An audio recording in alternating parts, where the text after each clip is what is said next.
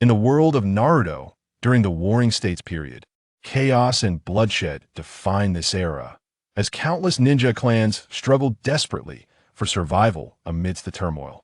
In the northern region of the Land of Fire, the stronghold of the Usuji clan, a young child embarks on the first day of his arduous training. Crack. Your posture is incorrect. Straighten your arms. Yes. Crack. What is with your trembling legs? You will run 10 laps around the village. Yes. Fix your gaze. I want to see a look of ferocity, whether it be hatred or the desire to kill. Stare at me. As I torment you, you must feel hatred towards me. Unleash your fury. The wooden post before you is me. Strike it down. Yes. In a modest courtyard, a small figure, no more than 4 or 5 years old, clad in a gray training outfit, wields a katana that towers over his diminutive frame, executing strikes against the humanoid wooden post before him. This child is Usuji Terahiko, once a promising youth on Earth, who 5 years prior was swept into the currents of another world, becoming the sole heir to the Usuji clan, led by Usuji Munamasa. Despite his status as a young clan leader, Terahiko has not been afforded the luxury of a life of indulgence. Being a ninja in this era is perilously demanding. For instance, within a mere 13 years, the Usuji clan has witnessed 2 clan leaders fall in battle. Terahiko's grandfather and uncle. Terahiko's father is now the 3rd generation, having served as clan leader for 2 years. The average lifespan of a clan leader is shockingly short years spent in battle. How dreadful this age is. Why couldn't I have been transported to the era of Konoha? Perhaps with my limited memories, I could have allied myself with future powerhouses and led a life of ease and charm. As Terahiko's mind wanders through these thoughts, he does not genuinely yearn for such things. Rather, he seeks to divert his attention from the aching fatigue that envelopes his body. Bang! With another heavy swing of his katana against the wooden post, his hands, weary from gripping the weighty blade for so long, begin to feel stiff. The delicate muscles in his arms tremble incessantly, and the pain coursing through his body and legs from maintaining a rigorous stance continually assaults Terahiko's mind. It has been nearly an hour, and indeed, he is aptly named a monster of the Usuji clan, enduring such harsh training even at the tender age of 5. Struggling to lift the katana once more, Terahiko moistens his parched lips, averting his eyes from the glaring sunlight to catch a glimpse of the towering figure beside him. This man is Usuji Munenori, Terahiko's cousin, a battle fanatic and the mightiest among Terahiko's father's generation, standing at an impressive height of 6 feet 3 inches in an age where most struggle to find sustenance. He is truly a giant. Beneath his wide kimono, his muscles resemble rock formations. Most striking is Munenori's gleaming bald head, adorned with a scar that snakes down his right cheek like a centipede, extending from his neck to his collarbone, a haunting sight, leaving one to ponder how he has survived. Usuji Munamitsu once uttered 2 phrases that have been passed down through his clan, revealing his attitude towards training.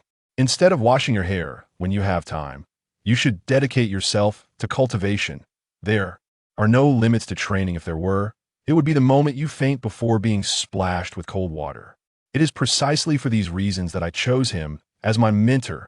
In chaotic times, one must be ruthless toward enemies, and even more so toward oneself.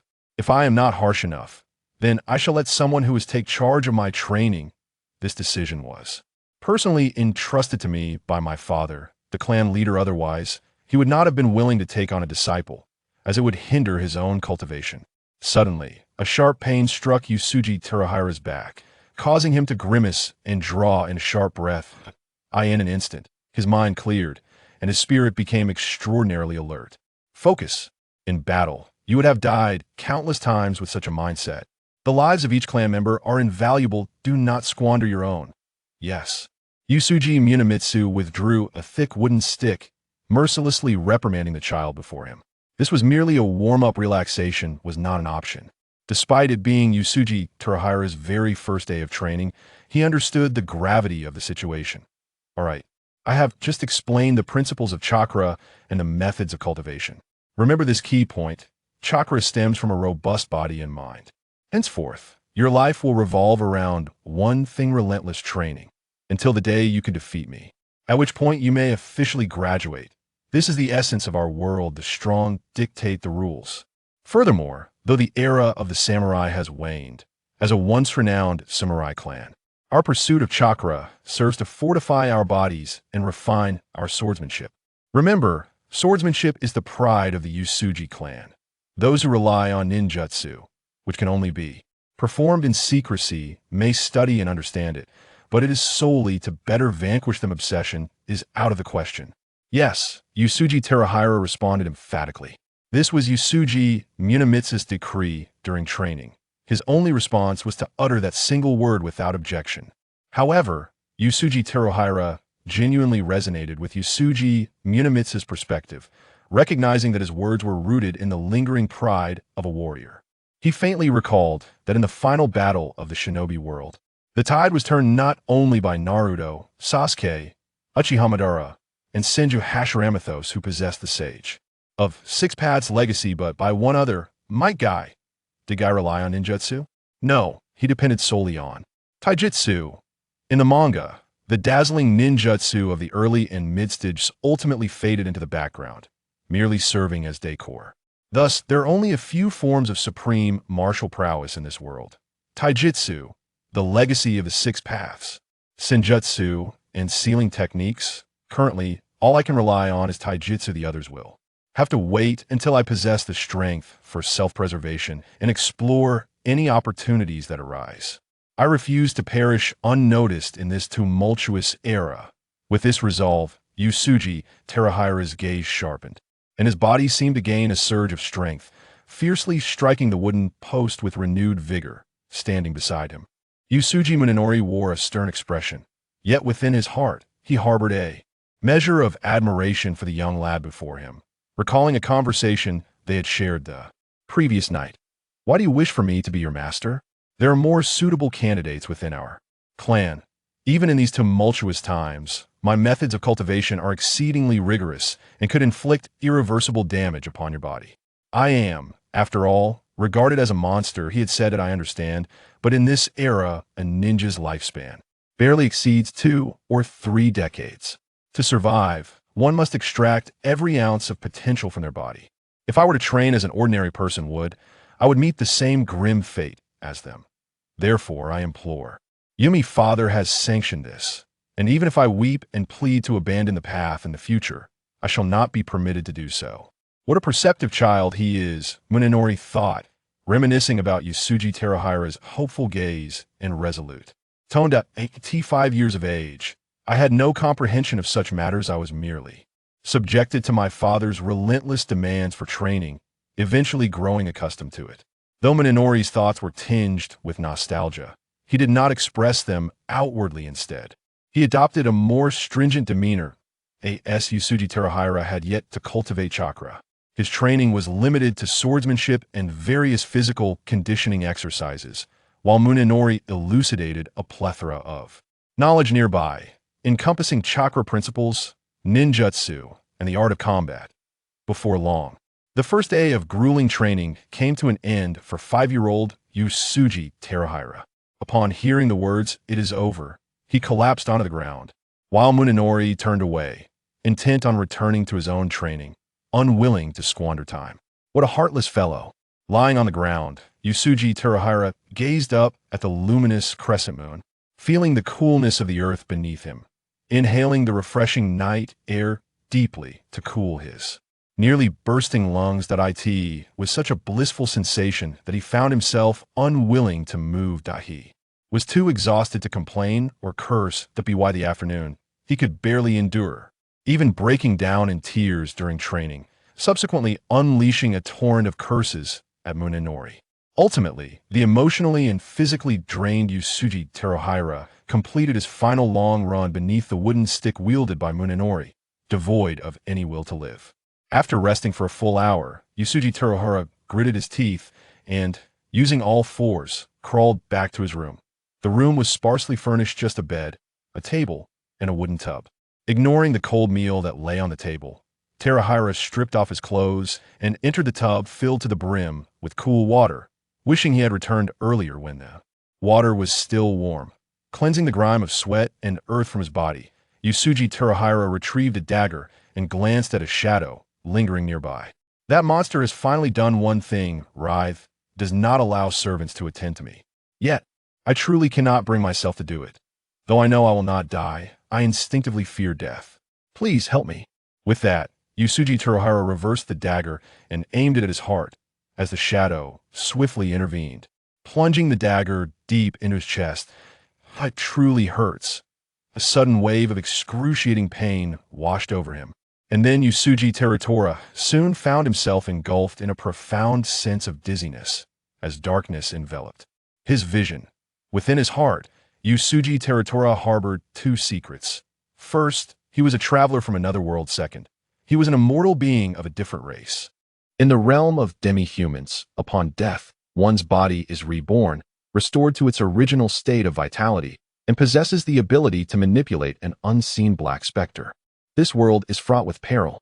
At the tender age of 1, Yusuji Terahiko was poisoned and met his demise, only to be swiftly resurrected, accompanied by the emergence of a shadowy apparition. In that moment, he comprehended his identity as a demi-human, due to his rapid revival. The poisoner who lurked within his village was met with the wrath of his kin and was brutally slain, leaving no one the wiser to Terahiko's secret, as they erroneously believed the mission had failed. However, rather than reveling in his newfound abilities, Terahiko was engulfed by fear. The immortality of demi-humans could be deemed otherworldly, yet it did not equate to formidable strength. In the world of demi-human anime, they are often the hunted. Within this treacherous Naruto universe, the discovery of his powers would undoubtedly result in abduction and confinement for dissection. After all, the Yusuji clan is but a small lineage, and he felt particularly vulnerable. Before the might of the powerful, he could not safeguard himself. Thus, Yusuji Terahiko remained ever vigilant, concealing his immortality while diligently training his black specter, until this day. Suddenly, Terahiko's eyes flew open, gasping for breath. The sensation of death had been excruciating, and he required a moment to compose himself. Upon inspecting his heart, he found his skin smooth, unmarred by any scars. Excellent. His revival had been remarkably swift, with the wounds entirely vanished. Even more fortuitously, the aches from a day's training had dissipated, signifying that his hypothesis was indeed viable. His eyes sparkled with enthusiasm, his spirit soared. This indicated that there were no limits to his physical training.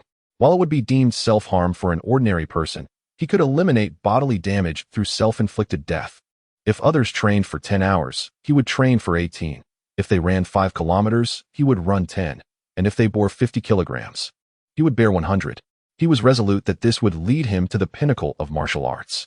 He swiftly consumed his cold meal and collapsed onto his bed, drifting into a dream of striking down the Uchiha and delivering blows to the Senju. Although the physical pain had subsided, a day's training had left him mentally fatigued. The following day, when Yusuji Terahiko appeared before Yusuji Soai, brimming with vitality, the latter was taken aback. Nevertheless, Soai refrained from inquiring further, viewing it as a fortuitous development that would allow for continued training, indifferent to the reasons behind it. In these tumultuous times, Terahiko's burgeoning strength gave him joy, as it signified hope for the rise of the Yusuji clan, rather than delving into the cause. After all, in an era devoid of peace, people cared only for power and survival. Thus, regardless of the sweltering summer or the bitter winter snow, Yusuji Terahiko pursued his monotonous training without a single day of rest. Gradually, he cultivated chakra and fervently utilized it to expand his meridians, forging his body. In time, he mastered his first sword technique, Vajra Force. One can concentrate all their strength into a single strike, unleashing formidable power. Gradually, Yusuji Teratora began to learn some ninjutsu. But due to the Yusuji family's weaknesses in ninjutsu and illusions, powerful techniques remained elusive. Teratora disregarded them, continually practicing practical techniques such as the shadow clone technique, transformation technique, and substitution technique. Frustration welled within him as he lamented, "Why can others effortlessly master advanced ninjutsu after their reincarnation, while I, despite 3 years of training, have yet to develop a single technique? Even my attempts to learn the Rasengan have ended in failure for 6 months." After yet another ball was destroyed by his chakra, Teratora resolved to abandon his current path. Time was too precious to waste. It was clear that advanced ninjutsu required unique chakra manipulation methods and skills that transcended mere theoretical understanding. Am I to think that merely knowing the principles of all ninjutsu would enable me to master them? Teratora chuckled self-deprecatingly, contemplating what kind of ninjutsu would be suitable for him. While conventional techniques may hold little weight in peak battles, he had yet to reach that pinnacle. As a novice, ninjutsu could significantly enhance his combat prowess. This courtyard was dedicated to Teratora's training, a serene space where he was seldom disturbed. Yusuji Munenori would visit occasionally to assess and guide him, recognizing that mastery of swordsmanship and martial arts relied on years of unwavering dedication. In this courtyard stood a cherry blossom tree, its blossoms ablaze with vibrant hues, heralding the arrival of spring. With a heavy stone slab on his back, Teratora performed push-ups beneath the cherry tree, pondering the intricacies of ninjutsu. He cherished the fragrant blossoms, which helped him focus his mind and facilitate contemplation. A single petal drifted down from the tree, dancing like a brilliant flame as it descended before him. In that moment, a flash of inspiration ignited within Teratora's mind. Why waste time studying techniques developed by others? The Flying Thunder God and Rasengan are tailored to their creator's circumstances. I must forge my own unique ninjutsu, one that belongs solely to me. His face lit up with excitement, as if he had opened a door to a new realm. In a surge of exhilaration, he withdrew one hand and performed a one-handed push-up, the stone slab feeling lighter upon his back. The vibrant cherry blossoms resembled flames. What if I were to combine my wind and fire chakra? Wind fuels fire. The amalgamation of these two chakra types could yield a bloodline limit. The potency should be remarkable. Though recklessly merging wind and fire chakra would undoubtedly pose great danger, who was he to shy away? Death was his closest companion, and his body served as the ultimate subject for experimentation. Moreover, he felt a profound certainty that this endeavor would not yield merely one technique, but rather a series of innovative ninjutsu. It remains uncertain whether this world possesses a bloodline limit that merges wind and fire. I have not delved deeply into the Naruto manga, yet such matters are of little consequence. With newfound direction, Yusuji Terahiko's mind surged with innovative ideas, urging him to embark on immediate experimentation. However, the habits cultivated over years prevented him from halting his training. For the development of ninjutsu is not a task accomplished in mere days. After a day of rigorous practice, Terahiko ventured into the secluded woods near the village, a place discreet enough to avoid detection and graced by a flowing river, convenient for bathing. It was here that he preferred to engage in his daily self-destructive rituals. Today, the sky was overcast, devoid of moonlight, casting deep shadows throughout the forest, accompanied by various sounds. Yet, the 8-year-old Terahiko had long since grown accustomed to such conditions and commenced his experiments. He pondered how to amalgamate wind and fire chakra, how to regulate their flow, the quantities of each, and how to unleash the energy generated by their fusion. Unfazed by his ignorance, he resolved to experiment gradually, systematically ruling out possibilities until he discovered the correct methodology. He began at the inception, directly merging the two chakra types to observe the outcome. Raising his right hand, Terahiko infused it with both chakra types. Initially, his hand merely glowed faintly red, but then it erupted violently. The explosion was considerable, not only obliterating his hand but also propelling his right arm away and injuring the right side of his body. Simultaneously, a multitude of deep crimson flames erupted, their intense heat igniting the surrounding trees. Terahiko, caught in the immediate aftermath, was besieged by these flames, causing his skin to char, with the acrid scent of burning flesh wafting through the air. "Haha, splendid. I relish this explosive ferocity," he exclaimed. "I have decided to name my developed ninjutsu flame release." With his face singed to the texture of charcoal, Terahiko revealed a radiant smile, his teeth gleaming white as he laughed. No longer the timid child he once was. 3 years of perseverance had forged a resilient spirit within him, rendering the excruciating pain inconsequential. I utilized but a fraction of my chakra to achieve such power. The future of my flame release is promising. I can hardly wait to witness my enemies reduced to ashes," he continued, exhilarated. With a swift motion, Terahiko raised his less injured left hand and plunged it into his throat, concluding this trial. Henceforth, alongside his daily training, he dedicated an hour to developing his ninjutsu, for he now possessed a clear direction and a fearless disposition, using himself as a living subject for experimentation, resulting in rapid progress. "Please, spare me. I can offer you money. You pursue tasks for monetary gain as well. We can hide the stolen riches together. Grant me my life, and I shall give you everything. Just do not kill me." Terahiko observed the man before him, kneeling and begging for mercy. Without a moment's hesitation, he swung his katana, severing the man's head from his body, before retrieving a small notebook to inspect his work. Eliminated rogue ninja, the Amiya brothers. Task complete. He mused, what a tedious assignment. It has delayed my training. As Yusuji Terahiko gazed upon the 3 lifeless bodies strewn across the ground, he reflected on the recent skirmish, finding it rather mundane. He deemed it far more worthwhile to practice with Yusuji Munenori back in the clan. In this era, ninjutsu was monopolized by noble families, and the average wandering ninja possessed only rudimentary techniques, relying predominantly on physical prowess during combat.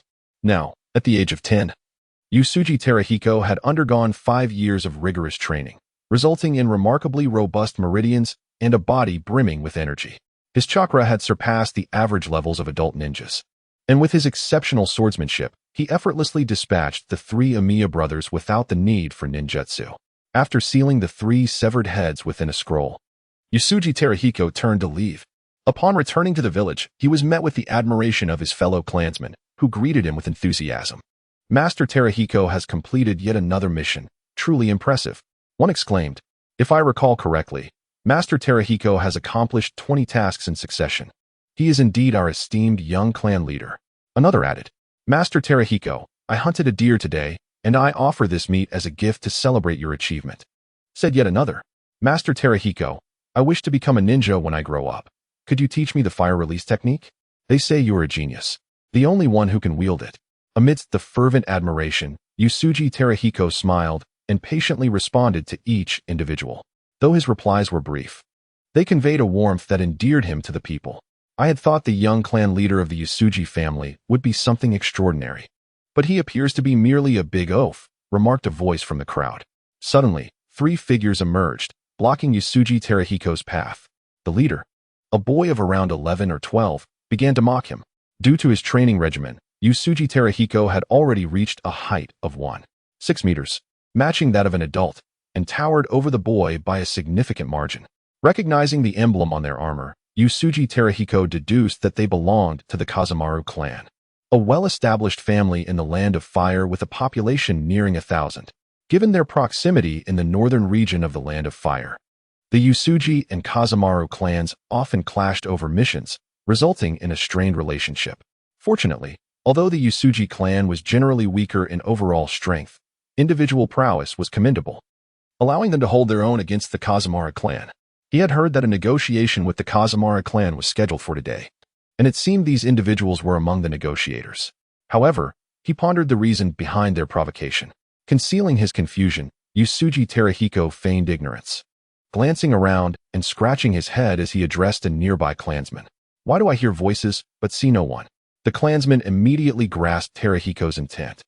Do not concern yourself, Master Terahiko. They are merely insignificant little figures unworthy of your attention, he assured.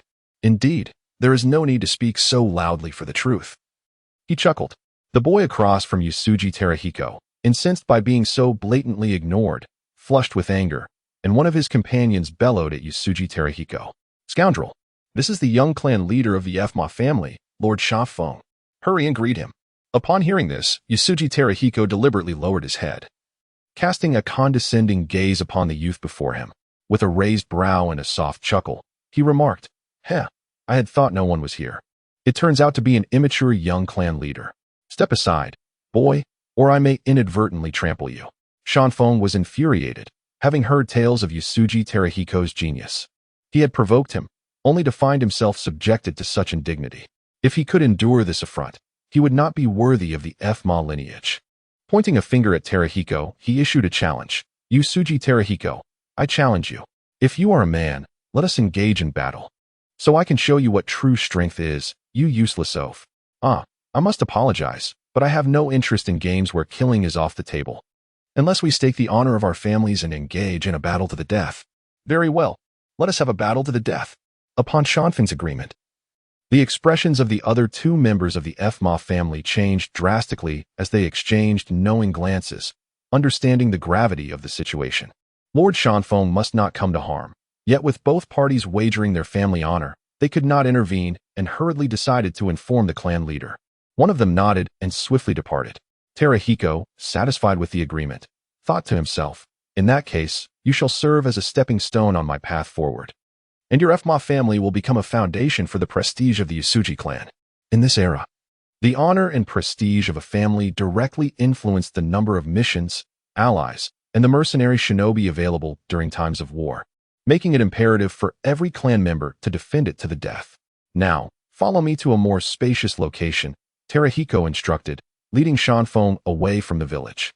After all, the village was the property of the Yasuji clan, and any damage incurred during their battle would cause him great distress. Terahiko walked at a deliberate pace, fully aware that the departing member of the Fma clan was heading to gather spectators for their impending clash. For years, his family had invested considerable resources into his training, and he felt it was his duty as the young clan leader to elevate the family's standing. Meanwhile, in a separate room, Yasuji Munamasa was in negotiations with Fma Taro, the clan leader of the Fma family. "Do not hesitate any longer. If your Yasuji clan aligns with our Fma family, we will surely grow stronger together. I hope you do not take our sincerity lightly." Fma Taro, relying on his family's influence, adopted an aggressive posture to intimidate the Yasuji clan.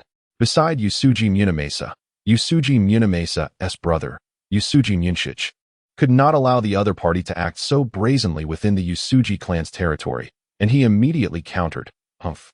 Lord Fma Taro, your sincerity cannot simply be measured by the gathering of those ninja armies at the outskirts of our territory. I fear you may be disappointed. Our Yasuji clan has no need for such gestures. How audacious. Our clan leader has yet to speak, and you presume to voice your thoughts? Who do you think you are? Change the venue, and I shall promptly sever you."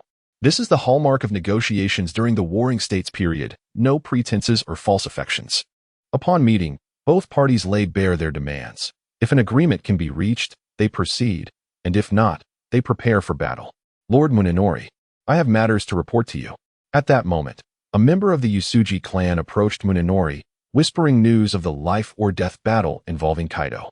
"Understood," Munenori replied, maintaining a serene expression that betrayed no hint of emotional turmoil.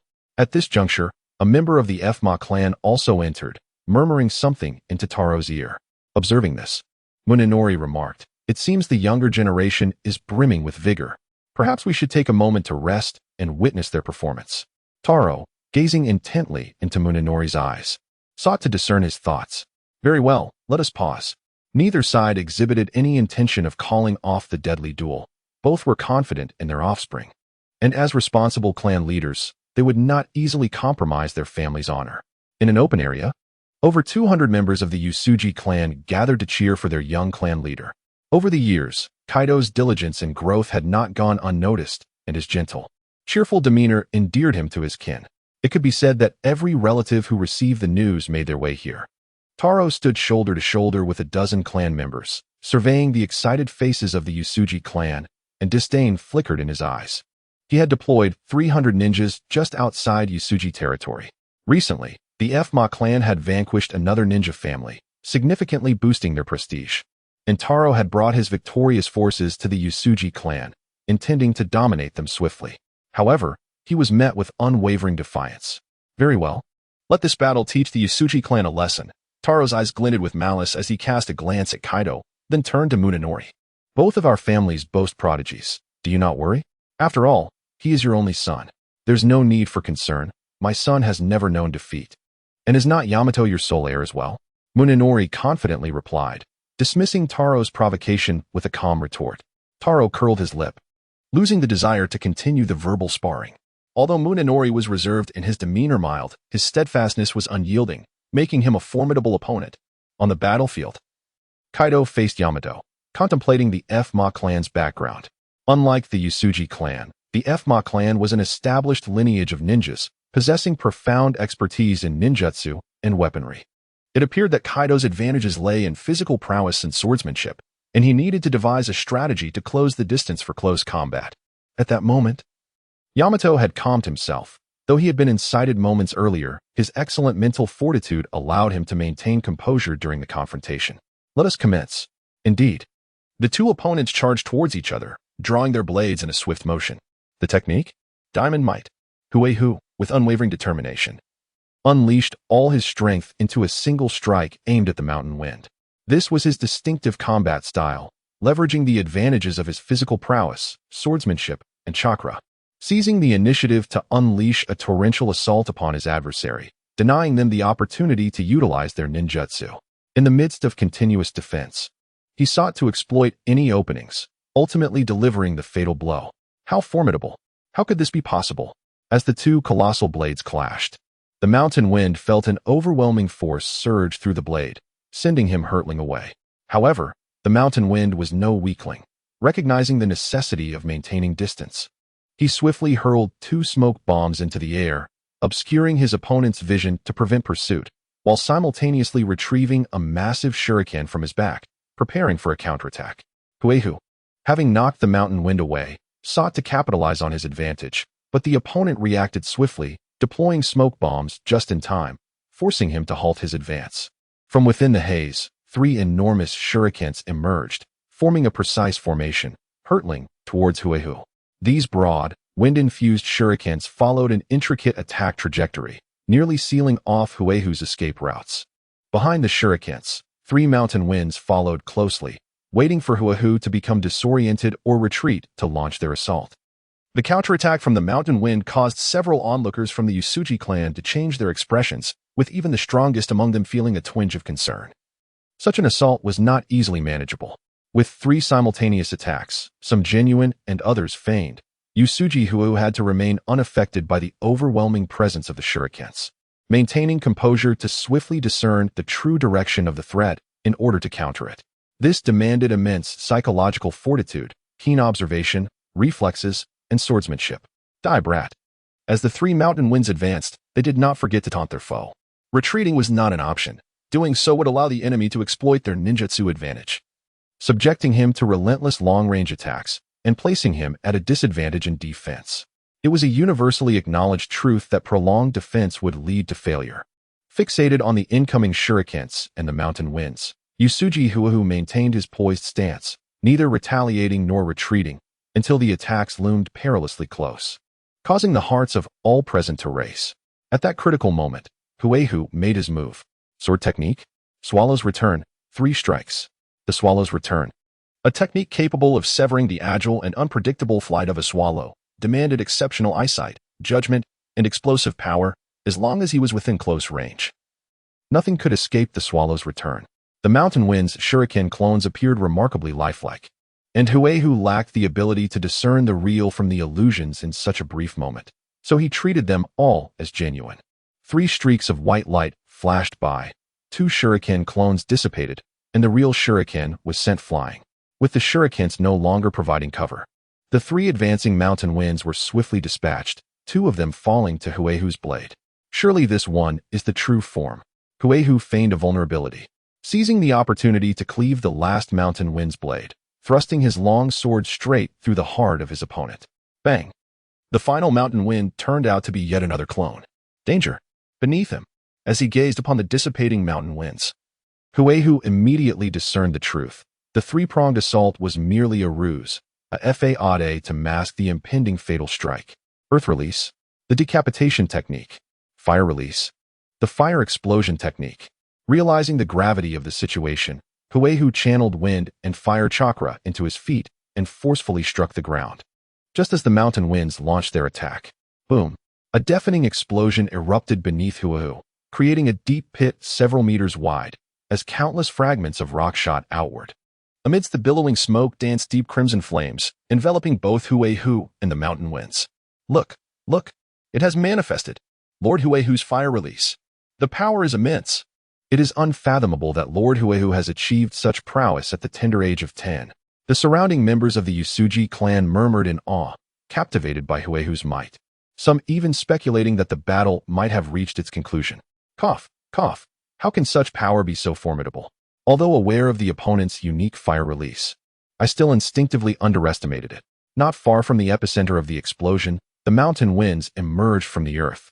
His condition was far from favorable. His armor bore numerous dents, his visage marred by scratches from the debris, blood trickling from the corner of his mouth. He was evidently injured. As a rival faction, the Kazumaki clan had certainly gathered intelligence on the Usuji family, which is why the mountain winds had provocatively challenged Huehu, fully prepared for this encounter. He had intended to pressure the Usuji clan by defeating their young clan leader to facilitate negotiations, yet he was taken aback by his adversary's strength. Before the smoke could dissipate, Huehu charged forth, his target firmly set on the mountain winds.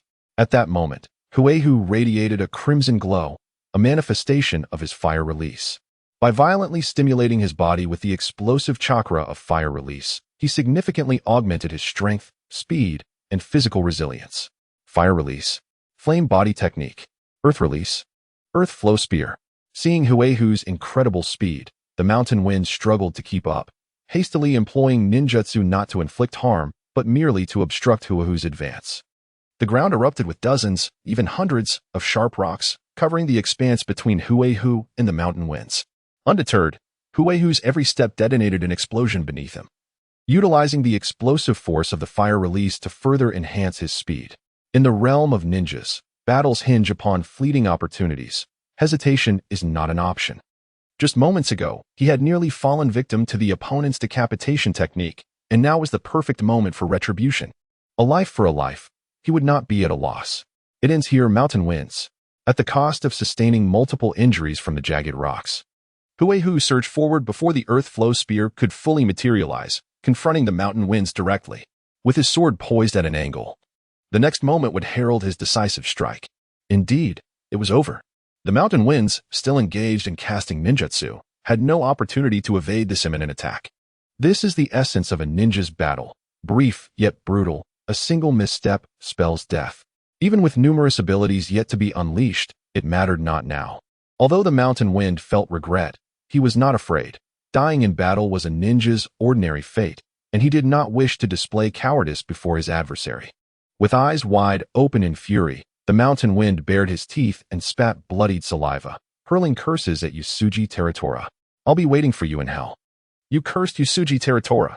Just as the mountain wind awaited his demise, a shadow darted between the two, a large hand grasping his shoulder and flinging him several meters back.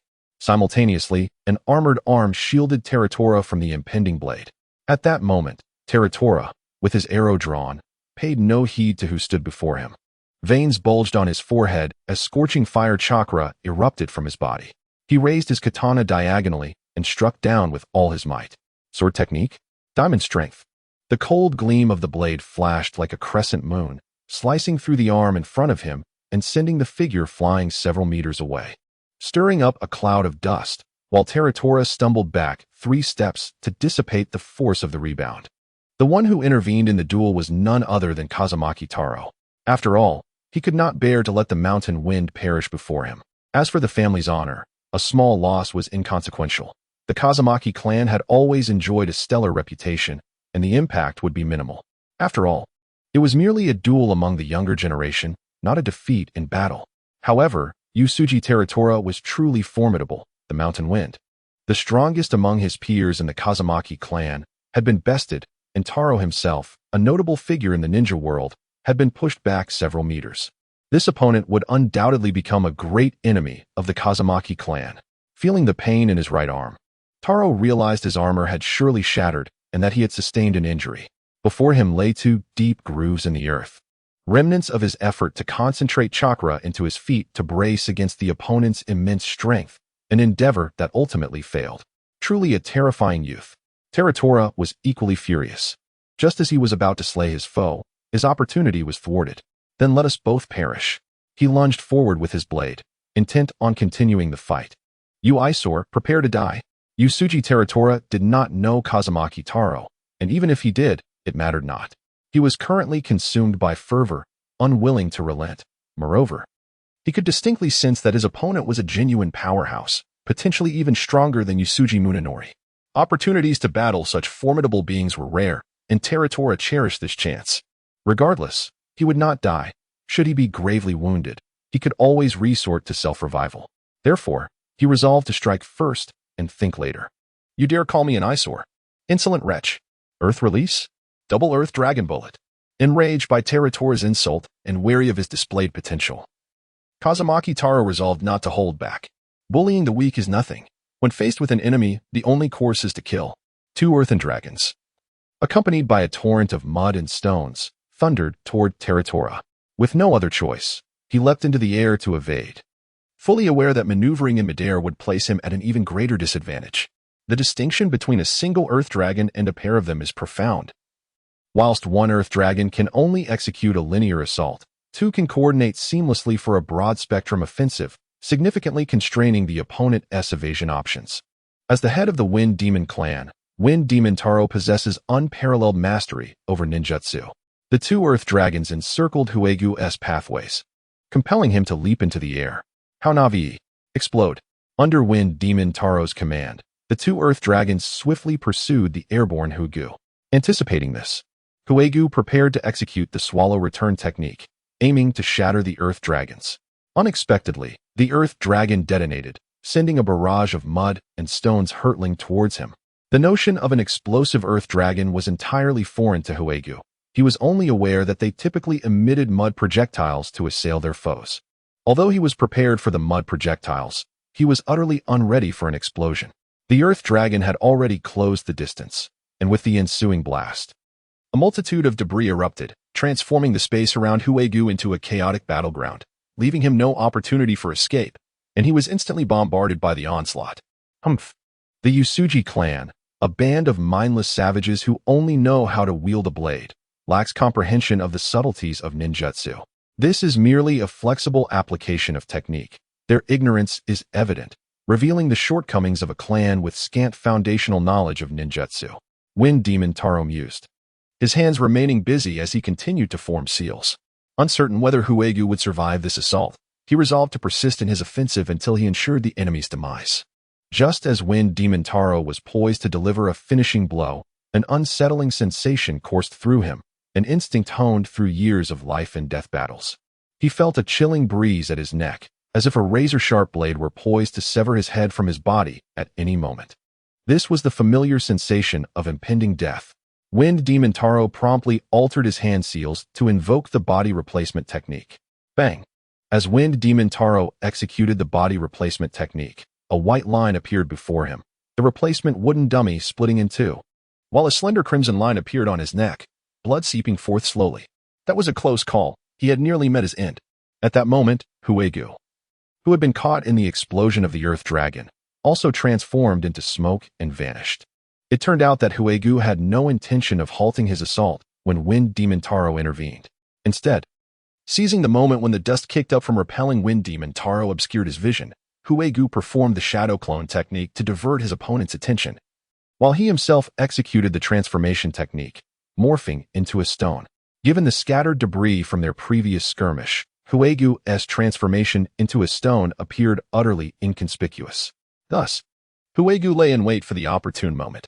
When he noticed that he had been struck by the Earth Dragon's explosion and that Wind Demon Taro was preparing to form seals for another attack, he seized the initiative, unleashing his swiftest blade technique.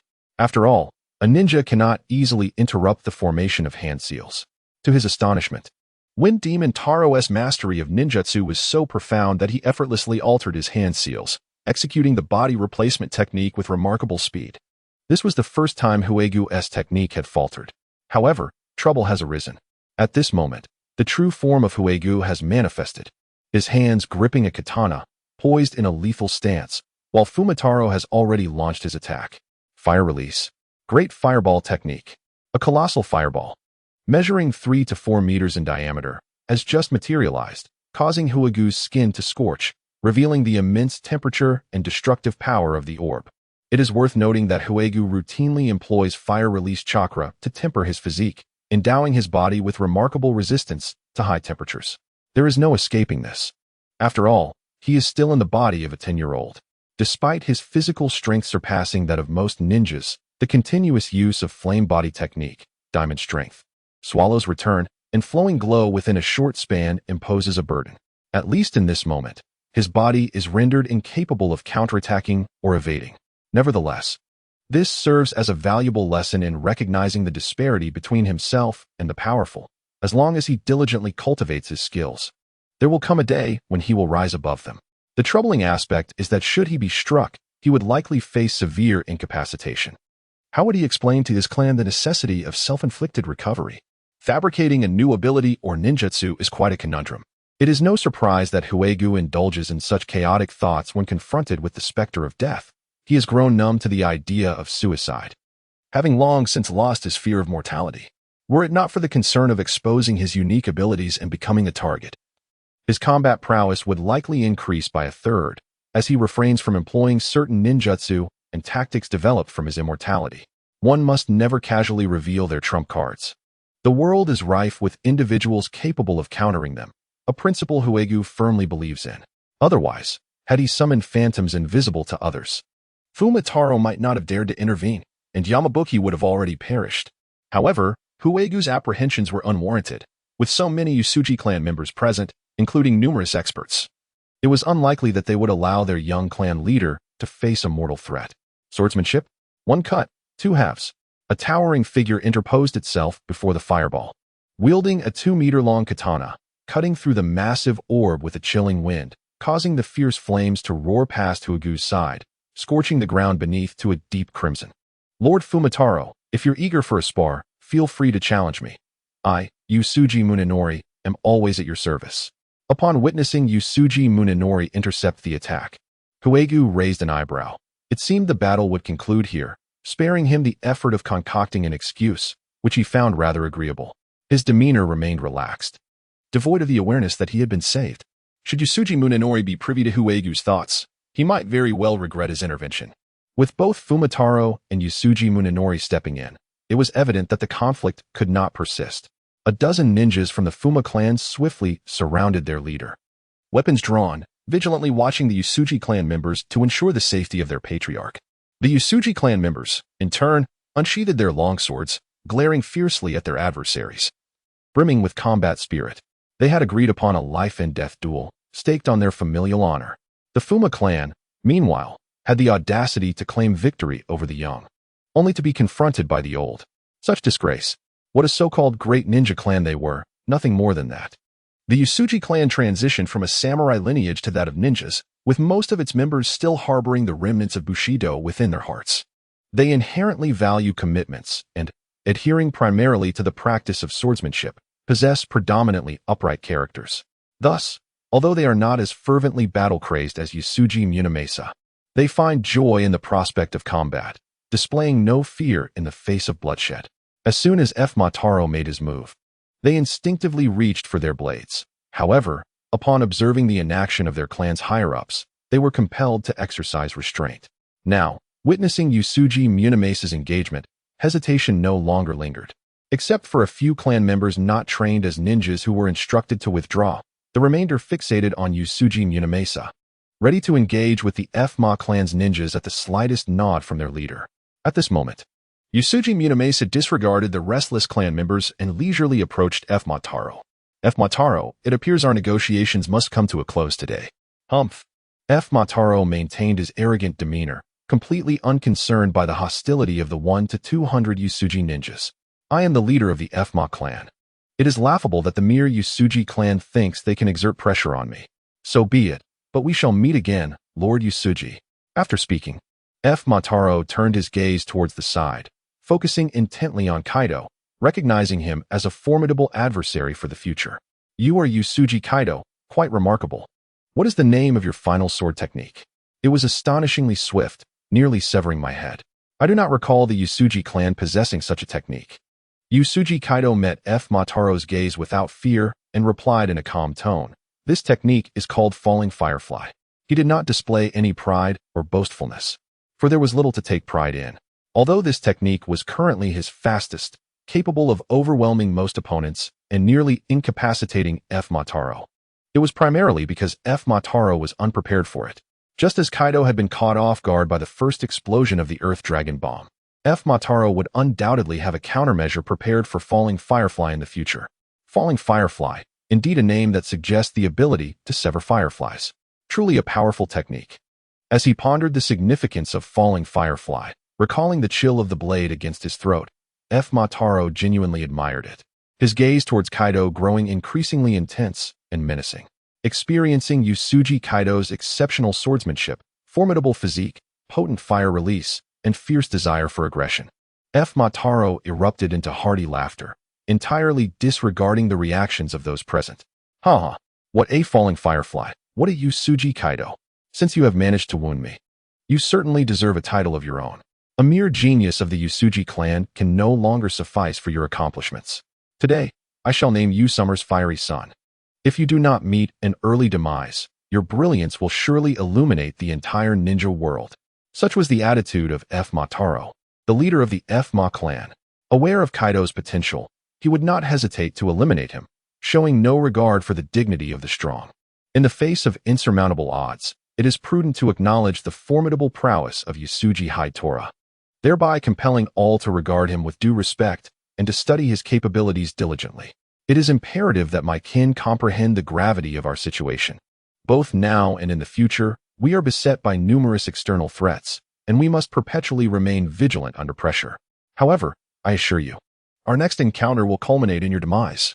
Prepare yourself, Yusuji Haitora. My gratitude extends to Lord Fma.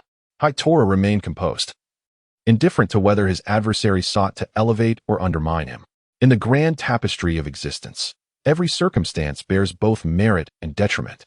The widespread recognition of my title may render me a target, complicating future confrontations, yet it also enhances my charisma and fosters rapid growth amidst the crucible of battle.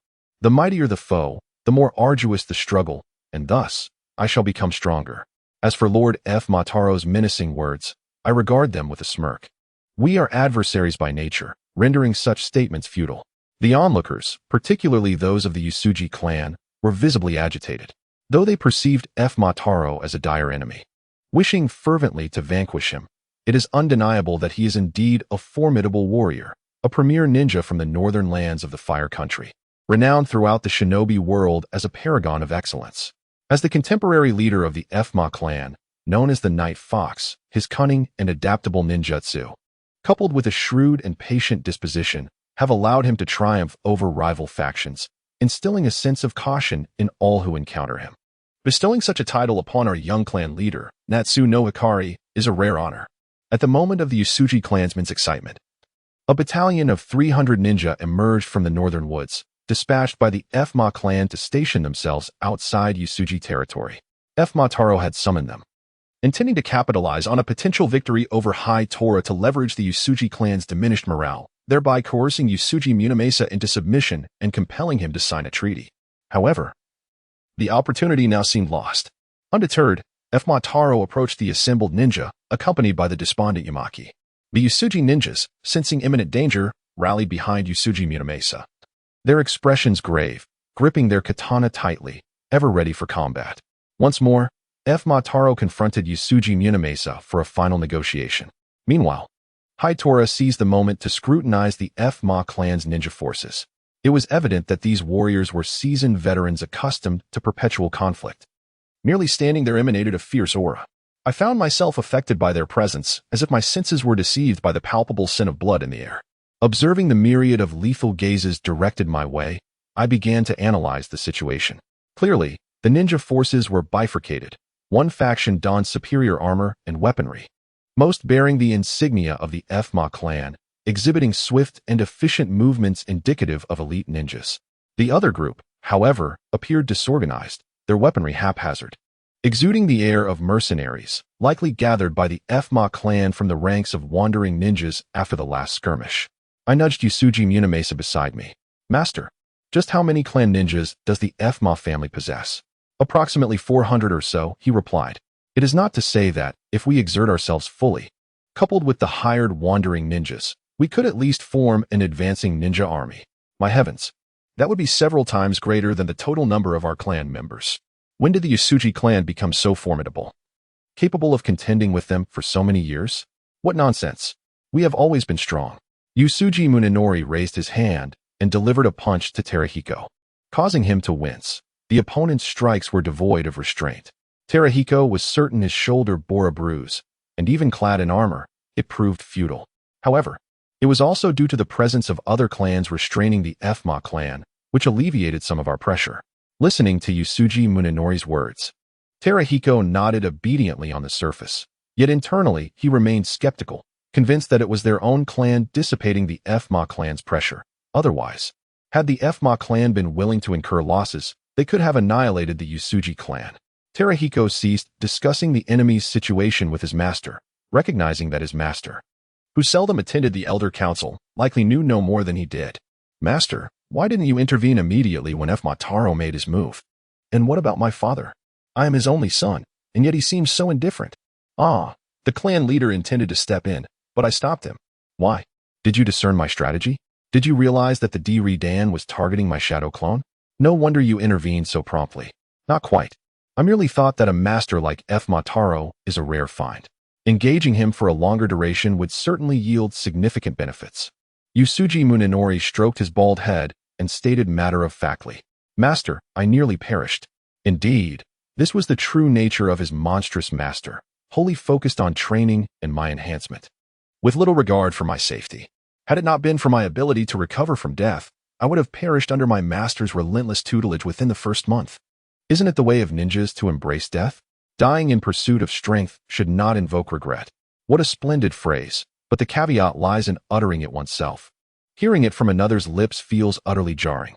Terahiko completely lost the desire to converse with his master. Lord Yusuji, you will undoubtedly regret today's decision in the future. Huh. Thank you for your concern, Lord Mataro. The exchange between the two clan leaders was brief and evidently inconclusive. Mataro wasted no more words and led his ninja army in retreat. Hooray! Long live the Yusuji clan.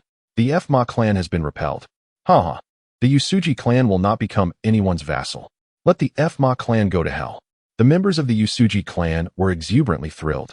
For years, the clan had loomed like a mountain, nearly suffocating the Yusuji clan. This time, when the clan sought to force them into vassalage, everyone had been holding their breath.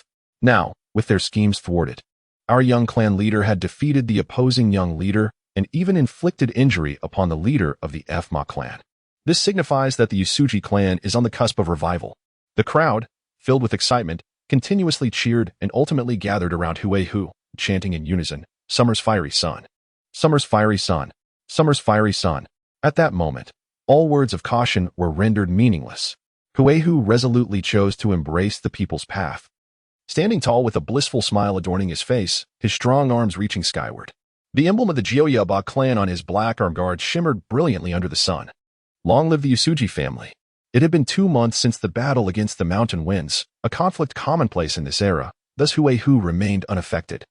Continuing with his life as usual. Under the night sky, after a day of training, Huehu stood quietly in the woods, clad in his training attire. His robust arms extended forward, he raised his katana before him, his gaze serene as he looked ahead, exuding not a hint of chakra.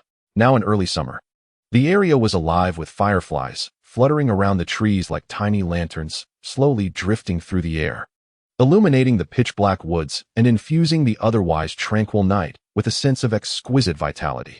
Sword technique? Dancing fireflies. A flash of white light surged forth, causing several fireflies near Huehu to plummet to the ground. They did not perish, yet their wings were severed, leaving them unable to fly. After all, this technique was called dancing fireflies, not firefly slash. Observing his achievement, Huehu nodded with satisfaction.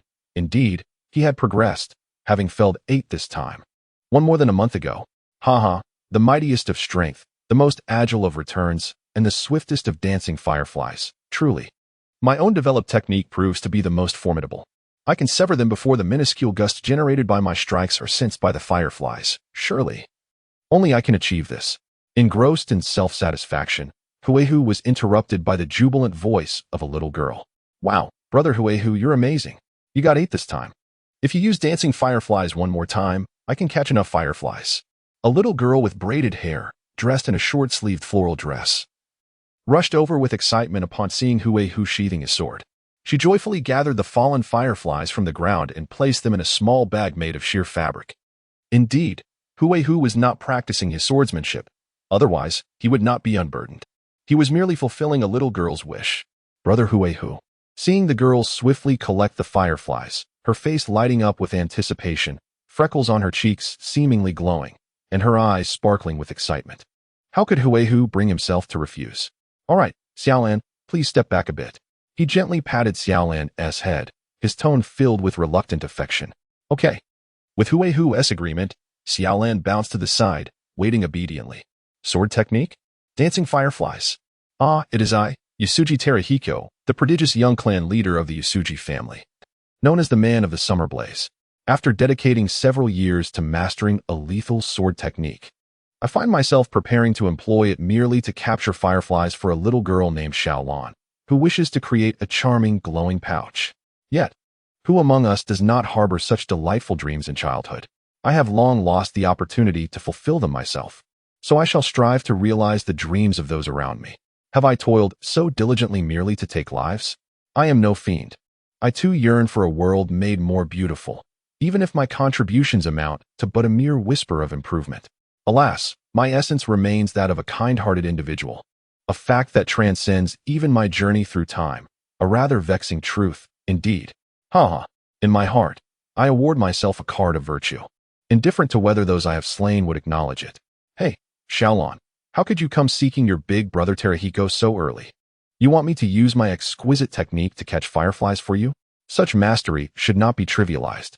Xiaolan, joyfully gathering fireflies, was confronted by a little bald boy clad in a training outfit akin to mine, a short sword at his side and a cloth pouch in hand, rushing towards us while voicing his discontent. Though Xiaolan was obedient in my presence, she met this newcomer with defiance, straightening up, holding her small pouch in one hand while pointing an accusatory finger at him. Shinyo, you arrived late, causing us to go hungry. And now you wish to prevent big brother Terahiko from assisting me? Beware, for I shall inform your father that you have bullied me, and he shall surely teach you a lesson. Upon hearing Xiaolan's threat, Shinyo immediately wilted, his face shifting to one of trepidation as he sought to appease her. Please do not tell my father. I specifically prepared fresh roasted meat for you, which is why I was delayed. My mother personally handled it. As he spoke, he proudly lifted the cloth pouch, revealing a box of food within. Roasted meat, you say? My mother has also prepared delicious sushi. Had it not been for your tardiness, big brother Terahiko and I would have already begun feasting. Observing the playful banter between the two children, I felt a warmth spread through me, as if I had regained a few youthful years.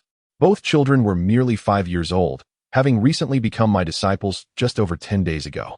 Yusuji Shinyo is the son of Yusuji Munamasa, who insisted that Shinyo take me as his master, likely out of a desire to avoid inconvenience and not hinder his own training.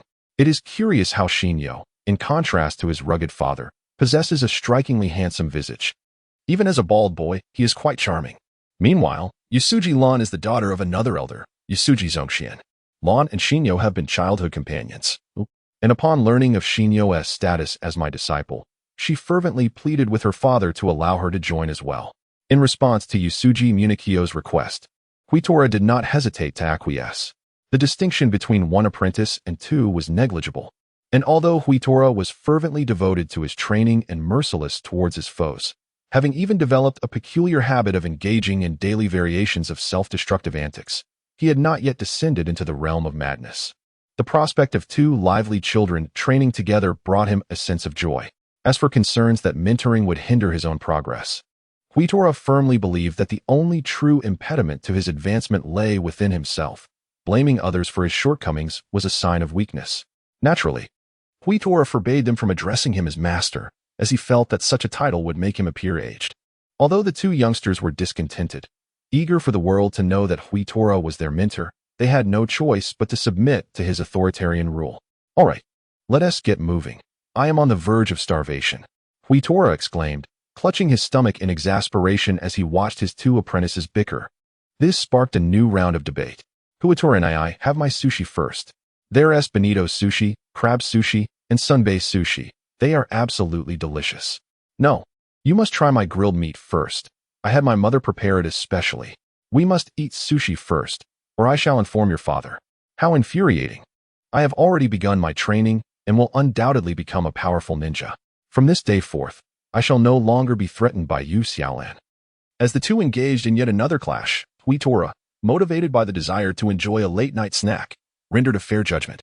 Let us commence with Xiaolan's sushi. Yay, Xiaolan exclaimed joyfully, raising her hands in victory. But why? My grilled meat is undoubtedly more delectable. Reconsider, Huitora and I, my grilled meat is superior. Shintomo gazed at Huitora with dissatisfaction, hoping he would reconsider. Huitora yearned for meat as well. His intense training demanded a substantial energy expenditure, leaving him with a considerable appetite. He typically favored meat for its deliciousness and its ability to replenish his strength. After all, While his self-destructive habits could mend his injuries, they could not conjure energy from thin air. Hunger would still plague him. However, the reality was, Shintomo, I acknowledge that grilled meat is delightful. But remember to bring the grill next time. Ah, I completely forgot to bring the grill. Humph. Shintomo is indeed a fool to forget such a thing while desiring grilled meat. Fool. In the face of Xiaolan's mockery, Shintomo unusually refrained from retorting, instead lowering his head in disappointment, neglecting the sushi. Observing this, Huitora realized it was time for him, as their mentor, to intervene and provide emotional support to his apprentices. After savoring 2 pieces of sushi, he mused, the taste is indeed splendid. The fish and crab are delightfully tender. In the future, I shall have Xiaolan bring more, considering it tuition. Then, Huitora spoke, Dear Shintomo, life is so beautiful. Here, we have breathtaking scenery, exquisite food, and your all-capable master. What troubles you? Come, do not be disheartened.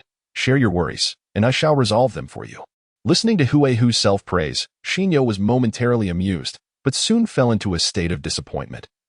Weakly expressing, I long for barbecued meat. No problem, leave it to your all-powerful master. After indulging in another sushi, this time a senbei, Huihu found it quite delectable. Then, under the curious gazes of his 2 young apprentices, Huihu gathered some large leaves and presented the already prepared, sliced barbecued meat, arranging it neatly on the leaves. Finally, he extended his left hand and dramatically pinched a gesture with his right. Fire release? Barbecue technique. Instantly, a few centimeters of flame erupted from Huihu's left hand, which he then directed downwards to sear the thin slices of meat. Huihu meticulously controlled the temperature, given the meat was exceptionally thin. The leaves beneath remained unscathed while one side of the meat was perfectly cooked, releasing an enticing aroma that made Huihu involuntarily swallow. Before long, Huihu had grilled both sides of the meat to perfection. With a flourish towards his 2 wide-eyed apprentices, he proclaimed, Dig in. Huihu's secret fire release barbecue. Unfortunately, the 2 apprentices were far more captivated by the fire release than the barbecue itself. Wow, is this fire release? It can even grill meat. Amazing. You must teach me. Brother Huihu. Don't be too greedy, Shinyo. Brother Huihu has already begun teaching you sword techniques. The fire release must be taught to me. What if we both learn sword techniques and fire release? That should be acceptable. No way. We must each choose one. You learn sword techniques, and I will learn fire release. Since Huihu primarily practiced sword techniques, he seldom demonstrated fire release, which he mostly utilized to enhance his chakra flow while training, thus broadening his meridians and strengthening his physique. Therefore, Shinyo and Xiaolan rarely witnessed Huihu's use of fire release. Upon seeing it could also be employed for grilling meat, they were utterly astonished and clamored for Huihu to teach them. Huihu grimaced, feeling a pang of toothache. It seemed that the purpose of the fireflies was merely to assist Xiaolan in catching fireflies, while the fire release was now for barbecuing.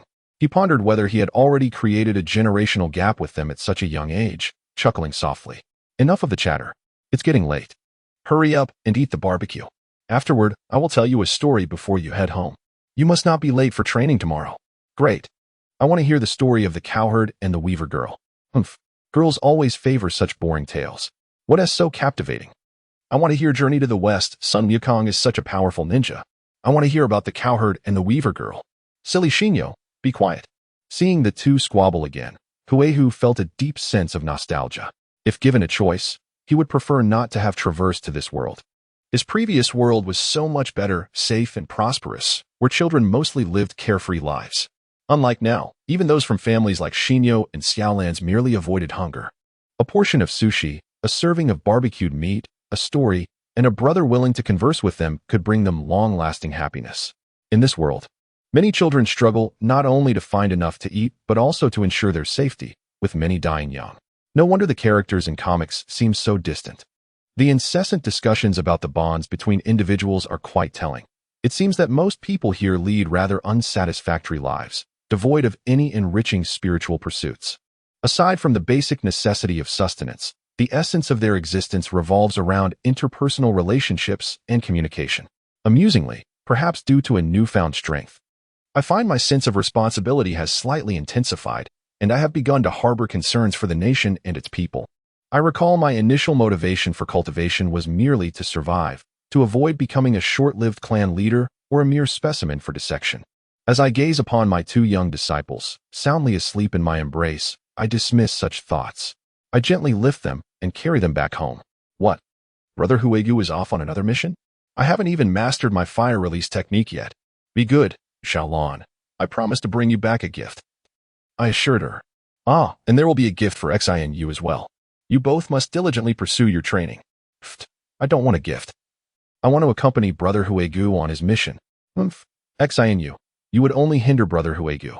Xiaolon, after so many days, you still haven't learned fire release. What right do you have to critique me? Watching the playful banter between the two, I can't help but feel that the sun shines a bit brighter today. At times, I find myself envying their camaraderie, their shared cultivation, and lighthearted exchanges. My own training has often felt like a solitary and desolate endeavor, with only a monstrous elder to torment me. Well, I shall take my leave now. Keep at it. Goodbye, Brother Huegu. Remember to bring back a gift. They called out as they resumed their training.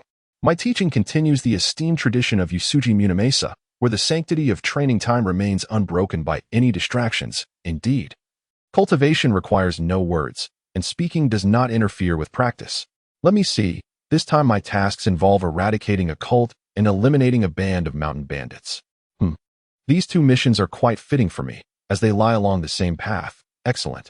At the tender age of 10, one is already considered a vital pillar within various clans in this world. I cannot simply indulge in meals without contributing. I must complete certain missions periodically, lest I lose face, particularly as the young clan leader. However, as the young clan leader, I enjoy a degree of flexibility in mission selection, devoid of obligatory tasks. Otherwise, if I were assigned a mission to protect a target, it would be quite bothersome, as it consumes time that could be spent in more exhilarating pursuits. Lord Huegu. Another mission awaits. Today is your watch, Iliang and Lu. Ah, you know my appetite is substantial. If I do not undertake a mission, I will go hungry. You jest, Lord Huegu. We preemptively congratulate you on the successful completion of your mission. Very well, I graciously accept this congratulatory note devoid of gifts. Do not feel guilty for not presenting a token of appreciation. I am indifferent towards such matters. Merely a formality. After exchanging pleasantries with the guards at the village gate, I embark on this mission-filled journey. I am uncertain whether this sinister cult is indeed the one associated with Feiduan. I find myself deeply intrigued by the technique of death through blood manipulation. Alas, in these tumultuous times, there appears to be an overabundance of cult organizations. I have already eradicated 2 of them. It is regrettable that my family's intelligence capabilities are rather feeble. Over the past few years, I have endeavored to gather information on 3 renowned cultivation sanctuaries, including the Chongwu clan and the Sinister cult, yet I have unearthed nothing of significance. However, perhaps this time will yield a pleasant surprise. I must remain optimistic. A day later, Huehu arrived at the entrance of a modest mountain stronghold. This must be the place. It is worth noting that the bandits here are truly lacking in discernment. They dare to rob nobles without considering that mere wealth could obliterate them. After all, we ninjas are essentially lapdogs of the affluent, a consequence of their riches. As Huehu contemplated his current standing, he was spotted by several bandits across the way. Who goes there? Halt. You shall not advance any further. The sight of Huehu instilled palpable anxiety in the bandits, who hastily armed themselves with rudimentary weapons such as crude spears and clubs, their trembling hands betraying their inner trepidation. It is no wonder they were so apprehensive. Before them stood a robust figure clad in dark crimson armor, with a finely crafted katana at his waist and the forearms protected by gauntlets emblazoned with the ominous 9 celestial patterns. Although these ignorant bandits may not recognize the insignia's lineage, it suffices to understand that an imposing ninja had arrived. The angular features of their opponent bore an expression of disdain, one accustomed to the act of killing. Typically, these bandits prey upon the defenseless. But confronting a ninja is a path to certain demise. How could they not be fearful? Huehu had witnessed such scenarios countless times. In this era, ninjas symbolize slaughter and death, and the dread they invoke in people is beyond comparison to later times. The audacity of commoners to engage in disputes with ninjas will never manifest in this age. This reputation has been forged through decades of bloodshed. It is customary for ninjas to don armor in battle.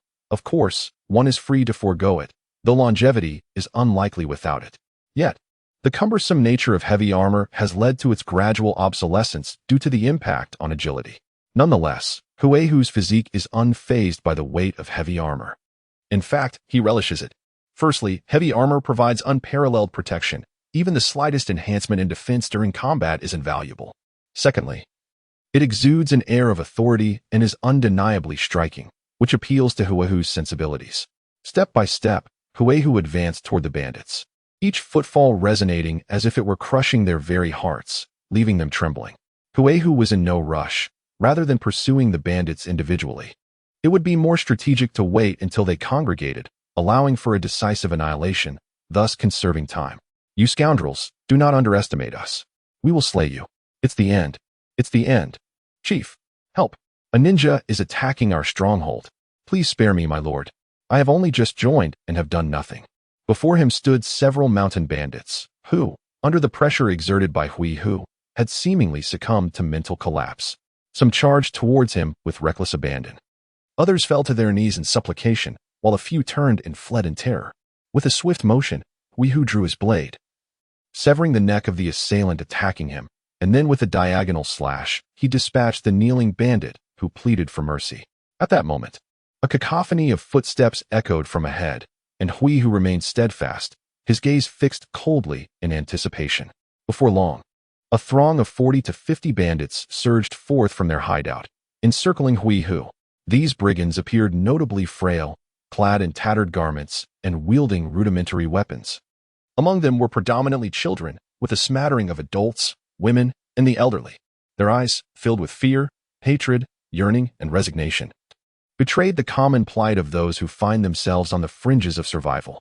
Disregarding these lesser foes, Huehu's attention was drawn to a burly figure clad in worn armor, his gaze sharp and resolute, indicating that he was not a mere weakling. According to intelligence, this man was the leader of the bandits, known as Tu-Tun. Are you Tu-Tun? Huehu inquired. Indeed, may we converse? Tu-Tun replied, his eyes acknowledging Huehu's formidable prowess. Having identified his target, Huehu did not respond. Instead, he meticulously surveyed his surroundings, imprinting the environment in his mind, a habitual prelude to battle. Suddenly, he swung his blade with fervor, a crimson aura enveloping him as he charged towards Tu-Tun. Fire release. Fire body technique. In the span of mere moments, Huehu closed the distance of approximately 10 meters, arriving before Tu-Tun in the blink of an eye, his blade descending with lethal intent. Sword technique. Diamond might. Tu-Tun, taken aback by Huehu's astonishing speed, wore a visage of horror as he hastily raised his right arm in a futile attempt to block the oncoming strike. However, Huehu's force proved overwhelming, effortlessly shattering his arm and cleaving him in two. Fall back immediately, barked another Tu-Tun from behind Huehu, emerging from the earth as he commanded his subordinates to retreat. Simultaneously, he brandished a colossal boulder nearly a meter in diameter, hurling it towards Huehu with ferocity. Earth release. Heavy rock fist. He sought to exploit the moment when Huehu had just expended his full strength, intending to capitalize on the brief interval of vulnerability. The bandit Huehu had just dispatched was merely an earth clone. Huehu gazed at the corpse of the aardvark, which had turned to soil before him. As a howling wind echoed in his ears, he felt no tension. It was a common occurrence in past battles to seize the moment for retaliation after being captured by the enemy. The technique? Yanfei. Huehu pivoted and swung his blade, striking the rock sphere. Despite having recently employed the power of Vajra, and due to the awkward posture of his backward slash, he could only muster a fraction of his strength, yet he nonetheless shattered the rock sphere, sending the airborne aardvark flying back. What astonishing power!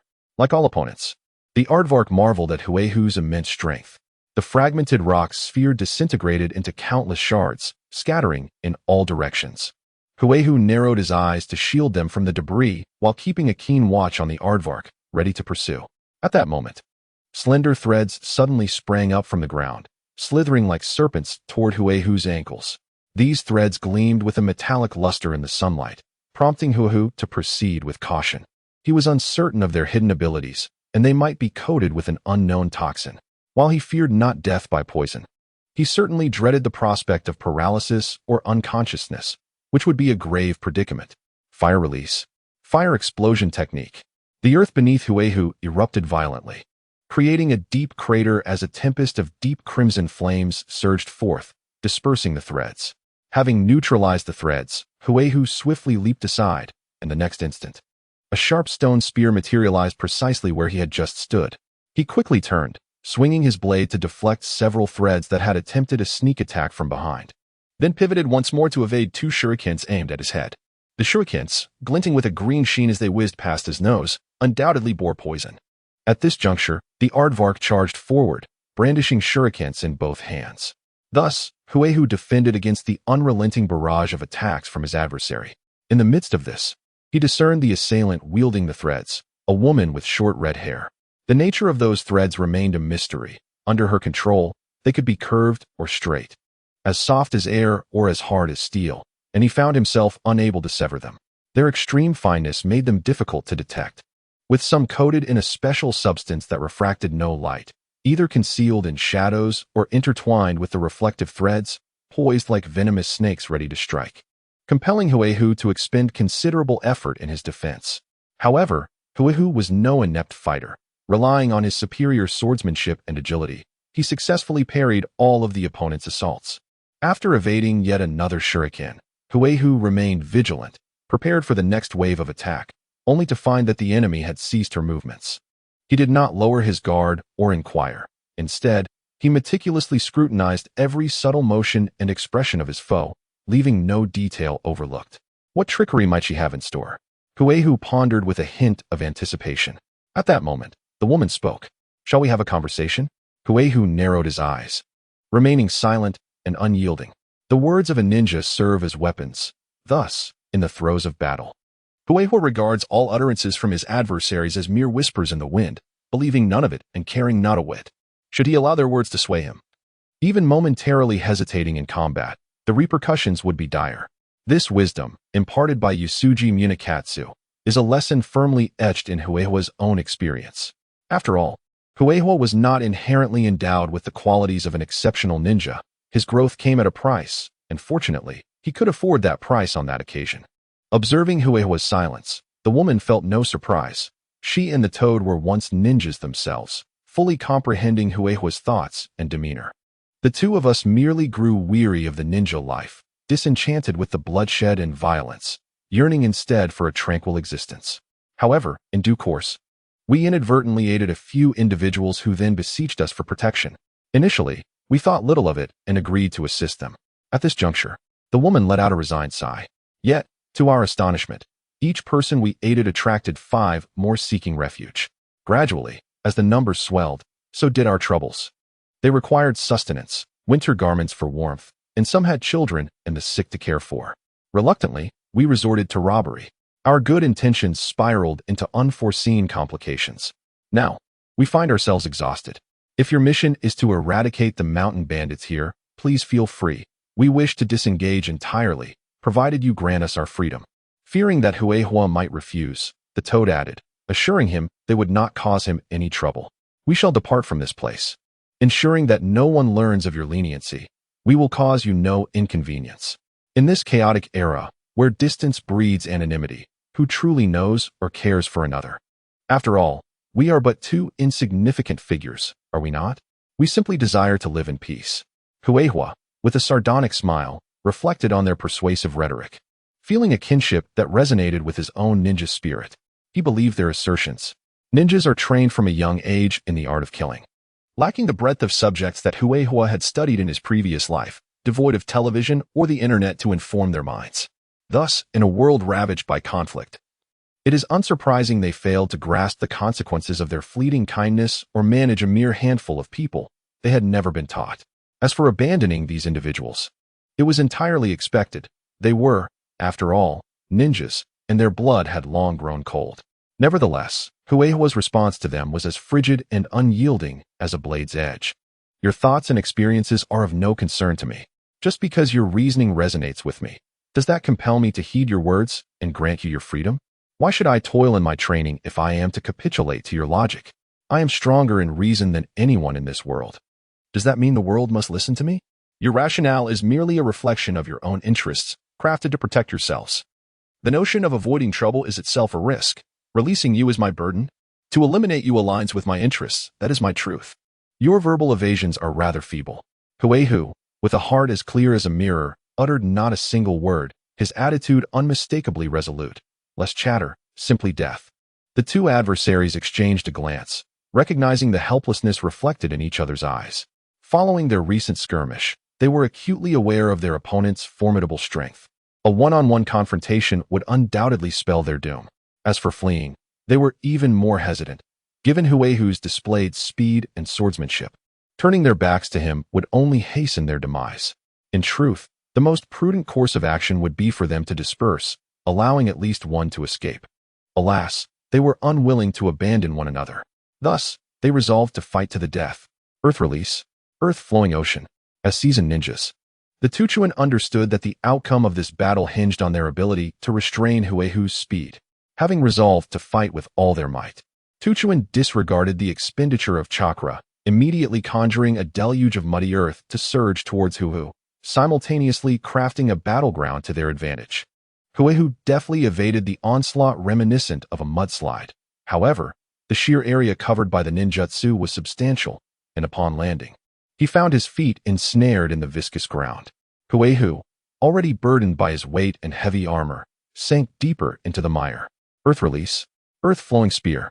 Multiple stone spikes, resembling long spears, erupted from the ground beneath Huehu and all around him, launching an assault. Huehu again attempted to evade, but the suction of the muck delayed his movement just enough for the earth spears to strike his body. Fortunately, the majority of his torso was protected by armor, sparing him from serious injury, though he sustained some bruises in the unprotected areas. Just as Huehu's feet touched the ground, a flurry of threads suddenly appeared around him, swiftly aiming for his neck, joints, and other unarmored regions. This time, Huehu could not evade in time. Several threads pierced through his body. To be honest, after years of honing his physique through fire release, Huehu possessed considerable strength and resilience, rendering him somewhat impervious to standard ranged attacks.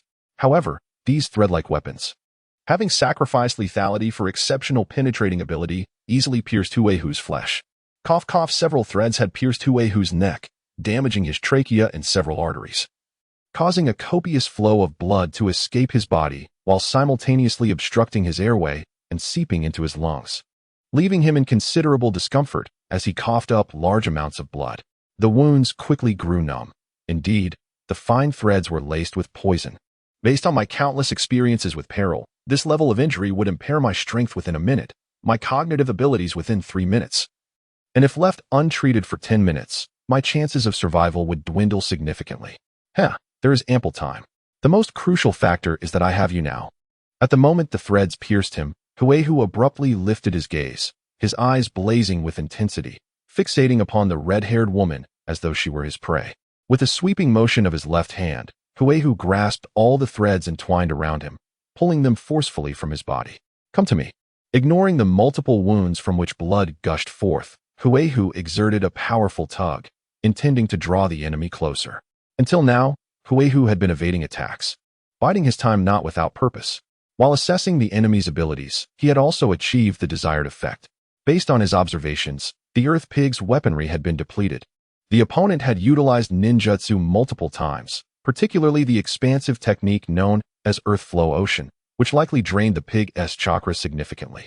Thus, it would be incapable of unleashing powerful ninjutsu in quick succession. After all, potent high-level ninjutsu were not common. If the Earth Pig could employ them consecutively, it would be on par with the likes of Wind Demon Taro. If that were the case, Huehu would have no choice but to reveal his immortality to engage in battle.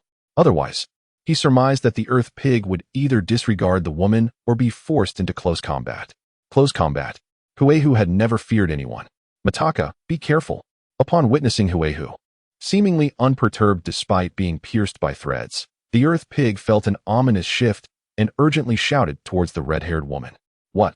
Mitaka, momentarily confounded by the Earth Pig's warning, was uncertain of what peril she was being cautioned against.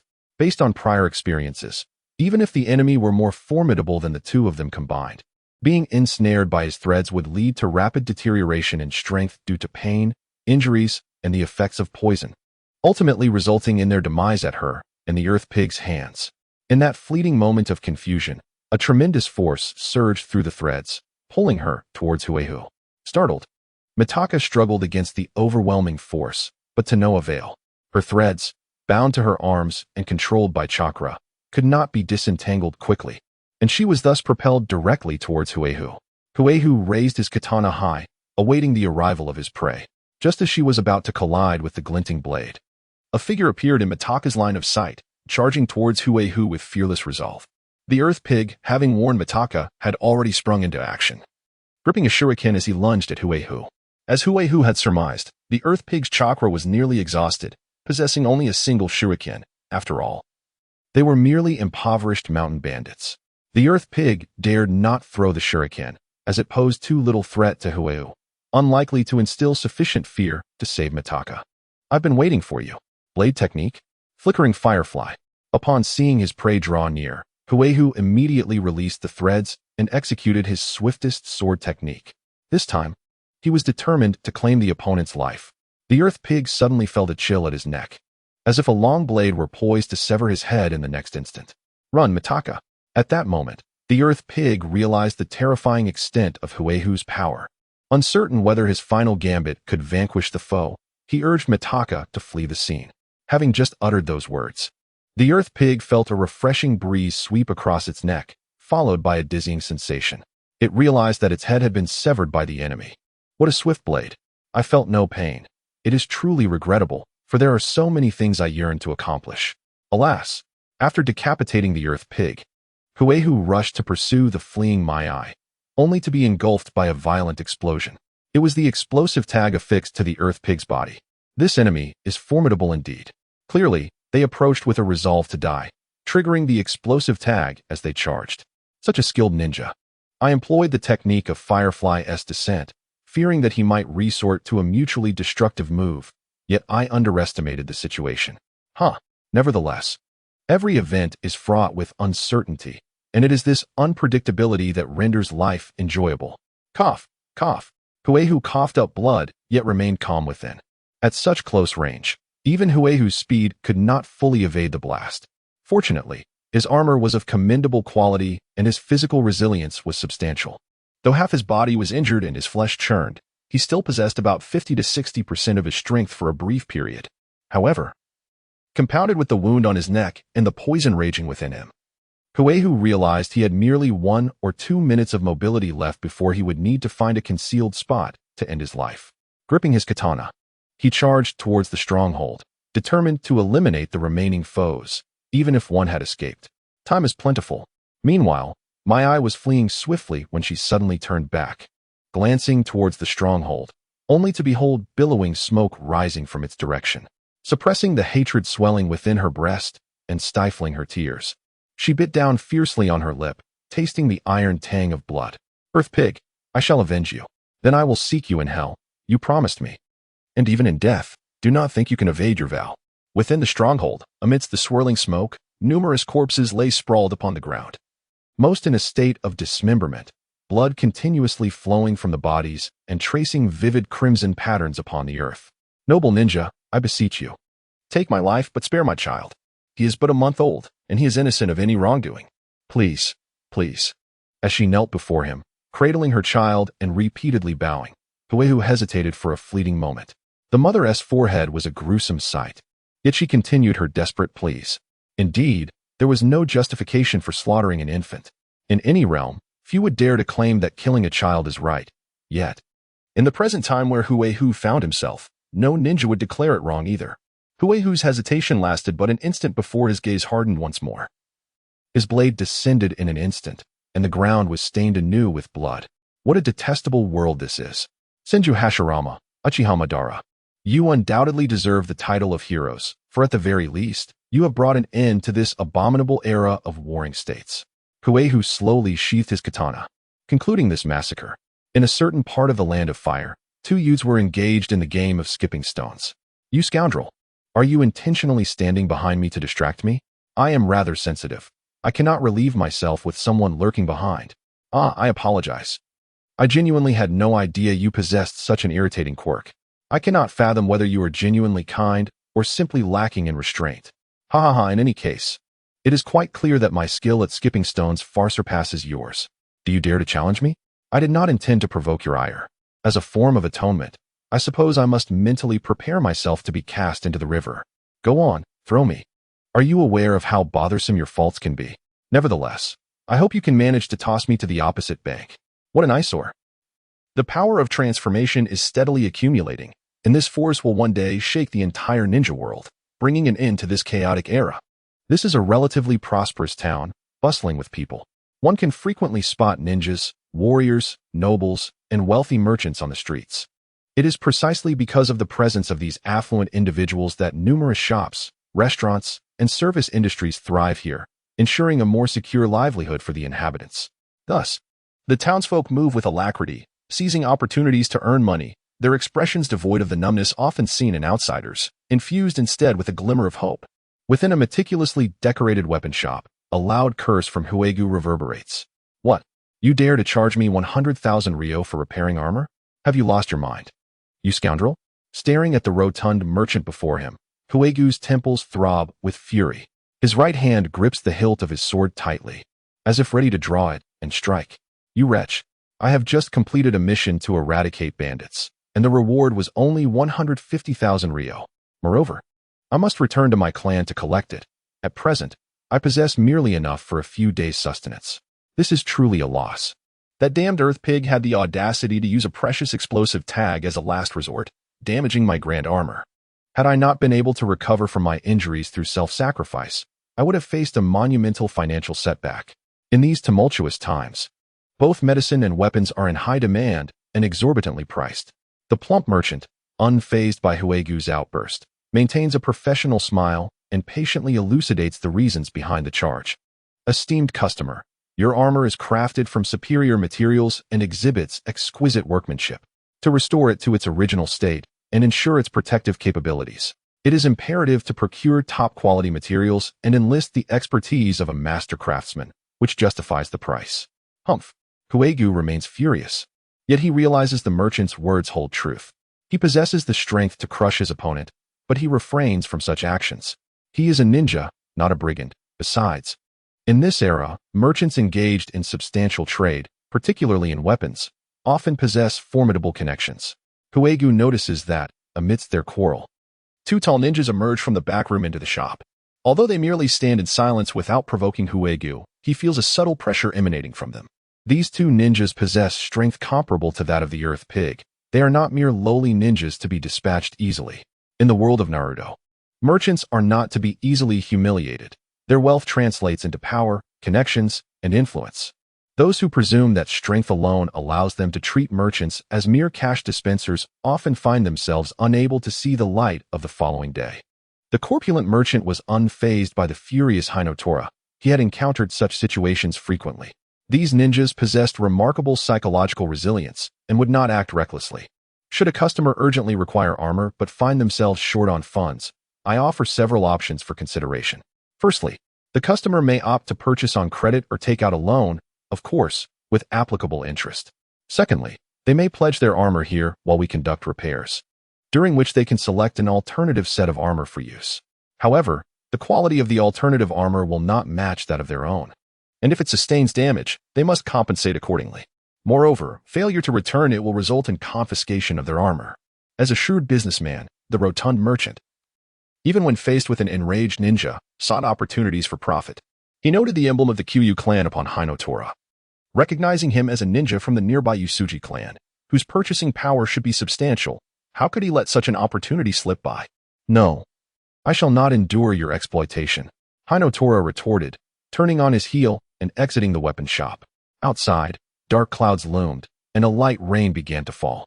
As he brushed his damp, short hair, he gazed at the tattered left side of his armor, having resolved to undertake his next mission as is. Exercising caution to avoid trouble, perhaps relying on the abilities of his kin. As for repairing his armor, he would seek assistance upon returning to his family.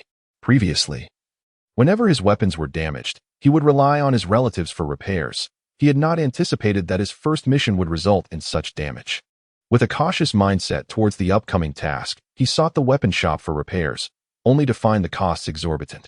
Shaking his head, he dismissed the thought and proceeded towards a secluded courtyard in the town.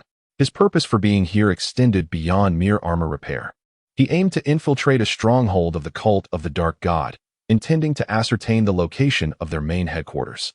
Let us offer our blood to the great Dark God. chanted the gathered figures in the courtyard, clad in black. They formed a circle, revealing their left arms. And each used a dagger to slice open their left wrists, blood spilling forth and mingling with the rainwater, staining the ground beneath them. As their blood flowed, rather than exhibiting pain, their faces flushed with vitality, their eyes ablaze with fervor.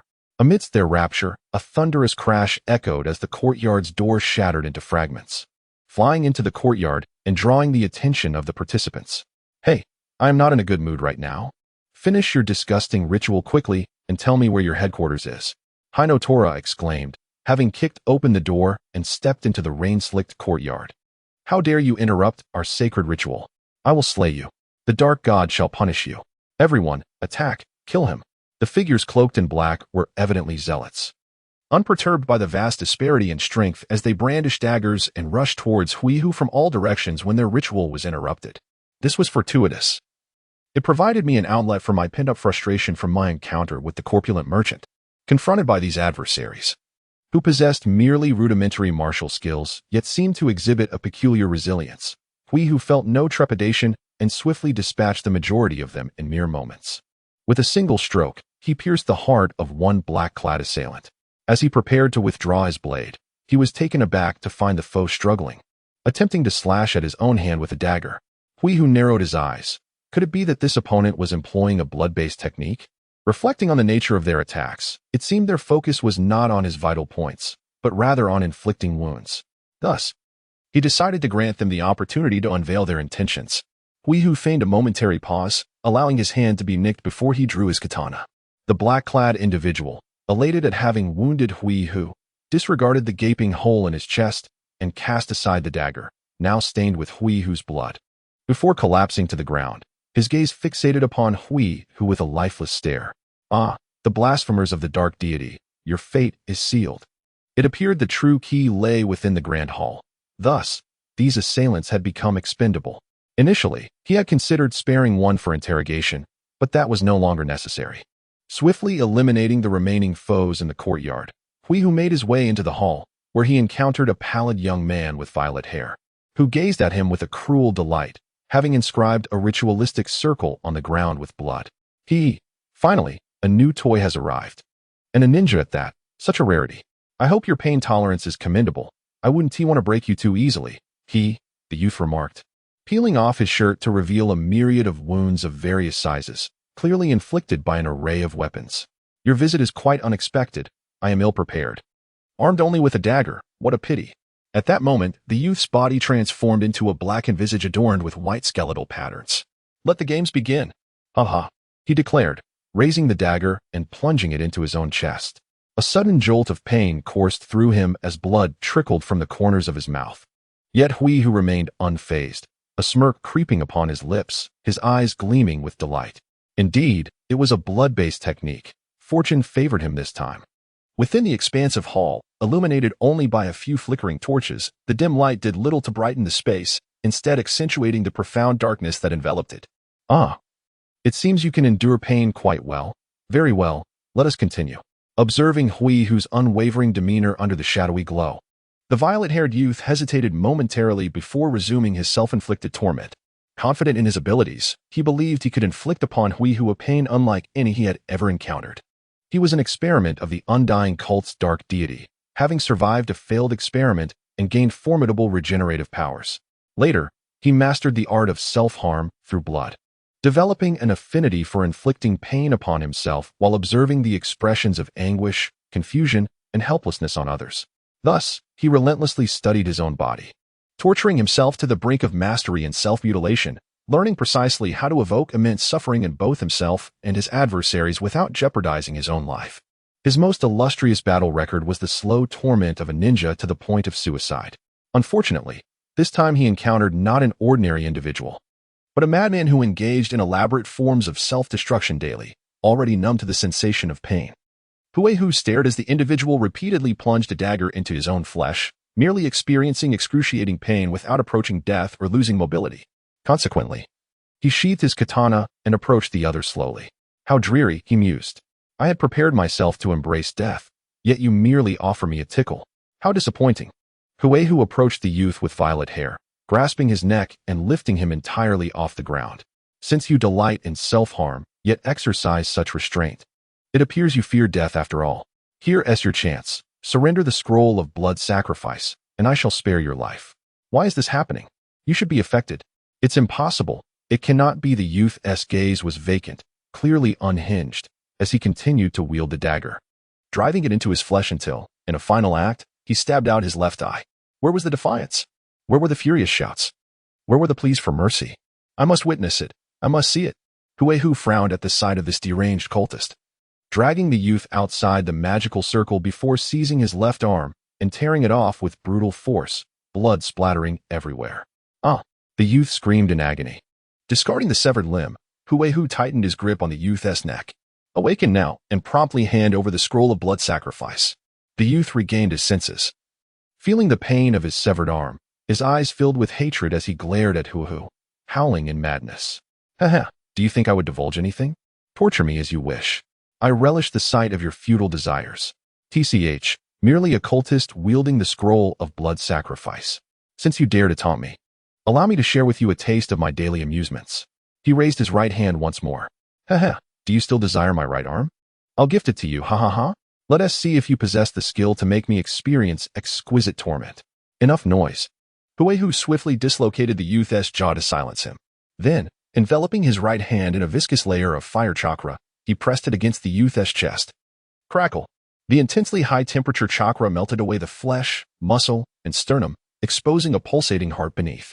Resilience is commendable. This is fortuitous. In the past, I played these games alone, but now I finally have a companion. Do not perish easily. Huehu dispelled the viscous chakra from his right hand, seizing the pulsating heart, then infused his own flame-release chakra into it, sending it surging through the youth's veins, impacting every corner of his being. Ah! The youth's eyes widened in shock, his gaze bulging, beads of sweat erupting from his body as he trembled and struggled, emitting muffled cries. Huehu restrained the youth's turmoil. Not rushing to interrogate. Do not hurry, savor the experience. That sensation of your meridians being gnawed upon, the heat searing through your muscles. Ah, is it not delightful? Warm and tingling? Do not beg for mercy just yet. This is merely the first course of a sumptuous feast, dear guest. 5 minutes later, Huey obtained a scroll, unfurling it for inspection. Once assured of its integrity, satisfaction graced his features. Kill me. Please, kill me. Beside Huehu, the purple-haired youth lay sprawled on the ground, his gaze vacant, blood gushing from his mouth, his body resembling a mangled heap of flesh rather than a living form. He would rather descend into hell than remain in the presence of this demonic man. With the scroll in hand, Huehu uncovered the location of the headquarters of the evil god cult. Ah, you may perish now. No need to thank me. I am simply benevolent, he stated, snapping the youth's neck with a swift motion. A day later, in a concealed valley, a spacious cave housed a myriad of devices where individuals traversed busily, conducting research, recording, and experimenting. Their subjects were the living, bound to several examination tables. Another failure? A middle-aged man scrutinized the latest research report, his brow furrowed. This man, Jinshan Jinwu, was the leader of the evil god cult. I apologize, my lord, but the physical resilience of these ordinary individuals is far too weak to withstand our experimental intensity. A bespectacled man beside him reported. Do not elaborate further. Continue the experiments as planned. Jinshan Jinwu interrupted, grasping his subordinate's intention to utilize ninjas for experimentation. The physical strength of ninjas is incomparable to that of ordinary people, surely facilitating the progress of their endeavors. However, the more powerful ninjas possess their own factions, and it is best not to provoke them lightly. Having only commenced the experiments a year or two prior, it is prudent to accumulate data gradually with ordinary individuals. If that proves insufficient, we may resort to wandering ninjas as a last resort. Dismissing his subordinate, Jinshan Jinwu contemplated how to articulate the progress of the experiments in a manner that would satisfy the financiers backing him, ensuring the continued influx of wealth to support his research. The allure of immortality is indeed captivating, yet without significant advancements, the funding would dwindle. I too yearn for robust ninjas who do not invite excessive trouble. Jinshan Jinwu gazed intently at the various data presented in the report, murmuring softly to himself. Outside the cave entrance, Huehu raised his eyes to the moonlight obscured by dark clouds, a faint smile gracing his lips. What a beautiful night for a kill. At that moment, Huehu had shed his heavy armor, donning a sleek black outfit that concealed his face, and strapped a short dagger to his back. After meticulously observing and analyzing the enemy's situation, Huehu had determined his tactical approach, to infiltrate stealthily and unleash a wide-ranging ninjutsu, aiming to eliminate the foes in one fell swoop. In devising such a strategy, Huehu considered two primary reasons. First, the confined space within the cave would allow for the full potency of large-scale ninjutsu to be realized. Second, it would mitigate potential troubles for himself and his family. Huehu understood well that any religious sect capable of such research must have the backing of powerful figures lurking in the shadows. Just as emperors in past lives coveted immortality, seeking the alchemical prowess of Taoist priests, this cult dedicated to immortality experiments surely enjoyed the clandestine support of influential and wealthy individuals. Otherwise, how could such a nefarious organization fund experiments of this magnitude solely through the manipulation of the impoverished? Thus, unlike missions aimed at eradicating bandits that could enhance his family's prestige, this task of dismantling a sinister cult was fraught with the risk of retaliation. Although ninjas were merely hired tools, retaliation from the opposing side would typically target the employer. However, there was always the possibility of encountering wealthy individuals with nothing better to do, or those driven by momentary impulses, who might seek to eliminate the ninjas obstructing their interests. Such scenarios could lead to significant complications, for with ample resources at their disposal, extinguishing a small family was certainly within their means. Hence, Huehu exercised utmost caution, exchanging his easily identifiable weapons and armor for his current guise. Nevertheless, the high stakes of danger were matched by the substantial reward for this mission. As Huehu surveyed the two vigilant ninjas in the distance, his eyes seemed to glimmer with golden light. Near the cave entrance, an armored ninja leaned nonchalantly against the bare mountainside, feeling quite pleased with his current assignment. Low risk and high reward, such tasks were indeed rare to find. As this ninja reflected on his fortune, he suddenly sensed a delicate breeze caress his neck, followed by the world around him spiraling into chaos. Huehu had swiftly executed a surprise attack, silently laying the fallen ninja's body on the ground without a sound. The wind direction was currently ideal. The scent of blood would not reach the cave for some time. Huehu thought to himself, casting a discreet glance toward a hidden corner. There, another guarding ninja stood, one in light and the other in shadow, jointly fulfilling their watch duty. As Huehu launched his ambush, the other ninja attempted to signal, but his neck and heart were simultaneously pierced by two hands, silencing him entirely. How could this be? There were clearly no enemies nearby. With a face full of indignation, the ninja collapsed. The one responsible for his demise was none other than the ghost Huehu had summoned moments ago. Over the years, Huehu had not neglected his training with the Spectre, and in past missions, the ghost had proven to be a tremendous asset. After all, the task was not a duel, but rather an opportunity for the elusive Spectre to showcase its prowess. Huehu immediately employed his transformation technique, disguising himself as the very ninja he had slain, mimicking his demeanor and gait as he approached the cave. Suddenly, a thunderous roar echoed. Just as Huehu stepped inside, he was met with an onslaught, and a cloud of dust erupted within the cave's passage. He swiftly leaped back, retreating from the cave's entrance. From within emerged two figures, one tall and one short. Upon glimpsing the clan insignia emblazoned on their armor, Huehu felt a jolt of surprise. The Senju clan, renowned for their immense chakra and resilience. The Senju were descendants of Ashura, the second son of the Sage of Six Paths, inheritors of the sage's body, and revered as the Thousand Hands of the forest. They were the only clan that the Uchiha held in awe. With their precise chakra control, they could envelop themselves in chakra, unleashing formidable power. Crucially, Huehu recalled that the Senju clan had a close alliance with the Uzumaki clan. It was conceivable that these two possessed sealing techniques. Thus, he needed to tread carefully, for certain sealing jutsu could counteract his demi-human abilities. Huehu's mind raced as he recalled information about the Senju clan, contemplating strategies for the impending confrontation. Across from him, the two Senju ninjas were also assessing Huehu's strength. The taller adult ninja was named Senju Masanaga, while the shorter boy was Senju Banma, the fourth son of the current clan leader, Senju Butsama, and the brother of Senju Hashirama and Senju Tobarama. They had been handsomely hired to safeguard this location. Senju Masanaga, with his wealth of experience, discerned the subtle flaws in Huehu's transformation technique. Ideally, he would have feigned ignorance, allowing Huihu to enter the cave in search of an opportunity for a surprise attack. However, fearing potential damage to his employer's property and safety, coupled with the pride of the Senju clan, he opted instead to launch a full frontal assault in the passage, only to find that his adversary was quite adept and evaded the strike effortlessly. Banma, you go and protect the employer. I suspect the opponent may have accomplices. I'll handle things here, Masanaga instructed. Brother Masanaga, your reasoning fails to convince me. There are still ninjas inside. I shan't abandon my post, Banma retorted, scratching his head in perplexity, feeling that Masanaga's excuse was an affront to his intelligence. Masanaga, feeling exasperated, decided not to press the matter. Bringing Banma along was intended for his training. As long as he remained cautious, there should be no issues. Very well, I'll take the offensive. And you can restrain the opponent. I understand, Banma replied, not wanting to appear overconfident and acquiescing to Masanaga's plan. Just as they finished speaking, Huihu's attack was already upon them. In truth, Huihu had hesitated for a moment, contemplating whether to abandon the mission. He was not intimidated by the Senju's formidable reputation, but rather, after a calm analysis, he concluded that the task was becoming increasingly unfeasible. Following his earlier strike, he recognized that his opponents were no pushovers. Without armor and armed solely with a short blade suited for assassination, his effective strength was considerably diminished. Even if he managed to triumph over them, it was highly likely that the individuals inside the cave would escape unscathed. However, in the end, Huihu decided to take a chance.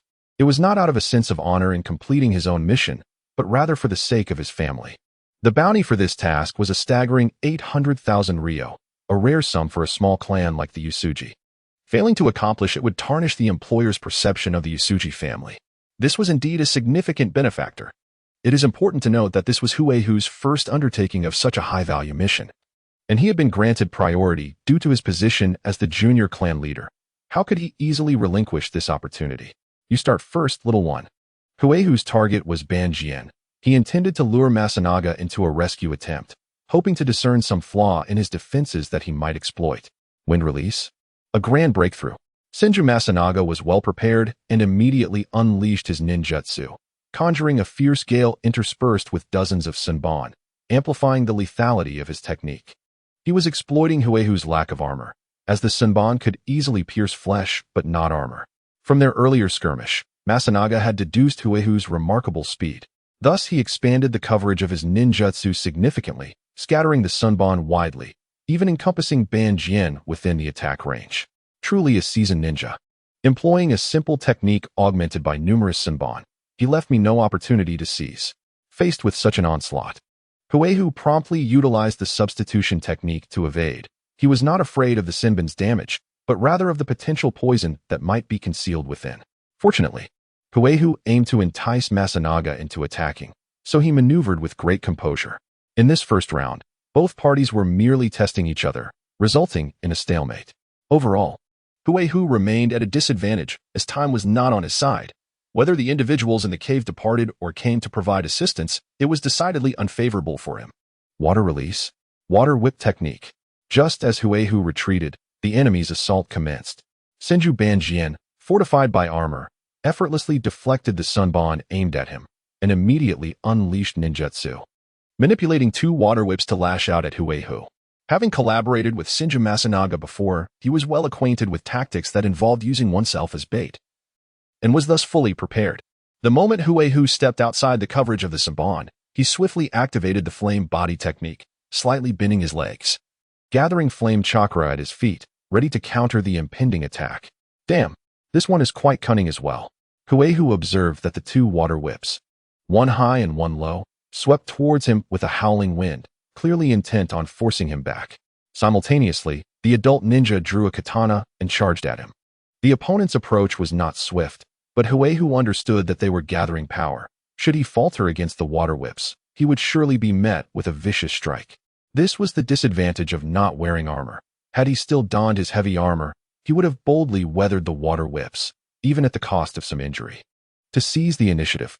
Now, however, he dared not take the risk, for in these times, ninjas could be exceedingly treacherous. Who knew what kind of foul substances might be contained within that water? In an instant, Huihu made a decisive judgment. Retreating swiftly to evade the range of the water whip's attack, while simultaneously positioning his dagger defensively before him, bracing for the next onslaught. As anticipated, upon witnessing Huehu's withdrawal, Zhang Zhang accelerated dramatically, leaping into the air, his katana raised high for a powerful downward strike. This force was formidable, rivaling my own. Mastery of both swordsmanship and physical prowess is my forte. Are the members of the Senju clan truly this powerful? Due to his retreating posture, Huehu was unable to muster his strength. As their blades clashed, he was forcefully sent flying, leaving a long trail on the ground, barely managing to maintain his footing, teetering on the brink of collapse. Although he was aware of the Senju clan's attributes of great strength, robust physique, and abundant chakra, Huehu was nonetheless taken aback by the opponent's might. Could it be that any random Senju clan member possesses such prowess? In truth, Huehu was merely momentarily flummoxed. At the tender age of 10, despite his relentless training, his physical development inherently constrained his capabilities. In contrast, Zhang Zhang was an adult, a distinguished ninja within his clan. And coupled with the innate advantages of the Senju lineage, it was only natural for him to overpower Huehu in strength. However, Huehu was preoccupied with contemplating his next course of action. Presently, he found himself lacking an advantage in strength, and with the enemy's two-man coordination hampering his speed. His own ninjutsu was also a disadvantage. Moreover, from the opponent's reluctance to employ powerful ninjutsu, it was evident they were biding their time, aiming to exhaust his stamina and chakra, or awaiting reinforcements. How cautious they are, clearly holding an advantage yet remaining unhurried, denying me any opportunity for a comeback. There was no choice but to resort to his subhuman tactics, a strategy he had perfected over time, with minimal risk of exposing his secret of immortality. This mission was one he must secure. Fire release. Fire explosion technique. With newfound resolve, Huehu brandished his dagger, deflecting 3 incoming shurikens. Then, facing Zhang Zhang's renewed assault, the ground erupted violently, unleashing a torrential blast of air, swirling flames, and debris, instantly engulfing Huehu's surroundings. It seems the opponent has grown impatient under our pressure. A counterattack is imminent. Come forth and strike. I await your assault. As Zhang Zhang pursued Huehu, he always retained a measure of strength, prepared for any sudden retaliation from Huehu. Thus, as the explosion commenced, he retreated with remarkable speed, even swifter than during his advance. Despite sustaining numerous injuries from flames and flying debris on unprotected areas such as his face and hands, particularly where the fire had scorched, causing flesh to char and painfully jolt his mind, Zhang Zhang remained unfazed. These wounds did not diminish his combat effectiveness. They were merely acute pain, something he had long since acclimatized to. Once the dust from the explosion settled, Zhang Zhang found only a deep crater where Huehu had been, yet he did not rush. He cautiously surveyed his surroundings, sensing that his adversary had not departed. Indeed, it must be beneath the ground. Suddenly, the ground beneath Zhang Zhang trembled imperceptibly, signaling the arrival of the enemy. He remained calm, choosing to wait until the adversaries emerged from the earth before launching his attack to decisively conclude the battle and prevent their escape. A sudden, harrowing scream pierced the air, emanating from Ban Jian, causing Zhang Zhang's heart to lurch. Had the enemy not come for him? Was he deceived? Turning his head, he beheld Ban Jian seemingly impaled by an invisible hand, lifted off the ground, his face contorted in agony as he endured immense suffering. It was, of course, the work of Huegu's ghost, who insidiously refrained from allowing the specter to deliver a fatal blow to Ban Jian. An enemy who suffers grievously and cries out in pain can, at times, be more advantageous than one who is dead. The cries of the wounded would distract his comrades. And to safeguard the injured, the enemy's combat range and tactics would be severely constrained. This, of course, hinges on whether the enemies care for one another. Fortunately, Zhang Zhang shared a close bond with Ban Jian. Otherwise, he would not have accompanied him on this mission. As the chief's child, Ban Jian was someone Zhang Zhang deeply valued. The ghost was directed to attack Ban Jian rather than Zhang Zhang primarily because Huegu feared miscalculating. Though invisible, the specter's movements would still leave traces. If it were to assault Zhang Zhang, it could be evaded. Such stealthy ambushes yield the best results the first time. Once the opponent is prepared, their effectiveness diminishes significantly. Huegu leapt from beneath the ground behind Zhang Zhang, brandishing a knife aimed at him. Noticing his momentary distraction, Zhang Zhang hastily parried the strike with his short blade, intending to rush to his companion's aid. It is a rare occasion to instill such disarray in you, weakening your capacity to counter my forthcoming ninjutsu. I shall not let you escape easily. Fire release? Super fire explosion technique. A brilliant crimson light emanated from Huegu's body, erupting violently, resembling a dazzling miniature sun. The ferocious shockwave, accompanied by swirling flames, instantly engulfed both Zhangchang and Banjian, who stood mere paces apart. This ninjutsu was Huegu's very first fire release technique. Initially, upon witnessing the formidable power of an explosive release of fire chakra, Huegu became enamored with the concept of detonation. He converted all the chakra within his body into fire chakra, compressing it repeatedly before igniting it for an explosion. For a time, he delighted in transforming himself into a bomb, experimenting with various methods of self-detonation. During that period, many small creatures in the forests surrounding the Usuji clan were driven to cardiac distress by the explosions. The force of the blast was impressive once the smoke cleared. A circular crater several meters wide marred the ground, the soil shattered, and two charred figures, resembling human forms, lay scattered on the earth. Senju Zhengchang and Senju Banjian. Deceased. In truth, their demise was somewhat unjust. Their abilities undoubtedly surpassed those of Huegu. Their only shortcoming was their lack of intelligence regarding him, never anticipating that Huegu would fearlessly engage in self-detonation. While the task at hand holds considerable importance, the act of taking one's life for its completion is exceedingly rare. After all, the endeavor is ultimately pursued for monetary gain. Though failing in a task may evoke embarrassment, who among us has not experienced failure?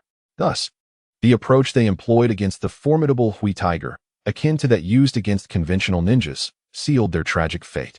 Although Saishu was prepared for Huitiger's potential assaults, it was evident that his preparations could not withstand such an extraordinary explosion. Beneath the surface, within the channel that Hui Tiger had just excavated during his earth transformation, lay a bloodied tongue. Suddenly, countless black substances entwined around the tongue, swiftly restoring it to human form. Upon witnessing this, Hashirama exclaimed, "Why have you ceased your training?" "It's nothing, father," came the reply. "I just felt a sudden pang of heartache. I hope nothing unfavorable occurs." A young man with raven hair furrowed his brow as he gazed toward the northern sky, resuming his training. Hui Tiger emerged from the earth, surveying his surroundings, and upon confirming the demise of his adversaries, nodded in satisfaction. Let us disregard the fact that he was unclothed. This is a pure and innocent narrative, and we shall overlook such details following the explosion.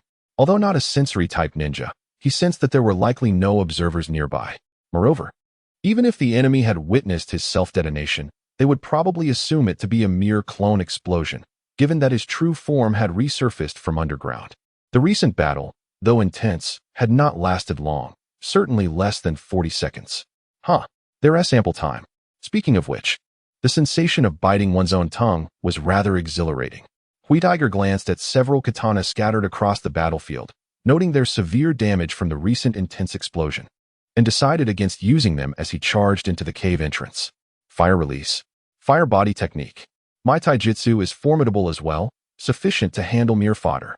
Surely they cannot possess strength comparable to that of the recent Senju ninja. The enemy approaches. Eliminate him. The opponent is unarmed and unarmored. Use poison. The enemy's speed is too great. Quickly employ wide-range ninjutsu. Do not fear collateral damage. No, the enemy is too swift. We must restrict his movements. We cannot hold him back. His strength is overwhelming. Flee. No, I do not wish to die. Save me. Save me. Upon entering the cave, Hui Tiger was beset by the attacks of a dozen ninjas, yet their prowess was markedly diminished. How weak they were. Collectively, they posed less pressure than the earlier Senju ninja had. This exemplifies the disparity between ninjas from prestigious clans and their ordinary counterparts. Fire release. Fire fist technique. Hui Tiger swiftly approached one of the ninjas, his right fist enveloped in a liquid-like crimson chakra, an intensely concentrated fire chakra, replete with high temperature and corrosive properties. Lowering his head, he deftly evaded a shuriken thrown by his opponent, delivering a powerful strike to the foe's abdomen. Boom. Huitiger's right fist created a gaping hole in the adversary's midsection, the tremendous force shattering the cave wall behind him. Swiftly vanishing from sight, he evaded an enemy's attack and swiftly positioned himself behind another adversary, delivering a powerful blow with his right fist that shattered the opponent's neck. relying on his remarkable speed and the destructive force of his fiery punches. Huegu swiftly dispatched half of his foes. At this juncture, the remaining enemies immediately scattered, employing various long-range and wide-area assault techniques.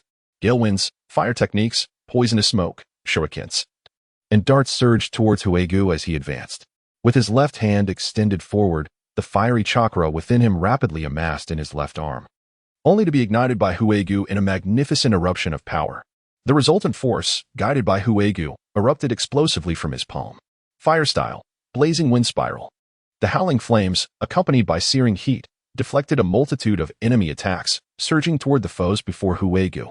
Ah, my hands are melting. No, my eyes. I can't see. The agonized cries of his enemies echoed. Help me. Brother, come save me, I am dying.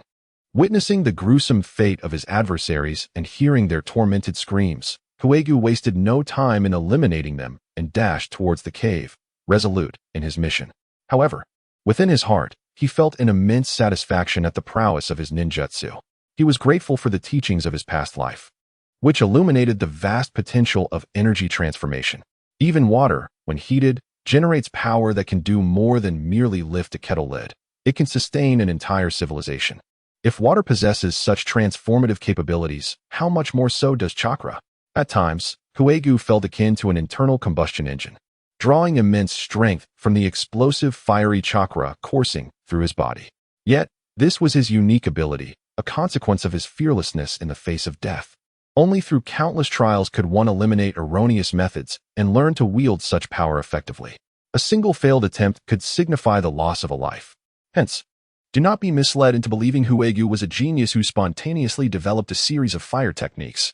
He merely possessed thousands more opportunities for experimentation than others. Sir, we must flee. The enemy has breached our defenses. Humph. Those Senju ninjas, did they not proclaim their prowess? They arrived with such arrogance, yet now, they cannot withstand even a moment against the enemy. Truly pathetic. Cursed. Utterly cursed. Jinshan Kanwu stood atop a high platform, observing Huegu as he infiltrated the cave, his countenance dark with dismay.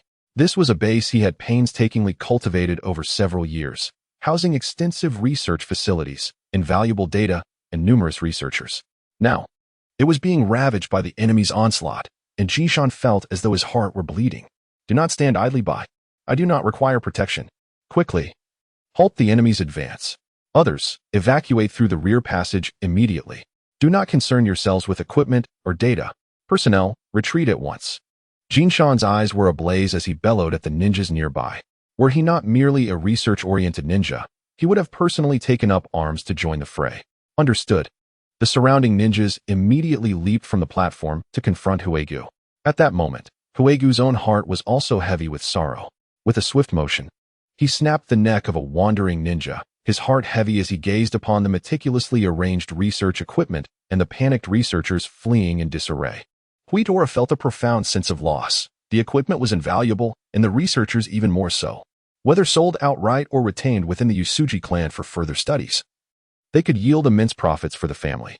Alas, his clan was too weak to seize such a substantial opportunity, lacking both the financial resources to conduct research and the military might to ensure protection. Moreover, the employer's directive to utterly destroy this place was not to be taken lightly. Farewell, dear little treasures. Huitora fought back tears, closed his eyes, and turned away from the wealth surrounding him, invoking his ninjutsu. Fire release? Super fire explosion technique. An overwhelming surge of light and heat erupted from Huitora, a tempest of fierce winds and flames engulfing the entire cavern, crashing against the walls and rebounding violently. The cavern was instantly transformed into a colossal furnace, the air consumed in an instant. Moments later, as the flames receded, the cave lay in ruins, with some equipment and unidentified remnants still ablaze, emitting thick, black smoke. Most of the individuals within had perished, charred beyond recognition, while a few fortunate souls cowered in the corners, clinging to life in agony. Though they had evaded the direct wrath of the flames, they could not escape the oppressive heat, which had nearly cooked their flesh. The slightest movement threatened to peel away their skin, leaving them to emit low, unintelligible groans, perhaps pleas for mercy in death. Ignoring the wretched souls, the revived Huitora searched for the remains of Tsuyama Kanmon. Ah, splendid. His face remains unscathed by fire. The mission is flawlessly accomplished. Retrieving a scroll, he sealed Xiama's head, and, after taking a moment to eliminate all surviving witnesses in the cavern, he turned to depart. Huatora's actions were not driven by mercy, nor did he wish to prolong the suffering of those unfortunate souls. Rather, he was prudent, unwilling to risk exposing his immortality. Uncle Kurosuk, have you been out hunting again? Indeed, though unfortunately, today yielded little reward. I merely chopped some firewood to take home. Upon completing his task, Huitora returned to the Yasuji household, fortuitously encountering Kurosuk, who had been out hunting. In his 30s, Kurosuk was lean and wiry. Due to poor health in his youth and a lack of resources, he had not become a ninja and instead worked as a hunter in the village.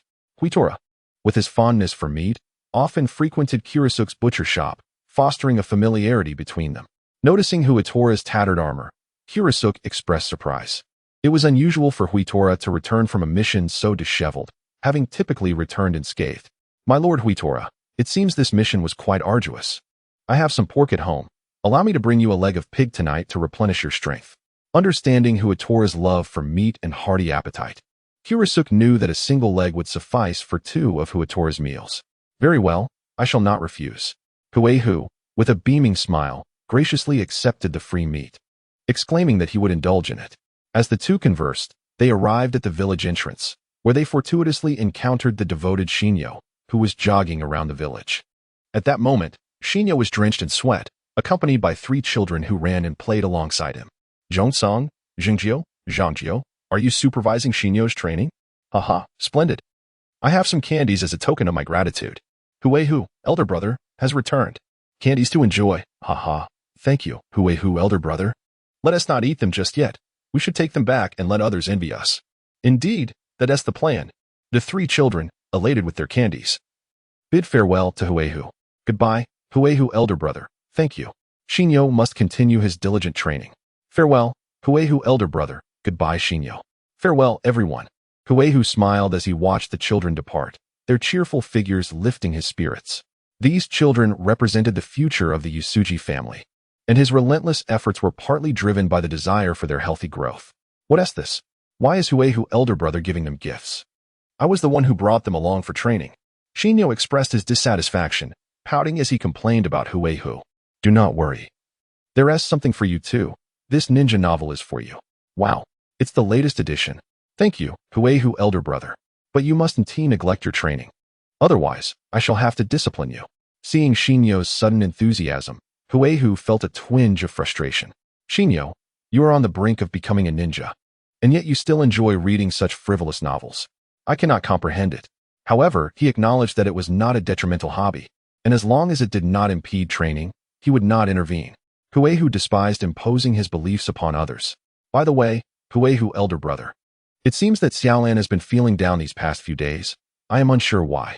After a moment of joy, Shinyo suddenly spoke to Huehu, his face clouded with concern. Is that so? As her master, I must pay more attention. Huehu scratched his short hair, feeling not burdened, but rather fulfilled at the prospect of aiding his disciple. Haha, Xiaolan wouldn't be pining for someone, would she? Chuckled the nearby Kezusuk, clearly unconvinced that a young girl could have any troubles. Kezusuk, uncle. Shinyo shot a disapproving glance at him, believing it inappropriate to jest about Xiaolan's situation. All right, leave this matter to me. Trust in your capable master. Huehu waved his hand, steering the conversation away as he led the two into the village. He needed to return home to change clothes, report on the task status, and arrange for his armor to be repaired. Later, he would have a heartfelt conversation with his beloved disciple after Xiaolan completed her training for the day. What a fulfilling day it would be. The headman's office, a modest dwelling situated at the heart of the village, stands adjacent to the grand hall of the Yasuji family's shrine. Having changed his attire, Kaido approached his father to report on the completion of the recent mission. Did an enemy ninja manage to escape during the eradication of the bandits? It appears the employer's intelligence was flawed, as they claimed their leader, Toribita, was the sole ninja. If one has fled, so be it. There is no issue, he remarked. Both tasks were executed commendably. Yasuji Munamasa nodded in satisfaction upon hearing Kaido's report, believing that Kaido had performed admirably, thus promising to enhance the village's revenue. Since that is settled, I shall take my leave. My training has been considerably delayed, and I must diligently make up for lost time. As Kaido prepared to depart, He felt a certain discomfort in facing his father, having lived 2 lives, yet still unaccustomed to this relationship. By the way, we recently received word from the Yamamoto family. They are planning to engage in battle with the Aburame clan soon and will require our support. Hence, refrain from undertaking any missions for the time being, as your combat prowess will be essential. Having communicated this, Munamasa sighed inwardly as he watched Kaido exit. His child had always been remarkably understanding from a young age, practicing diligently with extraordinary talent, even requiring little instruction. Over the years, as he managed the clan, Munamasa spent little time with Kaido, leaving a palpable distance between them. This time, Kaido accepted only a portion of his reward, enough to cover his training needs, with the remainder allocated for the village's development. After all, without the village and the clan, he would not be the person he is today. Thus, he felt it was only right to give back. Meanwhile, Yusuji Ran was diligently training. As a bloodline limit, the flame release was undeniably difficult to master. Had Kaido possessed the same lineage, he might have awakened the flame release with a certain probability, inheriting the abilities of its progenitor. Alas, Ran was not so fortunate. Although she shared the wind and fire chakra attributes, and Kaido had imparted to her the correct methods of merging these 2 chakra types, she still made no progress. Ran, I just saw Tadayoshi and the others in the village. They mentioned that Brother Kaido has returned. Why not share your worries directly with him? He is our talented young clan leader and will surely help you resolve your issues. A girl with short hair and large eyes, named Azalea, was tidying a bouquet of flowers as she spoke to Ran. Hearing Azalea's words, Ran, while gathering her chakra, expressed her inner thoughts with a resigned expression. I certainly know what to do. However, given that Brother Kaido is the genius of our clan, many aspire to learn the flame release from him. It is rare for me to become his disciple. However, after more than a month of diligent training, I have yet to manifest even the slightest hint of fire release chakra. Although Brother Huegu assured me that this was a common occurrence, I couldn't shake the feeling of embarrassment. Whispers circulated in the village, suggesting that I was unworthy of being Brother Huegu's disciple. The more I pondered, the more despondent I became, and soon tears welled up in Xiaolan's eyes. Yet, possessing a naturally strong spirit, she fought to hold back her tears. There. Do not cry, Xiaolan. What do you think of this bouquet? Isn't it beautiful? My dream is to open a flower shop in the future. You must train hard and become a formidable ninja, then you will have the means to buy my flowers, and I will prepare the most exquisite blossoms for you. Upon seeing Xiaolan's distress, Duan hastily offered comfort and shifted the conversation. Thus, the 2 young girls indulged in dreams of a splendid future, and Xiaolan's spirits gradually lifted. As night fell, Xiaolan sat alone by the riverbank, cradling her chin in her hands, gazing at the shimmering water under the moonlight, her face clouded with worries. Oh, my dear apprentice, why are you sitting here all alone and looking so forlorn? Come. Let me give you a sunny doll to chase away the clouds in your heart and bring you cheer. Huegu approached Xiaolan with a smile, extending a sunny doll towards her. This doll was crafted from a white handkerchief wrapped around a cotton ball, with facial features painted upon it, meant to be hung from eaves to beseech fair weather. Huegu's version displayed a broad smile, with eyes curved in delight and an exaggerated grin. Master. Upon seeing Huegu, Xiaolan's face brightened momentarily, but as her mind drifted back to the villager's remarks and her own feelings of inadequacy, her sorrow surged forth, and she burst into tears, the tears cascading down her cheeks. If something is troubling you, please confide in your master, Huegu urged, sensing the gravity of the situation. In these times, the hearts of many ninjas were often unsettled, and he realized the importance of nurturing his disciples' mental fortitude to prevent future turmoil. Sighing inwardly, Huegu settled beside Xiaolan, ready to listen to her troubles. Master, they say I am unworthy of being your disciple, my fire release. Xiaolan lowered her head, tears flowing uncontrollably as she spoke in a choked voice, her thoughts spilling forth. I see, Huegu began, initially intending to impart wisdom and uplifting words. He wished to remind her that those who spoke ill were merely envious weaklings, unworthy of her attention. As his disciple, she was destined to become a great ninja, with aspirations that should soar beyond the minutiae of life. He wanted to reassure her of her remarkable talent, that her progress in fire release far surpassed his expectations, a feat others could not achieve.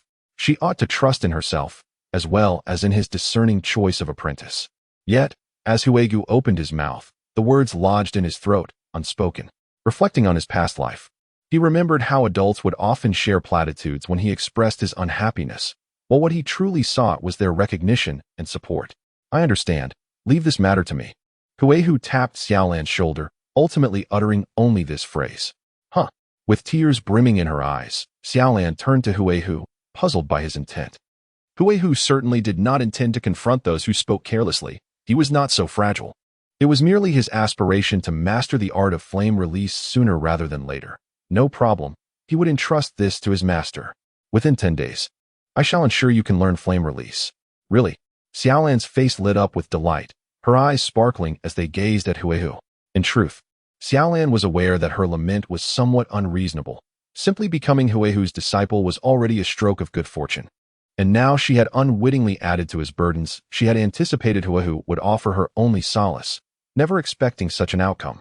Here it comes again. My adorable little apprentice. Do you realize how many times I must contemplate my demise every time you bat those enchanting eyes? Of course, I am your omnipotent master. All right, I shall return and contemplate a proper solution for you, and you should rest early. Casting a glance at a small figure stealthily approaching, Huehu decided it would be best to depart early, lest he become a third wheel. He swiftly vanished, leaving space for the youth. Though, to be fair, I am quite youthful myself. Thank you, master. Xiaolan, you've been crying. Silly Xinyu. I have not cried. Furthermore, I will soon master flame release. Just wait and see how I will teach you a lesson. Ah, truly. Upon returning home, Huehu pondered how to resolve Xiaolan's predicament. The issue was rather straightforward. Xiaolan's physical structure undoubtedly differed from Huehu's, making it arduous for her to learn the correct method of practicing flame release. Huehu's solution was simpler. Since Xiaolan faced considerable difficulty in learning his flame release technique, why not modify it to develop a version more suitable for her? The following day, Huehu, relying on his exquisite control of chakra, infused some chakra into Xiaolan's body, meticulously examining her meridian condition. He then embarked on a journey of self-infliction. Huehu first employed flame release chakra, forcibly altering his own meridians to align with Xiaolan's situation. Subsequently, he improved flame release based on the modified meridians and developed new ninjutsu. Huehu's original flame release technique involved directly combining wind and fire chakra, utilizing the resulting flame release chakra, a method both straightforward and forceful, hence unnecessary to form seals. However, to alleviate Xiaolan's training difficulties, Huehu specifically devised a ninjutsu that required seals. This process was undoubtedly excruciating. In the days that followed, Huehu engaged in high-density self-harm, nearly to the point of nausea. Xiaolan, this is the specialized method of flame release training I have prepared for you, complete with several ninjutsu. You must practice diligently. 10 days later, Huehu, sporting dark circles under his eyes, appeared at the training ground and presented a scroll to Xiaolan. Thank you, Brother Huehu. Xiaolan recognized its significance and bowed in gratitude. Brother Huehu, you secretly prepared special training for Xiaolan. Beside him, a fellow believer vociferously berated Huehu for his perceived favoritism. Huehu raised his hand and delivered a sharp slap to the believer's gleaming head, causing him to gasp in pain. What do you mean by secretly having a private kitchen? Have I concealed anything from you? I operate my private kitchen quite openly. The believer was left speechless by Huehu's audacity, his mouth agape, face flushed with indignation. His trembling finger pointed at Huehu, clearly defeated by his shamelessness. What are you pointing at? Begin your training at once. Not satisfied. You too possess the wind and fire attributes of chakra. After all, it was your father who bestowed upon you the lightning attribute. After Huehu quelled the uprising with force, he embarked on a day of training with his 2 young disciples. Time flew by, and a month later, in the clan leader's office, 4 individuals sat in a kneeling position, deliberating matters.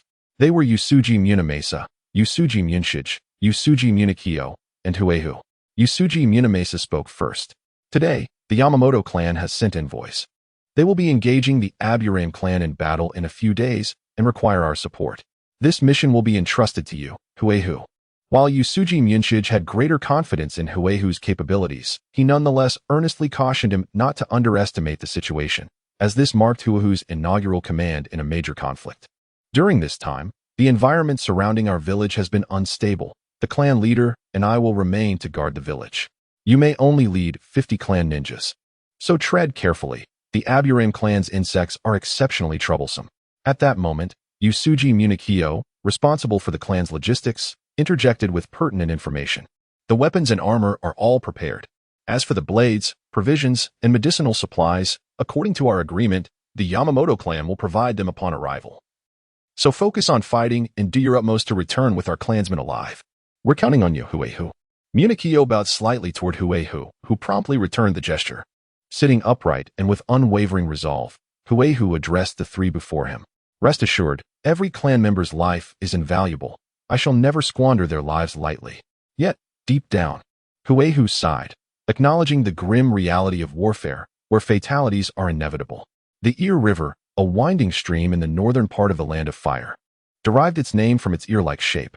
The river lay precisely between the territories of the Yamamoto and Aburame clans, where numerous skirmishes had occurred amidst the expansive forests surrounding it. This time, both clans chose the riverbanks as the battleground, establishing their camps, Yamamoto on the right bank and Aburame on the left. As Huehu and his 50 clan ninjas arrived outside the Yamamoto camp, they had yet to survey the sizable encampment when they were ushered into the command center. The command center was a large tent hastily erected, where 8 or 9 individuals were already analyzing the current situation. Among them were key members of the Yamamoto clan, along with leaders of subordinate factions, including Arima Yashizane of the Arima clan, Shni Urinari of the Shni clan, and Gojima Neazane of the Gojima clan. The head of the Yamamoto temple, Yamamoto Shich, greeted Huegu with a brief introduction of everyone present before continuing with the analysis of the impending conflict. Huegu paid little heed to the formalities. After all, ninjas prioritize efficiency over etiquette. In this war, our clans have gathered a total of 800 family ninjas and 400 rogue ninjas, amounting to 1,200 warriors. According to our reconnaissance, the enemy's ninja force consists of 1,000. We must not underestimate them, for their various insects are particularly suited for warfare. Our tactical approach will be to adopt a defensive strategy, first depleting the enemy's insect numbers before launching a powerful counterattack. As the operational arrangements were laid out, Huegu stood alongside the others, studying the map on the table while listening intently. The Usuji clan's task was to act as the assault force, eliminating the enemy's strongholds. Understood. Throughout the process, Huegu refrained from voicing any opinions. He was acutely aware of his own limitations. In terms of individual strength, he was not the mightiest present. Regarding clan power, the Usuji clan was relatively average. And in terms of wartime experience, he was akin to a novice venturing into uncharted territory for the very first time.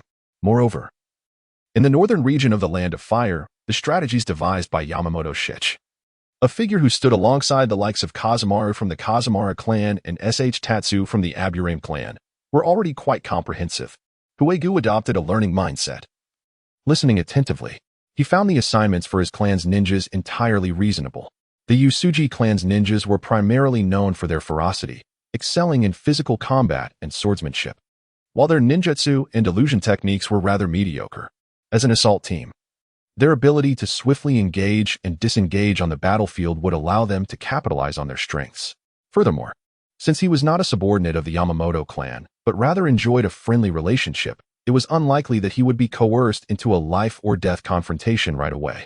Meanwhile, at the main stronghold of the Aburame clan, the clan leader, Aburame Tatsu, inquired of a nearby ninja, "How goes it, Kanzo?" The ninja, eyes closed and hands clasped in meditation, opened his eyes upon hearing the leader's question. "I have observed the arrival of 50 new enemy ninjas, their armor bearing the Usuji clan emblem. It appears they have arrived. Unfortunately, my reconnaissance insects were eliminated before they could approach their camp, leaving me bereft of more detailed intelligence. It is infuriating," Kanzo exclaimed, clenching his fist in frustration. In recent days, numerous reconnaissance insects had been destroyed without yielding significant information.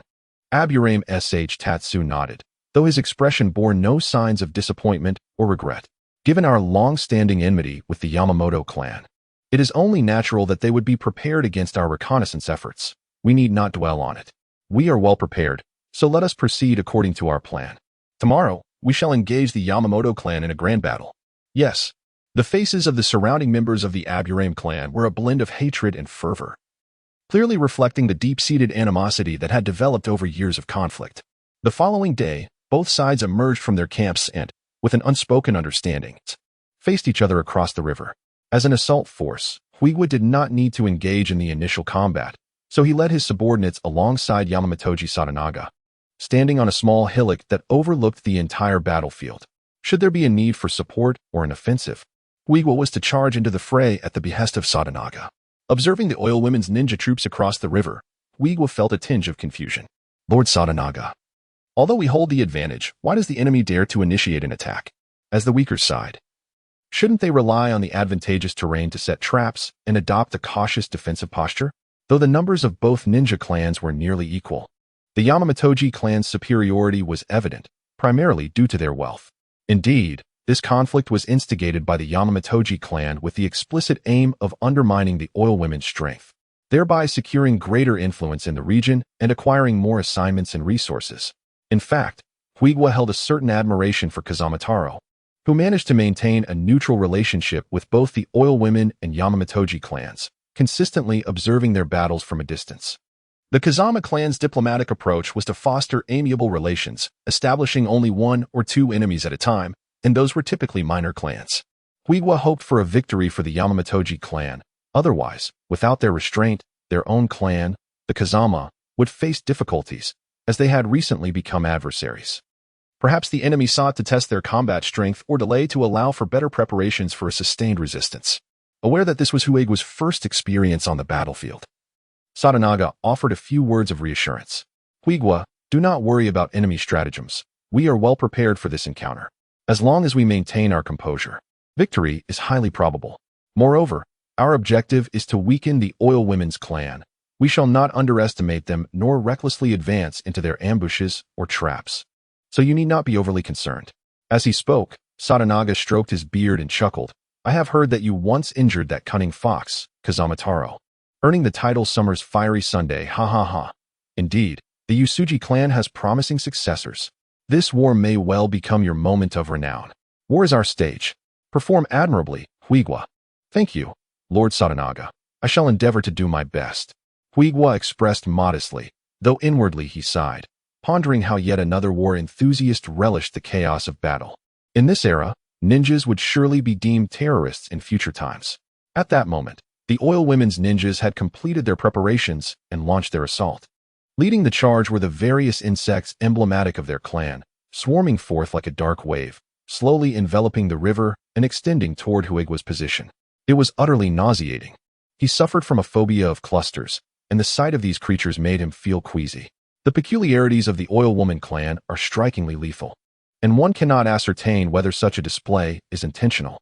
A multitude of insects, diverse in species, crawls across the ground, purposefully advancing to detect and dismantle various traps, thus clearing a safe path for the advancing ninja forces.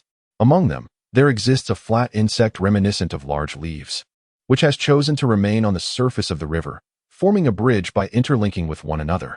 Although ninjas are generally adept at traversing water, the 8-meter-wide expanse of the river presents a challenge, as they must remain vigilant against potential enemy ambushes while crossing. Upon reaching the riverbank, the swarm of insects disperses into several factions. One continues its assault on the ground, another burrows underground, and yet another ascends into the sky, each executing its designated mission. Remain calm and adhere to the plan, calls the leader. First squad, unleash fire release attacks. Second squad, employ wind release. Fire release? Great fireball technique. Wind release? Great breakthrough. The ninjas of the Yamamoto-dera clan, having engaged in countless battles against the oil woman clan, have long since developed immunity to the onslaught of insects and know how to navigate the current situation. Nearly 100 ninjas collectively unleash a variety of fire release techniques, while another 100 utilize wind release. The flames, augmented by the wind, surge forth with renewed vigor, scorching the insect horde and creating vast gaps within their ranks. The death of countless insects fills the air with a repugnant stench. Third squad, initiate earth release defenses. Earth release, corridor fortress. The third squad of ninjas synchronously invokes their jutsu, causing the ground to tremble as 3 layers of expansive walls rise from the earth, each standing 3 to 4 meters tall, forming a formidable fortress. The main force of the Yamamoto-dera clan stands atop the walls, awaiting the enemy's advance in poised silence. Constructed from solid rock and extending 5 to 6 meters underground, these walls pose a significant challenge even for the insects of the oil woman clan. Seeing no opportunity for attack, The hidden insects of the Oil Woman clan are compelled to surface. Kill. Charge forth. Annihilate the enemy scum. Hold firm. We possess the high ground. Do not fret over the quantity of weapons. Unleash them boldly. Begin with ranged attacks to inflict heavy casualties on the enemy. Following the insect horde, the ninjas of the Oil Woman clan surge forward, clashing incessantly with their counterparts from the Yamamoto-dera clan. The latter holds a distinct advantage. Being better supplied, with an abundance of shuriken, kunai, and explosive tags, they inflict significant damage before even engaging in close combat. Even the lower-tier ninjas of the Yamamoto-dera clan are outfitted with standard armor, offering superior protection compared to their adversaries. Many of the hired lower-tier ninjas from the Oil Woman clan lack armor altogether, and those who do possess it find it in a tattered state. At this moment, Hiku has joined Yamamoto no Michinaga atop the fortress, surveying the battlefield. Having previously undertaken solo missions, this grand display of warfare is a novel experience for him. Opening his eyes to the vastness of such a conflict. Zhongzhua and Longruan, your experience surpasses mine. What strategies do you believe the Oil Girl clan should employ to reverse their current predicament? Their disadvantages are glaring, and without intervention, they risk being financially overwhelmed by the Yamamotoji clan. Indeed, in the eyes of Hui Tiger, the Yamamotoji clan is merely wielding their wealth as a weapon. They have enlisted high-quality wandering ninjas and are liberally utilizing an array of blades, while frequently indulging in military rations. It would be astonishing if they did not hold an advantage. Usuji Zhongzhua and Usuji Longruan are pivotal forces of the Usuji clan, having participated in numerous battles, thus well-versed in the art of war. Since Zhongzhua has previously engaged with the Oil Girl clan, he speaks first. Lord Hui Tiger, there are several formidable insects from the Oil Girl clan yet to make their appearance. We must remain vigilant. Look, the enemy is about to strike. Just as Hui Tiger was poised to inquire about the insects to watch for, Longruan's voice broke through, redirecting Hui Tiger's focus back to the battlefield. It was revealed that the clan's ninjas had taken to the front lines. Unlike the Yamamotoji clan, the Oil Girl clan's numbers are not as robust, deploying only a little over 200 clan ninjas, while the Yamamotoji clan had sent nearly 500 of their main ninjas. However, the Oil Girl clan's ninjas are remarkably suited for warfare. Their insects seem almost engineered for combat. The initial assault came from the myriad of insects soaring through the skies, descending upon the ninjas of the Yamamotoji clan, swiftly burrowing into flesh, siphoning chakra, feasting on blood and flesh, releasing toxins, and wreaking havoc on organs, exhibiting astonishing lethality. These insects are so diminutive that they are nearly undetectable. By the time one realizes they are under attack, it is often too late. Even the most powerful ninjas, capable of countering these insects, would find their concentration shattered amidst the chaos of the battlefield, where ninjutsu erupts, blades fly, and adversaries stand poised to attack. Distraction could very well spell death. The small insects alone present a significant challenge, yet the Oil Girl clan possesses even larger specimens, massive, towering insects. 2 giant beetles, as tall as buildings, slowly entered the fray, advancing towards the fortress from either side. These beetles are heedless of hygiene, often spitting corrosive saliva that can erode even rock. Their exoskeletons are impervious to ordinary ninjutsu, making them formidable foes. Hui Tiger, you take the one on the right. I shall deal with the one on the left. Yamamotoji Sadanaga, witnessing the entrance of the colossal beetles, remained unfazed, directing a few subordinates to confront the left beetle while assigning the right beetle to Hui Tiger. He did not presume that Hui Tiger could easily vanquish such a creature. Rather, he intended for the Usuji clan to hold the enemy at bay while he dealt with the left beetle, before turning his attention to the right. Hui Tiger was not surprised. This had been preordained. To avoid becoming the initial cannon fodder and being worn down, one must play their role in the grand tapestry of war, not a leisurely outing. Receiving his orders, Hui Tiger promptly led his kin into the tumult of battle. At this moment, the war has escalated to a fever pitch, with both sides engaged in close combat. The air is filled with cries of anguish, desperate pleas for help, and the ground is strewn with corpses in various grotesque forms. The sight of those slain by insects is particularly harrowing, their bodies riddled with ghastly wounds. To die instantly would have been a mercy. However, for those whose injuries are not fatal, the agony is unbearable. The enemy may sometimes refrain from directly killing our ninjas, opting instead to leave them maimed, thereby draining our resources, much like Huitora has done in the past. With a swift strike, he dispatched a ninja before him, immediately regaining his focus and concentrating his mind. Huitora had now arrived at the beetle's lair. Lord Huitora, be cautious. The blood of this creature is highly corrosive, and it is typically guarded by formidable foes. Understood. You provide cover while I deal with this insect. Yes. Though concerned for Huitora's safety, it was wartime, and loyalty to the leader's command was paramount. Chuzai and Ryamada led the Usuji ninjas into fierce combat against the surrounding enemies, creating a conducive environment for Huitora's engagement.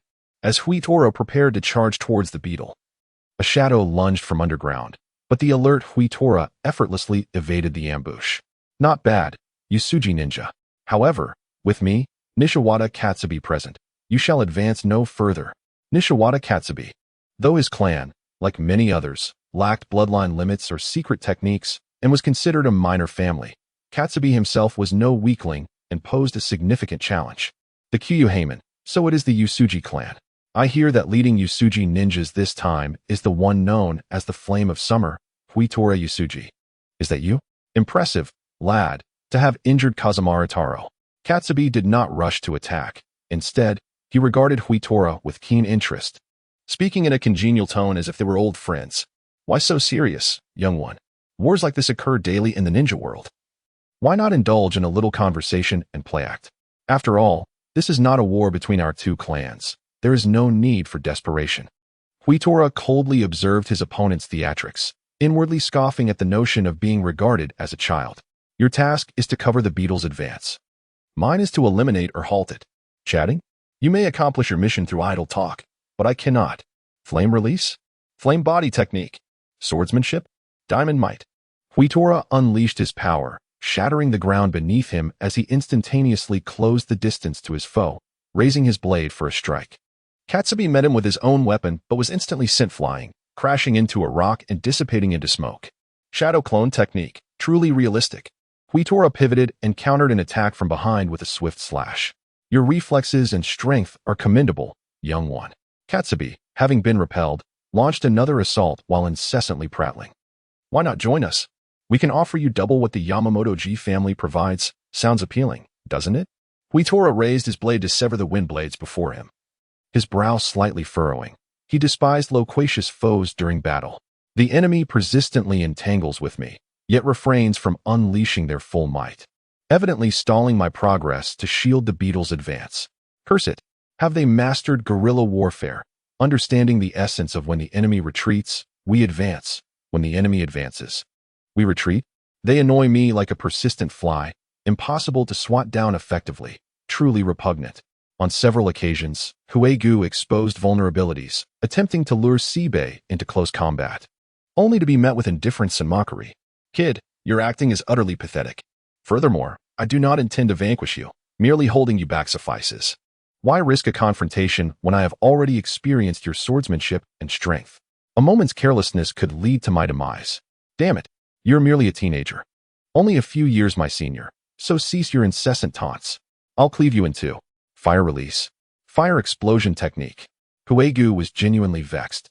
Time was of the essence. The ninjas of the Usuji clan surrounding me were fighting for my survival with their very lives. A surge of fire release chakra erupted beneath Huegu's feet, propelling him forward at an astonishing speed, arriving instantaneously before Seibei, his blade raised high, ready to descend. What? That previous speed was already formidable. I could barely defend against it, and now it has doubled. Seibei was struck with terror, unable to employ ninjutsu, and could only swing his sword in defense, only to be forcefully repelled once more. This time, having gained some experience, Seibei concentrated chakra in his feet, anchoring himself to the ground, which cracked beneath him as dust swirled around. Fortunately, he managed to maintain his balance and did not fall. Having just repelled Seibei, Huegu launched an immediate pursuit, each step resonating with explosive force, maximizing his speed through the explosive momentum. Clang! Before Seibei could regain his footing, Huegu was upon him, executing an upward slash that sent Seibei's hastily lowered katana flying. Huegu readied his blade once more, poised to deliver the final blow. The consequences of engaging Huegu at such close quarters were dire. Talkative fool, perish. Just then, a ninja from Nishiwata charged forward, gripping a katana in his right hand. Leaping towards Huegu, his left arm severed at the elbow, blood gushing forth, clearly sacrificing himself to rescue his clan leader. Paying a heavy toll to break through the Usuji clan's defenses. What the hell? Is this yet another reckless soul unafraid of death? I hope he is not strapped with explosive tags, intending to take me down with him. While watching anime, I often pondered why certain powerful figures chose to evade attacks from the weak. Now, in this world, I understand that personal experience diverges greatly from mere observation. In anime, one knows the outcome of a weakling's assault and recognizes it poses no threat to the strong. However, when I am the target, even knowing the attack is feeble, I must evade. Who knows what tricks the opponent might have up their sleeve? In the ninja world, strategies involving ordinary people with explosive tags to detonate ninjas do exist. Thus, if an attack can be dodged, it should be. If it can be blocked, it must be. Never play the fool unless, of course, one possesses overwhelming strength. Huehu pondered the distance. If he were to forcibly assassinate Sibei, success was likely, yet he would have no time to evade the enemy's counterattack. The foe's onslaught could manifest as a katana strike, an explosive talisman, or something entirely different. Huehu dared not wager on such uncertainties. Yet he was unwilling to permit his adversary to escape unscathed. Fire release. Blazing windstorm. Even if he could not slay you, he would at least scorch your skin, rendering you incapable of pestering him further. Damnably verbose wretch. With his left hand raised, Huehu unleashed a torrent of flames that engulfed Sibei's form. However, Huehu understood that Sibei was no weakling. Such a fiery assault could only inflict wounds, but not deliver death. He swiftly dodged to the side, evading the attack of the one-armed ninja. Lord Sibei, I shall serve you in the next life. The ninja beheld the fading flames, only to find Sibei's silhouette had vanished. His expression carrying a smile as Huehu severed his head. Infuriating, to be frightened by mere rabble. Cursed fiend.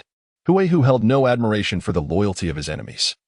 In his view, only the deceased adversaries were worthy of respect, while the living were simply deserving of demise.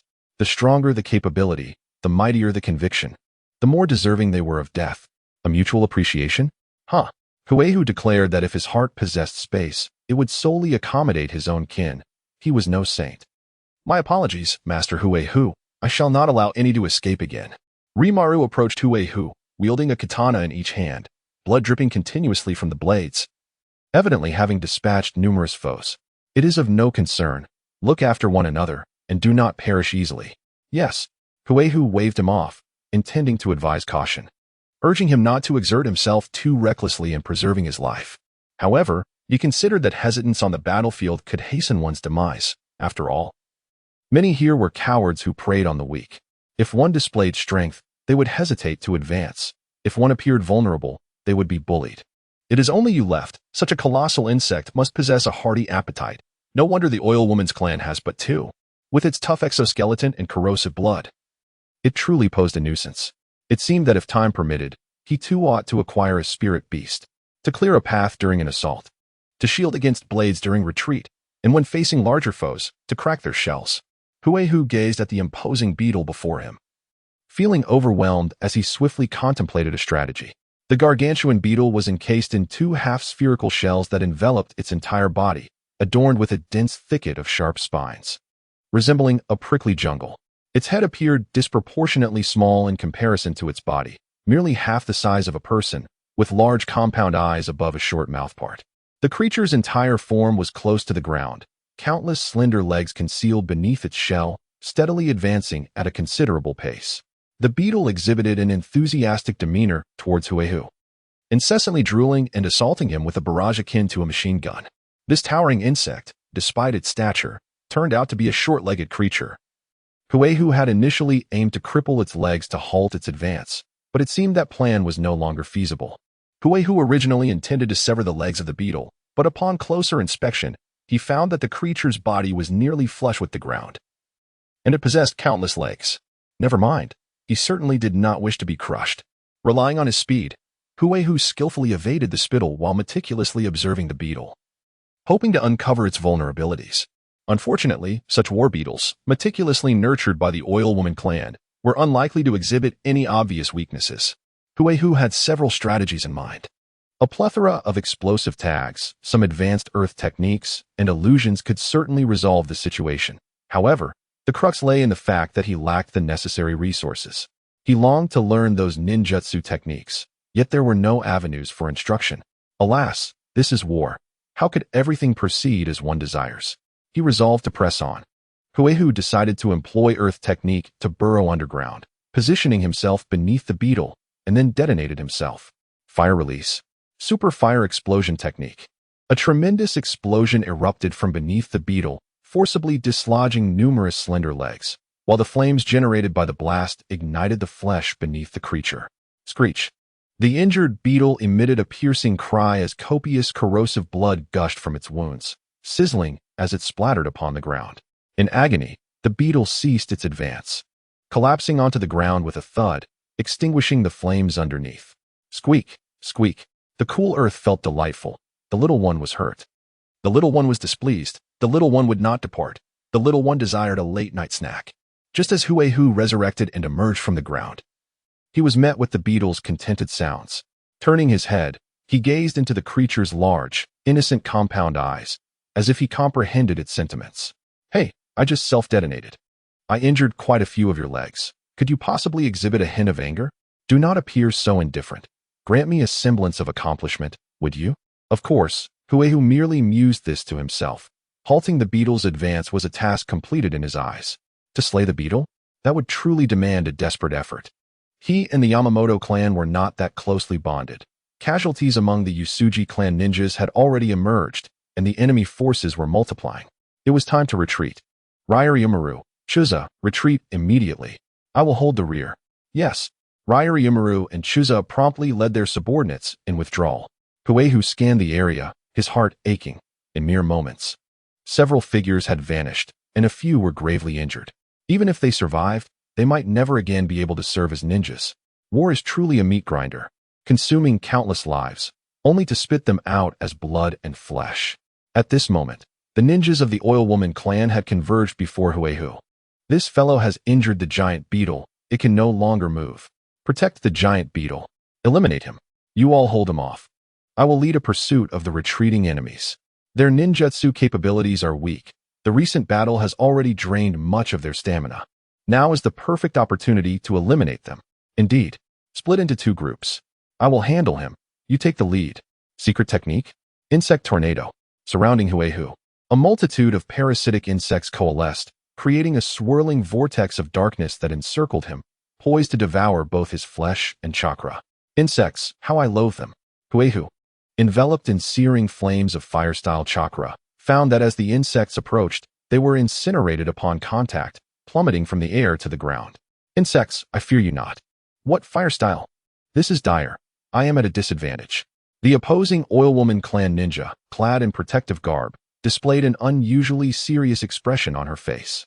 The taijutsu and blade techniques I had just witnessed from her were undeniably superior to my own, and my insects were rendered ineffectual against her abilities. All I could do was engage in a battle of attrition, sacrificing countless insects to delay my opponent and create opportunities for my allies to pursue. However, Huehu was relentless, granting no quarter to his adversary. His proactive retreat surpassed his offensive maneuvers. Retracting his blade into its sheath, Huehu swiftly appeared before the pursuing ninja of the enemy clan, extending his arms to the sides, parallel to his shoulders, as the veins in his arms swelled, intertwining like roots and extending into his palms. Fire style? Fiery tornado. Huehu ignited the fire-style chakra within, which, under high temperature and pressure, surged through his arms and erupted from his palms. A fierce torrent of air and flames blasted forth over 20 meters, and Huehu's body began to spin rapidly, culminating in a tornado of fire. The enemies, preparing to pursue the Usuji clan ninja, halted in astonishment at the sight of the fiery vortex, momentarily hesitating to advance. Such an expansive ninjutsu must have drained their chakra reserves, one ninja mused. Indeed, I have been observing them closely. They have been fighting for some time now, and it is improbable that they possess sufficient chakra. Should we pursue? No, the moment has passed. We must prioritize the safe retreat of the giant armored beetle. Our initial goal was to lure their stronger fighters here to create opportunities ahead, and it is unnecessary to engage in a futile struggle. Our foremost duty is to ensure the safety of the giant armored beetle. Very well. After a brief discussion, the ninjas, witnessing the flames dissipate, found that Huehu had indeed vanished. They clustered around the giant armored beetle, safeguarding the Oil Woman clan ninja as they soothed and tended to it. Huehu swiftly caught up with his subordinates, relentlessly dispatching the enemies before him as he advanced towards his own lines. In the distance, a tremendous roar echoed. Huehu turned to see another fierce battle unfolding around a giant armored beetle. A massive stone statue, barehanded, relentlessly struck the beetle, shattering its spines, causing it to scream in agony as it retreated. Soon after, it appeared that a formidable expert from the Oil Woman clan had entered the fray. A swarm of insects soaring into the air, coalescing into the shape of immense hands to engage the stone giant in combat. Is this the power of a clan leader? I realize how far I still have to go. Even with the immortal traits of a subhuman, I cannot prevail against them. Taro had indeed underestimated himself last time. Not exerting his full strength, I must become even stronger. With a swift strike, he cleaved through the enemies obstructing his path, his gaze burning with fervor as he beheld the fierce battlefield in the distance. Lord Hui Tiger has returned. Engage in ranged attacks immediately. Cover their retreat. Hui Tiger successfully thwarted the colossal insect, urging everyone to rally and push the enemy back. Haha, this time we shall emerge victorious. Upon his return to the fortress, Hui Tiger was met with an exuberant welcome from his fellow ninjas. The ninjas from the Yamamoto temple had just witnessed the relentless advance of the giant armored beetles. The presence of those towering monsters instilled immense pressure, leaving them deeply concerned about the potential breach of their walls. Should the giant beetles breach the fortifications, the insects from the Oil Woman's clan would become even more formidable. The skies were already filled with swarming bugs, and if they could emerge from the ground at will, it would render combat nearly impossible. No one could maintain constant vigilance over the ground beneath their feet. On the wall, over 20 ninjas promptly emerged, unleashing a barrage of shurikens, sanban, and darts to cut off the enemies pursuing Hui Tiger and his comrades. Hui Tiger, have you succeeded? Yamamoto Tadao called out as soon as he spotted Hudiger's return, his voice carrying over a considerable distance. He did this intentionally, although everyone already knew the answer. Hearing Hui Tiger articulate, it would further bolster their morale. Yamamoto Tadao was the younger brother of Yamamoto Sadanaga, known for his remarkable combat prowess and strategic mind. Thus, Sadanaga often entrusted him with command while he charged into the fray. This time was no different. Upon seeing the Oil Woman's clan dispatch the giant beetles, Sadanaga's fighting spirit ignited, and he entrusted command to his brother before rushing to the front line. Hui Tiger was no fool. As he heard the inquiry, a buzzing filled his ears, and he quickly grasped the intent behind the question. Haha, so you want me to show off, do you? Quite well, I relish the challenge. Hui Tiger tossed his head back, crossing his arms, his stature appearing more imposing as a proud smile graced his sunlit face. Indeed, Lord Tadao, the giant beetle was but a trifling matter, easily dealt with. Alas, the Oil Woman's clan is rather stingy. They could have sent out a few more. I haven't had my fill yet. Haha. Hui Tiger was unabashed in his bravado, his voice rivaling Tadao's in volume. Having lived 2 lives, Hui Tiger was adept in the art of conversation. What does it mean to have dealt with the situation? Killing it would count, but merely severing some of the beetle's legs and extinguishing its flames beneath its weight, allowing it a brief respite, could also be interpreted as having dealt with it. Regardless, I have no fear of challenges. I merely state that the matter is resolved. How one interprets that is their own concern. Hui Tiger felt a swell of pride, thoroughly pleased with his intellect. Upon hearing Hudiger's declarations and observing the return of the Yusuji clan, who had lost only a handful of their 50 warriors, it became evident that they held a distinct advantage in this conflict. They had clearly overlooked one individual, a certain fondness for self-detonation. Truly, the summer flame was formidable. Ha, Lord Huegu, should another giant beetle appear next time, please be sure to take me along. I too wish to experience the thrill of slaying one. No, I shall go first next time. Let no one vie with me. The Y Ninja clan is truly feeble. I find myself increasingly concerned. What are you worried about? Naturally, I am apprehensive that the enemy may retreat too swiftly, thus diminishing our opportunities to achieve merit. Haha, indeed you are right. The surrounding ninjas, buoyed by their spirits, began to jeer at the Y Ninja clan's combat capabilities. It is not that there are no discerning individuals present. Some are aware of the giant beetle's prowess, yet the wise refrain from speaking indiscreetly at such times, for that would disqualify them from being deemed wise. Ninjas tend to be fiercely independent, dare to douse their fervor with cold water, and they might just retaliate with unexpected strikes on the battlefield. Observing the crowd's demeanor, The loyal general felt quite satisfied. Heh, this Huigu certainly knows how to boast, but at this moment, such bravado is precisely what is needed. Huigu, you and your men should rest now. Prepare yourselves well, for the war is not yet over. Understood. This time, their voices were considerably more composed. Huigu led his subordinates back to rest, harboring an optimistic outlook regarding the forthcoming battle. The Yamamoto family possesses ample resources and funding, thus preparing thoroughly. They already hold an advantage, and it is utterly baffling that the Y Ninja clan would relinquish their advantageous position to mount an offensive. The current situation is that the Y Ninja's assault has been stifled, and the Yamamoto clan's ninja forces have begun to counterattack.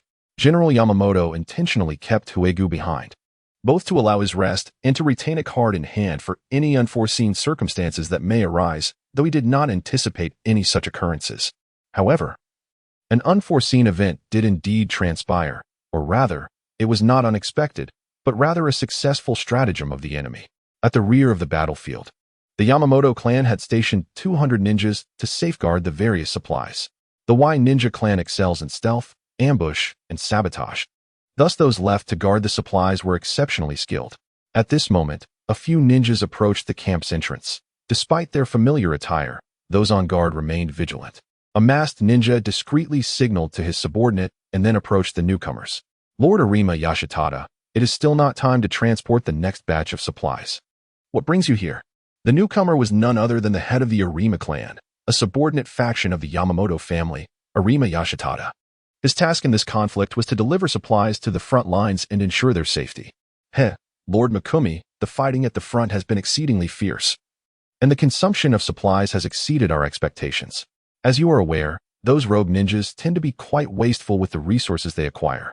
So I had no choice but to come ahead of schedule, Arima Yashitada explained with a smile. Mikumi nodded in acknowledgement of his explanation. Such is the nature of war, where plans rarely unfold as intended, and he was well aware of the character of the rogue ninjas. At that moment, Mikumi glanced to the side and saw his subordinate nodding, which allowed him to somewhat lower his guard. The subordinate, skilled in illusion, declared there was no issue, thus confirming the authenticity of Arima Yashitomo. With that, my Lord Yashitomo, please follow me. The supplies have been prepared. Thank you, Lord Sanmoku. As Sanmoku turned to lead Arima Yashitomo into the camp, he was suddenly attacked from behind by Yashitomo. My apologies, Lord Sanmoku, but there are too many ninjas within the camp. I dare not enter now. With a powerful swing of his katana, he shattered Sanmoku's heart, and then continued to slash at the surrounding ninjas of the Yamamoto family. The ninjas he commanded had already risen in revolt, engaging in fierce combat with their adversaries. While numerous ninjas from the Oil clan surged toward the camp from the periphery, it turned out that Arima Yashitomo had already killed many of the sentinels outside the camp, drawing in the forces of the Oil clan. As an insider among the upper echelons, Yashitomo possessed a clear understanding of the camp's layout and troop arrangements. Consequently, the ninjas from the Oil clan swiftly quashed the resistance within the camp, successfully capturing it. Immediately, they set the camp ablaze and established defensive positions to prepare for the enemy's counterattack. Yes, Lord Kimo. Meanwhile, Keiko and Yamamoto Tadaki witnessed the flames in the rear, their expressions shifting drastically. Yamamoto Sadanaga and Oil clan Matoi were locked in a fierce battle, with no other ninjas around, fearing the clash would engulf them. The armored beetle bore numerous cracks, oozing blood, and was slowly retreating under the protection of the Oil clan ninjas. What? The rear camp has been attacked? How could this be possible? While commanding the rocky giant in battle, Yamamoto Sadanaga suddenly noticed the direction of his camp, obscured by billowing smoke and rising flames, leaving him in shock. It seems my plan has succeeded. Sadanaga, your ninja forces have been surrounded on all sides. It appears this war is yours to lose. If you surrender, we may cease hostilities and bring this conflict to an end. Oil clan Matoi, wearing goggles with half his face obscured by a high collar, remained remarkably calm, not rejoicing in the success of the scheme. As the defending side, they were inherently at a disadvantage. Even with the successful repulsion of the Yamamoto family's assault, the Oil clan had suffered considerable losses. Therefore, to swiftly conclude the war and preserve the family's strength, Oil clan Matoi proactively sought peace under favorable circumstances. You scoundrel, shut your foul mouth. The men of the Yamamoto clan shall never be cowards. Yamamoto Sadanaga, filled with rage, reflected on the kin lost in this war he instigated, Overwhelmed with shame and fury, he ceased communication with the opponent, directing the rocky giant to relentlessly launch attacks, devastating the surrounding land and trees.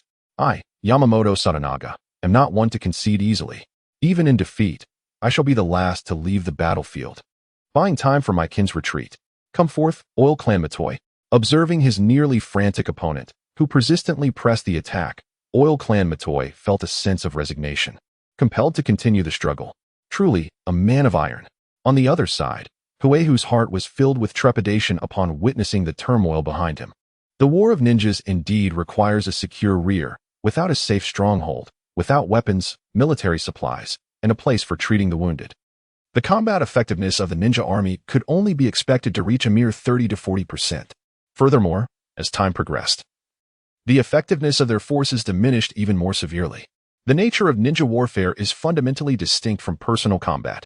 In the past, during the anti-Japanese war, the exchange of forces between China and Japan was dishearteningly lopsided, primarily due to the vast resources at Japan's disposal, with each Japanese soldier being supported by funds that far exceeded those available to their Chinese counterparts.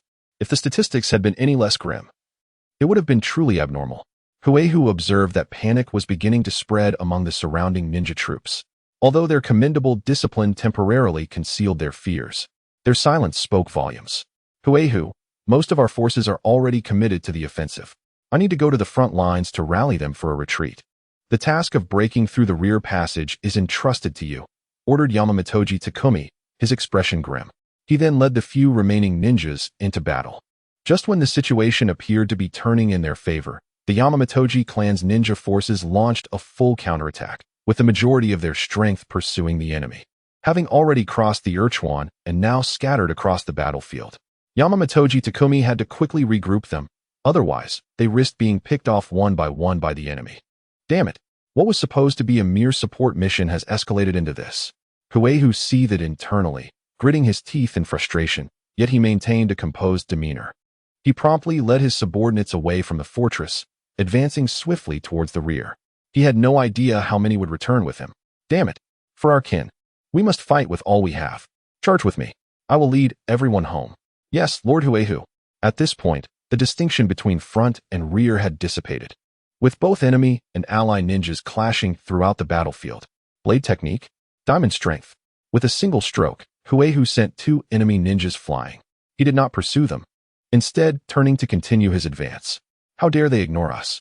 The two ninjas, crashing against a tree, saw Huehu leap over them, feeling a surge of indignation and preparing to give chase. Fools, do not hinder Lord Huehu. Long Roawan appeared behind the two ninjas, his dual blades slicing through the air to sever their heads. Hurry, Chuza, we are falling behind Lord Huehu, they urged. We are his subordinates, not a burden. Even if we must perish along the way, we cannot slow our lord's pace. Understood. Lord Huehu is the future of our Yasuji clan. I shall protect him at all costs.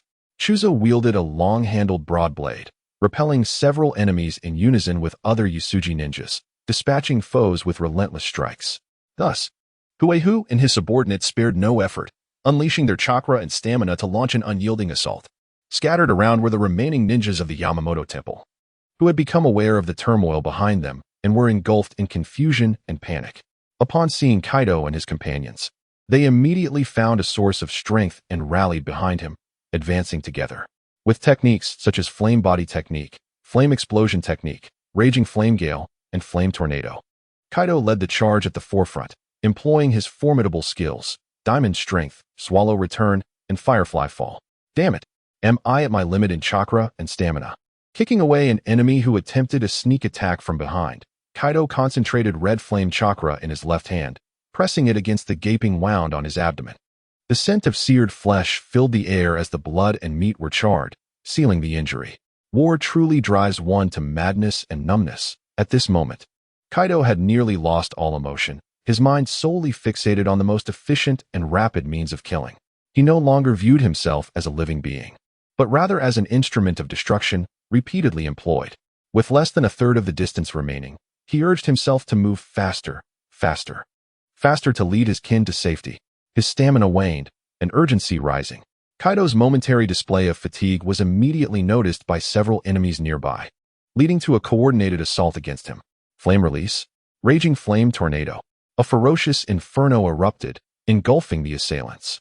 Gasping for breath, Kaido was about to advance when a chilling blade struck from the side. Secret technique? Mantis slash. I shall claim your head, Kaido of the Summer Flame. He countered with his sword, but this opponent was a master swordsman, and Kaido's katana had suffered damage from the relentless combat. Thus, his blade shattered. With a swift motion, the enemy's sword plunged into Kaido's shoulder, blood spraying into the air. The assailant, elated, gripped the weapon tightly, poised to sever Kaido's neck. Huh. Today marks my rise to fame. Sasaki Kubo? You dare to injure me. Flame release. Flame fist. Kaido's eyes blazed crimson as he roared in fury, thrusting his right fist forward, piercing through Sasaki Kubo's chest. How can you still perform ninjutsu? Your chakra. Sasaki Kubo fell, unwilling to accept defeat. Yet, even in his final moments, he launched a desperate strike, his blade slicing through Kaido's chest, exposing his innards. Meanwhile, Oil Woman Keisuke was tirelessly organizing and adjusting their forces, striving to intercept as many enemies as possible. Rather than forming a simple line of defense, he divided his troops into small combat teams, arrayed across the battlefield like pieces on a chessboard, utilizing the terrain and traps to hinder the enemy.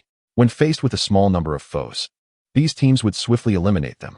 Against a larger force, they would coordinate their efforts, avoiding direct confrontation, instead launching continual assaults from the sides and rear, depleting the enemy's numbers until they were ultimately vanquished. At this juncture, many ninjas of the Yamamoto Temple were already retreating, their minds devoid of the will to fight, solely focused on escaping and preserving their lives.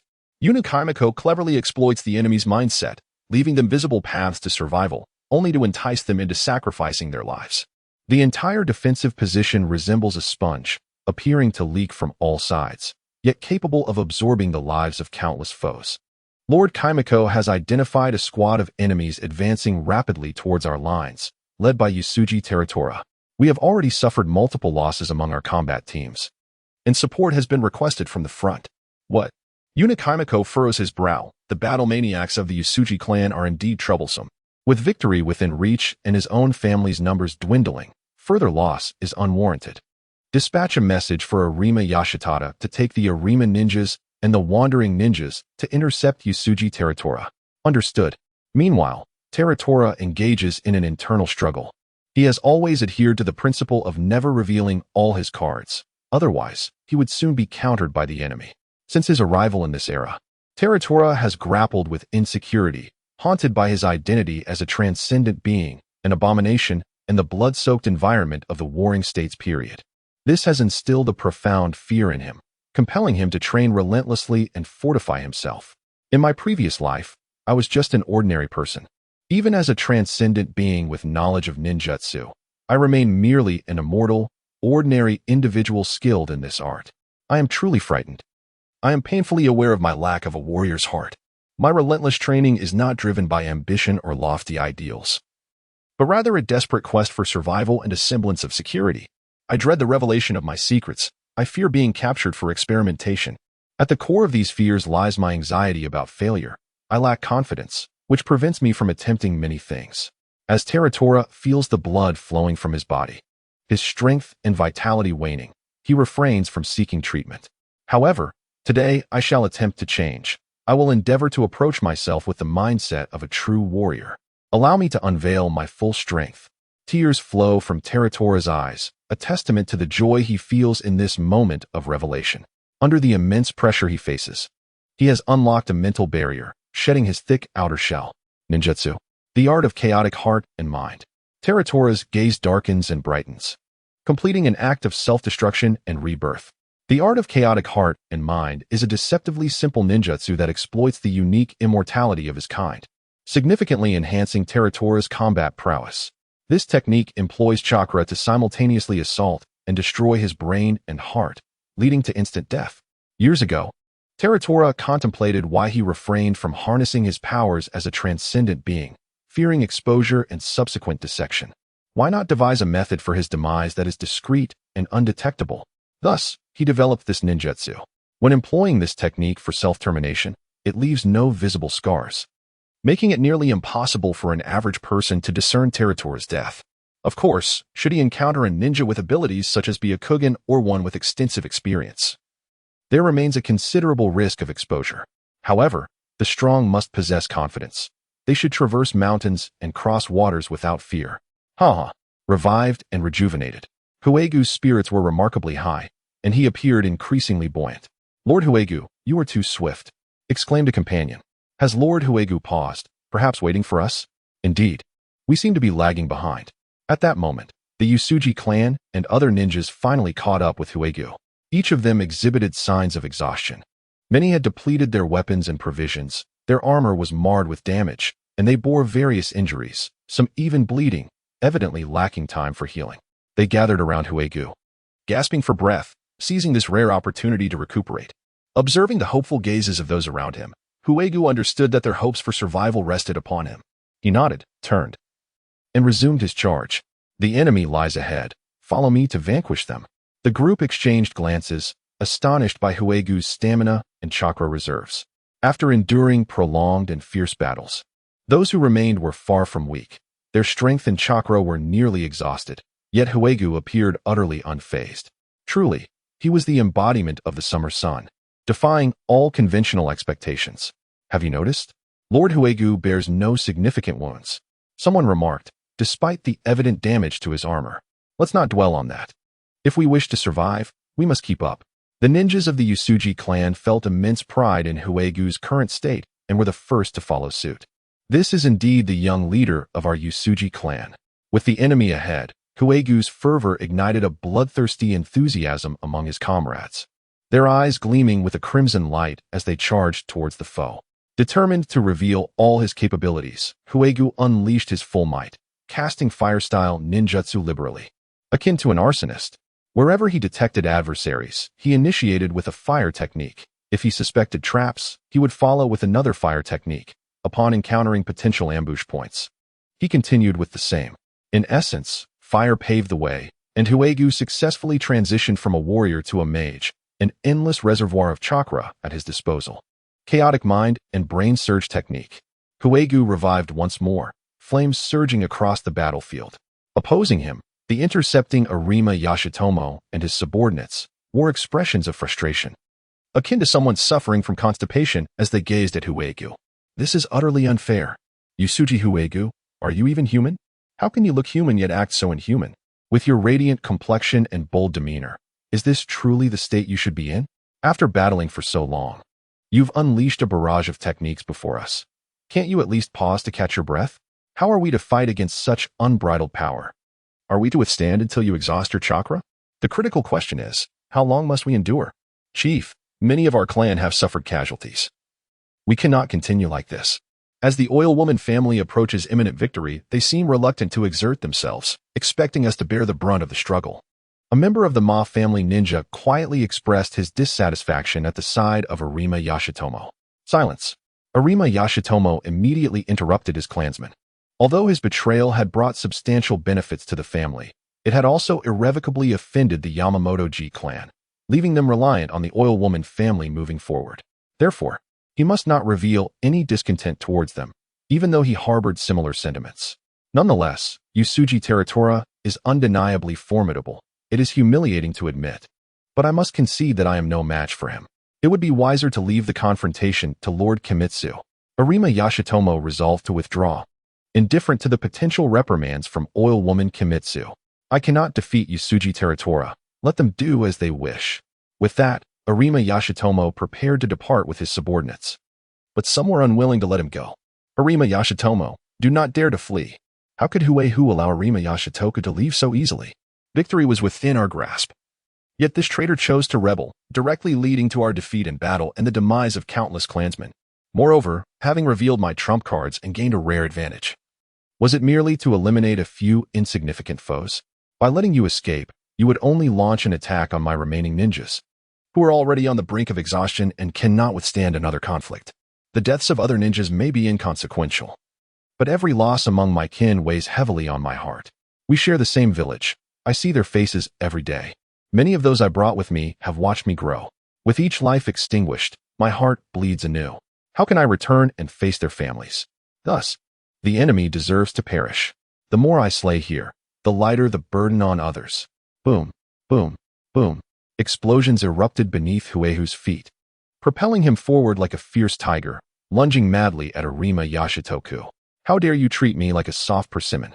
Halt immediately and eliminate him. Seeing that Huehu was unwilling to let him go, Arima Yashitoku dared not show his back and commanded his subordinates to attack. Just because his chakra was far superior to that of ordinary men, did he truly believe himself invincible? Arima Yashitoku resolved to teach Huehu a lesson. To demonstrate what it meant to be a ninja, he swiftly divided his 50-odd subordinates into several groups, one for ranged attacks, another for close combat, a third for ninjutsu and jinjutsu, while a few skilled fighters concealed themselves, ready to deliver a fatal blow to Huehu. Instantly, Huehu felt the pressure intensify. At this moment, the battlefield had shifted to the forest. The enemy was dispersed around Huehu, some perched in trees, others on the ground, and some hidden underground. Some deliberately revealed themselves to attract fire, while others lay in ambush, poised to strike. An unending offensive strategy. The enemy was indeed cunning.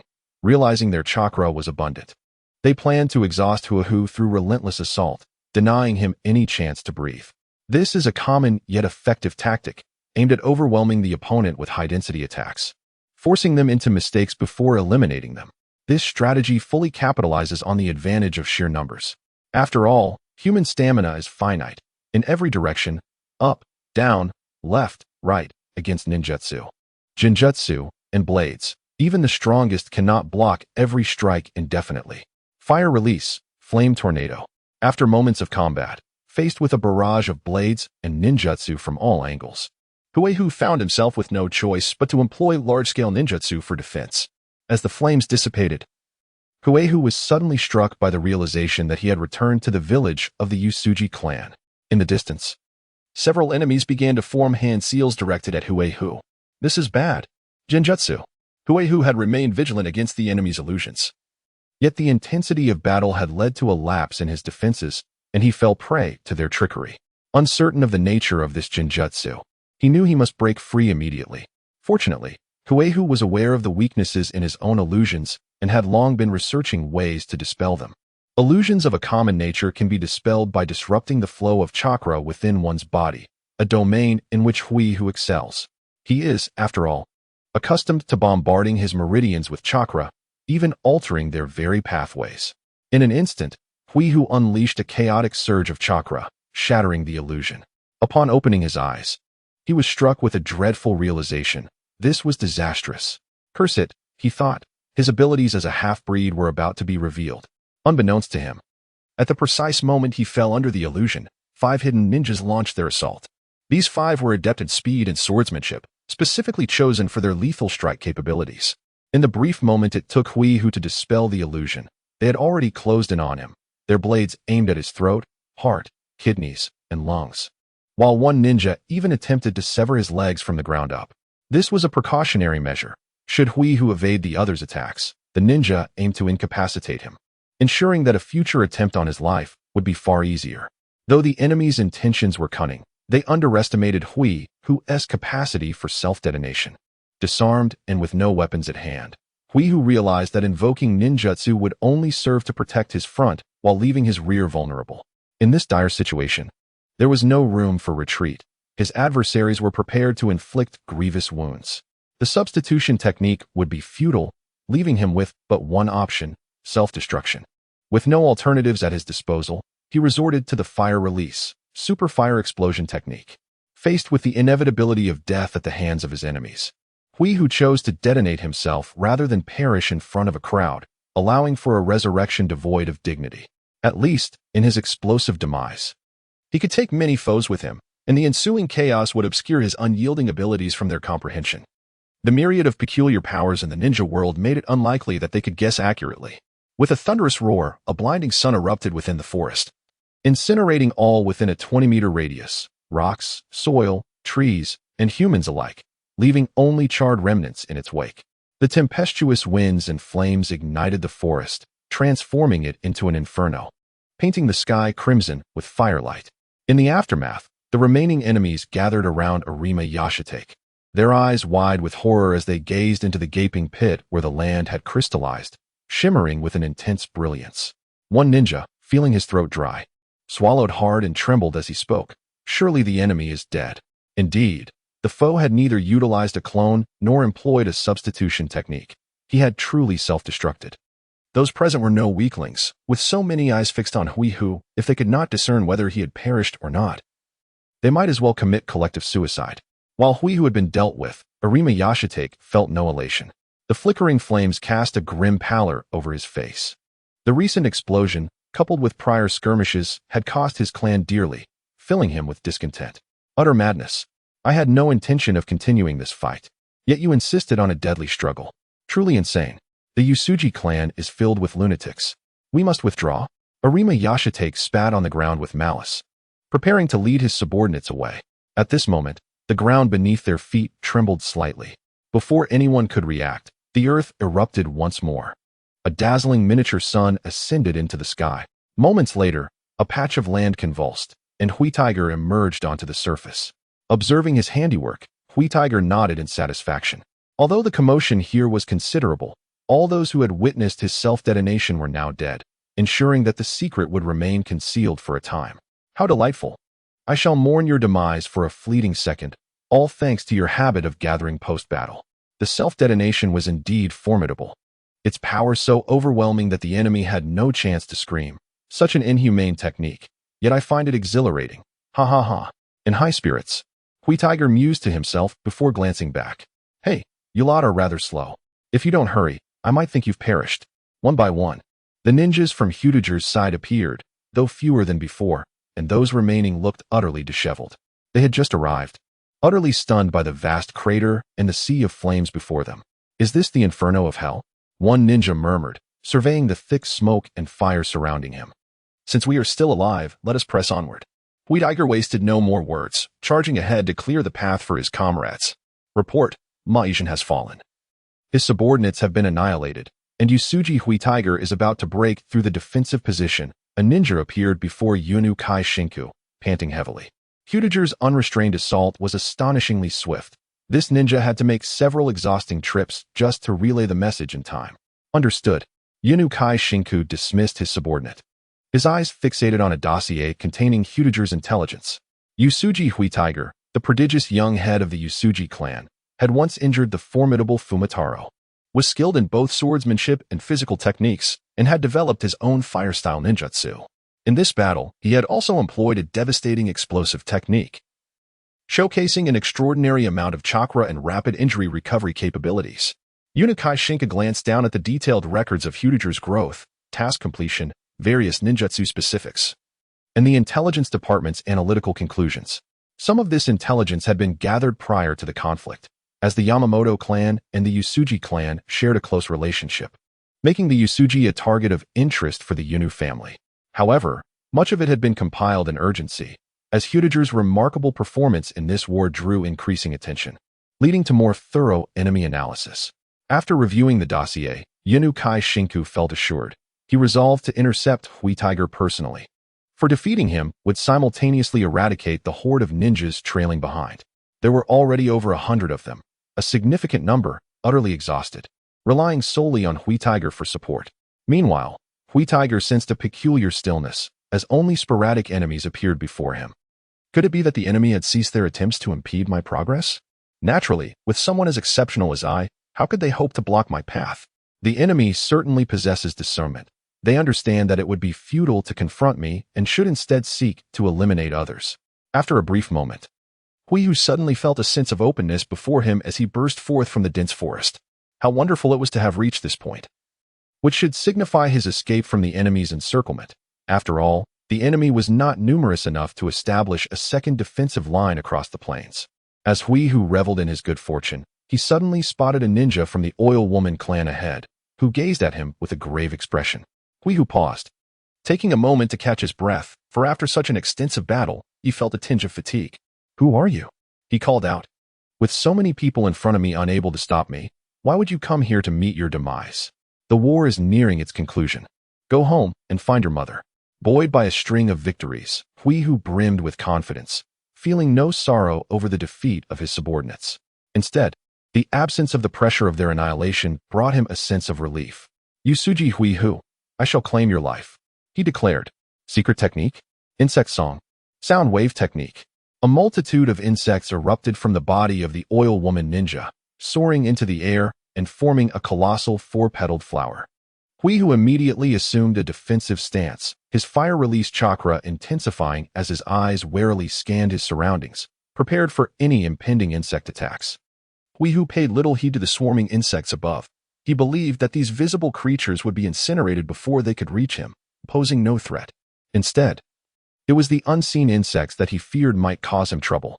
However, Huihu had miscalculated this time. The insects in the air did not descend upon him. Rather, they vibrated their wings, producing a piercing sound that coalesced into a powerful sonic wave, instantly engulfing Huihu. With a sudden, painful gasp, Huihu was severely injured, spitting out blood as he dropped to one knee. It was a sound attack. Huihu was unaware of the full extent of sound's power, but he did recognize that nations in his previous life had been researching sonic weapons. His chakra was thrown into chaos, his internal organs and veins damaged, and multiple soft tissues destroyed. He had truly encountered a nemesis for his kind. In truth, as a being of his nature, Huihu had long studied how to counteract others like himself to be better prepared. This research had startled him, revealing a plethora of items, weapons, and abilities capable of restraining his kind. He categorized these into two main classes.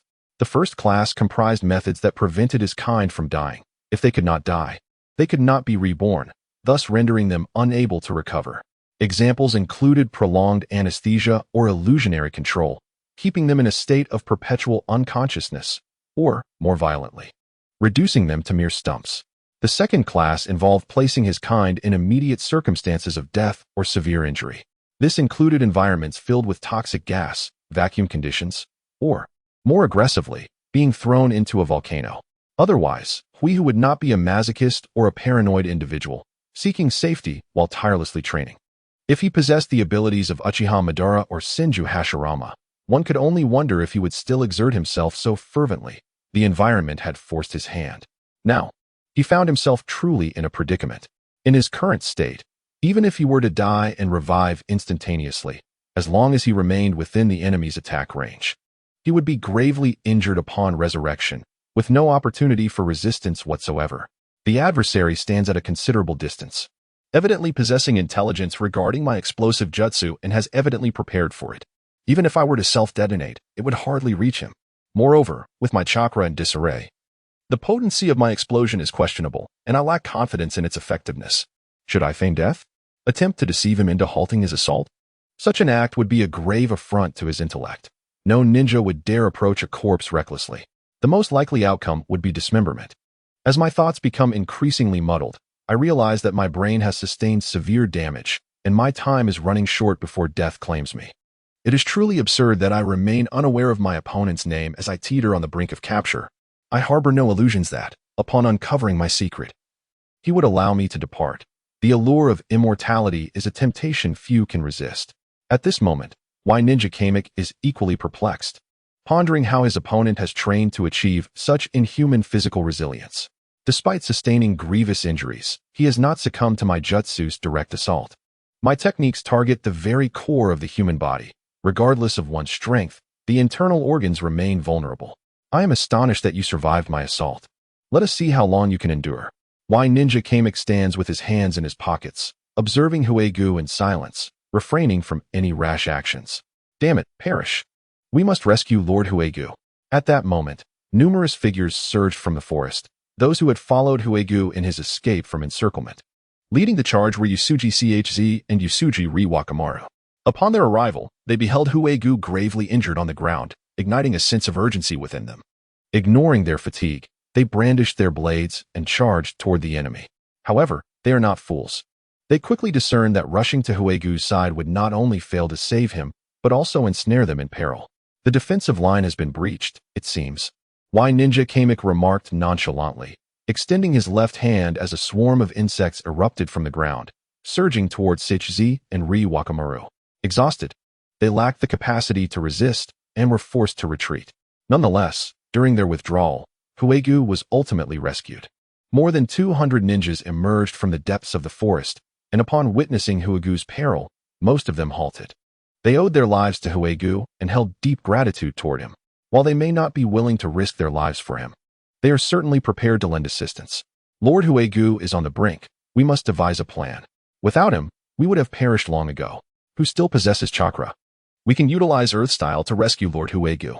I have a bit left, initially reserved for my own survival, but it seems it will be needed now. Hehe. You were truly cunning, feigning weakness all along to deceive us. With a few ninjas still possessing some chakra, they united to execute their jutsu in a rescue effort. Earth style? Earth wall technique. A towering earthen barrier exceeding 5 meters rose before Huegu, shielding him from Y Ninja Kamek's onslaught and obstructing his line of sight. The wall, however, only lasted a moment before being shattered by sound waves. Yet Huegu was successfully extricated through the earth-style technique.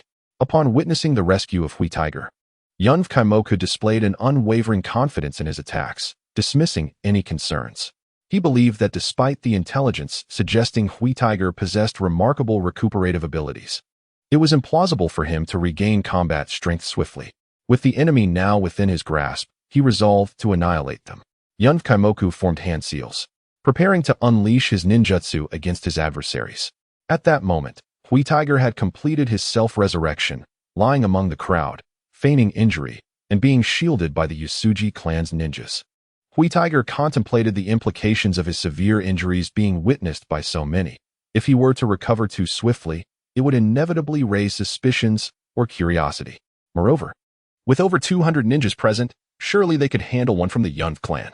If they fought together, he and his kin could seize the opportunity to escape. However, to his dismay, the 200 ninjas found themselves unable to contend with Yunv Kaimoku. They were a disheartened and weary battalion, and upon seeing the enemy advance, they scattered in panic. After all, this was the formidable opponent who had gravely injured Hui Tiger. It was prudent to flee. Hui Tiger, witnessing his erstwhile companions bolt like frightened rabbits, felt a surge of anger. Indeed, ninjas were devoid of loyalty. It was the clan that could be relied upon, capable of living and dying together. No wonder ninja clans dominated the era, monopolizing the resources of the ninja world. United, clan ninjas exhibited formidable combat prowess, while those wandering ninjas languished in obscurity. If fortune favored him in the future, he vowed to secure his position firmly within the clan's power structure, relegating those common ninjas to mere tools until their demise. Resolute in clarifying his own status, Hui Tiger prepared to breach the protection of his clan members and confront Yunv Kaimoku head-on. Just as he was about to spring into action, a thunderous voice pierced his ears. Yunv Kaimoku, get lost, or face death. Who could this commanding figure be? It turned out to be Yunv Kaimoku himself. Understanding the urgency, Hui Tiger feigned injury once more, closing his eyes. The newcomers were Yamamatoji Sadanaga and Yamamatoji Tadaki. Upon meeting up with Yamamatoji Tadaki after gathering the ninja forces at the front lines, Tadaki promptly initiated a retreat. The Yunv clan, aiming to minimize losses, refrained from a full-scale pursuit, merely dispatching their ninjas to eliminate scattered foes. Thus, Yamamatoji Sadanaga and his companions managed to break through with relative ease. At this juncture, Yamamatoji Sadanaga was not in optimal condition, his body riddled with numerous bleeding wounds, hastily bandaged yet still seeping blood. Nevertheless, he did not perceive his injuries as severe. Upon seeing Yunv Kaimoku blocking his path, he charged forward without hesitation. His reckless advance startled Yamamatoji Tadaki, who exclaimed, "Brother, have you lost your sense of caution? You're nearly incapacitated yet still wish to fight. This is Yunv Kaimoku we're dealing with. Even if you were uninjured, you might struggle against him. Now, you're merely offering your head on a platter." Earth release. Giant rock fist technique. Though Yamamatoji's loyal general bore wounds, he disregarded them and immediately employed ninjutsu. A colossal stone fist rose from beneath Oil Woman Keisuke's feet, seizing him tightly with an iron grip. Oil Woman Keisuke's body shattered into a swarm of insects. A mere clone of insects? You managed to escape swiftly. Humph. Yamamatoji Shich boasted, only to then glance around and be startled by the sight of the fallen Hikari. Concern surged within him as he inquired about Hikari's condition. How is Hikari? Is he gravely injured? His genuine worry was palpable. Had it not been for Hikari clearing their path of retreat, their escape would not have been so seamless, resulting in far greater casualties. "Brother, let us withdraw from here first," the anxious general urged. "We are still in danger. Any discussions can wait until we are safe." "Yes, indeed. Protect Hikari well. We must retreat." The brothers, accompanied by their battered forces, retreated until they reached their family's territory, where they finally paused. Upon counting their ranks, they discovered that of the 1,200 shinobi, only 600 remained, suffering grievously. The family's ninja had also seen their numbers halved, igniting a wave of frustration and sorrow in the two. This battle, with over 2,000 ninjas engaged, was indeed a significant conflict, drawing attention from various factions. In the Wind Demon clan, Wind Demon Taro and the elders discussed the implications of the battle at Ear River on their clan. I never expected Oil Woman Machitane to successfully sway the Arima clan. TSK, Yamamotoji Shich must be furious. He was so confident of victory, yet returned in utter defeat. Truly a fool. Wind Demon Taro unabashedly reveled in Yamamotoji's incompetence. One elder interjected. In this battle, while the Yamamotoji clan suffered immense losses, the Oil Woman clan also fared poorly. They were already the weaker side. And with Yusuji Hikari's remarkable performance, they dealt a significant blow to the Oil Woman clan, allowing the Yamamotoji's main forces to retreat successfully. One could say it was a mutual devastation. Another elder nodded, then suggested, can we not weaken their faction, compressing their sphere of influence to expand ours? Now is not the time, Wind Demon Taro replied, shaking his head to signal for patience. At this juncture, both clans resembled wounded beasts, overly sensitive. Any infringement upon them would provoke a fierce counterattack. We must not be so foolish.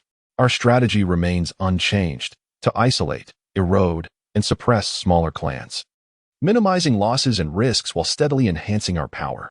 We must not emulate those two clans. After a single battle, they gain nothing but losses. The clan leader is correct.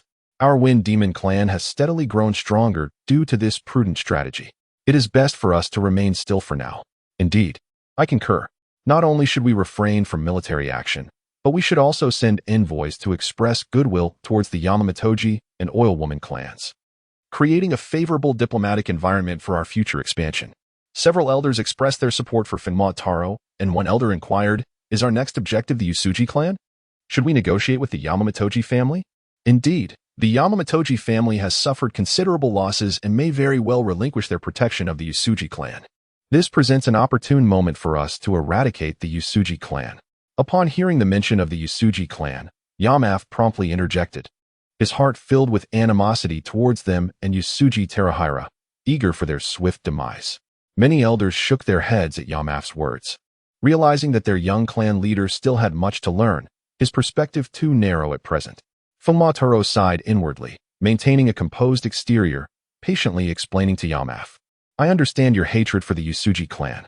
However, as a ninja, it is imperative to restrain one's emotions and remain rational. You have only considered the possibility of the Yamamotoji family abandoning the Yusuji clan, overlooking their obligation to protect them. Reflect on this, during the recent conflict. While the Arima clan rebelled, the Yusuji clan fought valiantly, saving many of Yamamotoji's ninjas. If anyone were to infringe upon the Yusuji clan now, the Yamamotoji family would undoubtedly retaliate fiercely. Otherwise, who would be willing to serve them in the future? I understand, Yamaf murmured, lowering his head in silence, though his unwillingness was evident in his eyes. Observing this, Finma Taro consoled his child, do not rush, even the deepest of debts will eventually fade. In a few years, when the relationship between the Yamamotoji and Yusuji clans is no longer so tightly bound, that will be the moment for us to eliminate the Yusuji clan. For now, let us target another family. Wandering through the town of the Yamamotoji family, Terahira could not help but admire their entrepreneurial spirit. Along the streets, shops of varying sizes offered stone statues for sale, with numerous stalls presenting an array of uniquely crafted figures. The entire Yamamotoji clan seemed to possess a remarkable talent for sculpting stone, having not only developed a distinctive stone statue ninjutsu but also accumulated substantial wealth through their sales. Their statues had garnered acclaim far and wide, sought after not only by nobles, temples, and merchants from various nations, but also beloved by the common folk, ensuring a flourishing market. Several days prior, following the conclusion of the battle, the Yamamotoji family undertook various recovery efforts, including the provision of substantial resources to the Yusuji clan, wealth, weaponry, medicinal supplies, and even a direct assurance from Yamamotoji Sadaneo that, due to the significant losses of their ninjas, they would transfer some tasks to the Yusuji clan as a gesture of gratitude. Yamamotoji Sadaneo candidly assured Terahira, the Yusuji clan has endured considerable losses in this conflict for the sake of our Yamamotoji family. I am aware that the Funma family harbors ill intentions towards you. Rest assured, I shall immediately dispatch envoys to the Fingma family to convey our unwavering support and dispel their malicious intent. Though we have faced defeat, we of the Yamamitoji family fear not the Fingma clan. This was the reward for Terahira and his comrades' valiant struggle, and Terahira was unreserved in claiming what was rightfully theirs. To comprehend the gravity of the recent conflict, it is vital to acknowledge that 20 of Huatora's ninjas perished and 12 were left permanently incapacitated. For a small clan comprising merely a couple of hundred ninjas, such losses are indeed devastating. This predicament is precisely why Huitora instructed Yusuji Ri Wakamaru and Yusuji Chsa to return ahead of him. He could not bear the shame of returning alongside them. Thus, he chose to remain at the Yamamoto family estate under the pretense of recuperating for a few days. What is the price of this statue? Huitora inquired, lifting a small stone figure resembling a monkey at a vendor's stall. The craftsmanship was exquisite, vibrant, and lifelike. He mused that it would make a splendid gift for his loyal follower. Indeed, he contemplated purchasing several, anticipating that the children back home would eagerly request them, and he would feel quite embarrassed if he arrived unprepared. Ah, this one is on the house. If Lord Huitora fancies it, please take it, the vendor replied. On the house?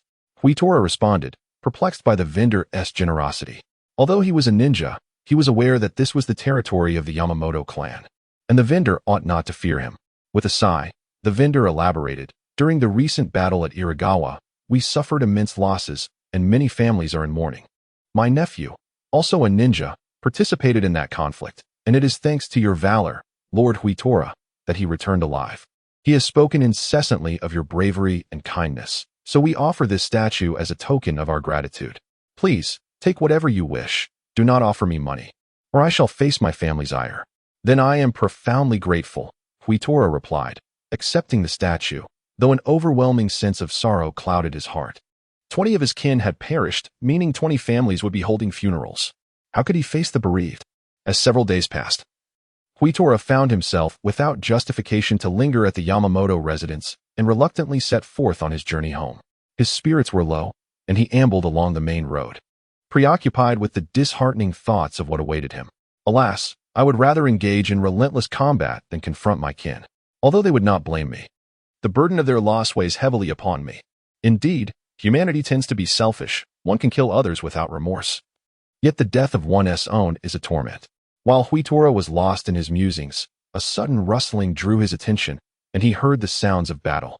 He swiftly concealed himself behind a tree by the roadside and peered towards the commotion, discovering a group of ninjas ambushing an opulent carriage.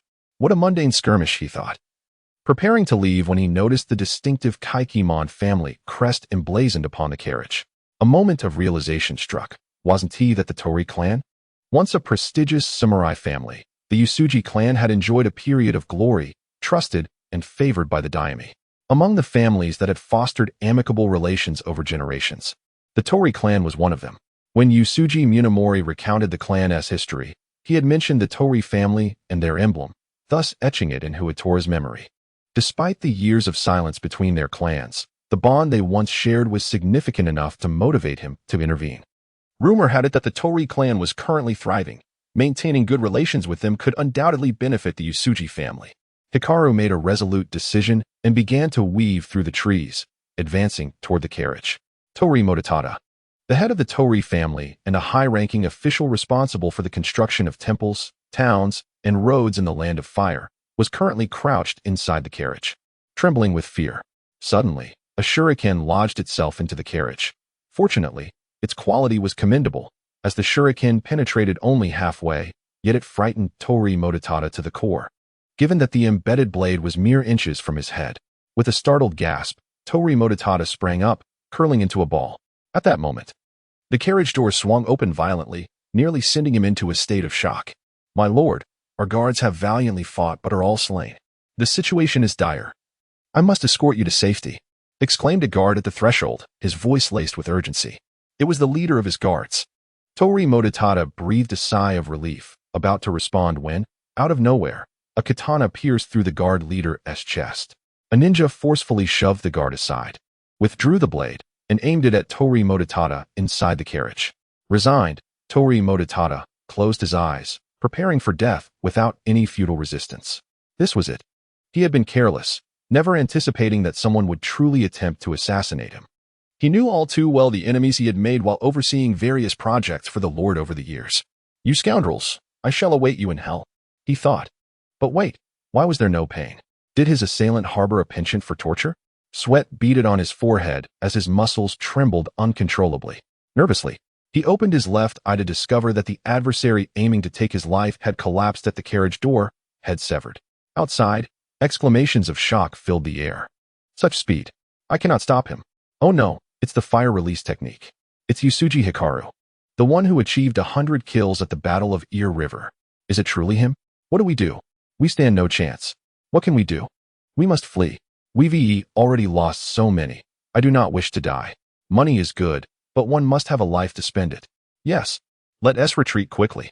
Pressed against the carriage door, Tori Mototada listened as the commotion outside gradually subsided. Cautiously, he peeked out to assess the situation. As he emerged halfway, he was met by a figure clad in a short training garment, who regarded him kindly.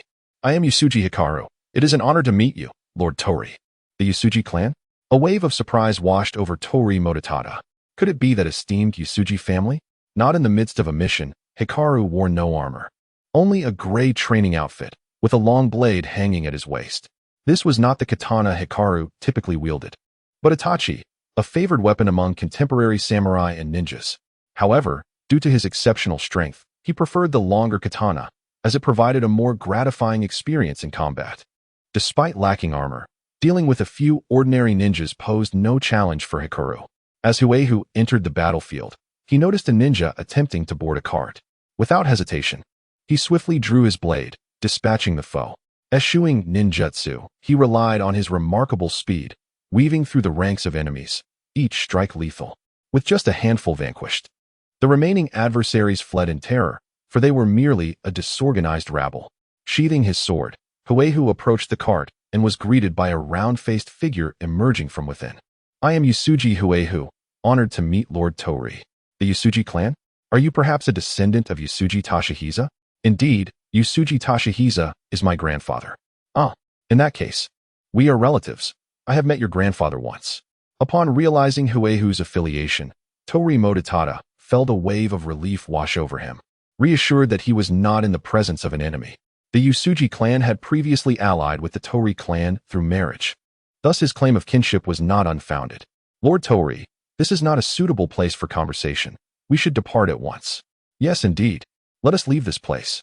Prompted by Huehu's words, Tori Mototada glanced around at the numerous bloodied corpses and understood the peril. The enemies might return, and they needed to escape. The horses that had drawn the cart lay dead, so Huehu swiftly hoisted Tori Mototada onto his back and took off at a brisk pace. Huehu's formidable strength rendered Tori's corpulence inconsequential. Instead of seeking refuge in a nearby village, Huehu chose a secluded spot by a hidden riverbank. "Lord Tori, I fear the enemy may have spies in the surrounding towns, so I must ask you to endure this humble location for a while." As he spoke, Huehu produced some rations and offered them to Tori Mototada. "You are too kind. Had it not been for you, I would have long been minced into meat paste." Tori Mototada, recovering from his earlier fright, was less concerned with trifles and found the conversation amusing. He accepted the rations and began to eat, quenching his thirst with river water, unbothered by appearances, which surprised Huehu, as the rations were rather bland, merely filling. "Huh, please don't mock me, Huehu. Our Tori clan has seen better days. In years past, I toiled relentlessly, subsisting on whatever I could find at the construction site. Now, when hunger strikes, I have little regard for delicacies," he chuckled. Huehu, reflecting on Tori's words, was reminded of the pride he felt when Yusuji Munikatsu recounted their family's history, filled with nostalgia and a hint of melancholy. Unable to restrain himself, he remarked, "Is there truly a family that endures undiminished through the ages? All we can do is strive diligently." "Indeed, Huehu, you articulate this beautifully," Tori Mototada replied, his eyes lighting up. He found Huehu's scholarly demeanor and eloquence quite remarkable, far removed from the typical roughness of ordinary ninjas, and thus their conversation flourished. They spoke of their families' histories, the rise and fall of clans, the diverse customs of various regions, and the myriad experiences of life, growing increasingly in sync. Despite Tori Mototada being in his 40s, akin to Huehu's grandfather in age, their discourse flowed as effortlessly as that of two friends. Huehu, having spent years in diligent training, seldom had the opportunity to engage in conversation with others, especially with a person as well-traveled and knowledgeable as Tori Mototada. Thus, their dialogue flowed effortlessly. After all, his previous interactions were predominantly with ninjas, who were solely focused on their missions, possessing only a rudimentary understanding of the world. Tori Mototada was captivated by many of Huehu's unique ideas, particularly his divergent thinking and his ability to view problems from multiple perspectives, leaving him quite impressed.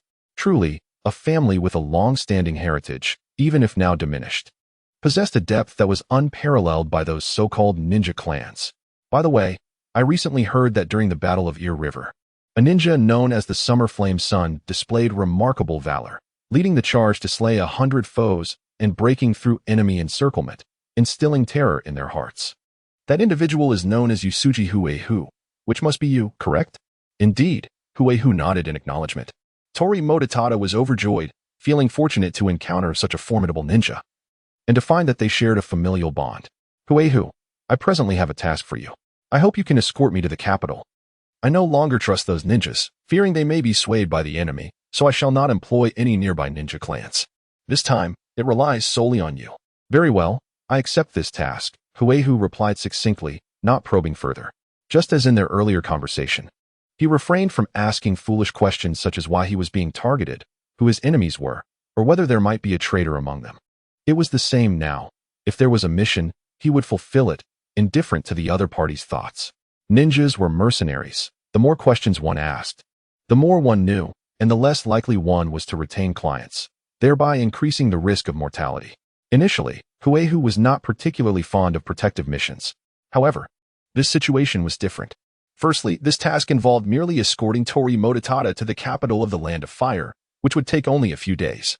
Even if they had to take a longer route for safety, it would not exceed 2 weeks, a manageable duration. Secondly, having saved a life, Huehu was inclined to earn the other's goodwill. How could he disregard this individual? Moreover, traveling with only 2 people would minimize the risk of exposure, potentially allowing for a smoother completion of the mission. Thus, Huehu chose not to return home, but instead proceeded to protect Tori Mototada toward the capital. Although Huehu had never undertaken a protective mission before, it did not imply he lacked the necessary skills. These were fundamental knowledge imparted by Yusuji Munamasa. Under Huehu's guidance, the two reached the outskirts of the capital safely. Lord Tori, we are almost at the capital. I suspect that the enemy, having not detected us for some time, will certainly be on high alert here, waiting for us to walk into their trap. Do you have anyone trustworthy nearby to provide us with cover? Upon realizing they were nearing the capital safely, Tori Mototada initially felt pleased, but after hearing Huehu's words, he understood that this was indeed the most perilous moment. He shook his head, gritting his teeth as he replied, I trust no one now. The last time my route was compromised, I remain uncertain if it was an insider's doing. Therefore, I rely entirely on you, Huehu. Only upon meeting the daimyo will I feel secure. Understood. Huehu nodded, as this was within his expectations. However, he needed to contemplate how to facilitate Tori Mototada's audience with the daimyo. In the ensuing hours, Huehu meticulously inquired about various intelligence concerning the capital and the daimyo. Tori Mototada, aware that his life was at stake, provided comprehensive information. After Tori's elucidation, Huehu discerned that the daimyo's defenses were exceedingly stringent, leaving no exploitable opportunities. It appeared that the only course of action was to first vanquish the enemy before safeguarding Tori Mototada's entrance into the capital. Undeterred, Huehu thought that if cunning was not an option, he might as well embrace the prospect of engaging in battle, which was equally commendable. On the following day, Huehu prepared Tori Mototada and employed the techniques of shadow duplication and transformation to create a false Tori Mototada, advancing towards the capital. Indeed, it wasn't long before Huehu detected several figures emerging nearby. These were likely the enemy's reconnaissance units. He hoped they would converge all at once to spare him the trouble of searching for them. At that moment, Huehu had donned armor and transformed himself into a bearded ninja, a common practice among ninjas intended to minimize exposure and prevent the enemy from targeting him or gathering intelligence on his identity. Most ninjas are not celebrities. They simply need to fulfill the task at hand without drawing attention. As for the source of the armor, he was indebted to the altruism of a passing ninja, whom he had merely threatened with his blade to elicit a sense of camaraderie, leading the latter to willingly relinquish his armor. Given the other's tearful enthusiasm, Huehu reluctantly accepted it. Outside the capital, in a concealed stronghold, Kobayashi Kiyotaka listened to his subordinates' reports, feeling a wave of amusement. Having evaded detection for so long, the sudden appearance of their target was a blatant attempt to lure them into a trap. In light of such circumstances, he hesitated to ascertain the authenticity of the situation. Nevertheless, he resolved to proceed cautiously. Kobayashi ordered his ninjas to divide into 3 groups, one to seek out Huehu, another to continue searching, and the last to remain on standby. Should Kobayashi confirm that the Tori Mototada alongside Huehu was genuine, he would mobilize all forces for an assault. If it turned out to be a ruse, they would adapt accordingly. If confronted by a formidable ninja, perhaps it would be prudent to play the coward, he mused, chuckling at the thought of being the fearful ninja Kobayashi Kiyotaka. Thus, accompanied by 70 or 80 ninjas, Kobayashi approached Huehu. Upon their meeting, both were struck by astonishment at the existence of such grotesque visages. Huehu's transformation was that of a bearded man with a disfigured face, mismatched eyes, and drooping brows.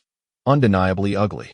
As for Kobayashi, he was not only short but sported a middle-parted hairdo reminiscent of a traitor, with an elongated face and a pointed chin, beady eyes, a flat nose, and a prominent overbite that protruded beyond his lips, indisputably more repulsive.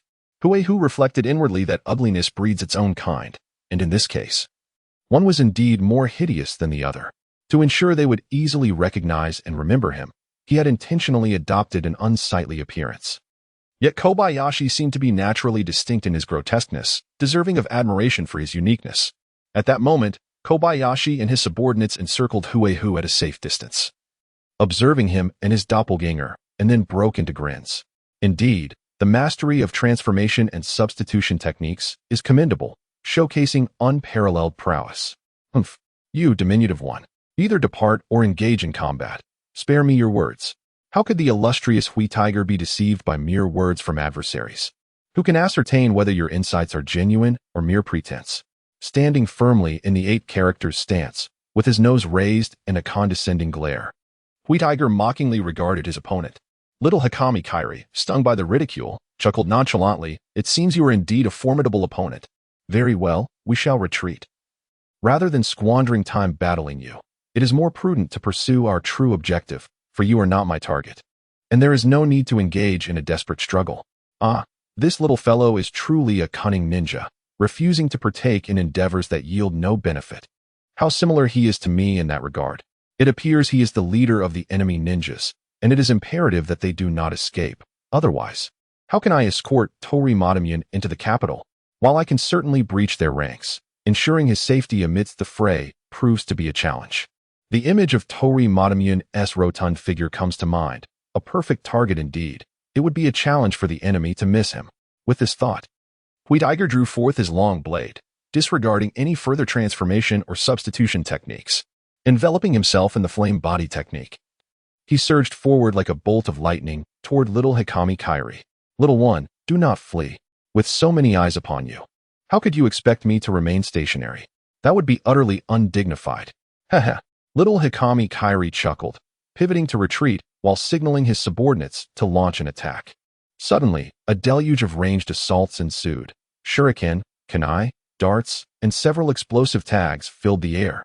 Hui Tiger was nearly overwhelmed by this relentless barrage. The sheer volume was astonishing.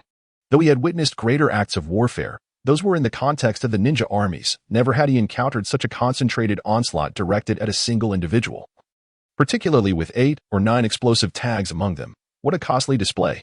These extravagant ninjas truly have no sense of frugality. I find myself sympathizing with their employer. Fire release. Blazing tornado. A swirling inferno enveloped Hui Tiger, shielding him from harm. Come forth, let us inflict mutual damage.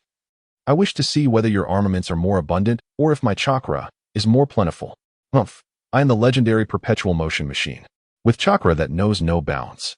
Observing Hui Tiger compelled to employ fire release, little Hakami Kairi pondered the intelligence regarding the ninjas from the land of fire.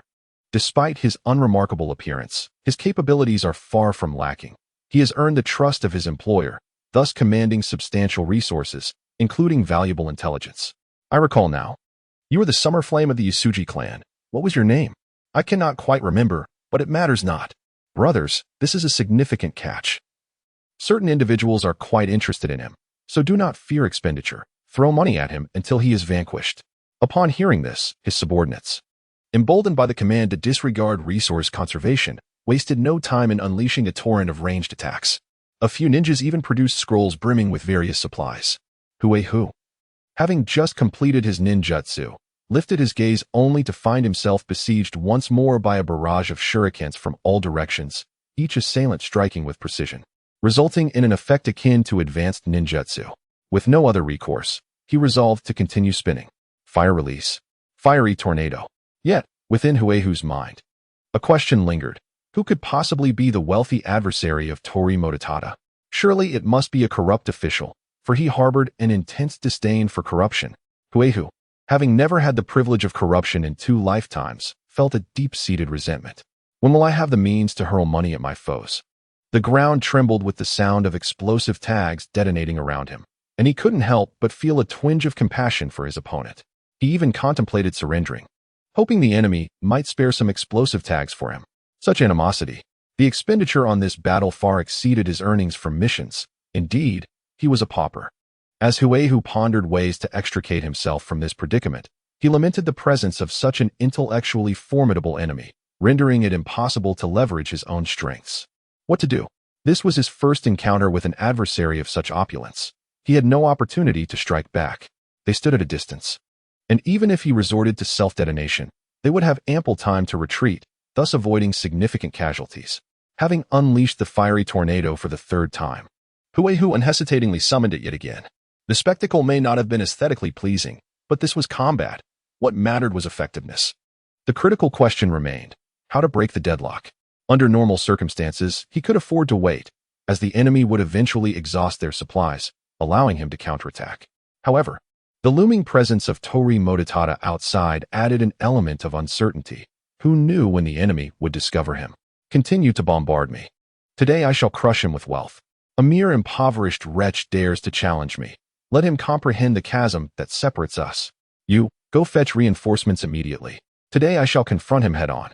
Meanwhile, Kobun Kiyotaka stood safely outside the fray, unfurling a scroll to conjure a small bench, a table, and an array of fruits, desserts, and beverages, all the while taunting Huehu as he indulged. What nonsense is this, summer sun? Come warm me. Eating fruits has left my heart feeling cold. Ha ha ha. Just as Huehu completed another rotation, he caught sight of Kobun's provocation, igniting a blaze of fury within him. How dare you waste fruit so frivolously? Do you not realize the environmental impact? Do you not see how it incites envy and resentment within me? Surely, you must be aware. Unable to endure any longer, Huehu summoned a ghostly apparition and swiftly launched an assault upon Kobun. However, Kobun, having earned his position as the leader of these ninjas, was no fool. His expertise lay in perception, analysis, and evasion. As the ghost approached from behind, its slender, sharp fingers converged like a drill, aimed directly at Kobun's neck. What? Kobun, who had been mocking Huehu, suddenly paled, instantly invoking his secret technique. With a sudden, sharp sound, the neck of Kobun Jingalong was pierced. Yet not a single drop of blood fell. The flesh at his neck transformed into willow fluff, swirling like ethereal wisps under the phantom's assault. Instantly, Kobun swung his katana backward, attempting to launch a counterattack, but he struck nothing. Was it an invisible attack? There was no scent, the sound was barely perceptible, and the flow of air was the only indication of its presence. What could it be? Although Kobun could not deduce the nature of the ghost, he had a method to counter it. It was merely invisibility. As long as it had a physical form, it could be revealed. Secret technique? Dance of the willow fluff. An abundance of willow fluff emanated from Kobun, gently enveloping the expansive space around him, awaiting the ghost's next strike. I shall see how you intend to assault me. With keen eyes, Kobun scrutinized his surroundings, his hands firmly gripping the katana, his expression grave. Ha ha, what are you doing? Is this a performance for me? Ha ha ha, splendid. The stage effects are commendable. I give you a good review.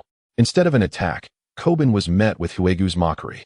Following the ghost's initial failed assault, Huegu promptly recalled the phantom, knowing that the first strike was always the most effective. Repeated attempts would soon reveal the illusion to the enemy. Amidst the cascading white willow fluff, clad in samurai armor and wielding his katana, Kobun, despite his lack of beauty, presented an imposing figure. Hey, are you all dead? Attack now. Have you only thrown a few explosive talismans? How stingy. Are those talismans from your own home? Throw them all. Anyone who has not used their talismans afterward shall be punished. Koban ceased his jesting, shouting at his subordinates, wishing fervently to obliterate Huegu. Meanwhile, Huegu had grown numb to the extravagance of his adversary and made a decision to retreat. His current strength had yet to reach a level where he could confront the heavens or the earth. While he could exploit the unique abilities of subhumans to contend with powerful foes, he was not without his vulnerabilities. As for the mission concerning Tori Mototada, he would have to devise another plan, sometimes relying on his extraordinary intellect. Fire release. Super fire explosion technique. Huegu immediately initiated a self-detonation, creating a dazzling miniature sun. Flames and fierce winds serving as his exit performance. Be cautious. This is the enemy's explosive ninjutsu, capable of being used in succession. Everyone, disperse and remain vigilant. Koban recalled the intelligence on Huegu and promptly alerted his men. Upon hearing his command, the other ninjas quickly spread out, maintaining vigilance over their surroundings, particularly the ground. My lord, the enemy has retreated. A sensory ninja crouched on the ground, left palm pressed to the earth, utilizing ninjutsu to sense the area before reporting back to Koban. It's of no consequence. As long as we guard the capital, they will return. Koban remained undeterred. He merely needed to wait. For he would inevitably find Tori Mototada. Huegu had initially contemplated launching another underground attack on the enemy to inflict greater damage, but upon seeing their preparedness, he realized that his efforts would yield no fruitful results. Thus he chose to withdraw. It was Huegu's first attempt, and it ended in failure.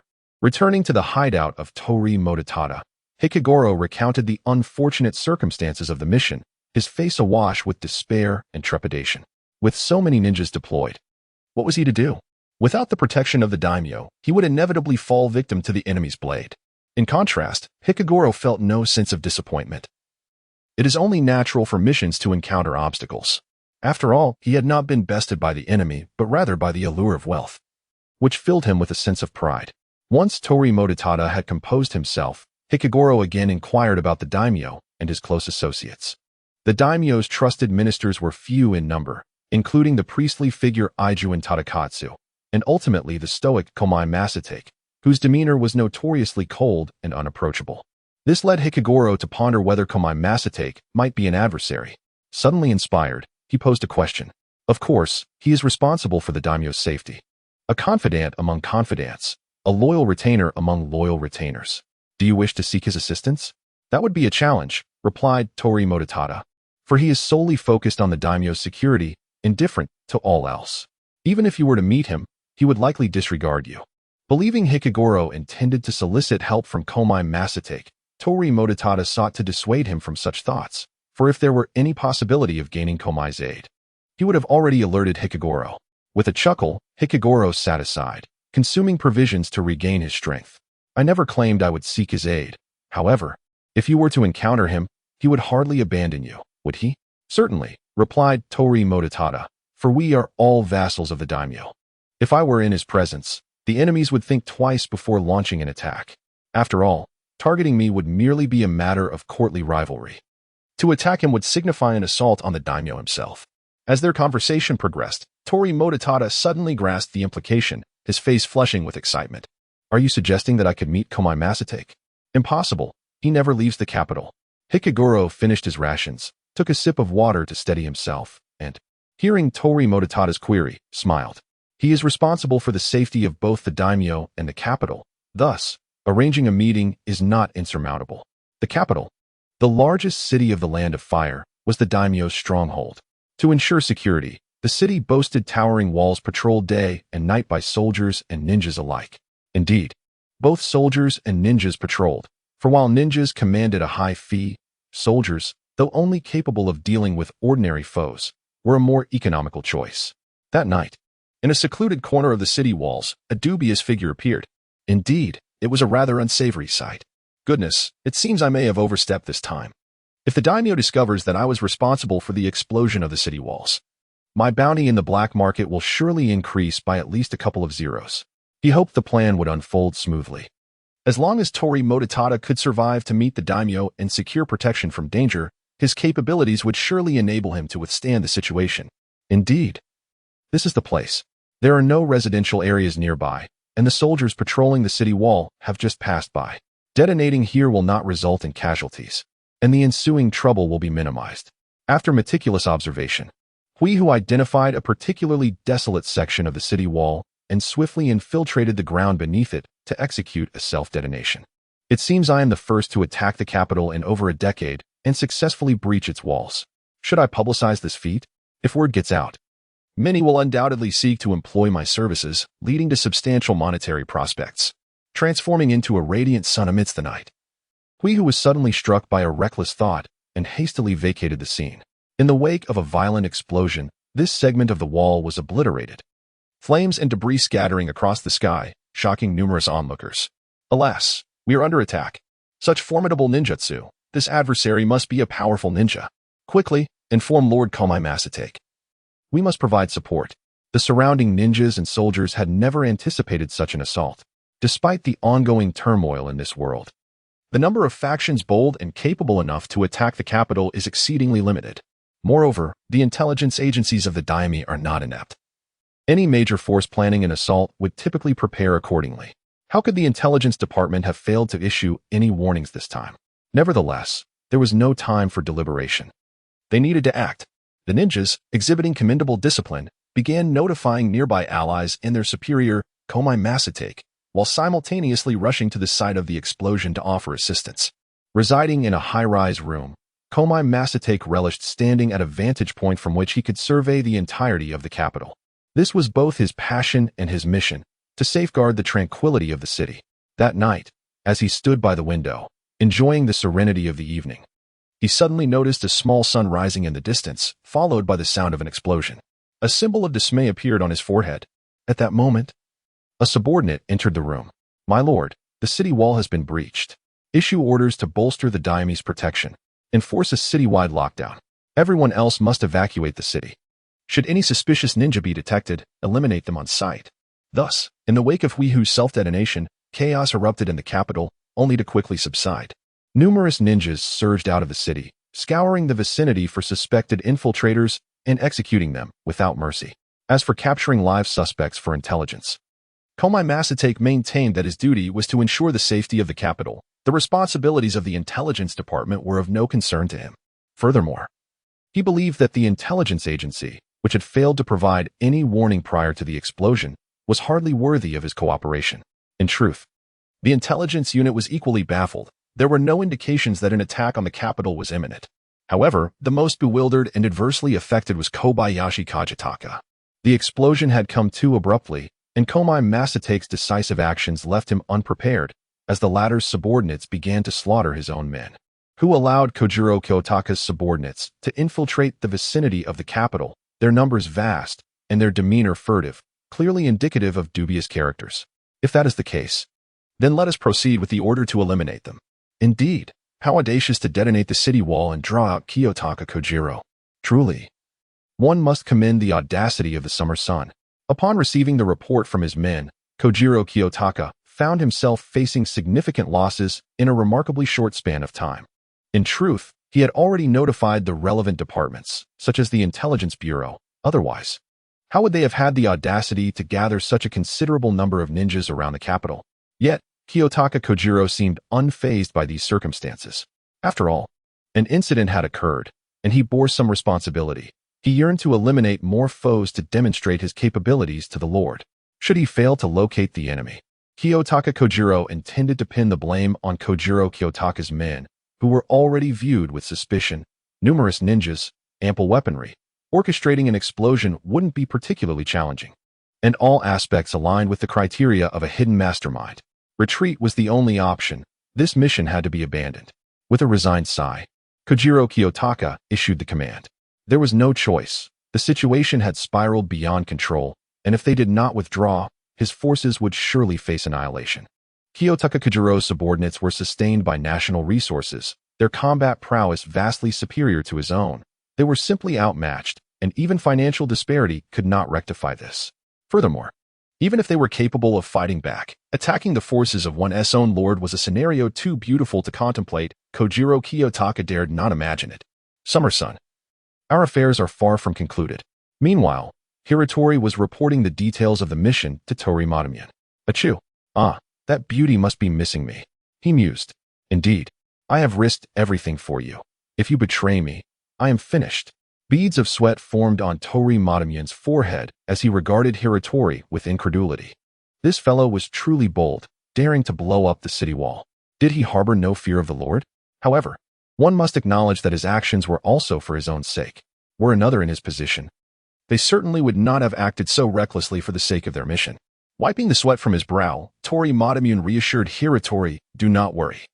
I have no desire to be blown to pieces by you." After a moment's thought, he inquired, "When shall we meet with Kiyotaka Kojiro? Is it now?"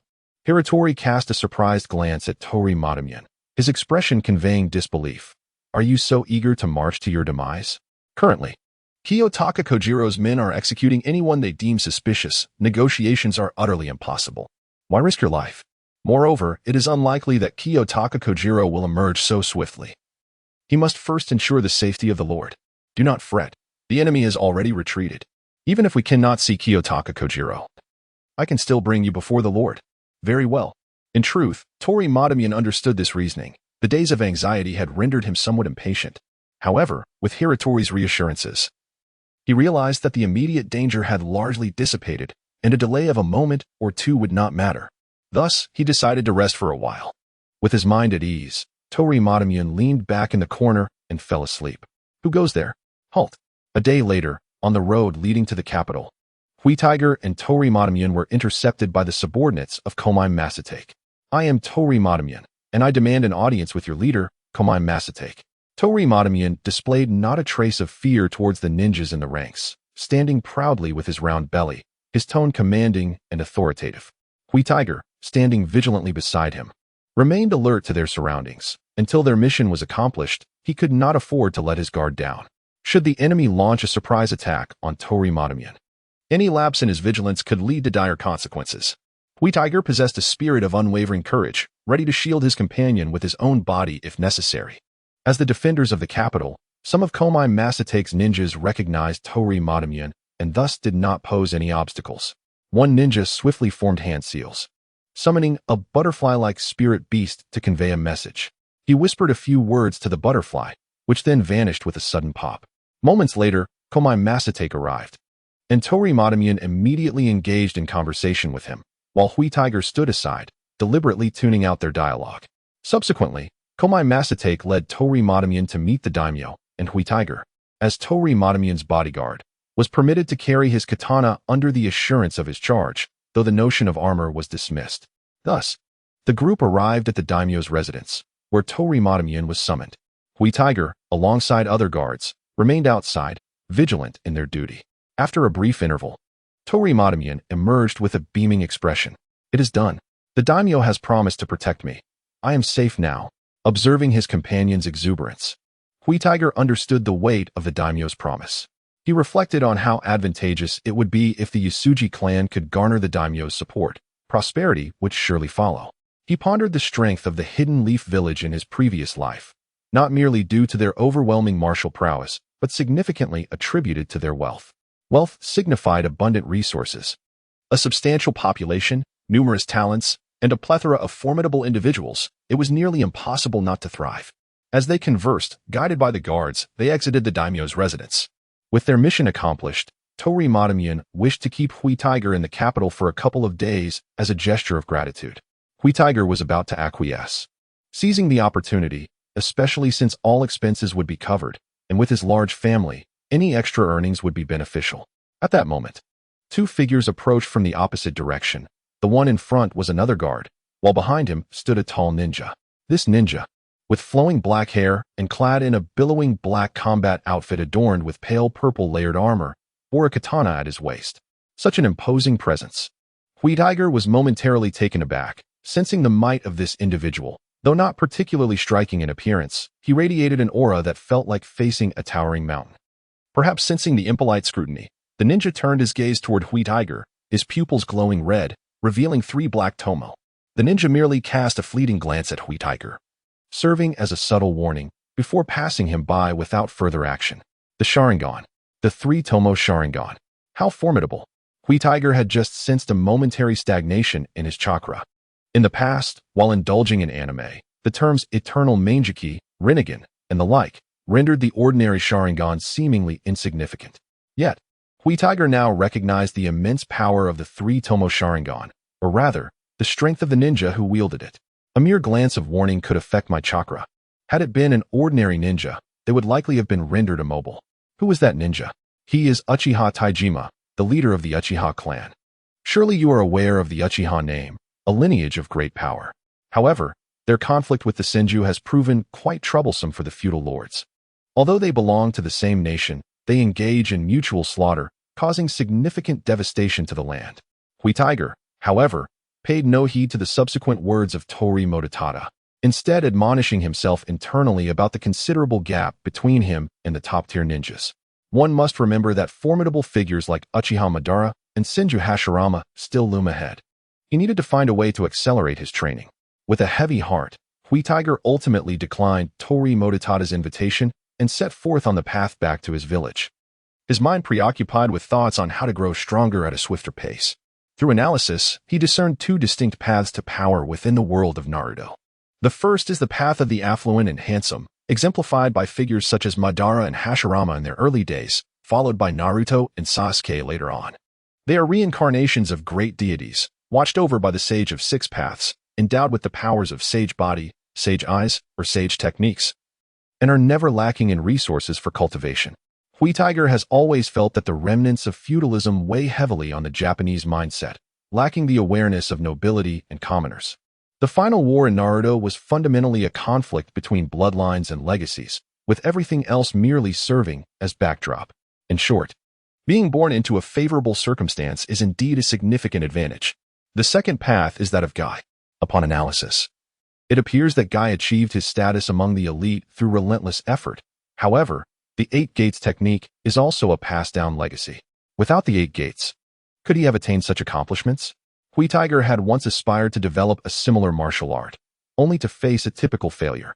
Ultimately, he resorted to directly training his chakra and physique, a rather simplistic and unrefined approach. Just as one must understand that 1 + 1 = 2 to solve complex functions, it is impractical to attempt to develop advanced ninjutsu, taijutsu, or jinjutsu without a solid foundation. Otherwise, why is it that geniuses like Tobirama and Orochimaru, who developed ninjutsu in the manga, were never ordinary individuals? They possessed vast knowledge and skills. Thus, as the young clan leader of a lesser family, Hui Tiger resolved to carve out his own path. He had previously yearned for Hashirama's cells and Uchiha's eyes, but now he pondered, what would it matter if he obtained them? At best, he could bully ordinary ninjas. Could he truly defeat the originals? The legacy of the Sharingan has persisted for countless years, and even if one possesses this ocular power, they may merely end up being toyed with by its masters. As for sage techniques, I harbor suspicions of underlying intricacies. It seems too fortuitous that those adept in such arts belong solely to the Senju lineage. Kabuto, being a disciple of Orochimaru, likely has no affinity with sage techniques. When contemplating the sealing arts, one cannot help but ponder the connection between the Senju and Uzumaki clans. Such matters can be quite perplexing. In comparison to the extraordinary abilities exhibited by certain individuals, I suddenly find my own immortality to be rather lacking. Despite my daily attempts at self-destruction, it seems insufficient. What more must I do to unlock greater potential? Surprisingly, I must commend K-Ka for his ingenuity in devising a method of training that only he can pursue. Deep-sea cultivation.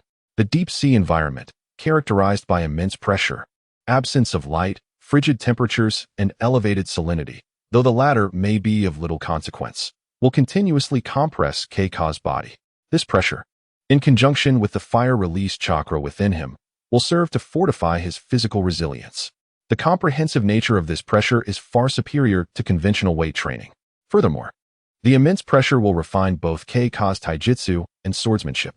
The combination of high pressure and cold seawater will render the application of fire release exceedingly challenging, ultimately leading to a denser and more potent manifestation of his flames. The enveloping darkness will also aid in honing K-Ka's willpower, thereby enhancing his resistance to illusions. Of course, this remains merely K-Ka's conjecture, as his understanding of Jinjutsu is rather limited. The more he contemplates, the more satisfied he becomes. The deep sea appears to be a veritable sanctuary for his training. The absence of oxygen is inconsequential, I can hold my breath for several minutes, and if need be, I can simply perish for a few minutes at a time. Haha, I am truly a genius for conjuring such a splendid idea. Let the so-called sanctuaries of sage techniques be damned. With a heart brimming with excitement, K-Ka returned to the village, yet unease soon settled within him. Ultimately, one must confront their reality. Although no one cast blame upon K-Ka, indeed, he was regarded as a hero for his valiant efforts in the Battle of Ear River, which was not his fault, and his actions significantly elevated the reputation of the Usuji clan. Saving numerous clan members from encirclement, K-Ka still felt compelled to visit each bereaved family and offer sincere apologies. His heart, after all, is flesh and blood. He knew each of the deceased personally, some of whom had shown him great kindness in his youth, providing him with food and toys that brightened the monotony of his training, creating cherished memories. Yet now, these individuals are no longer among the living. It is said that only the deranged and the mad revel in war. They are callous beings, devoid of respect for life. While K-Ka's actions during missions may have been perceived as ruthlessly cruel, he is, in truth, profoundly averse to war. Comparing his past and present lives, K-Ka feels a deep sorrow for the inhabitants of the Naruto world. Despite their relentless efforts, the sanctity of life remains tragically unassured. If given the opportunity, let us contribute something meaningful to this world. In a solemn mourning hall, Huehu kneels before a coffin, gazing at the familiar smiling face captured in a black and white photograph. Oh, this fellow, he loved to tease me when we were children. I even urinated on him once. He was a cheerful soul, capable of bringing warmth to others. A day later, Huehu shared his thoughts with his father. You wish to embark on a journey of cultivation? Very well, I shall grant my consent. Usuji Munamasa understood that Huehu had reached a bottleneck in his abilities, and the family could no longer provide the environment or resources necessary for his advancement.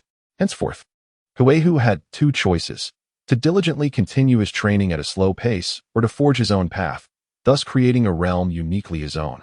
Thank you, father. I promise I will return stronger, revitalizing our Usuji clan. Huehu was aware that his father dreamed of having the Usuji name resonate throughout the ninja world. Regrettably, the reality was that the clan had struggled in recent years. Hearing Huehu's pledge brought Munamasa great comfort. Indeed, he was a perceptive child. In the following 3 months, Huehu not only trained but also taught Xinyu and Shaolin, ensuring that he laid a solid foundation for his two disciples before his departure, lest their cultivation be hindered. After all, Huehu intended to train in the depths of the ocean for several years. 3 months later, Huehu bid farewell to everyone. He did not leave quietly. Rather, he openly informed his friends and family, hosting several farewell meals that nearly depleted his funds. Farewell, everyone. When I return, I shall be immensely powerful. So prepare yourselves for my transformation. Do not be too astonished, haha. Standing at the village gate, Huehu waved cheerfully at those who came to see him off. Sometimes, parting does not evoke sadness, especially when one is surrounded by supportive friends. Huehu, you rascal, you haven't even completed your training, and yet you're off running away. When you return, if you cannot defeat me, I shall certainly give you a good thrashing. Humph. Old man, do not speak so carelessly. Huehu could easily defeat you even now. He is merely showing you respect, so do not be foolish. If you dare to bully my Huehu, just wait until I return to settle the score. This was Huehu's master and his wife. Huehu's biological mother had tragically passed away during childbirth, and this kind woman had cared for him as if he were her own son. Huehu, big brother, I will train diligently. When you return, my fire release will surely astonish you. How frustrating. Big brother Huehu, why didn't you take me with you? I cannot accept this. Fool. Big brother Huehu is off to cultivate. He has no time to look after you. I am not a child. I do not need anyone to care for me. Ah. I see my Xinyu is no longer a child. So, no more pocket money, and you must wash your own clothes and clean your own room. Mother, how could you say such a thing, siding with others against me? Haha. Seeing the sorrowful gaze of Xinyu brought Huehu great joy. Big brother Huehu, we will ensure Xinyu's training is supervised, so do not worry. Indeed, do not forget to bring us some sweets, dear brother Huehu. Fool, lower your voice, others might hear. These little rascals only know to ask for candy and gifts. I've lost count of how many times I've given them. Brother Huehu, this is a bouquet I prepared for you. Thank you, such beautiful flowers. You truly have a thoughtful heart, Duan. You should teach these others a lesson. Huehu felt a surge of joy, for amidst the crowd, he had finally received a gift. Lord Huehu, please return swiftly. Without you, my meat cannot be sold. and I am quite troubled. Lord Huehu, we await your return as you lead us in revitalizing the Yusuji clan. Yes, indeed, Lord Huehu, you are our blazing summer sun. We eagerly anticipate your return. Ha ha. With his hands on his hips, Huehu tilted his head back, dramatically raising his sword in one hand. The 19 pattern on his short-sleeved training uniform fluttering in the breeze. Wait for me. I shall return as a formidable ninja to restore the Yusuji clan. You must all strive diligently and not hinder me in the future, understand? Ha ha ha. In a loft within the village, Yusuji Munamesa observed his spirited son. A smile gracing his lips. What a proud young man he has become, he chuckled. During this time, Huehu had grown increasingly cheerful. Unlike his childhood when he seemed burdened by the weight of the world, leaving his father deeply concerned yet unsure how to guide him. Though I know not how you have unshackled your heart, as long as you find joy, that is enough for me, my child. Huehu departed from the village, journeying eastward until he reached the coastal cliffs. Standing atop the precipice, gazing at the vast expanse of sky and sea, Huehu felt an expansion of his own spirit. This, indeed, is the birthplace of my ascendants, Yusuji Huehu. You are my witnesses. Ha ha. Huehu pointed at the birds soaring in the sky, laughed heartily, and then plunged into the ocean. The days of training were monotonous. Huehu repeatedly faced death and resurrection beneath the waves, relentlessly honing his physique, mastering swordsmanship, physical techniques, and the art of fire release. Initially, he would surface to replenish his energy, but eventually, he found sustenance directly from the ocean floor, which teemed with marine life. A veritable bounty of seafood. As for the taste, it mattered little. Huehu's robust constitution allowed him to consume anything that provided energy. At first, Huehu practiced at depths of merely several dozen meters, but soon he ventured to hundreds, and eventually into the depths of thousands of meters, enduring the tedium of his training. Time slipped away unnoticed, and before long, 5 years had passed. On this day, within the Yusuji household, Yusuji Munamesa, Yusuji Munshige, and Yusuji Munikyo were engaged in deliberations. The Inuma family has suffered an attack from their enemies and seeks our assistance. What do you propose we do? Shall we send troops? Yusuji Munamesa introduced the topic of their meeting. In recent years, bolstered by the support of the Yamamoto family, their strength had grown, yet caution remained imperative. The outcomes of war are invariably unpredictable, and casualties are an inevitable reality. As a small clan, they could not recklessly involve themselves in conflict. Yusuji Munikyo furrowed his brow, clearly reluctant to partake in warfare, having learned the uncontrollable nature of battle from the previous year's Ikagawa conflict. Had it not been for Huehu's remarkable prowess, the Yusuji clan's ninjas would have faced total annihilation. Thus, he expressed his opposition to aiding the Inuma family. Do not be so concerned, Yusuji Munshige interjected. The Inuma family and their adversaries are also minor clans. In this skirmish, the enemy can muster no more than 300 to 500 men. With our support, the Inuma family is certain to prevail. Yusuji Munshige clearly desired to engage in this war. The prolonged peace had left him restless, as he relished both training and combat. After much debate, Yusuji Munamesa ultimately resolved to support the Inuma family's cause, weighing 2 critical factors. First, the Yusuji clan had maintained a cordial relationship with the Inuma family over the years. Failing to assist them would tarnish their reputation. Second, ninjas are born to battle. An extended period of tranquility would diminish their combat effectiveness, and a small conflict would serve as an excellent opportunity for training. Ultimately, Yusuji Munamesa hoped that by aiding the Inuma family, he could enhance his own clan's influence and elevate the Yusuji name. This was his deepest aspiration. Unfortunately, this would prove to be a grave miscalculation. Yusuji Munamesa and Yusuji Munshige led 60 ninjas into battle, leaving Yusuji Munikyo behind to guard the home front. On the 3rd day after their departure, Yusuji Munshige, battered and bruised, returned to the village and uttered a single sentence upon encountering Yusuji Munikyo. The Inuma family conspired with the Fma clan and set an ambush. Our leader has perished, and our forces have been annihilated. Upon completing his task and successfully conveying the message to his clan, Yusuji Munamesa, having unburdened his heart, collapsed. Yusuji Munamesa passed away. Yusuji Muninabu was taken aback, his mind a tumult of confusion. How could the entire army be annihilated? Had the Yasuda family's years of fostering closeness merely been a ruse orchestrated by the Fma clan? Yusuji Muninabu dared not dwell on those thoughts. Nor could he allow himself the luxury of sorrow. The enemy might strike the village at any moment. and it was imperative to evacuate his kin immediately. Rimaru, CHSA, you must swiftly organize the clan's retreat to Yamamoto-ji. Leave everything behind. The clan must depart without delay. Yes.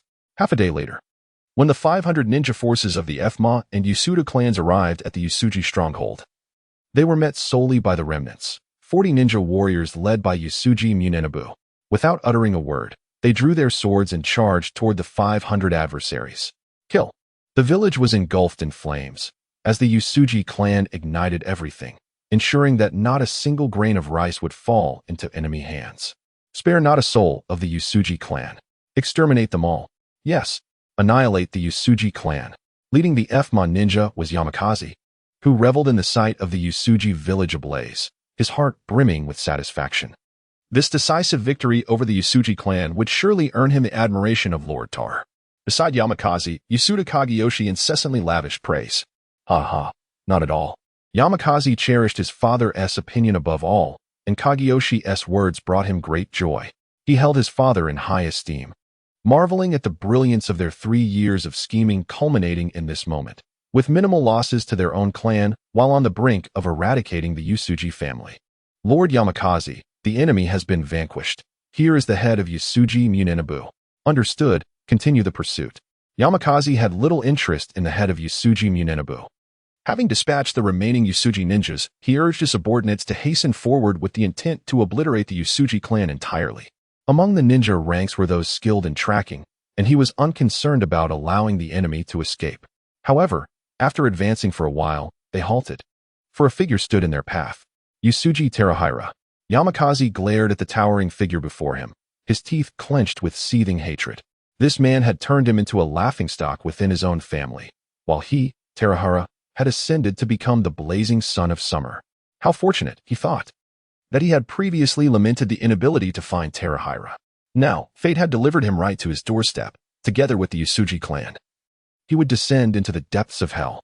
Yasuji Terahira, so what if you are stronger than me? I command 500 ninja today. You shall perish. Yamakaze, brimming with arrogance, pointed an accusing finger at Terahira. Ah, I wondered why I heard a voice without seeing a face. It turns out it is you. The immature young clan leader again. Well, you are obstructing my path. Watch your step, lest I crush you underfoot, for this time. There shall be no father to rescue you. Terahira, clad in resplendent crimson armor, rested his long sword upon his shoulder, chin raised defiantly as he regarded Yamakaze from above. Over the years, Hui has grown to an impressive height of 6 feet 3 inches, sporting a short haircut, broad brows, and large eyes. With a face as if chiseled from stone, exuding an air of remarkable fortitude. I shall never have the chance to play the role of a pretty boy. Hui mused to himself in self-deprecation. His provocation stirred the mountain winds, evoking painful memories from the past, which ignited a fierce rage within. Enough of your nonsense. Still defiant, even when death is imminent. Are you all dead? Charge at them. He commanded his subordinates. If you had acted sooner, we wouldn't be wasting time with words. Wrapped in a cloak of fire chakra, Hui's feet thundered against the ground as he launched his assault. You killed my father, slaughtered so many of my kin, leaving my young disciples in tears. How shall I repay you? He declared with a chilling grin, revealing his pale teeth as a crimson light flickered in his eyes. Kill. Annihilate your entire clan. Hui had actually departed from the depths of the ocean for over 10 days, yet he did not return to the village immediately. His prolonged solitary cultivation in the dark abyss not only rendered his skin pallid, but also left his spirit somewhat unhinged. Thus, upon concluding his training, he embarked on a slow journey homeward, aiming to restore his composure, for he desired to present an impeccable visage to his kin as the young patriarch. However, in a vast plain, he encountered fleeing clansmen. Oh, dear father, my master, and fallen companions, how unfortunate you are, deprived of the privilege to witness my grand display of prowess. Truly, a wretched lot, ha ha ha. Hui inwardly berated these individuals for their lack of fortitude, lamenting the missed opportunity to showcase his might before them. Do not think that death absolves you. I can still flaunt my power before you. I shall send the Wind Demon clan to trouble you, so you may realize that I, Yasuji Hu, have returned. A bloodthirsty grin spread across Hui's face, his eyes gleaming with madness as he charged into the enemy ranks. Sword technique? Swallowtail. Sword technique? Firefly's fall. Sword technique? Diamond strength. On the expansive plain, Devoid of obstacles, Huehu reached the zenith of his speed.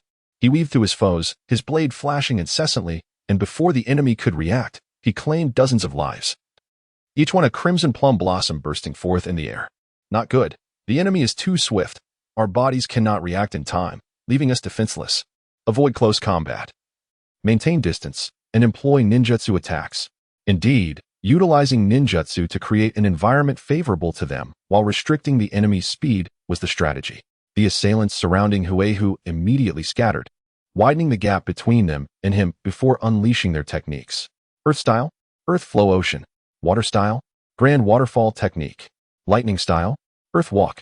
The adversaries released an array of ninjutsu, predominantly earth, water, and lightning styles. These shinobi, seasoned from numerous battles, were astute enough to discern the opportune moments for each technique. The earth and water styles could alter the terrain, transforming the ground into sludge to hinder Huehu's movement. Meanwhile, the lightning style, enhanced by water, could amplify the power and speed, potentially incapacitating him and exhausting his efforts. The remaining ninjas, conserving chakra for emergencies, began their attacks with shuriken and kunai. Well aware of the unpredictable nature of combat, faced with an overwhelming barrage of ninjutsu, Huehu chose not to evade but rather extended his hands. Fire style? Raging flame tornado. This mere amount of water cannot compare to the ocean depths. My years of dedication will surely yield results.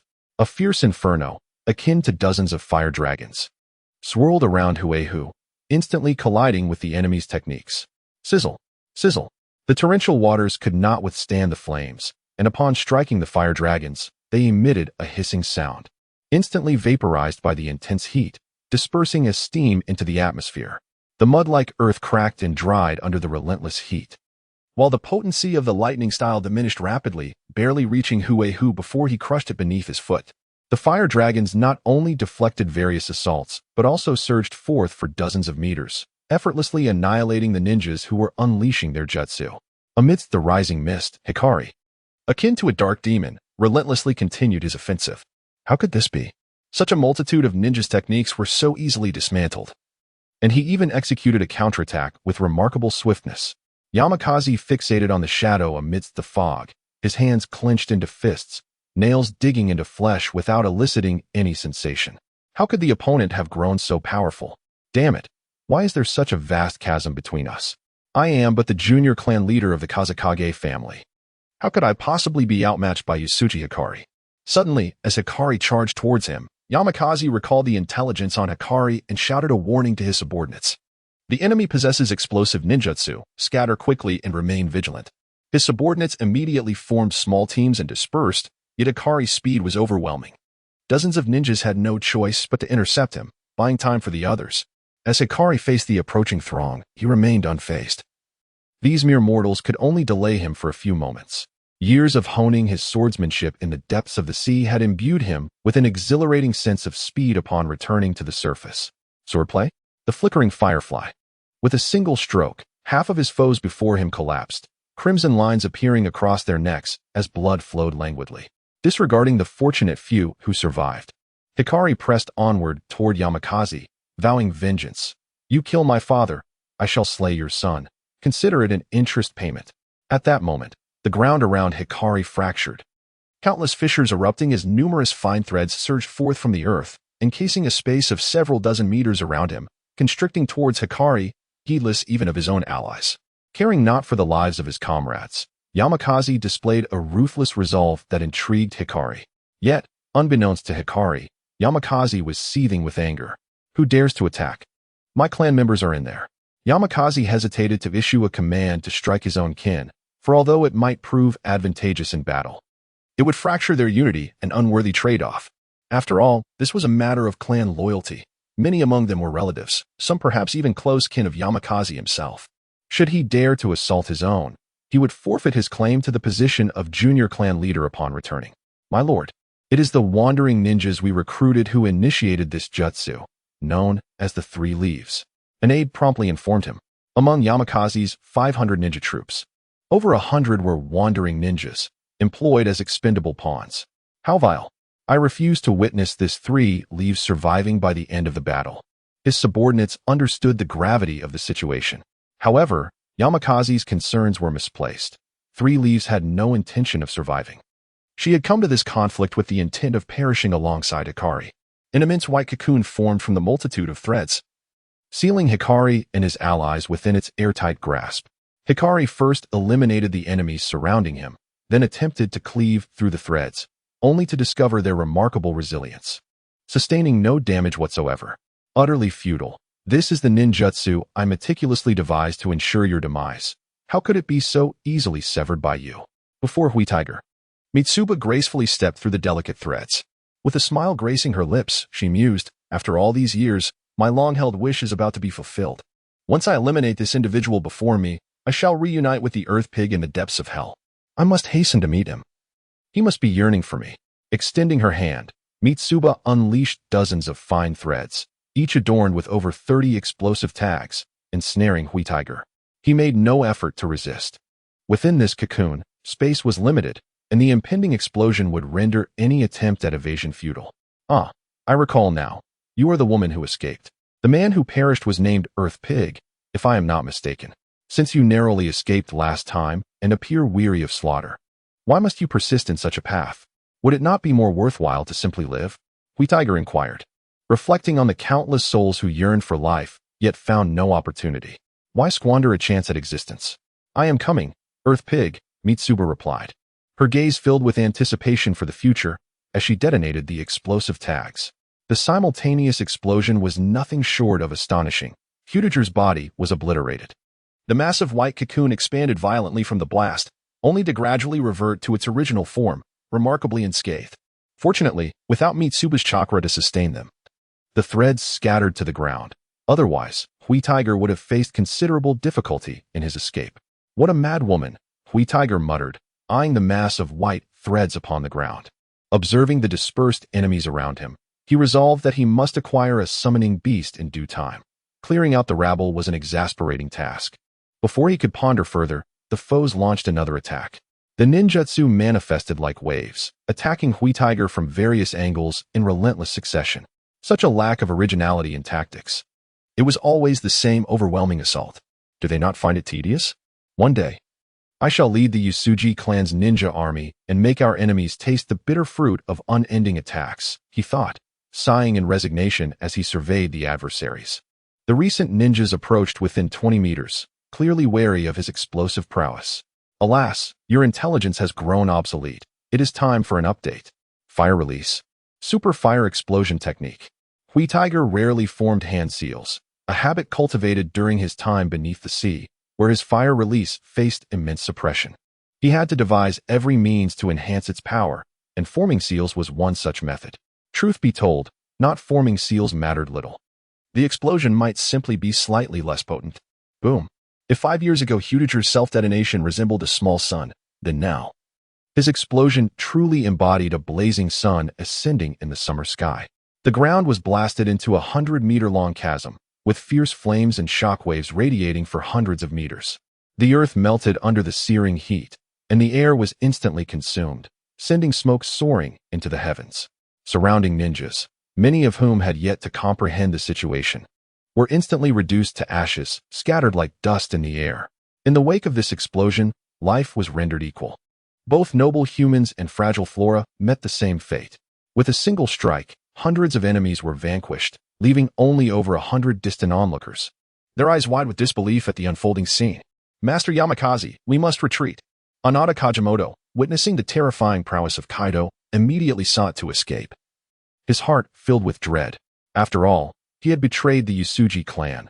Surely Kaido would exact vengeance upon him. What should he do? A shiver coursed through Anada's body as he resolved to seek refuge with F. Mataro upon his return. How infuriating! Has the disparity become so vast? Yamakaze appeared dazed. Having realized the chasm between himself and Kaido, the only option left was to entrust his fate to his father. He had failed, suffering the loss of numerous clan ninjas. Yamakaze could already envision the scornful gazes of his kin upon his return. I refuse to be looked down upon. In a surge of anger and vitality, he drew his katana, intent on confronting Kaido. Fortunately, his loyal clan members swiftly intervened, shielding him and urging a retreat.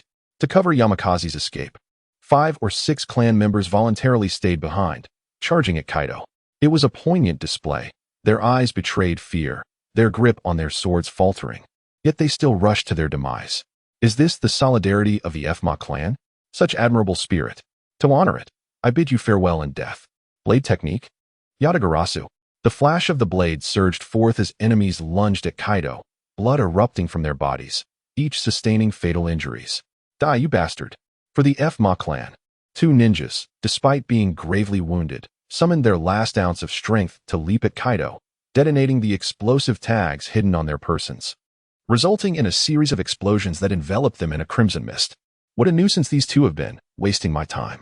Amidst the blood mist, the revived Kaido surveyed his surroundings, finding no trace of Yamakaze, his heart heavy with regret. This was precisely why he had opted for blade techniques instead of self-detonation. The latter would require a second to recover, and the ensuing flames and smoke would obscure his vision, granting his enemies a chance to flee. Oh well. The monk may escape, but the temple remains. First, I must secure my clan members, then seek retribution against the Onada and Fma clans. Speaking of which, my immortality, with the passage of time and an increase in battles, will inevitably be exposed. Thus, let the slaughter commence. With the annihilation of a grand ninja clan, I shall demonstrate my might and renown, ensuring that even those who covet my immortal abilities will tread cautiously. By the way, with the powers possessed by Madara and Hashirama, is there truly no one who harbors ambitions? Certainly not. But why is there no one to seize the opportunity? Is it not due to their family's formidable power and the exceptional prowess of their leader? Indeed, it seems that only through bloodshed can one instill fear in their adversaries and secure their own safety. How wretched this world is. As Huehu led his kin towards the Yamatoji clan, he reached a resolution. He would no longer conceal his abilities. Let them discover it. If they wish to forcibly take it, let them come. We shall see whose neck is sturdier, theirs or my blade. Upon returning to the clan, the atmosphere among the members was one of shock upon hearing the news of their defeat. Had they not already obliterated the main forces of the Usuji clan? How could they possibly have faced such a defeat? They had lost hundreds of their own. It had been many years since the Wind Demon clan had suffered such significant losses. It was rumored that the young lord of the Usuji clan, Usuji Huehu, had single-handedly vanquished their ninja army. How could our own young lord be so ineffective? Yamafeng undoubtedly overheard some murmurs. After all, under the leadership of Wind Demon Taro, the clan had enjoyed continuous victories and an expanding influence. The members had become accustomed to triumph, and a single setback sent them into disarray, leading to complaints. Objectively speaking, in this era, which clan has not faced defeat? Forgive me, I have failed again. Yamafeng knelt before his father, his head bowed to the ground. Rise, my child. I shall avenge you by slaying Usuji Huehu. Do not worry, I will handle everything. Observing his despondent son, Wind Demon Taro resolved to eliminate Usuji Huehu. Otherwise, the latter would forever haunt Yamafeng's spirit, obstructing his growth. Father, I am useless. Gazing into his father's kind smile, tears welled up in Yamafeng's eyes. Filled with self-reproach, his father had always been so forgiving and loving towards him, yet he could never rise to the occasion. It was truly lamentable. The Yamatoji clan, since Huehu arrived with his kin, had been well accommodated by Yamatoji Sadanaga, who designated a living area for them and provided ample supplies. After graciously seeing off Sadanaga and the others, the Usuji clan found itself shrouded in despair, having lost nearly all of its main combatants, leaving only over 30 ninjas, whose capabilities were rather ordinary. Fortunately, the evacuation of the clan members had been timely, and the civilian women and children suffered little to no casualties. In a small room, Huehu regarded Usuji Chusa and Usuji Ryawakamaru, the only two left in the clan with whom he could deliberate. Ryawakamaru, send word immediately that we are officially declaring war on the Wind Demon and Inyata clans. I will launch an assault on both families the day after tomorrow. Huehu stated slowly. After all, the enemy was already aware of his return and would be on high alert. With the cunning of Wind Demon Taro, it was unlikely he could execute a surprise attack. Thus, it was better to confront them head-on. Let the ninja world bear witness to my strength. The weakened Usuji clan required formidable warriors to deter external disturbances and prying eyes. What? My lord Huehu, please remain calm. The two were taken aback. Although they longed to retaliate against the Wind Demon and Inyata clans, Huehu, as the future of their family, must not take any reckless risks. Rest assured, I have proclaimed that upon my return, I shall emerge as a formidable force, and I, Yusuji Teratora, am a man of my word. If that is the case, I implore you to allow us to remain by your side." Loyal Suk and Ryu Wakamaru exchanged glances and simultaneously spoke. "Since we cannot dissuade Lord Teratora, let us at least shield him from harm. Alas, our own limitations confine us to this solitary act." Yet, Teratora would never permit them to march towards certain death, promptly declaring it impossible, and thus the two reluctantly withdrew.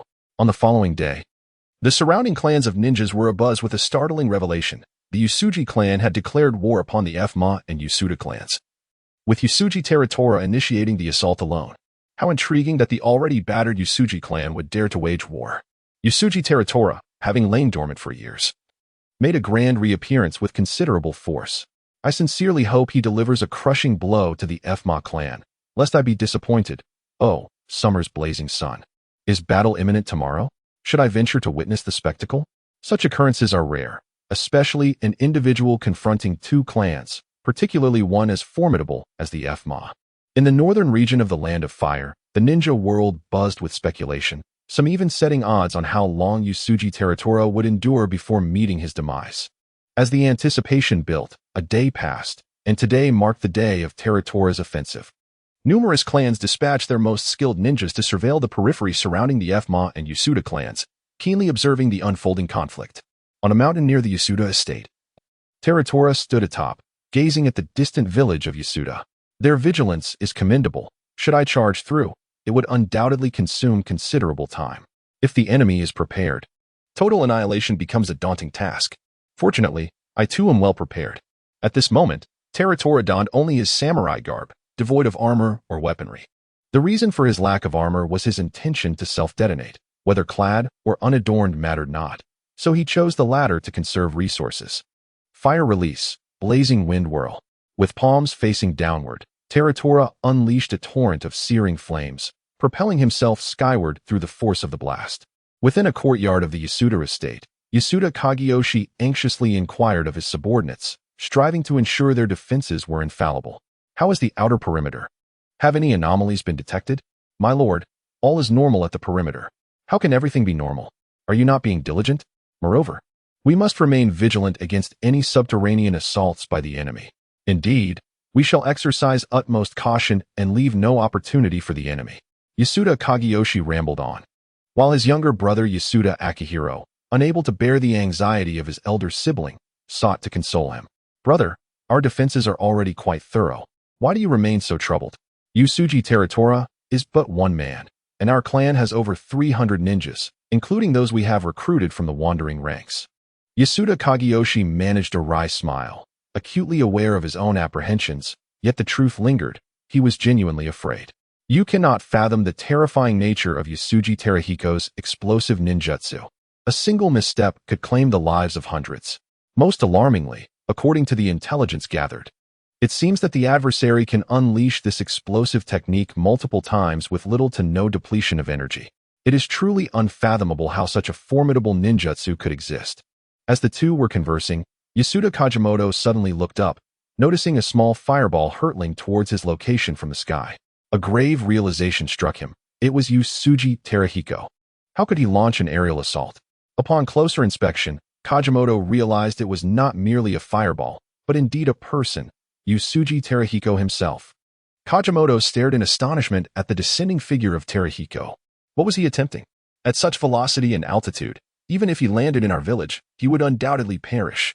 Despite his disbelief that Terahiko would recklessly embrace death, Kajimoto knew that the Yasuda family's defense was primarily oriented towards ground and subterranean threats, with traps meticulously set.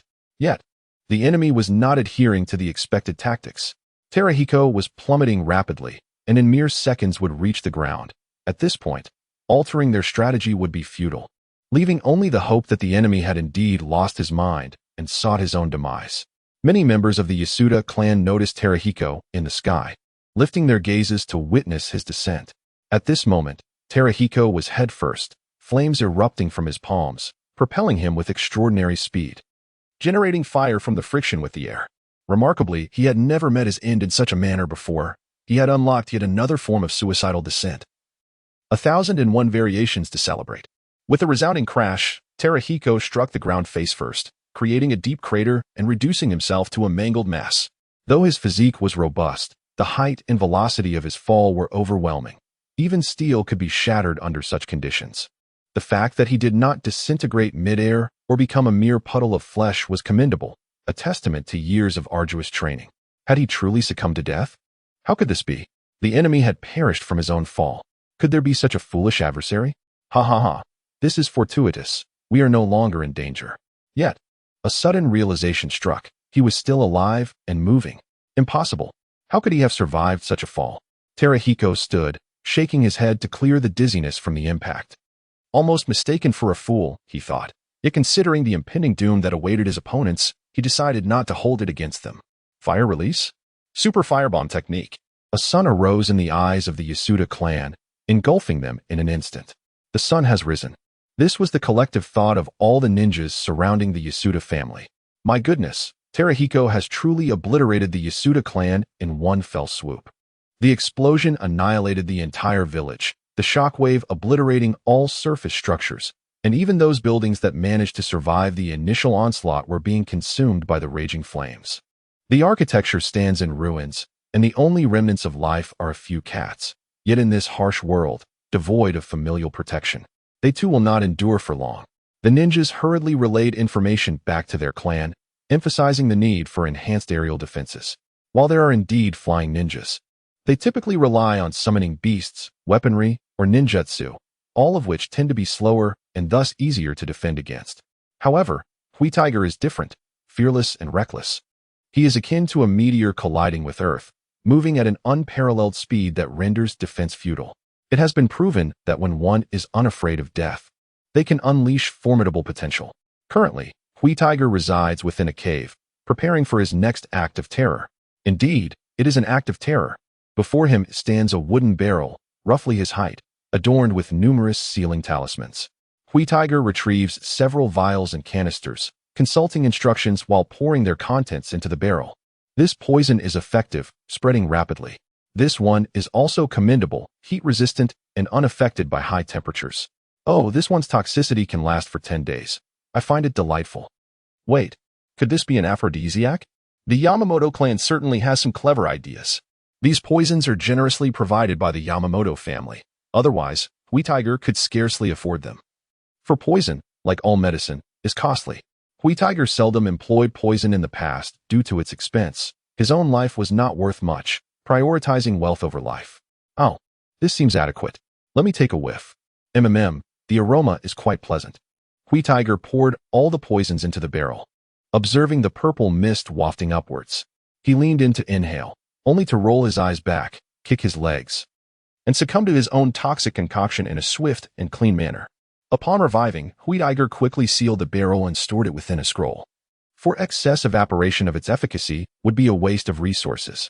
Indeed, the potency is intense, and most importantly, there is no antidote. Wind Demon Clan. Prepare to experience the true meaning of a terror attack. With that, Hui Tiger unsheathed his katana and severed his left pinky finger. A morbid delivery prepared for the Wind Demon Clan. The flesh of a half-breed holds great value. Do remember to leave a favorable review upon receiving your gift. Meanwhile, the Wind Demon Clan, having received intelligence from the Yasuda family, was engulfed in a tense atmosphere. While no one believed that Hui Tiger could annihilate the Wind Demon Clan, after all, they were not a minor family, possessing deep roots and numerous skilled fighters capable of vanquishing him. Hui Tiger's explosive ninjutsu was indeed formidable. And who knows what methods he might employ in his assault. Should he manage to detonate an explosion within his own clan, the losses would be significant.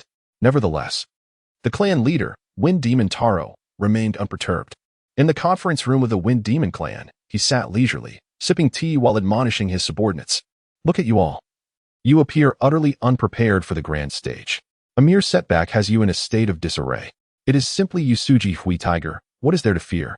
Observe the two elders before you, their eyes closed in serene meditation, exuding an aura of calm.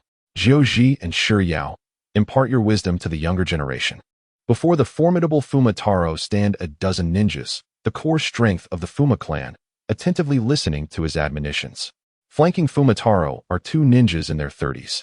Reclining against their chairs with eyes shut, enveloped in tranquility. Jiuji, Shiyao, can you not utter a word?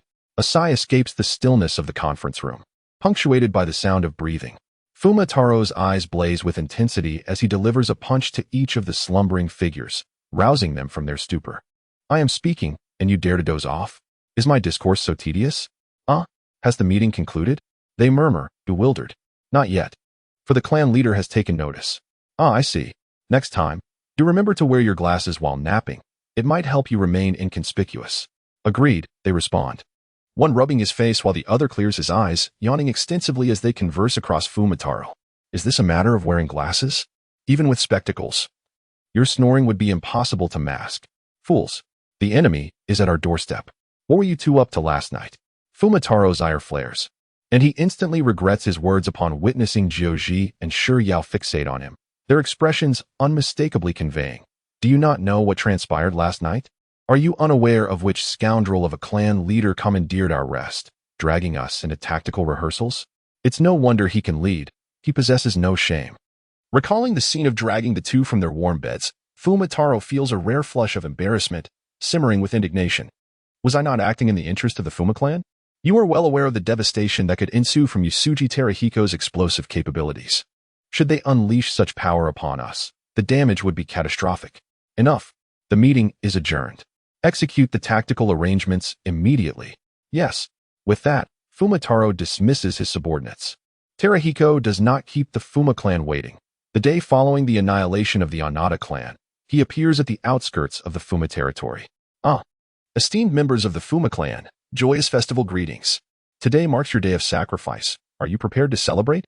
Laughter erupts as he observes their serious demeanor. Come now. Do not wear such grim expressions. Allow me to ignite a few fireworks in your honor. Adorned in his samurai attire, Terahiko beams at the assembly of over 30 Fuma ninjas who gaze at him from afar. Without waiting for a counterattack, he stretches out his hands, unleashing a path of flames. Fire release. Blazing wind spiral. 2 serpentine flames surge forth, assailing the trees and earth ahead, obliterating every obstacle in their path with an explosive barrage, shattering traps of all kinds. Blade traps, ninjutsu traps, illusionary traps, gas traps, summoning beast traps, and the common explosive tag traps. Terahiko, empowered by boundless chakra, relentlessly destroys dozens of traps, large and small, as he advances. As Huehu set the fire, beads of sweat formed on his forehead, startled by the multitude of traps surrounding him. Many of these traps were unfamiliar to him. Some he had never even heard of. Goodness, what an eye-opener. Fortunately, as a highly intelligent terrorist, he mused, had he recklessly assaulted the Fma clan, he might not have emerged unscathed. Alas, what kind of trap is this? It appears to be some form of seal. I cannot decipher it. Thankfully, I managed to destroy it. Who knows what kind of mischief it might have unleashed otherwise. While igniting the flames in one area, the fire inadvertently triggered a mechanism, and suddenly, 4 star-like stone statues, towering over 2 meters, emerged before him, forming a square barrier. The appearance of this barrier sent a jolt of alarm through Huehu. This was indeed a barrier, although he could not ascertain its type. Recalling how the 2 ungrateful sons of the 6 Paths had sealed his mother with a sealing technique filled him with dread. While the Fma clan was certainly not as formidable as the 6 Paths, he was no Kagaya Otsutsuki either. What to do? The traps have proven utterly ineffective. Indeed. How could the enemy's chakra be inexhaustible? The duration of their ninjutsu is excessively prolonged. Moreover, the enemy seemed devoid of a fervent desire to kill. Just moments ago, we attempted to act as bait, luring them into the traps, yet they paid us no heed. A few elite members of the Fma clan gathered to deliberate on the situation, but after much discussion, they found themselves at a loss regarding Huehu. At this moment, Huehu resembled a hedgehog, bristling with defenses. Their ninjas had valiantly launched 2 attacks, only to be decimated before they could even close the distance. Those who did manage to approach met a similar fate. This time, Huehu refrained from rushing the enemy, instead methodically igniting fires and advancing slowly. Very well, this approach suffices. As long as we can keep the enemy at bay outside the village, we have already sent word, and our esteemed clan leader will arrive shortly to provide support. Thus, it must be. With that, the group dispersed, each directing their subordinates to continue harassing Huehu. Facing an enemy force that had amassed over 200, Huehu remained unperturbed, continuing to set fires. In truth, his actions primarily aimed at dismantling the traps, inflicting minimal casualties upon the enemy. Otherwise, they would not have had the luxury of convening to discuss their strategy. After some time, Mataro, accompanied by Kyuji and Shiyu, confronted Huehu. "This is not a battle for you to partake in. Retreat at once," Mataro commanded, waving his hand to have the surrounding ninjas withdraw to avoid unnecessary losses.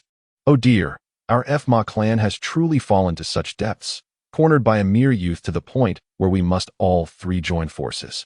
I'm quite embarrassed," Kyuji lamented, tall and slender, resembling a noodle, covering his face with one hand in dismay at the incompetence of their junior. "Indeed, it seems inappropriate for us to engage in a 3-on-1. Let us expedite this battle, so we may conclude swiftly and prevent outsiders from witnessing," Shiyu, clad in a short leather garment, concurred with Kyuji while initiating the attack. He did not wield a katana. Instead, his fingernails rapidly elongated. Stretching to over half a meter in length, an animalistic fur sprouted across his body, rendering him akin to a werewolf. He was a master of physical techniques. "My friend, it is not yet the night of the full moon. How have you transformed?" Huihu parried the opponent's sharp claws with his sword, producing sparks upon contact. Such razor-sharp claws, with considerable strength, a mere scratch could disfigure one. Upon realizing the prowess of his adversary, Huihu wasted no time and self-destructed, valuing his life little. One enemy taken down was worth the sacrifice. Boom. Another sun rose, shyly embracing the foe with its fiery warmth. Was this the opponent's explosive ninjutsu? Truly an awe-inspiring display of technique. Wind Demon Juji, having gathered intelligence on Huihu's explosive ninjutsu, was well prepared. As the explosion erupted, he swiftly formed hand seals, summoning 4 star-like stone statues around him, creating a barrier that mitigated the blast's force, safeguarding both himself and Wind Demon Taro. In the aftermath, the area within hundreds of meters around Huihu lay in ruins, the earth shattered, rocks and trees obliterated, leaving behind a barren expanse of sand. Yet, none of Wind Demon's trio perished. No wonder they are top-tier warriors in the ninja realm. They are indeed difficult to kill. Observing the scene before him, Huihu contemplated that, by contemporary standards, these individuals could be regarded as elite shinobi, as there were few grand clans like the Wind Demon family in the Land of Fire. This was no easy battle. At that moment, a towering, scruffy coyote, 6 or 7 meters tall, materialized before Wind Demon Shiryao, shielding him from the explosion's wrath. Of course, this coyote, too, bore the brunt of the blast, its fur, flesh, and blood scattering through the air, revealing bones in multiple places, flames erupting from its body. Its demise was inevitable. With a resounding crash, the coyote dissipated into smoke. Such a large creature would have provided sustenance for a considerable time. It seemed that summoned beasts not only excelled in combat but also addressed the food supply issue, thereby fostering the culinary industry. In the future, he would opt for a summoning beast with more meat. Its value would be substantial. Huihu promptly took out a small notebook to jot down his entrepreneurial inspiration. Scoundrel, perish. The summoning technique? 100-headed demon wolf. Witnessing the demise of his summoned beast ignited a fierce rage within Wind Demon Shiryao. He immediately bit his finger, formed hand seals, and commanded forth a colossal beast. A massive coyote, several dozen meters tall, emerged, its visage ferocious, adorned with over 100 necks and heads, launching an assault on Huihu with its myriad of heads. Wind release. Wind kill formation. Simultaneously, Wind Demon Taro unleashed his assault around Huihu, enveloping him in a colossal tornado, filled with endless blades of wind, slicing towards him. This ninjutsu was both offensive and defensive, enduring over time, boasting considerable power. More crucially, wherever the wind blew, sand was stirred up, capable of causing enemies to stumble, thereby hindering their speed. Most importantly, it could create a vacuum effect, nullifying fire release, explosives, and other ninjutsu. This technique is specifically designed to restrain the capabilities of the magnificent Huigu. It exemplifies the profound heritage of the great ninja clan, rich in knowledge, ever adept at discovering methods to counteract one's strengths. Within the wind-killing formation, Huigu is rendered nearly incapacitated. He is unperturbed by the slicing wind blades, as they merely graze his surface skin, inflicting minimal harm. The critical issue lies in the absence of oxygen, rendering his fire techniques unusable. Furthermore, the presence of sand severely hampers Huigu's agility. The adversaries coordinate their assaults, leaving little room for him to unravel the jutsu. Just as Huegu prepares to forcibly break the technique, a torrent of wolf heads surges towards him. Upon witnessing the multitude of gaping maws, he realizes evasion is futile, resigned. He decides to take initiative to spare his opponents any undue burden. With a leap, Huegu dives into the maw of a sand wolf, swiftly sliding down its neck and into its belly before the creature can react. Though his actions astonish onlookers, the Windmaster, Gyoji, is swift in his response, immediately forming seals and striking the ground with his hands. 7-star sealing technique. At the center of the sand wolf, 7 towering star statues, each reaching 10 meters, erupt from the ground, radiating a soft lavender glow and forming a flawless circular barrier with no gaps, neither in the sky nor beneath the earth. At last, the technique is complete. Even if the adversary escapes the jaws of the ghost wolf, it matters not. Gyoji exhales, acknowledging the formidable power of the sealing technique, though its execution weighs heavily upon him. However, a sense of unease creeps in. It seems all too smooth. Windmaster Taro furrows his brow, sensing that Huegu's behavior has been unusually compliant, from his appearance to his entrapment, which starkly contrasts with his previous actions. What does too smooth imply? I nearly perished, and my summoning beast was obliterated. The explosion technique used by the opponent appears to be a self-detonation, executed without the need for seals. Once captured, he shall be thoroughly interrogated. Beside him, Windmaster Shuriao expresses dissatisfaction upon hearing the clan leader's remarks, having incurred significant losses. Indeed, acquiring the opponent's fire techniques or explosive ninjutsu would dramatically bolster our clan's strength. The mere mention of Huegu's jutsu ignites fervent interest among the trio. Huegu leaped into the belly of the hyena, feeling quite content.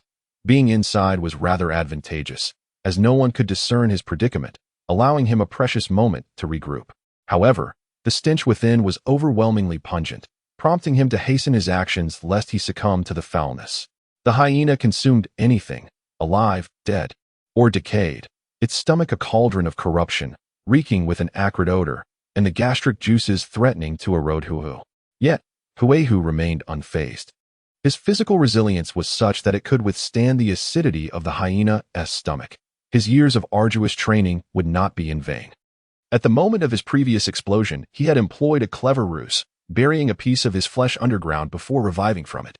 This time, however, he could not afford to die carelessly. He needed to time his actions precisely, for he had not prepared a substantial portion of flesh for resurrection.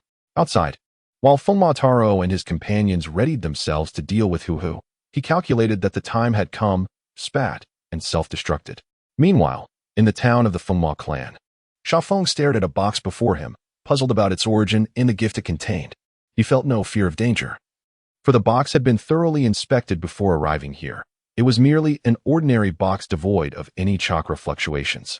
Upon opening it, he discovered a severed pinky finger, presumably removed some time ago, with dried blood long ceased to flow. Having traversed the mountains of corpses and seas of blood, he scoffed at the notion of fear. He contemplated the wound on the finger, pondering who could be so bored as to play such a prank.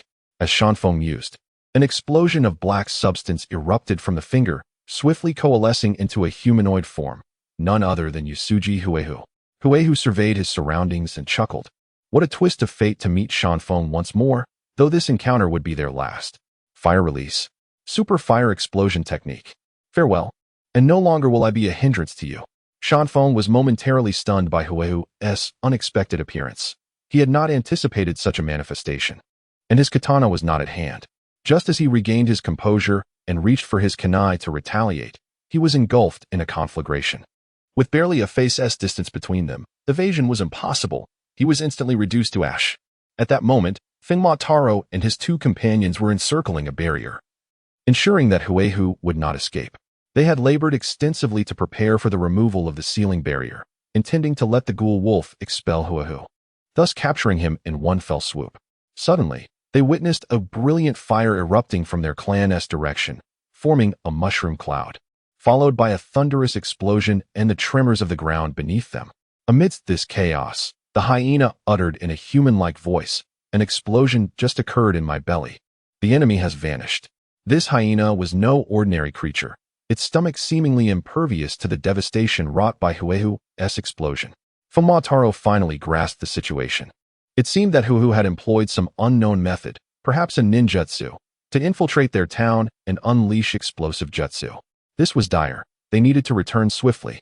The thought of their home being devastated and the potential loss of countless lives filled them with dread. The urgency propelled the three of them toward the village. They were currently at the outskirts of the Funma family's territory, and it would take some time to reach their clan.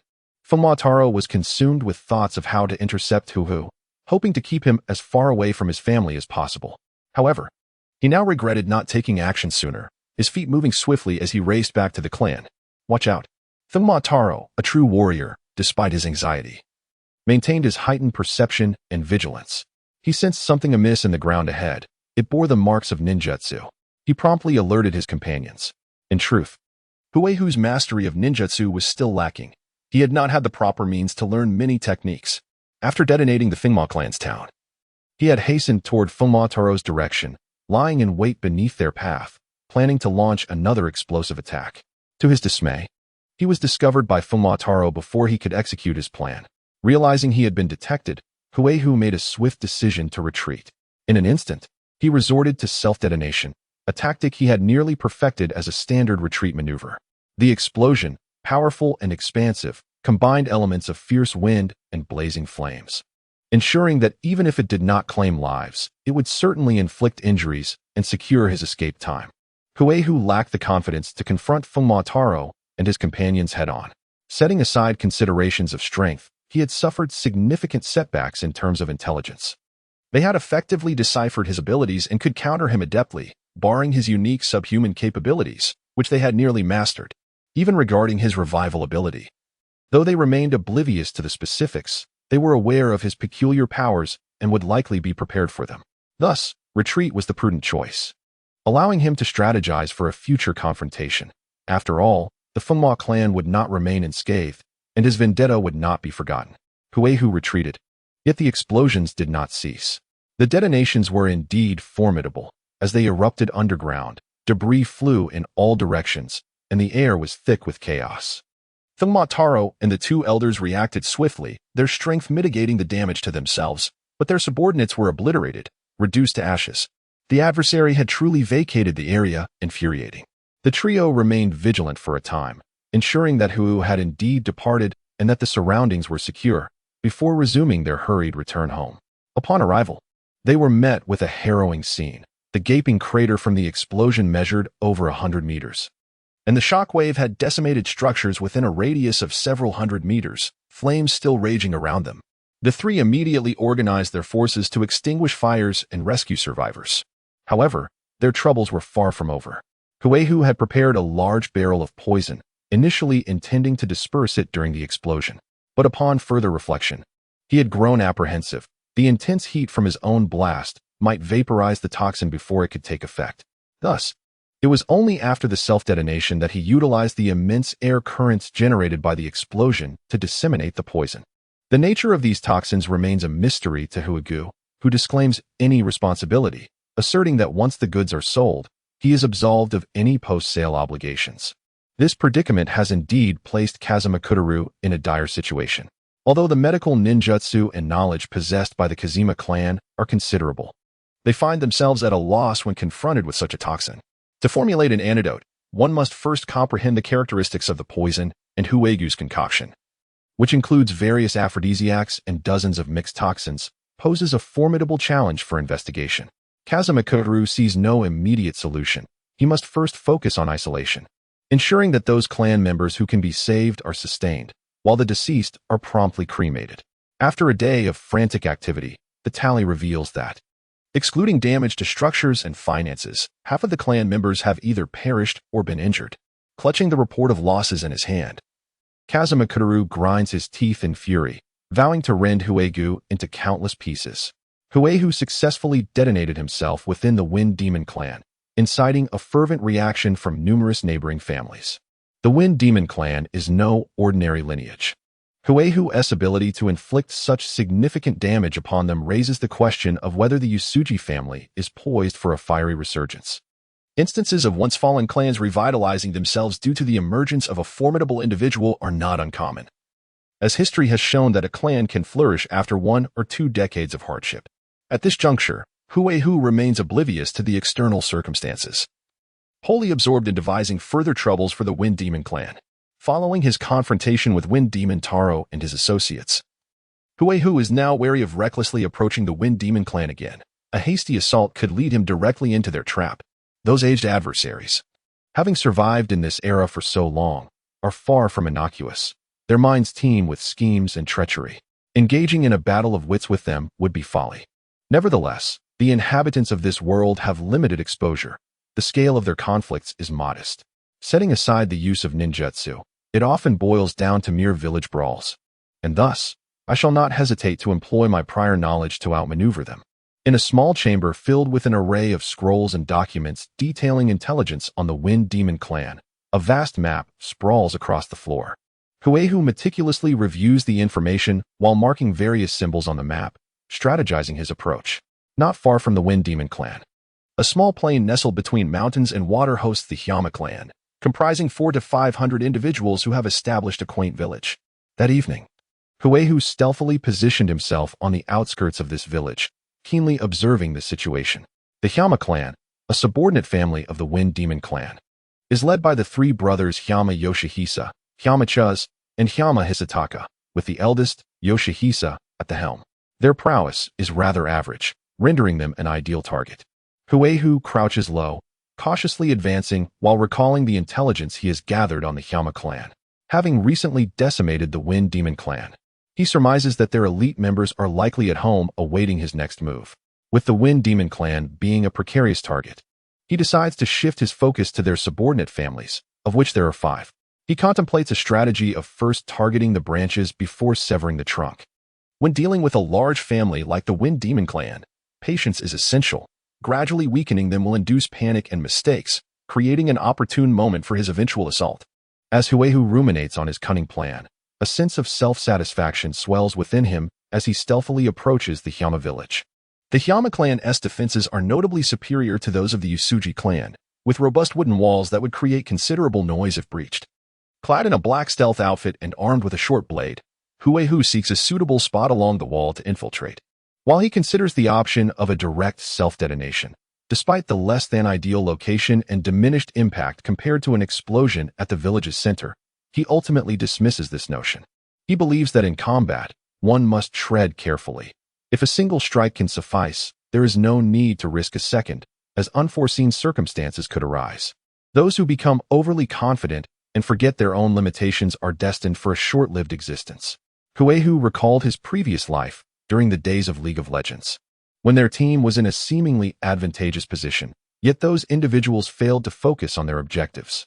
Instead of diligently pushing the towers in the game, they engaged in frivolous antics that ultimately led to their demise. In that moment, Huehu nearly smashed his keyboard in frustration. What was the point of playing the game? He wondered if they could not even recognize its fundamental nature. They had been brainwashed by the gimmicks of the game company, becoming mere puppets. As Huehu stealthily circled the perimeter, he soon discovered a circular hole beneath the wall. He scrutinized the hole, carefully assessing its dimensions, and reached out to touch it. Observing the surrounding marks and analyzing various scents, he eventually nodded solemnly. Indeed, this was a standard dog hole of commendable quality. Huehu smacked his lips, rubbing his chin, his mind filled with conflict. In his youth, he had crawled through such holes, his abilities at the time being rather modest. He would shut his eyes and simply go for it to complete a mission. After all, as a ninja, who could afford to be squeamish about dirt or embarrassment? However, now that his skills had improved, his standards had also risen slightly. The thought of crawling through a dog hole made him feel somewhat uncomfortable. Perhaps he should wait and see. If no suitable opportunity arose, he could always take the plunge. After all, no one would witness it. It seemed that his principles and sense of shame had not elevated significantly. Huehu was not inept at ninjutsu. However, the techniques of the Usuji clan were of mediocre quality. Having dedicated much of his training to physical combat, swordsmanship, and fire techniques, he had only mastered a few ninjutsu techniques, with the exception of the body flicker technique, which he excelled at. Other ninjutsu he could perform were subpar, characterized by slow speed and significant chakra fluctuations, making them easy for opponents to detect. The last time he attempted to use earth techniques for an ambush, he had been preemptively discovered by Kazumara Taro. Fortunately, Huehu eventually found an opportunity, identifying a weak point in the defenses of the Hayama family and infiltrating their premises.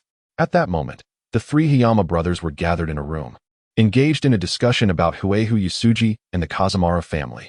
Hayama Yoshihisa suggested they deliberate on their course of action regarding the potential confrontation with Huehu. The second brother, Hayama Chiza, interjected, stating, "Eldest brother, Huehu Yasuji is now a dangerous individual. If he were to seek trouble with our family, we would not be able to withstand it. Therefore, if the Kazumara family requests our support, we must decline and find an excuse to refuse, lest we provoke Huehu." He was understandably intimidated by Huehu's explosive tactics. The massive pit created by the Ando family still loomed large, and their own family was hardly superior to the Ando clan. The third brother, Hayama Hisataka, listened to his second brother's words, clapped his hands, and proposed, "Why don't we simply sever ties with the Kazumara family? Their strength has notably diminished. Even if they defeat Huehu Yasuji, they would not compare to the Yamamoto and Aburame families in this region. I believe we would be better off aligning ourselves with the Yamamoto family. Not only are they powerful, but their alliance with the Yasuji clan would ensure that Huehu would not trouble us." Upon his utterance, the brothers Hanyuma Yoshihisa and Hanyuma Chuz were quite stirred. Finding merit in his words, Yoshihisa contemplated the plight of their modest clan, recognizing the immense pressures of survival. In tumultuous times, no one finds ease. The notion of altering allegiances for the sake of existence is not uncommon, and alas, the concerns of pride must take a back seat to the imperative of survival. His younger brother's reasoning held weight. Thus, they resolved to observe for a couple of days. Should the Fma clan successfully neutralize Yasuji Teratora, they would continue their allegiance to them. Conversely, if Teratora were to instigate further chaos, such as annihilating other clans, they would swiftly pledge their loyalty to the Yamamoto Dera clan. In times of strife, one must align with the powerful. Should the Fma clan fail to offer protection, they could hardly expect loyalty in return. The three brothers thus reached a consensus to watch and wait for a couple of days, but then tragedy struck. A sun rose, illuminating half the night sky. The Hanyuma clan was obliterated. As the saying goes, misfortune comes in threes. Yasuji Teratora had repeatedly resorted to self-detonation, eradicating two minor ninja clans in the process. The Fma clan found themselves powerless, and the ensuing chaos unsettled the hearts of many. Although the Fma clan contemplated retribution, the Yasuji clan resided within the territory of the Yamamoto Dera clan. When the Fma clan was at their zenith, they would not have feared the Yamamoto Dera, yet now, having been severely weakened by Teratora's explosive tactics, they dared not provoke their adversaries by trespassing into their domain. With the disruption of morale, self-preservation became paramount. Of the four remaining subordinate clans allied with the Fma, two immediately defected to the Yamamoto Dera, one sought refuge with the Aburame clan, and another, with interests too intertwined with the Fma, relocated entirely to their territory, seeking their protection. This turn of events delighted Yamamoto Sadanaga, who, without lifting a finger, acquired two ninja clans, over 400 warriors, significantly bolstering the strength of the Yamamoto Dera. Thus, Sadanaga increased the supplies provided to the Yasuji clan, frequently inquiring with Teratora about the sufficiency of their poisons, whether they required additional intelligence or needed assistance. It was as though he were hinting for Teratora to unleash further explosions, ideally obliterating the Fma clan, thereby facilitating their grand expansion. Teratora, upon witnessing Sadanaga's eager gaze, felt a surge of frustration. He was being treated as a mere terrorist, a disposable laborer. After dismissing Sadanaga, Teratora relished 2 rare days of tranquility, much to the disappointment of those who had eagerly awaited the dawn. The sun, however, remained obscured. Teratora, having taken a brief respite to recover from the recent battles and regain his peak condition, then proceeded to the Fma clan. The cunning old fox of the Fma clan had shown himself to be treacherous. During the last explosion at the Hanyuma clan, they had not dispatched anyone for assistance, leaving Teratora to endure a night of ambush and mosquito bites in vain. It seemed the Fma clan had resolved to fortify their defenses, knowing that Teratora would seek vengeance and that they were no fools to scatter their forces and invite defeat. Against such a tortoise-like adversary, Huegu was at a loss. However, vengeance could not be forsaken. Since cunning could not outwit them, he resolved to confront them head-on. Just as Huegu arrived at the outskirts of the Fuma clan, he was promptly detected. The Fuma clan had been awaiting Huegu, fully prepared and on high alert, determined to prevent him from infiltrating their defenses once more. Fumataro, Fuma Kuji, and Fuma Shiryao were deliberating on strategies to counter Huegu, while a gray-furred coyote lay by Shiryao's feet, drooling as it gnawed on a bone. Suddenly, the coyote sniffed the air and uttered a phrase, "The enemy has arrived."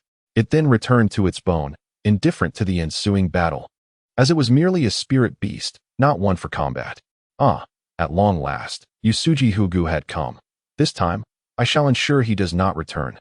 Fumitaro slammed his fist on the table, his face contorted with murderous intent, his eyes ablaze with rage, ready to confront Hugu with fervor. His only son had been obliterated by Huegu's explosive attack, a loss that struck deeply at his heart. Fumakuji and Fumashiryo hastily restrained Taro, each grasping him firmly on either side, as one alone could not contain his fury.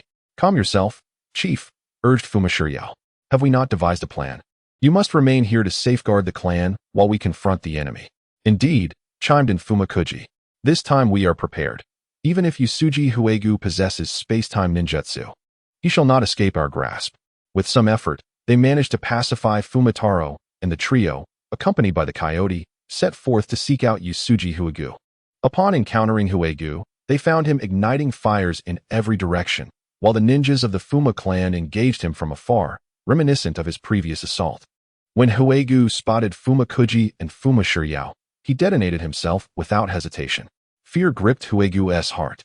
The enemy wielded sealing techniques that were even more formidable than the abilities of the Yaren.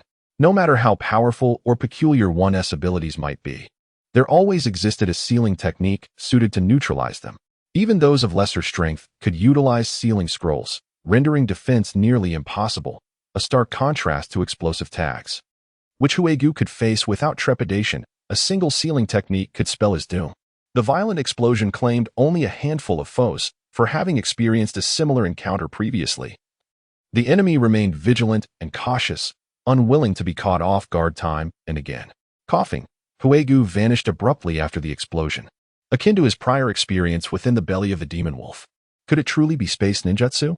Fumakuji waved his hand before his face, dispersing the smoke and articulating his thoughts. Fumashiryo, unfamiliar with space ninjutsu, acknowledged its advanced nature. Regardless, they needed to locate Huegu first. The two turned their gaze toward the coyote, which still clutched a bone in its mouth. It sniffed the air once more, remaining silent as it gazed towards the north. Without further ado, the pair seized the coyote and hastened northward. They possessed unwavering confidence in the creature. Despite its lack of combat prowess, its sense of smell was extraordinary. The ordinary wolf possesses a keen sense of smell, capable of detecting various scents, yet this particular wolf can discern the essence of chakra. Each individual's chakra undoubtedly varies, although most people cannot perceive these differences. However, this wolf possesses the remarkable ability to do so. Within its sensitive nose, the chakra of Huigua radiates with an intense heat, allowing it to be detected from a considerable distance without effort. How did Huigua manage to venture north? This is the tactical approach he has been devising over the past few days. Recently, Huigua was not merely resting. He frequently visited the outskirts of the Wind Demon clan's territory, daring not to delve deeper. He discovered numerous concealed spots, where he secreted away small pieces of flesh from his own body, hiding a total of 12 such morsels. Huigua yearned to carve away more flesh. But despite his imposing stature, he was composed predominantly of lean muscle, lacking any excess. If he were to remove too much flesh, it would inevitably affect his bodily coordination and combat efficacy. In a moment of self-reflection, Huigua remarked, having a physique that is too perfect can be troublesome. It makes it difficult to shed flesh. Perhaps I should consider cultivating a bit of fat to facilitate this." Huigua's strategy was straightforward: lure out the trio of Wind Demon Taro without engaging in direct confrontation. Upon their meeting, he would detonate himself and then resurrect from another location to launch an immediate assault on the Wind Demon village. If he succeeded just once out of 12 attempts, he could deal a significant blow to the Wind Demon clan, continuing the onslaught until they were utterly obliterated. He even dubbed this not-so-impressive tactic the Infinite Super Fire Blast strategy. Unfortunately, he mused, this plan might not come to fruition today. To his dismay, he had only drawn the attention of 2 individuals. Wind Demon Taro had not arrived, likely waiting for him back at their village. Well, he thought, initially intending to penetrate deeper into the village for an explosion, that now seemed impossible. He would have to settle for a more distant approach. If he couldn't overpower the 3 of them, he would simply detonate multiple times. At this moment, Huigua remained unaware that a single wolf had detected him the instant he resurrected, thwarting his intentions. Upon his revival, Huigwa swiftly advanced towards the Wind Demon village. In a bid to save time, he abandoned the slow method of clearing a path with fire, opting instead to wield his long knife and charge forth with relentless ferocity. The arrival of these two foes was unexpectedly swift, yet he remained unperturbed, confident in his remaining 10 chances. After a brief skirmish, Huigwa spotted Wind Demon Kyuji and Wind Demon Shuriao in the distance, momentarily taken aback by their rapid approach. However, he dismissed it, attributing their speed to some unknown method, believing it only allowed them to detect him once or twice. At this juncture, Huigwa was not in optimal condition. In his haste to accelerate, he neglected to clear the traps thoroughly, and the ensuing battles with the enemy ninjas left him with numerous wounds. With a casual farewell to the two adversaries, he ceased to intercept the shuriken or kunai aimed at him, allowing them to puncture his body like a hedgehog. Oblivious to his injuries, he waved at Wind Demon Kyuji and Wind Demon Shuriao in the distance before detonating himself.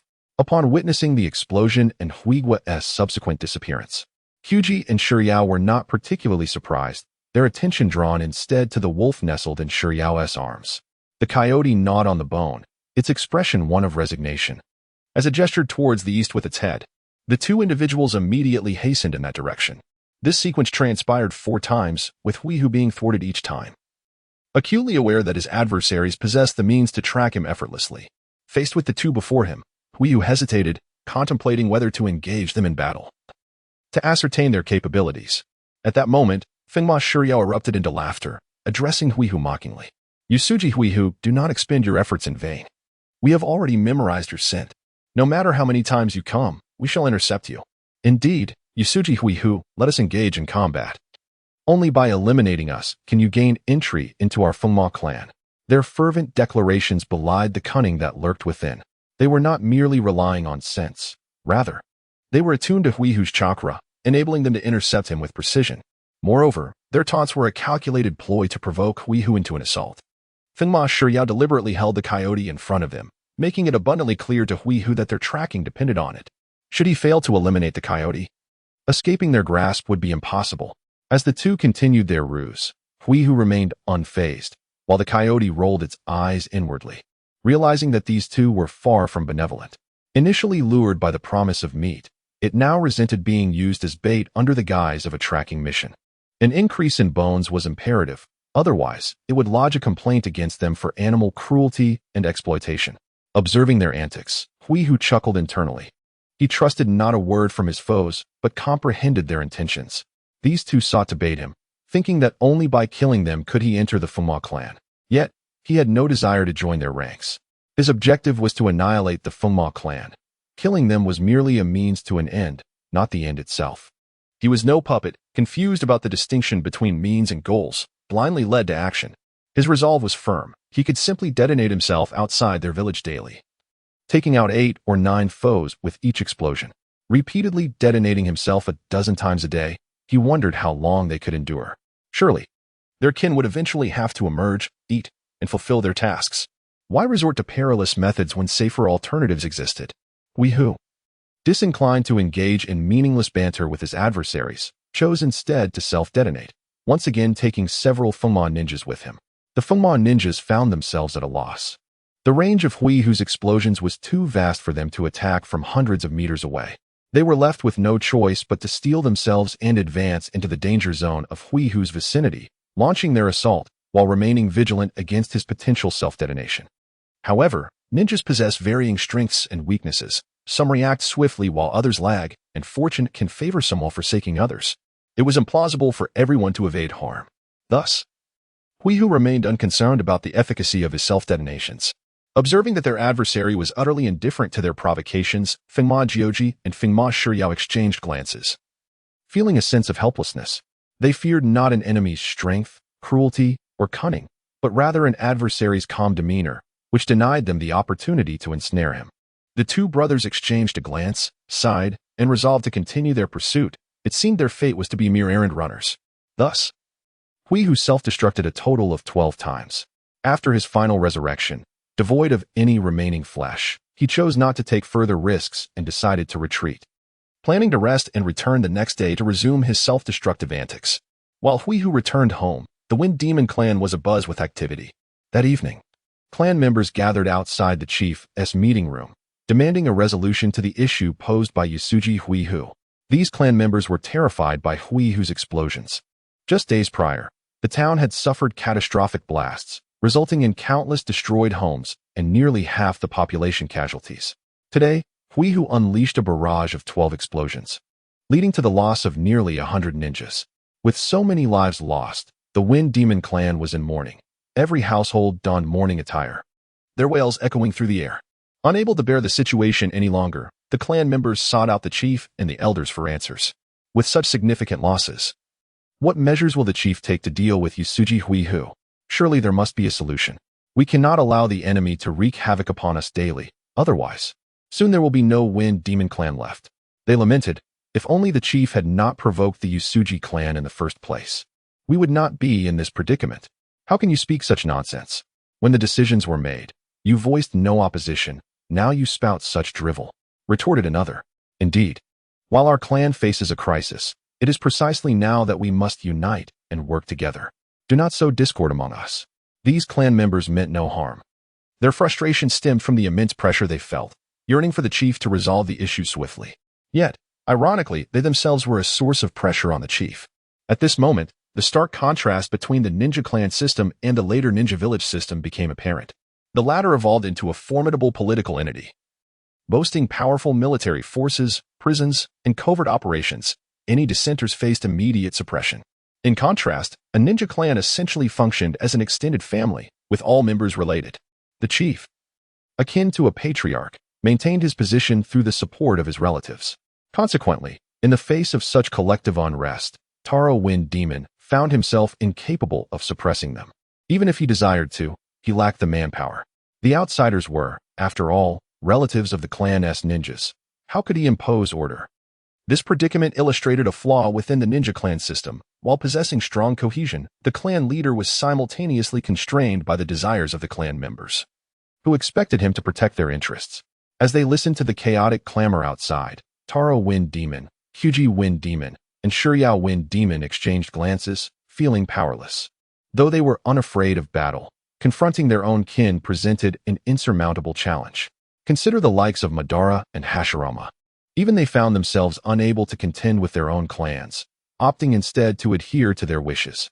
After years of conflict, once both clans were exhausted and bloodied, they could finally unite to establish Konoha. What, then, could be done? Yasuji Huihu offered no opportunity for a fight. He was simply too cunning. Furrowing his brow, Shiryao Wind Demon looked to the other two for potential solutions. Meanwhile, Hyuji Wind Demon tilted his head back, seemingly deep in thought as he scrutinized the ceiling. The conference room is newly constructed. The original one was obliterated long ago. Kazuchi Fuma seems to find the ceiling's ornamentation quite intriguing, observing it with earnestness and occasionally nodding, perhaps contemplating a similar design for his own home. At this moment, Taro Fuma spoke up, appearing gaunt and weary, his voice hoarse, eyes clouded, as if he had aged by over 20 years. If things do not improve, we shall resort to my approach. Upon hearing this, both Kazuchi Fuma and Shiryao Fuma immediately donned serious expressions, fixating their gazes upon their clan leader. Taro Fuma's method was straightforward, to concede defeat to Terahira Yasuji. The two felt a sense of embarrassment at the thought, opening their mouths to protest, but ultimately their words dissolved into a sigh. The hero's spirit wanes. Exchanging glances filled with resignation, they lamented that had it come to a true confrontation, the three brothers would have already subdued Terahira Yasuji. Of course, if Yasuji were aware of their sentiments, he would surely scoff at them. A powerful clan attacking a lesser one is one thing, but for three seasoned rogues to conspire against one, how could they possibly feel aggrieved? If the clan leader has resolved to pursue this course of action, we shall support him. In this era, the survival of the clan takes precedence. Our current strength has been severely compromised, and we must bow our heads if necessary, lest Yasuji bombards us daily, leading to further losses of our kin. After all, our kin entrusted us with the stewardship of the clan. We cannot prioritize personal honor over the clan's welfare. Kazuchi Fuma was the first to speak up, his demeanor composed, offering a comprehensive analysis. Shiryao Fuma nodded in agreement and added, "Indeed, we cannot allow further bloodshed within our family. Rest assured, we will shoulder this responsibility alongside you, explaining to our kin. If they do not comprehend, We shall relinquish our positions as elders and allow more capable individuals to take charge. However, Tarofuma shook his head, gazing at the two and asserting, "You cannot depart. If anyone must leave, it should be me. Our clan, having endured this calamity, needs you to guide our kin through this tribulation." The two were taken aback, exclaiming, "Clan leader, what do you mean?" Tarofuma's brows furrowed in fury. His face twisted with hatred, teeth grinding audibly as he spat. "Terahira Yusuji has slain my only son and massacred my kin. I shall not let him escape unscathed." His desire to exact vengeance was palpable, his countenance dark and voice low, as if it emanated from the depths of hell. "We cannot simply concede to Terahira Yusuji. Our circumstances have devolved into a life-and-death struggle. He will not show us mercy. We must appeal to the Yamamoto family, offering them whatever they desire, be it ninjutsu, wealth, or influence, provided they can broker peace between Yusuji and us. If the Yamamoto family agrees, we can achieve 3 objectives. First, to grant our clan a moment of respite. Second, to sow discord between the Yamamoto and Yusuji families, thus creating an opportunity for us to maneuver. And third, I am resolved to confront Terahira Yusuji head-on." Haha. With this declaration, Tarofuma's expression fluctuated, revealing the depths of his contemplation. The following day, after a restorative rest, Yusuji Teratora prepared to venture out once more. He had spent the entire night devising schemes, his heart brimming with malevolent ideas, intent on wreaking havoc upon the Fma clan, determined to transform their town into a realm of despair. Yet, as he stepped outside, he encountered Yamamoto Teranaga. Upon seeing Yusuji Teratora, Yamamoto erupted into hearty laughter, enthusiastically clasping Teratora's shoulder. "Where are you off to, Teratora?" he inquired, prompting a moment of confusion in Teratora. "Do you not know my purpose? Have you not been urging me for days to cause trouble for the Fma clan? Of course, I am embarking on a day trip to their abode, my heart aflame with indignation, eager to unleash my fury upon them." "Not so fast. Let us retreat inside and converse," Yamamoto insisted, pulling Teratora into the house, while Yamamoto Tadaneo stood guard with several subordinates at the entrance. Bewildered, Teratora was ushered into the dwelling. No sooner had he sat down than Yamamoto began speaking earnestly. "Teratora, there is a matter I wish to discuss with you." Yamamoto's eyes bore into Teratora's, glinting with intensity. "Please, do not hesitate. Articulate your thoughts. To be direct, the Fma clan has suffered significant losses due to your actions, which have consequently yielded considerable benefits for our family. We have agreed to persuade you to cease your endeavors." Upon hearing this, Teratora comprehended that this was not a discussion, but rather a notification for him to relent. The phrase, "we have agreed," clearly indicated Yamamoto's allegiance with the Fma clan. Surprisingly, Teratora felt no anger. Yamamoto's family had merely made a choice that served their own interests, one he could empathize with, for had they not protected the Yusuji clan during their time of peril, he would not have been so audacious as to confront the Fma clan, as his kin would have been decimated. Indeed, Teratora's triumph was also a victory for the Yamamoto family. They had shown him favor, and given the circumstances, he felt compelled to acquiesce. Nevertheless, Teratora's mood soured, his countenance darkening as he sighed heavily. "Very well, you have rendered assistance to the Yusuji clan, and I cannot refuse. However, I have but one request. I demand the head of Fma Taro." With reality now unalterable, Teratora spoke plainly, asserting his need for Fma Taro's demise. Though he could not annihilate the entire clan, it was imperative to eliminate the principal architect of his woes. Yamamoto was taken aback by Teratora's nonchalance. His carefully prepared argument stifled, leaving him momentarily vexed, regretting the sleepless night he had endured. Yet he understood that this would inevitably create a rift between himself and Yusuji Teratora, having impeded Teratora's quest for vengeance. It would be unreasonable to expect him to harbor no resentment. The blood feud for a father's murder is eternally unforgiving.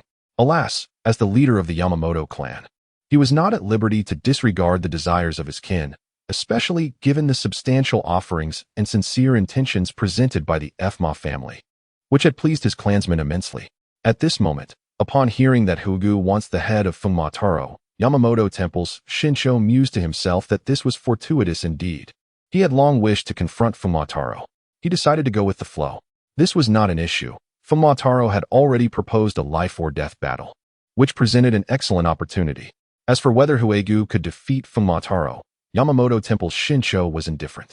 If Huegu accepted and were to perish, It would merely reflect his lack of skill, and he could not blame anyone else, such as the chaos of the world. How delightful. Haha. Even if I cannot eradicate the Funma clan, slaying Funma Taro and his son would somewhat assuage my deep-seated resentment. Huegu was genuinely elated. He feared he might not have the chance to eliminate Funma Taro. After all, he was the mastermind. In truth, Huegu did not harbor much animosity towards the other members of the Funma clan. In these tumultuous times, no one was truly innocent, nor were they paragons of justice. His singular desire to annihilate the Funma clan stemmed purely from a desire to eradicate the root of his enemies. They deserved to perish. The notions of love and mercy transforming the world seemed futile to him. Throughout history, spanning 5 millennia, he had found no successful examples of such ideals. If he could not obliterate the Funma clan today, he would bide his time for another opportunity. After exchanging a few words, Yamamoto Temple Shinsho, having achieved his purpose, took his leave, with Huegu courteously seeing him off. Huegu genuinely held no hatred towards his counterpart, after all. The Yamamoto Temple family had not betrayed the Usuji clan for personal gain, which was commendable enough. One must not be overly greedy or harsh towards others. On that day, under a blue sky adorned with white clouds, in a lush little valley surrounding the Yamamoto Temple family, 3 groups stood at each corner, confronting one another. Funma Taro, it is getting late. Let us proceed inside. Your son awaits you. Rest assured, I shall ensure your reunion today, Huegu declared with a chuckle. He glanced at the splendid weather, clear skies, and gentle breezes, and surveyed the picturesque surroundings, feeling quite satisfied. Truly, he considered himself a good person for having chosen such a beautiful resting place for his adversary. The 3 individuals facing Huegu were none other than Funma Taro, Funma Hisashi, and Funma Shiryao. In response to Huegu's provocation, Funma Hisashi and Funma Shiryao were filled with fury. They immediately grasped their swords, narrowing their eyes, ready to unsheath them for bloodshed. Behind Huegu stood 2 companions, Usuji Ryawakamaru and Usuji Tadao. They had been closely observing the Funma clan, and upon seeing their readiness to erupt, they, too, unsheathed their katanas. Although they were not particularly strong, charging ahead would mean certain death. Yet, the Usuji clan had many members, none of whom feared death. After all, their relatives had been ruthlessly slain by the Funma clan, and the hatred they bore was as deep as the ocean. It would indeed be strange not to draw their blades upon meeting. Ha ha ha. Indeed, the appointed time has arrived. You 2 should commence without delay. At this moment, a third party spoke up. It was Yamamoto Temple's Shinsho, accompanied by Yamamoto Temple's Tadao. Their primary purpose was to serve as witnesses. Otherwise, given Huegu's boundless ambition and Funma Taro's cunning, the battle could devolve into chaos. This time, both sides had agreed upon a one-on-one duel, to fight until death. Thus, the valley has been sealed off by the Yamamoto Temple family, with Yamamoto Ticho and his companion exerting a formidable suppression, leaving no room for any disturbances. Usuji Terahira is quite pleased with his subordinates, not blaming their impulsiveness. Such loyalty is indeed commendable. The capabilities of his subordinates are secondary. Loyalty is the most precious asset. So, let us proceed. Funma Taro, with a stoic expression, disregards the others and strides leisurely into the valley's entrance. Observing this, Terahira glances at Ri Wakamaru and Ch Sasa, conveying a clear message. Your strength is lacking, and I have brought you merely to uphold appearances, for they are only a handful, and it would be embarrassing to come alone. Once I depart, be cautious and clever. At the first hint of trouble, cling to Yamamoto Taishu's side, resolutely prioritizing survival over pride. Given Yamamoto Taishu's grand character, he will surely protect you both. They return a knowing glance, assuring him, rest assured, we have been learning diligently from you these past few days, and we know how to adapt. With that, Terahira confidently steps into the valley, head held high, sword at his side, striding with a warrior's gait, each step deliberate and imposing. Ha ha ha, one-on-one duel. If I cannot defeat Funma Taro, I might as well end my life. And I mean it, ha ha ha. The exhilaration of imminent revenge fills him with joy. As Terahira and Funma Taro enter the valley, there is little to be said between sworn enemies. Both yearn to tear each other apart, and any notion of mutual respect is utterly absent. Both adversaries, fully armed, utter not a word, simply prepared to engage in combat. Terahira is the first to launch an attack, his body ablaze with energy, moving with remarkable speed as he swings his katana in relentless strikes. His goal is straightforward: Leveraging his superior swordsmanship and physical prowess, he aims to overwhelm Mataro with a barrage of attacks, preventing him from executing his ninjutsu, thereby depleting his stamina and ultimately achieving his demise. Mataro, though at a disadvantage in speed and strength, compensates with his vast experience. He deflects Terahira's strikes with his katana, and when faced with an insurmountable blow, he resorts to either the body double technique or uses his armor as a shield. Why employ the body double technique? Because its duration is brief, and as a master of ninjutsu, Mataro can execute it swiftly. Other advanced ninjutsu takes longer to perform. With Terahira's speed, even a second's delay could result in his demise. Thus, Mataro cannot afford to take that risk. After a while of intense combat, Mataro realizes this approach is futile. Why isn't his opponent utilizing explosive ninjutsu? Engaging in close combat all this time was a strategy to provoke such an attack. Through extensive research, Mataro discovers that whenever Terahira employs an explosive technique, he either vanishes, attacks, or retreats. However, there is always about a second of vulnerability before he strikes, a moment where he cannot attack immediately after detonating. This is due to Terahira needing time to reform after self-detonation. Although Mataro is unaware of the exact reason, he seizes this opportunity to exploit Terahira's vulnerability. Having long anticipated the opponent's explosive retaliation, he aimed to seize the fleeting moment to eliminate Usuji Teratora. However, to his dismay, the adversary continued to rely solely on his swordsmanship. Alas, life rarely unfolds according to one's desires. Today, he was determined to vanquish Usuji Teratora, thereby ridding his family of a menace. Mataro, gazing intently at Usuji Teratora, clenched his teeth and resolved to act. On the other hand, Usuji Teratora reveled in the duel. In the realm of ninjas, the notion of fair combat was a mere illusion. Only the victor reigned supreme. Consequently, over the years, Teratora seldom encountered opponents of comparable strength. The current opportunity was indeed rare, one-on-one combat against a formidable foe, and Teratora relished every moment of it. Why did Teratora refrain from self-detonation? He had his own considerations. During his last encounter with Mataro and his two companions, his self-destruction had failed to claim a single life, revealing that his explosive power was insufficient against a prepared adversary. Furthermore, the ensuing flames and smoke would obscure his vision, granting his opponent the advantage to prepare, especially against a skilled ninja like Mataro, who could flourish given a moment's respite. Teratora would not afford him any opportunity. Thus, Teratora opted for the most prudent combat strategy, to wear him down in close quarters. After all, he possessed boundless chakra and limitless stamina. As Teratora continued to strike with fervor, he suddenly seized an opportunity, thrusting his long blade forward with fervent precision. With a piercing sound, it plunged into Mataro's abdomen. Taken aback for a moment, Teratora quickly realized the peril. His opponent was prepared to fight to the death. He understood that, given Mataro's prowess, this strike should have been countered, but it had succeeded. Clearly, it was a trap. Nevertheless, retreat was not an option. It was too late to reconsider. With resolve, Teratora gripped his katana tightly, preparing to slice horizontally, intending to cleave Mataro in two. Is it merely a matter of ruthlessness? I embrace death daily. How can you compare? Earth release? The Earth prison technique. At that moment, Mataro's face was resolute, his eyes gleaming with a deathly determination, wholly unperturbed by his injuries, as he formed hand seals to cast his technique. Suddenly, a massive earth prison erupted from the ground, enveloping both combatants. An earth release barrier? The earth prison technique ensnares opponents within a fortified earthen cell, with the caster channeling chakra into the walls. Even if the walls are attacked, they quickly regenerate, and the prison can absorb the enemy's chakra. Yet, the distribution of chakra is uneven. The farther one is from the caster, the less chakra is available. This is the technique's inherent flaw. Contemplating the intricacies of this technique, Teratora shook his head. While he understood how to counter it, such knowledge was of little use. The caster undoubtedly possessed greater expertise in ninjutsu.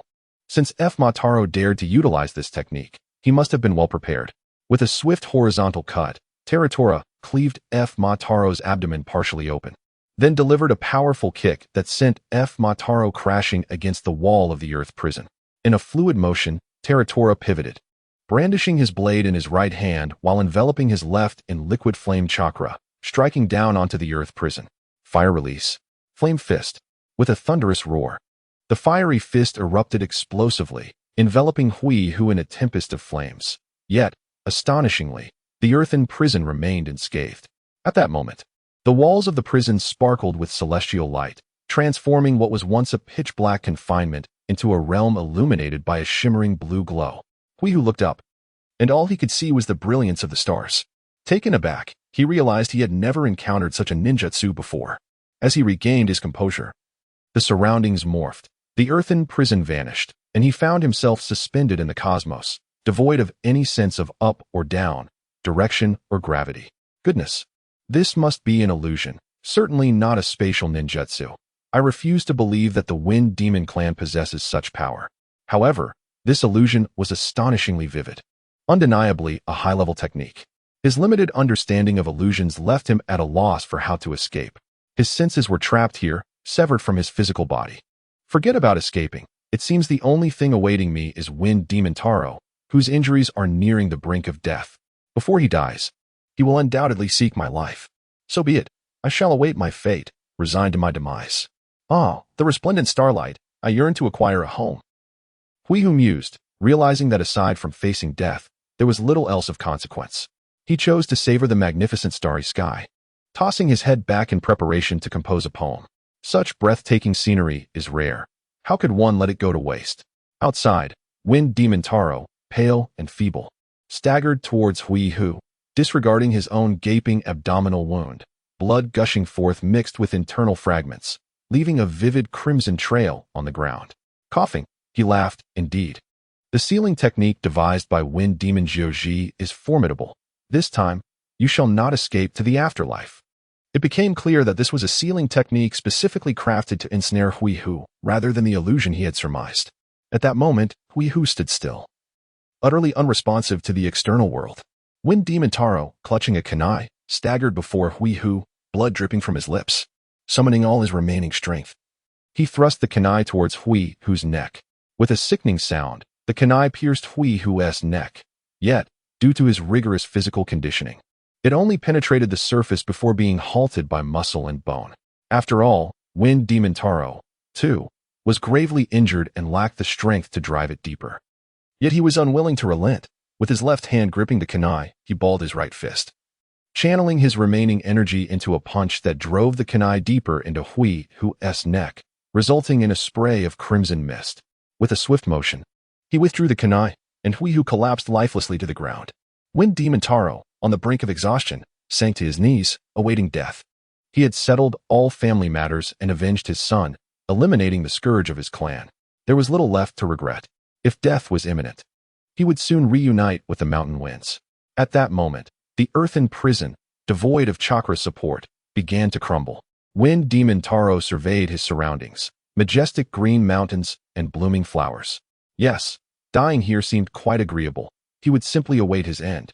At that moment, Hui-Hu stood up abruptly, gripping the katana at his side, and with a swift twist, severed the head of Kazemaru Taro. The look of disbelief was etched across Kazemaru Taro's face, and before he could even react, his body lay severed. Although Hui-Hu's spirit had been sealed, he had long awaited this opportunity. Initially, he contemplated tormenting Kazemaru Taro with the death goddess blood, but reconsidered, reviving before his adversary posed considerable risk.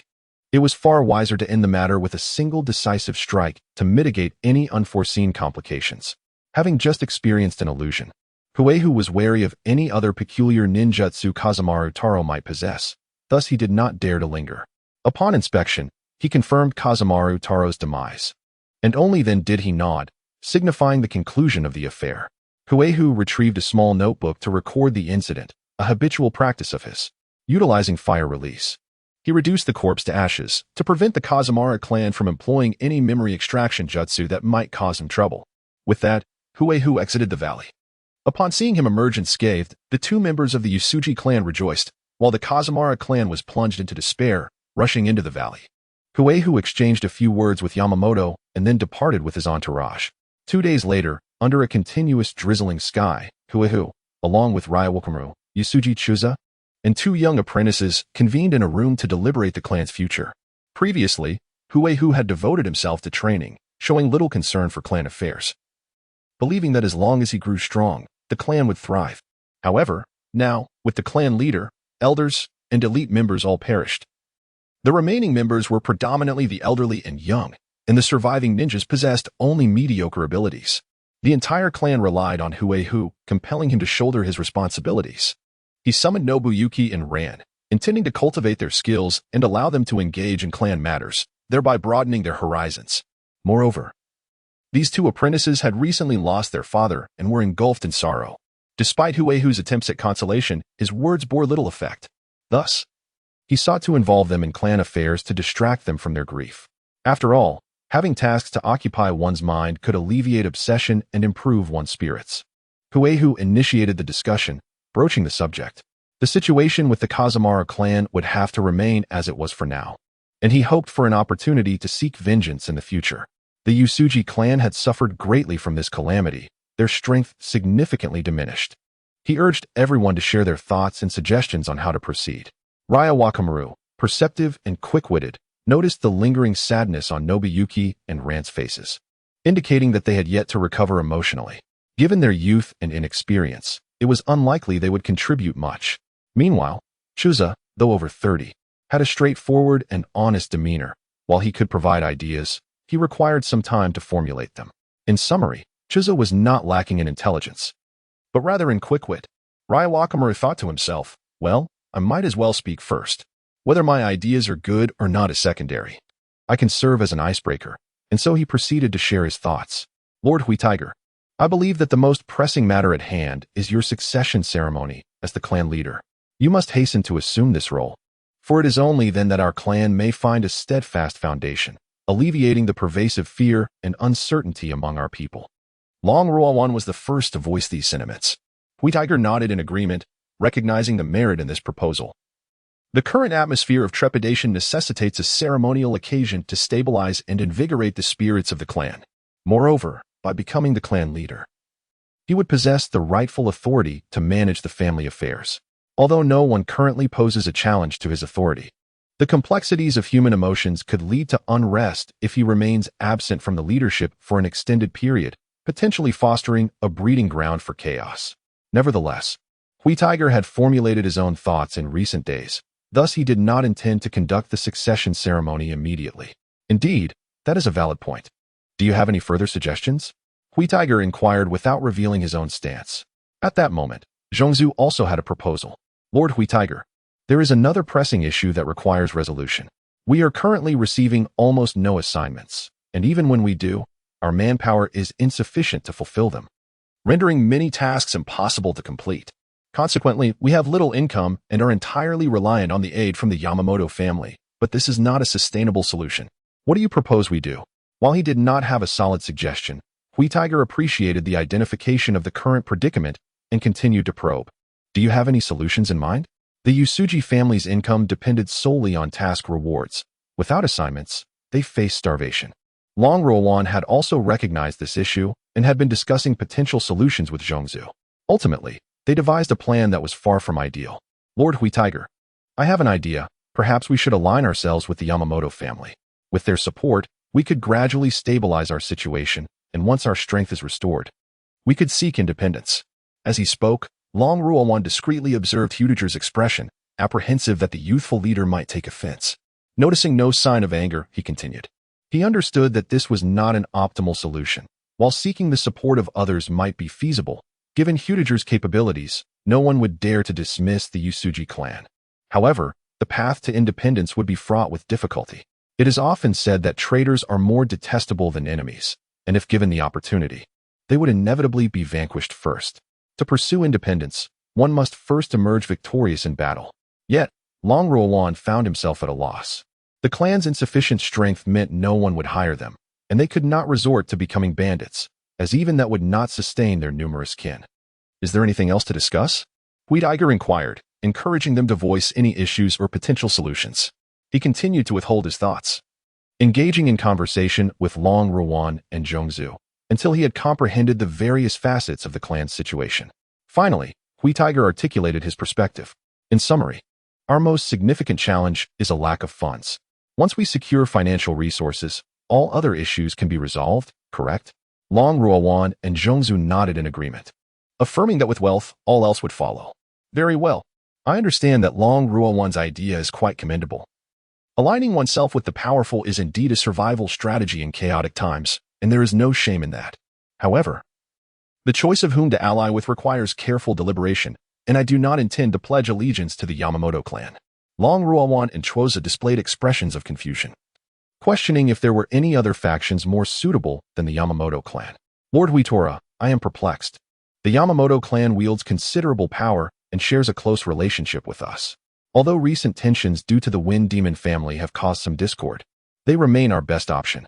Are we to consider aligning with the Oil Woman clan? That seems implausible, as they are even weaker than the Yamamoto clan. My point is, if we are to seek protection, we must choose the sturdiest ally. The Yamamoto clan does not suffice. At this moment, Long Ruowan appeared contemplative, yet Chuoza interjected, stating that the Yamamoto clan is indeed the most formidable family.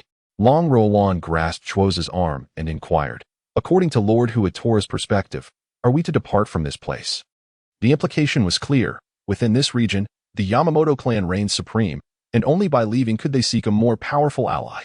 Huitora ceased to speak in riddles and articulated his thoughts. Indeed, if we are to seek a benefactor, we must opt for the most substantial one. In all of the Land of Fire, what could be more substantial than the Lord? Of course, our current strength is feeble, rendering us invisible to the Lord's gaze. However, I have some rapport with Tori Mototada, and we may initially align ourselves with him. I have heard that Tori Mototada is currently favored by the Lord and commands numerous projects, thus guaranteeing us a steady income. Moreover, the Yamamoto clan is a family of ninjas, which inherently creates a conflict of interest with us. Serving under them would hinder our ability to expand our influence. In contrast, Tori Mototada is an official, and there is no conflict between us. As long as we demonstrate our worth, he will undoubtedly support us wholeheartedly. Therefore, my proposition is to first align ourselves with Tori Mototada, and subsequently seek an opportunity to pledge our loyalty to the Lord. What are your thoughts? Listening to Huitora, Long Ruowan and Chuoza were momentarily taken aback, but upon reflection, they realized the merit in his reasoning. Why should they seek the aid of the Yamamoto clan? They are ninjas, just as we are. Rather than accepting assistance from the Yamamoto clan to complete their secondary tasks, it would be more prudent to directly ally with a significant employer. The two immediately expressed their agreement, commending Huitora's intellect. Huitora felt no sense of triumph. This is the nature of the ninja world. Apart from killing, their knowledge is limited. This is quite normal, as it is not merely a matter of ninjas lacking money, energy, or motivation to learn skills that do not significantly enhance their strength. Even if they wish to learn, much of that knowledge simply does not exist in this world. For instance, the benefits of unifying the realm are unknown to the inhabitants of this world, as it has never experienced prolonged unity. The ninjas of this world are accustomed to serving smaller families as vassals to larger ones, operating as family units to accept tasks and earn money. Their loyalty is directed solely towards their families and employers, with no consciousness of serving or pledging allegiance to a nation, as no one has ever aligned with the state. Thus, the immense benefits of such an allegiance remain unknown to them. However, Huitiger is aware that mastering both literary and martial arts is essential, particularly for the rulers of the land. Although the name of the Fire Shadow may appear to be somewhat feeble, we must acknowledge that we currently reside in a tumultuous era, characterized by low productivity and the absence of a robust bureaucratic system, where feudal lords still reign. Yet, it is precisely these weaker lords who yearn for greater power, a primal instinct innate to all sovereigns. This presents an opportunity for Huitiger, as well as for the Usuji clan. Having addressed the most pressing concerns, Huitiger proceeded to discuss the matter of inheriting the position of clan leader. For now, as we find ourselves dependent on others, let us postpone the ceremonial rites. In due time, once we have secured our family's establishment, we can conduct the rites without haste. It shall not be long before we are prepared, and nothing untoward will arise. In the end, the group deliberated on numerous details before dispersing. The two young disciples, inspired by Huitiger's wisdom, mulled over his ideas, their spirits lifting slightly, their expressions brightening. Huitiger thought to himself, at least my words were not in vain. Were it not for the sake of my disciples, I would have simply issued orders without engaging in this time-consuming dialogue with Rimuru and the others. On the road leading to the capital of the Land of Fire, a procession of approximately 300 individuals from the Usuji clan moved steadily along the main thoroughfare. Huitiger led the way, one hand clutching a rice ball filled with wild vegetables while the other held a small pouch. "Oh, the ties to one's homeland are difficult to sever. I shall surely return you to our ancestral grounds, to pay homage to our forebears and let them witness the prosperity of the Usuji clan." Before departing from the Yamamoto family, Hui Tiger made a point to return to the village where they once resided. The village had been reduced to ruins, a scene of desolation. The clan members scoured the area, sifting through the debris in search of anything salvageable. Hui Tiger collected some soil from the remnants of the ancestral shrine, intending to consecrate it upon establishing a new shrine. A gesture to express his longing for home and a reminder to himself that until our formidable enemies are vanquished, we must remain resolute in the face of adversity. For the threat of extinction looms ever closer. Stowing away the small pouch, Hui Tiger finished his rice ball and took out another, accompanied by a small piece of pickled vegetable. He continued to eat, recognizing that his rigorous training demanded a significant intake of energy. Yet, given the current plight of his clan, this meager fare was all that was available. The privileges of leadership. How fortunate I am to enjoy pickled vegetables. The pickles from the Yamamoto family are indeed exceptional. Quite savory. Hui Tiger savored a bite, grateful for the sustenance provided by the Yamamoto family, who had supplied provisions for over a month to his band of more than 300, an impressive feat, especially in these times when even landowners struggle to maintain ample supplies.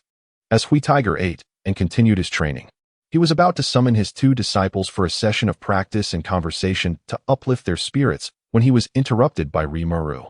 "My lord, ahead lies a band of brigands, approximately 80 in number, blocking the road, seemingly intent on confronting us." Rimuru, accompanied by several ninjas, had scouted the path ahead and promptly reported back to Hui Tiger. Hui Tiger tucked away the half-eaten pickled vegetable, ready to resume his meal shortly. Could it be the Fma clan? It appears that they are merely local brigands. Huehu feels a tinge of regret, yet also a sense of relief. The regret stems from his anticipation of an attack by the Fengma clan, which would allow him to promptly rally his kin back to the Yamamoto temple and then launch an assault on the Fengma clan, thereby justifying his actions.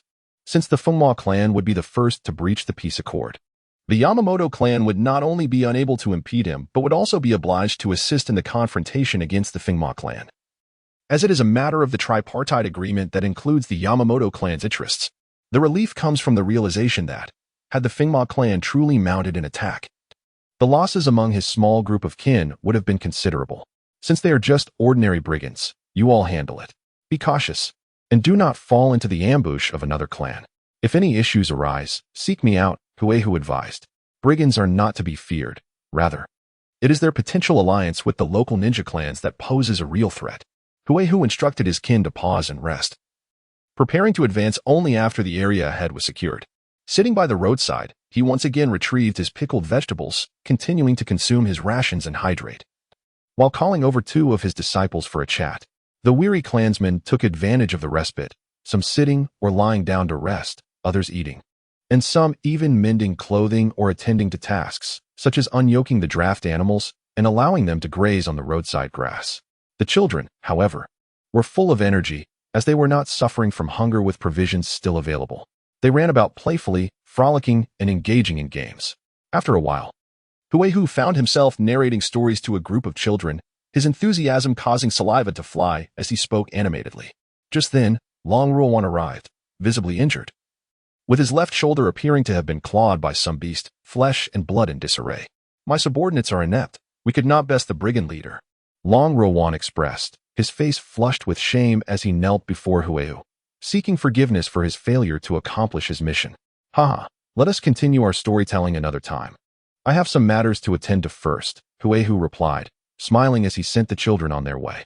Then, adopting a serious demeanor, he fixed his gaze upon Long Ruowan, offering no assistance nor permitting him to tend to his wounds.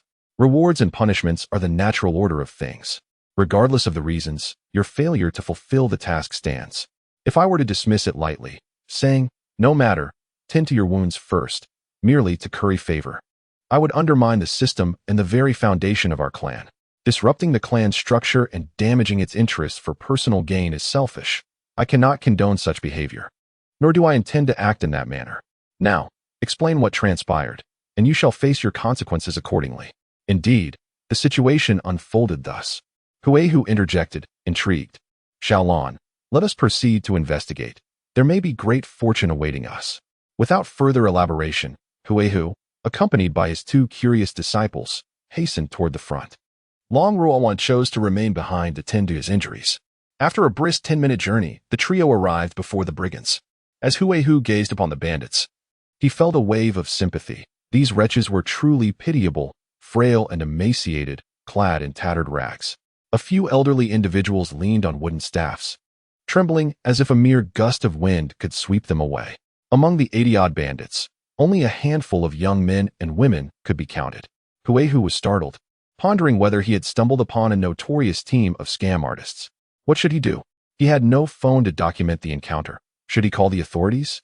It was understandable that Huehu felt a sense of relief. The abject misery of these bandits rendered him devoid of any pressure. Release them at once. At that moment, Xinyo and Xiaolan pointed at the bandits and shouted fiercely, simultaneously drawing their swords in preparation for an assault.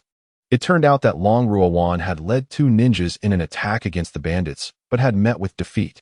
Fleeing to seek assistance while the two ninjas were captured, Huehu observed the two bound ninjas, their bodies battered and bruised, and surmised they were gravely injured. Otherwise, how could mere ropes confine them, leaving them unable to rise? As long as they were alive, it was acceptable. Otherwise, even if these bandits were of use to him, he would ensure they suffered endlessly. Ilyang, Lu, we have much to attend to. Do not linger here idly. Come swiftly back with me, Huehu declared, striding forward to lead Ilyang and Lu away. Brute, how dare you disregard me, Sijiro? The leader of the adversaries, a boy of about 10 with crimson hair and eyes, was incensed by Huehu's apparent indifference. He thought to himself, I, Sijiro, have never lost a fight. Who around here does not fear me? You, towering oaf, shall soon learn of my prowess. With that, dark stripes appeared on Sijiro's body, his limbs swelling to twice their size, covered in layers resembling rock. His hands transforming into claws, enhancing both speed and strength exponentially. Tenfold heavy fist. Sijiro thrust his foot into the ground, causing it to shatter, and in a blink, he lunged at Huehu's side, ready to strike his head with a punch. Xinyo and Xiaolan had already drawn their blades. Upon witnessing Sijiro's assault, they wasted no time and charged forward with their swords drawn. Xinyo, a master of swordsmanship with lightning chakra skills, had previously devised a method to enhance his physical strength through chakra training, albeit a rough approach that had led Huehu to perish over 500 times. As for other lightning techniques, they were beyond his reach due to lack of time and knowledge. In that moment, Xinyo, enveloped in a flickering aura of lightning, was the first to intercept Sijiro. He executed a swift slash, lightning coursing along his blade. Behold the blade. The sword technique? Diamond strength. Sijiro, undaunted, seized the blade with his left hand, his grip as firm as steel, effectively halting its advance without yielding an inch. Fire release. Fire sparrow technique. Observing the standoff between Xinyo and the enemy, Xiaolan swiftly formed seals and unleashed a barrage of flaming sparrows that swirled above Sijiro, descending upon him from all directions. Sijiro, initially poised to strike Xinyo's abdomen with his claw, found himself compelled to retreat to evade the fiery assault. The three of them soon found themselves in a fierce confrontation, blades flashing and flames swirling as dust billowed around them. Upon witnessing his disciple employing a strategy of numbers to overwhelm a single opponent, Huehu's satisfaction swelled. He mused that once they matured, the three of them could diligently practice their combined assault tactics, envisioning a delightful scene where they would strike together and retreat after vanquishing their foes.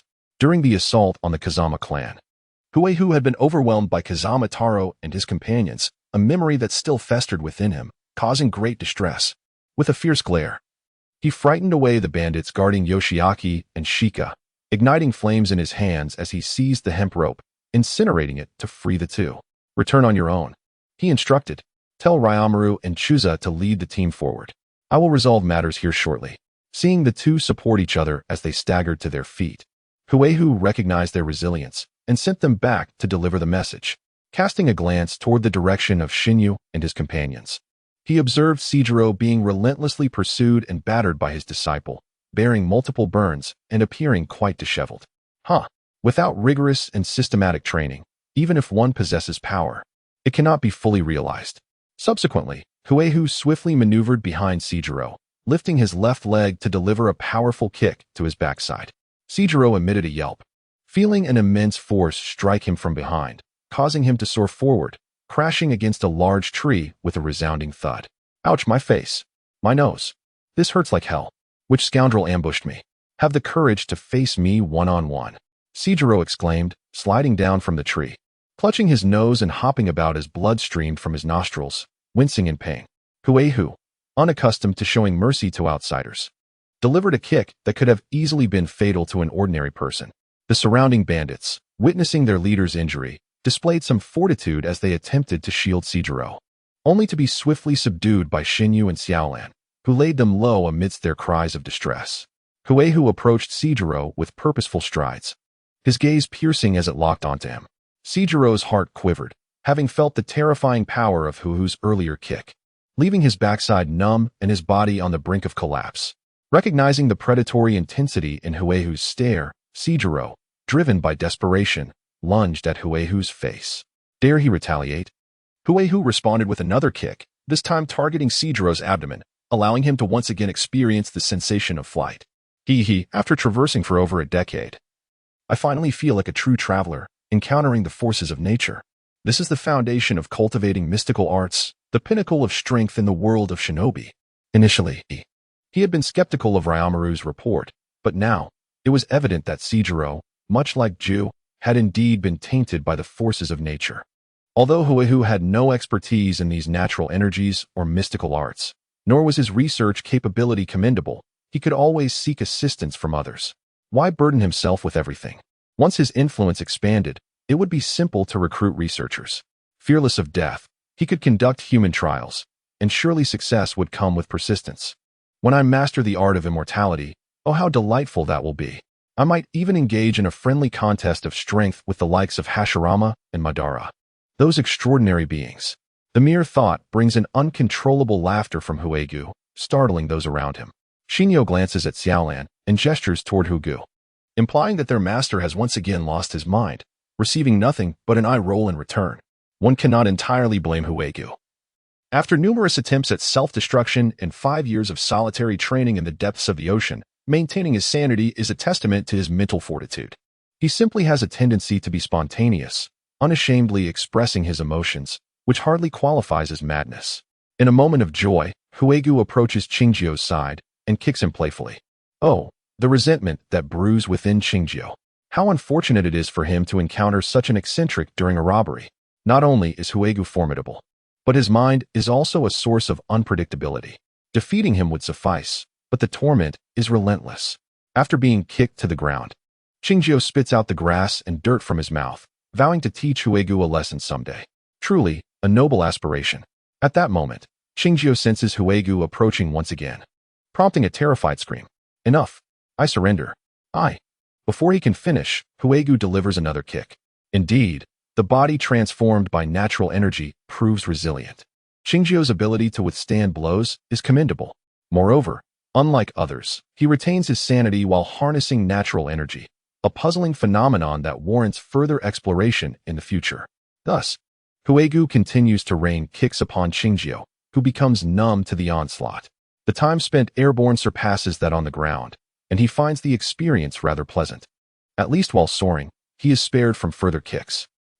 What is this? The kicks seem delayed this time. Is he tiring? As Qingjio contemplates this, he turns to assess the situation, only to find a long blade pressed against his nose, thrust before him. His eyes widen in terror, breath momentarily forgotten, heart racing uncontrollably. You have a choice. Either become my disciple or face eternal damnation. Rest assured, I shall send these individuals to accompany you. Huegu's gaze is fierce. He is indeed serious, though not directed at Qingjio, for the latter is a treasure not to be lost. However, should Qingjio refuse, Huegu possesses means to ensure compliance. As long as Qingjio remains alive, for all he seeks is the power of nature. Once he eliminates these bandits, he can render Qingjio incapacitated and confine him. As for thoughts of self-destruction, one should not romanticize life's end. It is either servitude or demise, and with over 80 others facing death alongside him, the choice is clear. Who would willingly choose death? My prime years have yet to unfold. If I desired death, I would not have turned to banditry. A quiet demise from hunger would be far preferable, avoiding the likes of this eccentric altogether. As a disciple, I shall be your apprentice, Do not kick me. King Shenlang exclaimed immediately, fearful that if he delayed, he would suffer further torment. Very well, rise. Xinyo, Xiaolan, henceforth, this lad is entrusted to you. Should he prove disobedient, do not hesitate to deliver a sound thrashing. Rest assured, I have just tested him. He possesses remarkable resilience. Thus, Huigu instructed Xinyo and Xiaolan, as he lacked the inclination to start from scratch and preferred they instill the fundamentals in King Shenlang. However, King Shenlang could not shake the feeling that his future was bleak. Were these individuals truly so blunt in their speech? Was he destined to become the proverbial wooden post? Following this incident, Huigu led his clan onward, now accompanied by over 80 additional members. He was not one to suppress his emotions.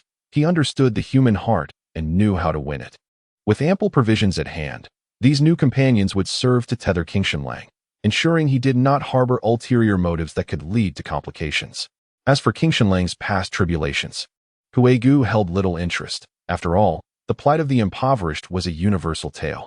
The group journeyed for several days until they reached a town on the outskirts of the capital, where Tori Motanabu awaited Huigu's arrival, having been informed of their approach. After all, leading several hundred individuals directly into the capital would undoubtedly raise considerable challenges. Ha, Huigu. It has been many years since we last met. And you have grown even more robust. My goodness, the Usuji clan is truly formidable, each member taller than the last. Indeed, my lord, you appear more spirited than ever. I have heard you have garnered the favor of the daimyo, Huigu replied. Tori Motanabu arranged accommodations for Huigu's clan and then led him to a private room, dismissing others, leaving only the two of them. Their bond was strong, and after exchanging pleasantries, Tori Motanabu broached the matter at hand. Alas, the Usuji clan now relies on your support. You must take care of yourself. What, pray tell, is the meaning of your allegiance to me? The recent correspondence offered little clarity. But now you are free to speak your mind. Facing the seasoned bureaucrat, Huigu felt no need for concealment, as there were no conflicting interests. He candidly expressed his thoughts. As you are aware, we are currently in dire straits, lacking both manpower and funds. Thus, we seek your patronage. What we can offer you is military strength, protection, and the means to eliminate your adversaries. Huigu laid bare his intentions, including discussions he had previously held with Raya Wakamaru and others regarding future allegiances to the daimyo. Tori Motanabu nodded, finding Huigu's propositions entirely reasonable. Given their amicable relations, he promptly agreed to accept the Usuji clan. He felt a surge of joy, for his own family had long been weak, and it was only in recent years that they had begun to flourish, developing a modicum of influence. Though he had employed ninjas and samurai, he harbored doubts about their loyalty and capabilities. Now, with Huigu arriving at his door with a band of capable warriors, it was indeed fortuitous. He had heard of Huigu's recent exploits, which far surpassed his prowess from years past. He was precisely the strong ally that Tori Motanabu had been seeking. What do your kin require? Our relationship has always been harmonious, and henceforth, our interests will be intertwined. I sincerely hope for the swift restoration of the Usuji family's strength, so please do not hesitate to speak candidly. Recently, Tori Mototada, after receiving a letter from Teratora, prepared ample supplies, as caring for a few hundred individuals should not pose a challenge. However, he was somewhat unfamiliar with the ninja clans, hence his inquiry. Teratora, of course, did not hold back and expressed his thoughts openly.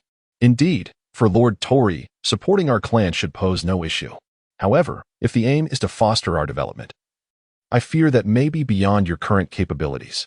Tori Mototada, puzzled, reflected on his management of national endeavors, considering the numerous benefits he received, and wondered how such a feat could remain unattainable. I have also employed ninjas in the past. While they are not inexpensive, surely the number of your clan is not excessive. I should be able to sustain you. Teratora shook his head and began to elucidate. It cannot be considered in such simple terms. While the current number of ninjas may not present a significant challenge, our ambition is to expand and develop, is it not? Indeed, that necessitates substantial training of new ninjas, a venture that incurs considerable costs. Even if we were to train a batch of lower-ranking ninjas every 2 to 3 years, the requirements for space, instructors, sustenance, equipment, and knowledge of ninjutsu would result in considerable annual expenses. Most critically, during the initial years, they would be unable to undertake missions, resulting in no income. Should we aspire to cultivate higher-ranking ninjas, the financial investment would be even greater. With a sigh, Teratora continued. Had our Yasuji family not faced this calamity, we would still possess around 200 adult ninjas capable of undertaking missions and generating income. Thus, the deficit would not be insurmountable. However, that is no longer an option.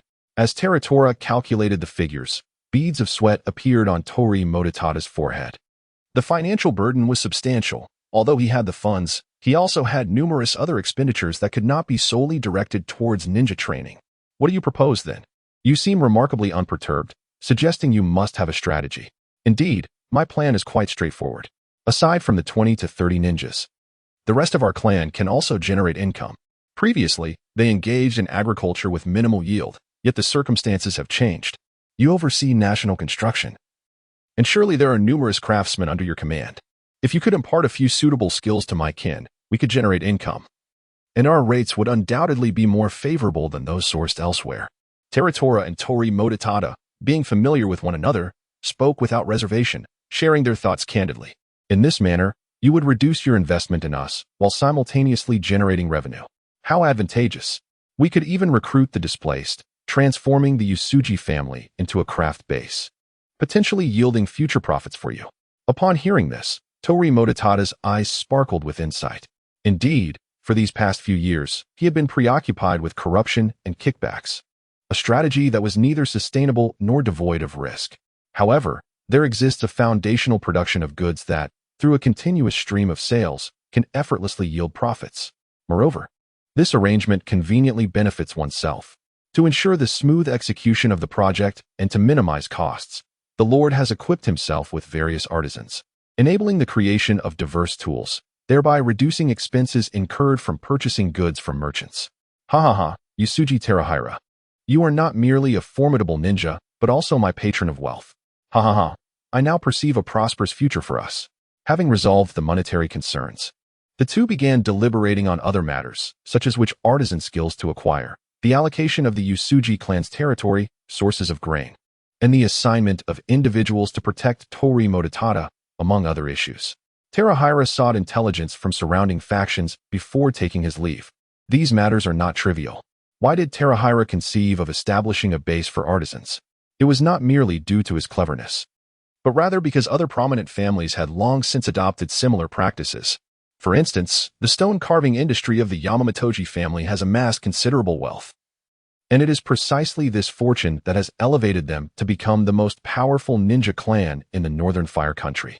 Of course, Terahira's shrewdness lies in his ability to leverage others' resources, utilizing Tori Mototada's artisan skills and market access to generate profit for himself. The crux of the matter is that his family must possess the capacity to generate wealth. Otherwise, relying solely on Tori Mototada's patronage would reduce his clan to a mere vassal, forever incapable of true strength. The profits earned could largely be allocated to Tori Mototada. Yet the ability to generate income must remain firmly in his own hands, so that in the event of future conflicts, he possesses the leverage to contend with him. After all, my medium-term objective is to establish a ninja village, not merely to be a hired ninja clan. Thus, after over a month of diligent effort, the Yasuji clan's village was established. On this day, under a clear sky with a gentle breeze, a ceremony for Terahira's succession as clan leader was held at the newly constructed ancestral shrine. In the shrine courtyard, the remaining family ninjas knelt in reverence, facing the hall where the ancestral deities were enshrined. Terahira sat at the entrance of the hall, flanked by Ri Wakamaru, CHSA, Nobitomo, K-Ran, and Sage R. Present the offerings. Shuinmu armor. TJ Kiri Yasuke. Several clan members emerged from the shrine, bearing a suit of armor and a sword. The armor, named Shuinmu, signifies exceptional fortitude and indestructibility, allowing its wearer to forego a shield. The Shuinmu armor and the renowned sword TJ Kiri Yasuke were bestowed upon the Yasuji clan by the Lord as a token of recognition for their loyalty and valor during the clan's rise, and they have since remained treasured heirlooms. The Shuinmu armor, supported by a stand, was placed beside Terahira, while the TJ Kiri Yasuke was presented on a tray, cushioned with silk cloth. Ri Wakamaru respectfully lifted the TJ Kiri Yasuke with both hands and approached Terahira, presenting the sword before him. Terahira, standing tall against the sunlight, grasped the TJ Kiri Yasuke with his right hand, raising it high towards the heavens. Long live the Yasuji clan! Long live the Yasuji clan! Long live the Yasuji clan! The surrounding ninjas were filled with fervor, immediately erupting in 3 resounding shouts, their spirits soaring as if to expel all the hardships they had endured over time. With a capable leader now at the helm, the Usuji clan was poised for revival. And we vowed to follow steadfastly, ready to fight for our family. The Usuji clan, once a noble samurai lineage, often instilled in its members tales of its former glory, fostering a deep-seated loyalty and valor among its kin. Huitora lifted his gaze to the simple scabbard in his hand, its golden sheen glimmering under the azure sky. And he thought of his deceased father, his master, and all the clan members lost. Rest assured, I will ensure the Usuji clan rises once more, and the banner of the 9 stars shall sweep across the entire ninja realm. With the brief ceremony concluded, Huitora convened a small meeting with Ri Wakamaru and others. My lord, the construction work in the village is nearly complete. The daimyo has allocated the population of 2 villages to us, and the migration process has commenced. The supplies provided by Tori Mototada are more than sufficient, and everything is progressing smoothly. Ri Wakamaru reported on the family's situation during this period. Recently, Huitora and Tori Mototada had concluded that the Usuji clan's numbers were insufficient. Thus, Tori Mototada had specifically requested the daimyo to assign them 2 villages to expedite the restoration of the clan's strength. The daimyo, finding it a trivial matter, readily consented. Good. That is well. For now, our focus must remain on village construction. Once the village matters are in order, we can proceed with various reforms. Understood. Additionally, if time allows, we must first reach out to the surrounding factions, be they nobles, ninja clans, or merchants, to express our goodwill. Furthermore, we must vigorously eliminate nearby bandits and rogue ninjas, ensuring the stability of our surroundings. A relaxed and stable environment is the cornerstone of all reform and development. Yes. Is there anything else? No. Then we shall adjourn. This was Huitora's style of conducting meetings. He preferred to avoid unnecessary chatter and dismiss the assembly when there was nothing of substance to discuss. After the meeting, Huitora entered a room where Tori Mototada had been waiting.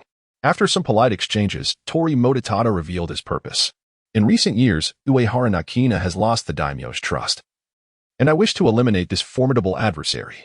I entrust this task to you. Understood. Uehara Nakina, the minister responsible for commerce and finance in the Land of Fire, commanded a powerful family and had wielded control over national commerce for over a decade, which had incited the daimyo's considerable dissatisfaction. He was also the arch-nemesis of Tori Mototada. Mototada's rise had cost Uehara many lucrative interests. To obstruct someone's financial avenues is akin to slaying their kin. Uehara Nakina was a staunch traditionalist, while Tori Mototada represented the progressive faction of the daimyo, and their opposing forces could not coexist. Years prior, it was Uehara Nakina who had attempted to assassinate Tori Mototada. After accepting the mission, Huitora dispatched individuals to gather various intelligence on Uehara Nakina. Upon reviewing the gathered information, Huitora furrowed his brow, realizing the complexity of the task at hand. The Uehara family had controlled the economy of the Land of Fire for decades, amassing immense wealth. Not to mention their extensive network of influence. They had also employed numerous ninjas, including those from the Uchiha and Hyuga clans. Their keen eyes posed a significant challenge. This assassination mission would be far from simple. Beside Huehu, Shinyo gazed at the intelligence in his hands, scratching his bald head in frustration, aware of the daunting nature of this task. Due to the scarcity of family ninjas and the need to cultivate apprentices, Huehu often involved his 3 disciples in family affairs or significant missions. This time, they were tasked with gathering intelligence, which Huehu would then cross-reference with the information provided by Tori Motomasa to avoid any discrepancies. It's just the Uchiha and Hyuga clans. What is there to fear? For our master, it's merely a trifling matter. Go forth, master. I wholeheartedly support you. Seated cross-legged on the floor, the boisterous Sejiro urged Huehu on, his eyes filled with provocation. Hurry up, you weirdo. It would be best if you perished on this mission. Then I would be free. I fear no one else. Only you, you eccentric. Huehu rolled his eyes, dismissing the foolishness of his wayward disciple, and turned to Xiaolan. Xiaolan, what are your thoughts on this mission? Xiaolan pondered for a moment before responding. I too find this task quite challenging, yet we cannot abstain from it. Why is that? Huehu inquired with interest, knowing that Xiaolan was typically more meticulous than Shinyo and approached problems with a comprehensive perspective. Thus he anticipated her constructive insights. I believe this mission serves as a test of allegiance. Although our relationship with Tori Motomasa is close, It cannot be said to be one of life and death. We could still seek refuge elsewhere. However, if we were to eliminate Uehara Nakata, we would irrevocably align ourselves with Torimoto Mesa. The act of killing Uehara Nakata would incur the wrath of many, and we would find ourselves reliant on Torimoto Mesa for survival. Even if we wished to seek shelter with another, it would be exceedingly arduous, as few would risk offending a major power for our sake. Xiaolan is absolutely right. This task is indeed a test of loyalty, and we must see it through. Rest assured, with me as your omnipotent master, nothing is beyond our reach. Brother Huehu, do you have a plan? As expected of you, Brother Huehu. Of course, I am your all-capable master. Given that the opposing ninjas are numerous and formidable, let us simply have Uehara Nakata dismiss his ninjas. Huehu said cheerfully, if there is a problem, we shall resolve it. The ninjas hired by the enemy are troublesome. So let us deal with them. Why engage in senseless slaughter when it yields no additional profit? Upon hearing this, Sejiro scoffed, his face contorted with sarcasm, thinking, what kind of idea is this? I never imagined my master to be not only eccentric, but also a delusional dreamer. Alas, I truly am unfortunate. The more Sejiro contemplated, the angrier he became, and he retorted impulsively, I wonder how you plan to persuade Uehara Nakata to heed your words, dismiss his ninjas, and then obediently allow you to kill him. You little rascal, shut your mouth. Huehu, not one to tolerate insolence, swiftly slapped Sejiro, sending him crashing to the floor, face down, with a resounding thud that left a dent in the ground. Remember to account for the cost of floor repairs. I shall deduct it from your wages. Ignoring the whimpering Sejiro, who clutched his nose and complained, Huehu proceeded to explain to Shinyo and Xiaolan. Uehara Naoki is able to employ such formidable individuals, not merely due to his charm, but rather because of his wealth.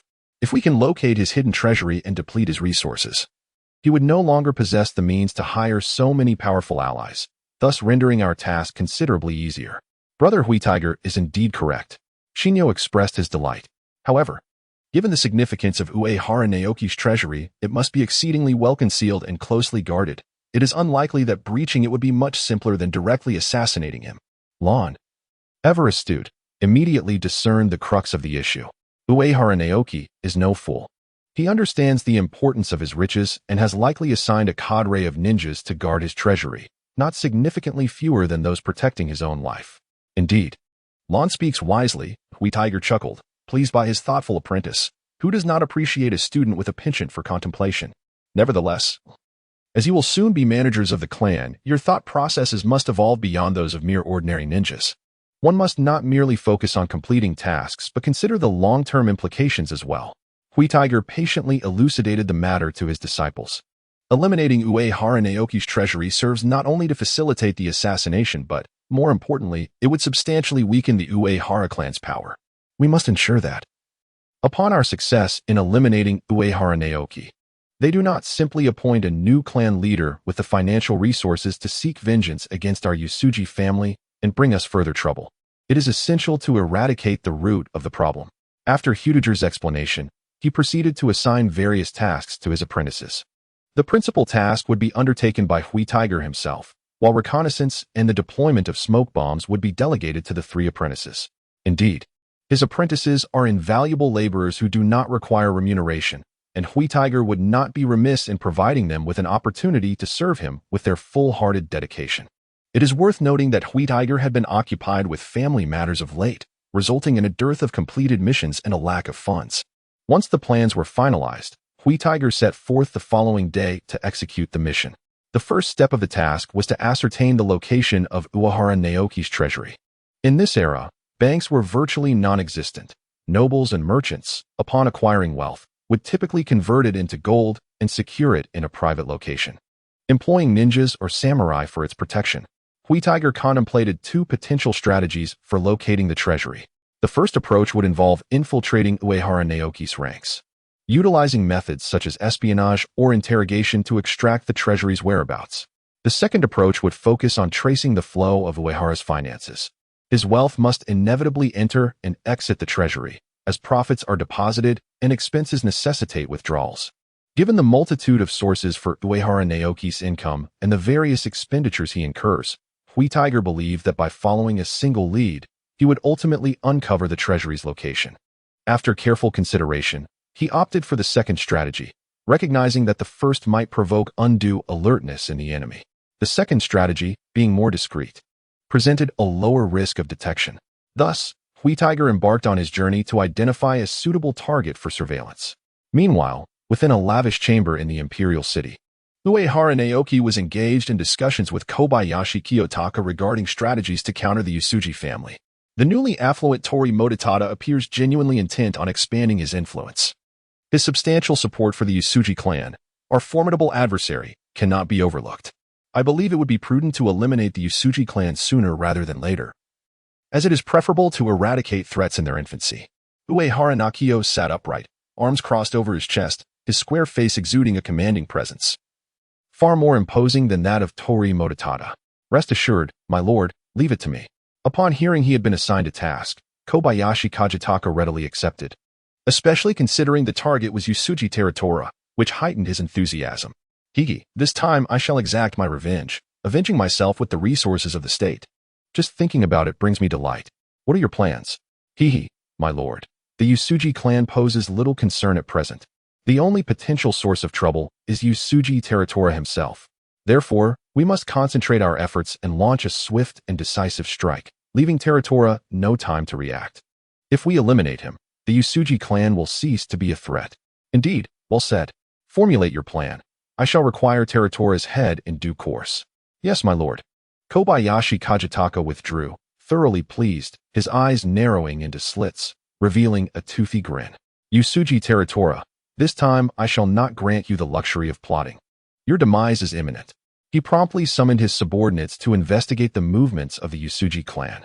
Several days later, Teratora had donned coarse clothing, appearing disheveled and impoverished while laboring at a grain store in a town near the capital, transporting grain for others. Through his inquiries, Teratora learned that the merchant was Morikase, a prominent grain dealer who maintained a close relationship with Uehara Nakio and undoubtedly provided him with regular bribes. Seizing an opportunity, Teratora began working at the grain store to gather intelligence. With his tall stature and earnest expression, he was easily noticed by the shop and hired as a worker. After laboriously moving a heavy sack of grain, he wiped the sweat from his brow, his face now smeared with dirt, and engaged in light-hearted banter with his fellow workers. In this sweltering heat, I could really go for a glass of sour plum juice, the kind with ice. Ah, the delight of it is beyond words. Don't be shy, Ahu. Feel free to express your wishes. It costs nothing to dream. Haha. Indeed, let's all dream together. I long to try tea. I've heard the wealthy speak of its wonders. Yet I have never tasted it, and wonder what it might be like. Hehe, I think being well-fed is sufficient. If only I could have a bowl of meat. That would be the epitome of happiness. The nearby workers laughed upon hearing Teratora's yearning for sour plum juice, their chuckles echoing around him. Currently, Teratora went by the name Ahu, for he was merely masquerading as a poor man, and simplicity of name sufficed without the need for a surname. Huehu engaged in conversation with his fellow workers, feeling a profound sense of fatigue within him. He was exerting effort to control the flames of chakra, striving to work up a sweat, not too little, nor too much, rendering it more exhausting than training itself. Fortunately, the establishment provided meals, allowing him to indulge and satisfy his hunger, which was a small consolation. At this moment, the foreman approached, gesturing towards 3 individuals, indicating that there was work for them to undertake, one of whom was Huehu. The foreman led the trio to the yard behind the grain store, where 2 large chests and a covered wagon awaited them. Surrounding the area were 8 vigilant ninjas, their eyes scanning the surroundings with acute alertness. You few, load the chests onto the wagon, then drive it while following the instructions of these esteemed ninjas. Listen carefully to their directives and comply with whatever they ask. Especially you, Ahu, given your hearty appetite, it's time to pull your weight. Don't slack off. Upon finishing his admonition, the foreman glanced at the leader of the ninjas, silently inquiring about the trio's suitability. The ninja scrutinized Huehu and his companions, noting their lack of transformation techniques and their robust appearance. Seemingly satisfied with what he saw, he merely nodded in response, prompting the foreman to breathe a sigh of relief as he directed Huehu and his companions to load the chests and prepare the wagon. After a while, everything was set, and Huehu and his companions set off with the wagon, trailing behind the ninjas. Despite their lower status, they were still considered employers. And to expedite their journey and minimize encumbrance, the ninja leader permitted them to ride in the wagon. Huehu willingly took on the task of driving the wagon, initially hoping to glean intelligence from the ninjas, speculating whether the chests were intended for the esteemed Uehara Shuken. However, these ninjas displayed remarkable discipline and cohesion, speaking little and communicating primarily through glances and gestures, maintaining an air of vigilance. Indeed, subpar ninjas like Naruto were a rarity. One could not rely on the enemy to err. Huehu had initially contemplated engaging them in conversation, but observing their serious demeanor and meticulous approach, he reconsidered. If they deemed him suspicious, a swift strike could extinguish his presence entirely. If it were him, he would act similarly, mission first, especially in these times when lives held little value. Obediently, Huehu drove the wagon for the better part of the day, finally reaching their destination, a courtyard, deep into the night. Huehu recognized the place. Intelligence indicated it was a secondary residence of Uehara Shuken. It appeared that his wait had borne fruit, and the toil of the past few days had not been in vain. As the gates of the residence opened, the group entered, and individuals were already present to unload the chests from the wagon. At this juncture, Huehu and his companions had no further role to play. They spent the night there before setting off in the wagon back to the grain store. Halfway through their return, Huehu excused himself to relieve himself and ventured into the nearby woods. "Sir, the rest is entrusted to you." "Understood." In the woods, a ninja awaited Huehu, who then transformed into Huehu's likeness, stepping out to continue the journey with the others. Huehu, concerned that the grain store might discover the absence of personnel and perceive it as suspicious, promptly dispatched a subordinate to continue working there for a while, exercising caution to avoid any significant errors. Having lost interest in the grain store, Huehu swiftly ascended the trees, his figure darting like a fleeting shadow towards the mansion. Upon nearing the mansion, he refrained from approaching recklessly. Instead, he climbed a towering, lush tree to conceal himself, observing from a distance. He waited for 2 days. During this time, a series of horse-drawn carriages entered and exited the mansion. Although these carriages were covered, it was evident to Huehu what they contained, leading him to believe that his mission was making progress, which lifted his spirits and quelled any urgency as he patiently awaited further developments. At last, the moment arrived. On the third morning, the mansion's gates swung open, and a convoy emerged, 5 covered horse-drawn carriages accompanied by 30 ninjas. Huehu's heart soared with joy. Having consumed his provisions that morning, he was left without food, and if the mission yielded no further progress, he would have to consider a shift in vocation to hunting. He descended from the tree but did not immediately pursue. Instead, he lingered at a distance, taking a moment to assess these ninjas. They were not from the same batch as before, and none were familiar to him. It seemed the opposing party was indeed cautious. One group of ninjas was solely responsible for transporting items to the mansion, while another was tasked with delivering goods from the mansion to the treasury. Huehu sighed in relief, grateful he had not acted impulsively. Had he done so, he might have failed to gather intelligence and inadvertently alerted the enemy. Fortunately, there were no ninjas from the Hyuga clan among this group. Otherwise, he would have encountered significant trouble. After all, the Hyuga clan's ninjas were exceptionally skilled and costly, making it unlikely for the enemy to employ many of them. They would likely be kept nearby as guards or stationed at the treasury, rather than being assigned to transport duties daily. Once assured of his concealment, Huehu followed the convoy. After a day of tracking, Huehu arrived at a small fortress. Fearing the presence of Hyuga clan ninjas within, he halted at a distance. Confirming the convoy's entry and discerning that this was indeed the treasury, he did not linger, turning away promptly. Without armor, a long blade, or any preparations, this was not the time for combat. Huehu intended to gather more information about the fortress, yet he was wary of being detected by the Byakugan. His understanding of the Byakugan's capabilities was limited. After all, it was a fundamental technique of the Hyuga clan, which would undoubtedly enforce strict precautions to prevent any leakage of relevant intelligence. Ultimately, his objective was to sabotage this location, should he resort to violence.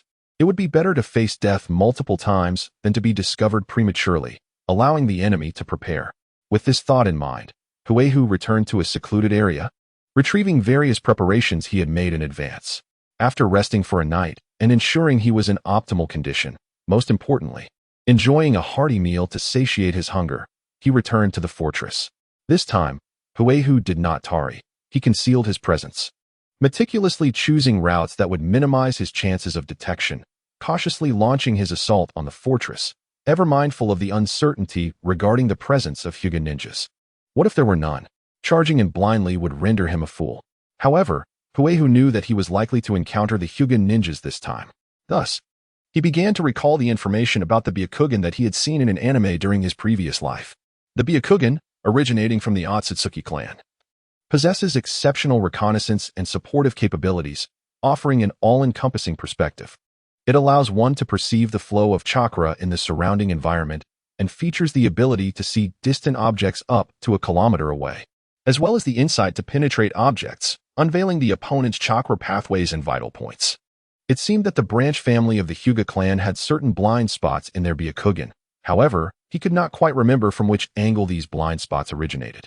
At the time of watching the anime, he had no inkling that he would eventually traverse into this world. Moreover, they were likely aware of their own vulnerabilities and had probably prepared countermeasures long ago. Well, whatever the case, he decided to engage as necessary. As Huehu pondered, he arrived at the castle walls, preparing to find a way to infiltrate. Suddenly, his expression shifted, and he promptly executed the explosive flame technique, causing an explosion beneath his feet that propelled him backward. This is bad. An ambush. Indeed, the enemy possesses the Byakugan. Huehu had just concealed himself in the corner of the castle wall, crouching low as he devised a means to infiltrate the fortress, when he suddenly sensed a subtle fluctuation of chakra emanating from the ground beneath him. This was a sign that a trap had been triggered. Without a moment's hesitation, Huehu unleashed a fiery explosion, propelling himself backward and retreating several meters. However, his reaction was a fraction too late. At the very instant he detonated the flames, a violent explosion erupted beneath him, sending a torrent of iron sand spraying in all directions, its ominous green hue unmistakably indicating its toxicity. Whose malevolent mind conceived such a devious trap? It was nothing short of inhumane. Although Huehu's fiery blast had mitigated some of the iron sand's impact, and his armor had valiantly absorbed a considerable amount of it, the sheer volume of the toxic granules was overwhelming. The areas of his face, hands, and joints, unprotected by armor, were lacerated by the abrasive sand, causing him to feel dizzy and disoriented, realizing the potency of the toxin coursing through him. Truly, one could only expect such high-quality poison from the wealthy. Yet, Huehu's formidable physique allowed him to endure what would have incapacitated another. In a moment of urgency, Huehu resorted to a technique of self-resurrection, swiftly forming hand seals to exploit the obscuring cloud of smoke and debris created by the explosion, hoping to conceal his next move. It was a rare sight to witness Huehu performing hand seals. He was about to invoke a new ninjutsu, the fire release, fire clone technique. His ability to master this technique was thanks to Tori Mototada, who, in his support of the Usuji clan, not only provided resources but also gathered a wealth of ninjutsu knowledge to pass on. Through the study of this lore, Huehu had innovatively combined it with his own fire release to develop the fire clone technique. However, Huehu's speed in forming seals was rather average. Just as he completed 4 seals, an enemy assault commenced. 8 trigrams air palm. A surge of air pierced through the smoke, hurtling toward him. Instantly, Huehu halted his sealing and dodged to the side. It was confirmed. The Byakugan of the Hyuga clan was indeed upon him. He could not help but feel pessimistic about whether his immortality would be discovered. Kill. As Huehu pondered this, a barrage of shurikens whizzed through the air, followed by the advance of several dozen ninjas. A swift glance revealed that none of them were from the Hyuga clan, leaving him feeling somewhat disheartened. Did these Byakugan wielders prefer lurking in the shadows, voyeuristically observing their foes, sharing the same flaw he had? As he contemplated this, Huehu grew increasingly cautious. The most formidable adversaries were often those who refrained from launching an immediate attack. Thus, he engaged the approaching enemies solely with his swordsmanship, wary of revealing any further information about himself or providing the enemy with an opening to exploit. In this instance, Huehu's instincts proved correct. Indeed, the ninjas of the Hyuga clan were secretly monitoring him. In a corner atop the castle wall stood 4 ninjas from the Hyuga clan, their veins bulging around their eyes as they activated their Byakugan, intently observing the unfolding battle. The 4 individuals are named Hinata Yoshihiro, Hinata Yoshihisa, Hinata Yashiro, and Hinata Yashitsugu. They are formidable brothers, exhibiting remarkable synergy as they frequently undertake missions together. Uehara Nakaka, being affluent, decided to employ all 4 of them to guard the treasury. Each day, They take turns maintaining a vigilant watch, continuously surveilling their surroundings for 24 hours. Thus, when Hikaru approached the castle, they swiftly detected his presence and had already set traps in advance. Unfortunately, due to the time constraints, the hastily arranged traps lacked sufficient potency, appearing to have caused no significant harm to the intruder. However, something felt amiss. I refused to believe he could evade all the iron sand. Surely, he must have sustained injuries. Yet why is there no sign of poisoning? We are well aware of the toxin's potency. Could it be that he possesses a unique antidote? Furthermore, his swordsmanship surpasses the descriptions provided in our intelligence reports. Our men are on the verge of being overwhelmed. It is prudent for us to descend, clearly. He is relying solely on his swordsmanship, indicating he is wary of us. Continuing to observe will yield no further insights, and we should not waste time. Especially since Kiyotaka Kobayashi has already supplied us with information about Yasuji Hikaru. Kiyotaka Kobayashi is indeed astute. He has compiled intelligence on all potential assailants to this location, which is of immense value to our clan. After a brief discussion, the four resolved to cease their surveillance and launch an assault. If Hikaru were to learn that Kobayashi was freely sharing intelligence, he would undoubtedly berate him as a spendthrift. In this era, information is akin to currency. Unless there exists an exceptionally close relationship, no two clans would share intelligence. Thus, despite Hikaru's recent endeavors in the northern region of the Fire Country, many clans remain largely oblivious to his identity, and for wandering ninjas, merely knowing his name signifies a breadth of experience.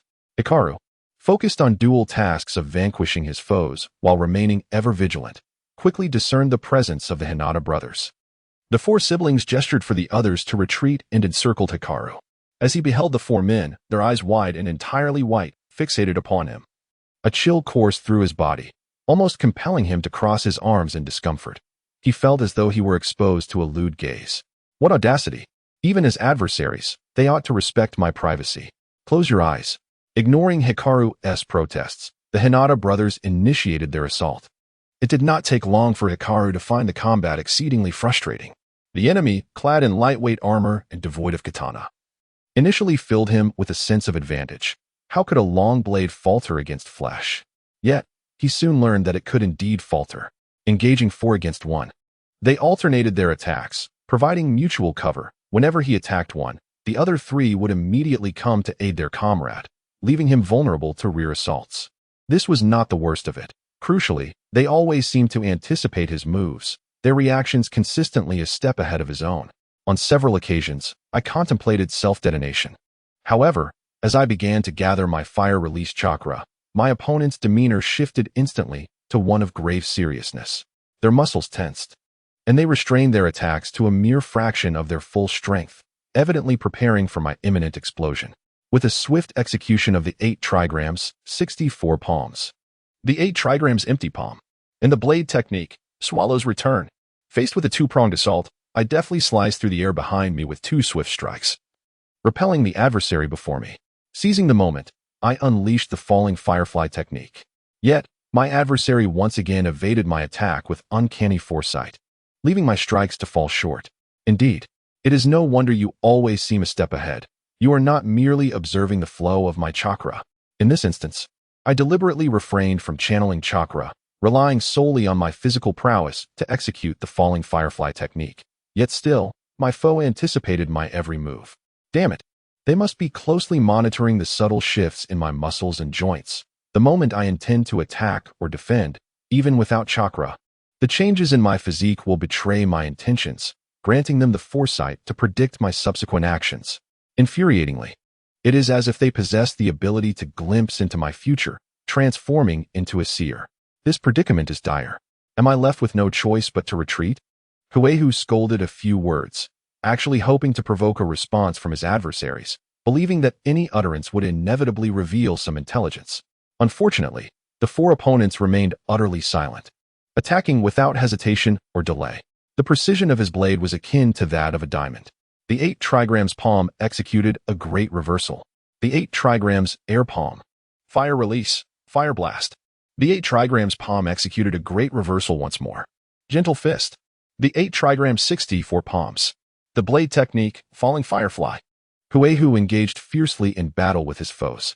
Fortunately, His speed was remarkable, and the enemies, wary of his self-detonation, did not press him too hard, allowing him to maintain the situation for a brief period. Yet, this was the enemy's territory, and prolonged engagement would be disadvantageous for him. With a narrowing of his eyes, Huehu made a resolute decision. Having reached this point, he would hold nothing back. The 8 trigrams air palm, sensing 2 streams of energy surging towards his back. Huehu disregarded them and aimed a punch at an enemy before him. Fire release, fire fist. His right fist enveloped in viscous flames of chakra. He struck towards the foe's head. Before him stood Hinata Iran, who, the moment Huehu began to mobilize his fire release chakra within his arm, realized Huehu intended to unleash the fire fist technique. Having witnessed Huehu employ this ninjutsu before, Hinata had memorized the way his muscles and joints moved, along with the chakra's flow. Aware of the fire fist's potency, Hinata swiftly sidestepped, twisting his body to evade Huehu's assault. Huehu, seeing the opponent effortlessly dodge his fire fist, felt no surprise, as this was not their first encounter. Observing Hinata's nonchalant expression, Huehu smirked, revealing a row of pristine teeth. Boom! Just as Huehu's right fist reached the enemy's face, it erupted in a violent explosion, scattering flesh and blood everywhere. Hinata was momentarily stunned, unable to comprehend. His face a mask of astonishment. He had indeed perceived the fluctuation of chakra within Huehu's arm, recognizing that Huehu was about to employ a ninjutsu. Yet he had not anticipated Huehu would self-inflict harm, detonating his own arm. This moment of hesitation allowed Huehu's shredded flesh to rain upon him, prompting him to retreat hastily, uncertain of Huehu's ulterior motives. Fortunately, Huehu had not gathered much chakra in his arm for the sake of surprise. Thus the explosion's force was minimal. Hinata, aside from being splattered with blood and flesh, had sustained no injuries. He thought to himself that they held the upper hand. And as long as they continued to fight steadily, victory was assured. He must not provide the enemy with any opportunity for a comeback. At that moment, Huehu was struck by the air palm from behind, feeling 2 powerful chakras surge into his back, invading his meridians, causing a jarring blockage that sent tingles through him. Thankfully, Huehu's meridians were robust and wide, and sustaining the blows did not cause him significant harm. He immediately self-detonated. Boom! A vast expanse of flames and shockwaves erupted forth. In a bid to conserve time, Huehu opted for a self-detonation without forming the necessary seals. Although the adversary was able to detect this maneuver in advance, it nonetheless served to diminish their reaction time. With a swift execution of the 8 trigrams palm, the 4 Hyuga brothers, their Byakugan activated, immediately retreated upon sensing the violent turbulence of chakra within Huehu's body. Renowned for their mastery in taijutsu, the Hyuga clan's ninjas demonstrated remarkable speed, managing to arrive at the periphery of the impending explosion just in time to employ the Great Return, thereby mitigating the blast's damage. The enemy had indeed self-destructed. What was happening? Surely, the opponent had perished. The explosion could not have been a mere clone. Undoubtedly, no one could deceive our keen eyes. We must not be complacent. We must remain vigilant against any potential trickery from the foe. Huehu's self-detonation had, as expected, not evaded the scrutiny of the Byakugan, which had immediately unveiled his true intentions. However, Huehu was mentally prepared for this eventuality, acknowledging that after years of combat, exposure was an inevitability, though ideally it would be avoided, and he would never recklessly disclose his secrets.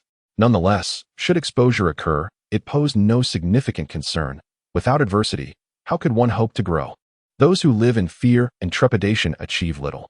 Just as the 4 brothers exchanged a few words, an unforeseen anomaly arose.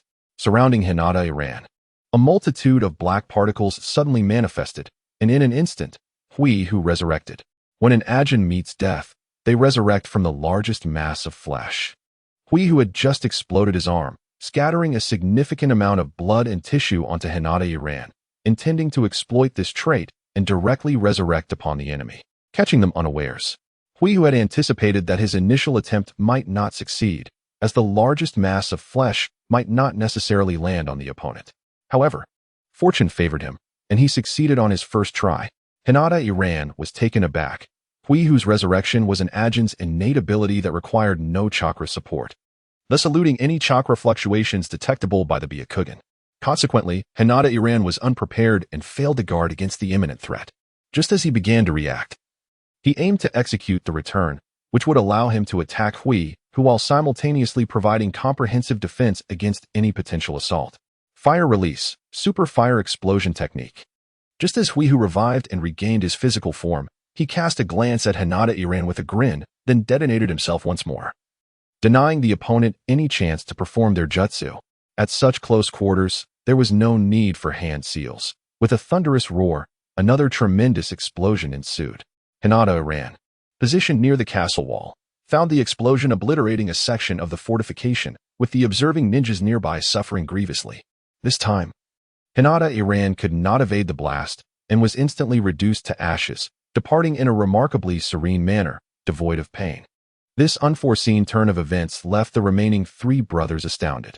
Originally encircling Hui, they had retreated further to avoid the explosion, and thus, the distance shielded them from immediate danger. However, it also precluded any opportunity to assist Hinata Iran.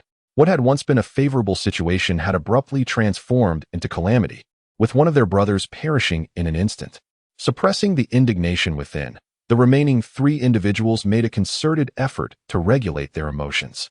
They stepped closer to one another for mutual support, yet refrained from forming a back-to-back formation, wary of the potential for Hui to suddenly appear and self-destruct, annihilating them all. The eldest, Hinata Yoshihiro, the most seasoned among them, bore taut muscles, with veins around his eyes resembling gnarled roots, visibly pulsating as he channeled chakra into his eyes, maximizing the capabilities of his Byakugan. With vigilance, Hinata observed his surroundings while articulating their situation to his two brothers. The adversary has undoubtedly faced death before. Our eyes cannot be deceived. Their sudden appearance is not an illusion wrought by Jinjutsu. Moreover, the absence of chakra fluctuations indicates a secret technique unfamiliar to us. My implication is that the foe possesses the ability to resurrect and employs a technique for instantaneous movement. This poses a significant challenge. Yet we must ensure his demise today to avenge our third brother. Upon concluding their discussion, the trio fixed their gaze on the periphery, acutely aware that they could not predict where Hui might emerge. Suddenly, Hinata's eyes widened, and he shouted, "Not good." After the second explosion, amidst the swirling smoke, Hui was resurrected. Initially intent on engaging the remaining three in a fierce battle, he abruptly halted, slapped his forehead, and pivoted in the opposite direction, darting towards the breach in the castle wall. He nearly succumbed to folly, pondering why he would engage these seasoned ninjas, such a tedious endeavor for a pacifist. His true objective lay in the gold housed within. With this change in direction, Hui cast aside the trio. Hinata Yoshihiro, possessing the greatest strength, was the first to notice Hui's revival. Observing that Hui was not seeking confrontation but rather retreating into the castle, he immediately grasped Hui's intentions and shouted a warning, urging his brothers to pursue him. However, despite their commendable physical skills, they could not match Hui's speed and found themselves unable to close the distance. Upon entering the castle, Hui surveyed his surroundings.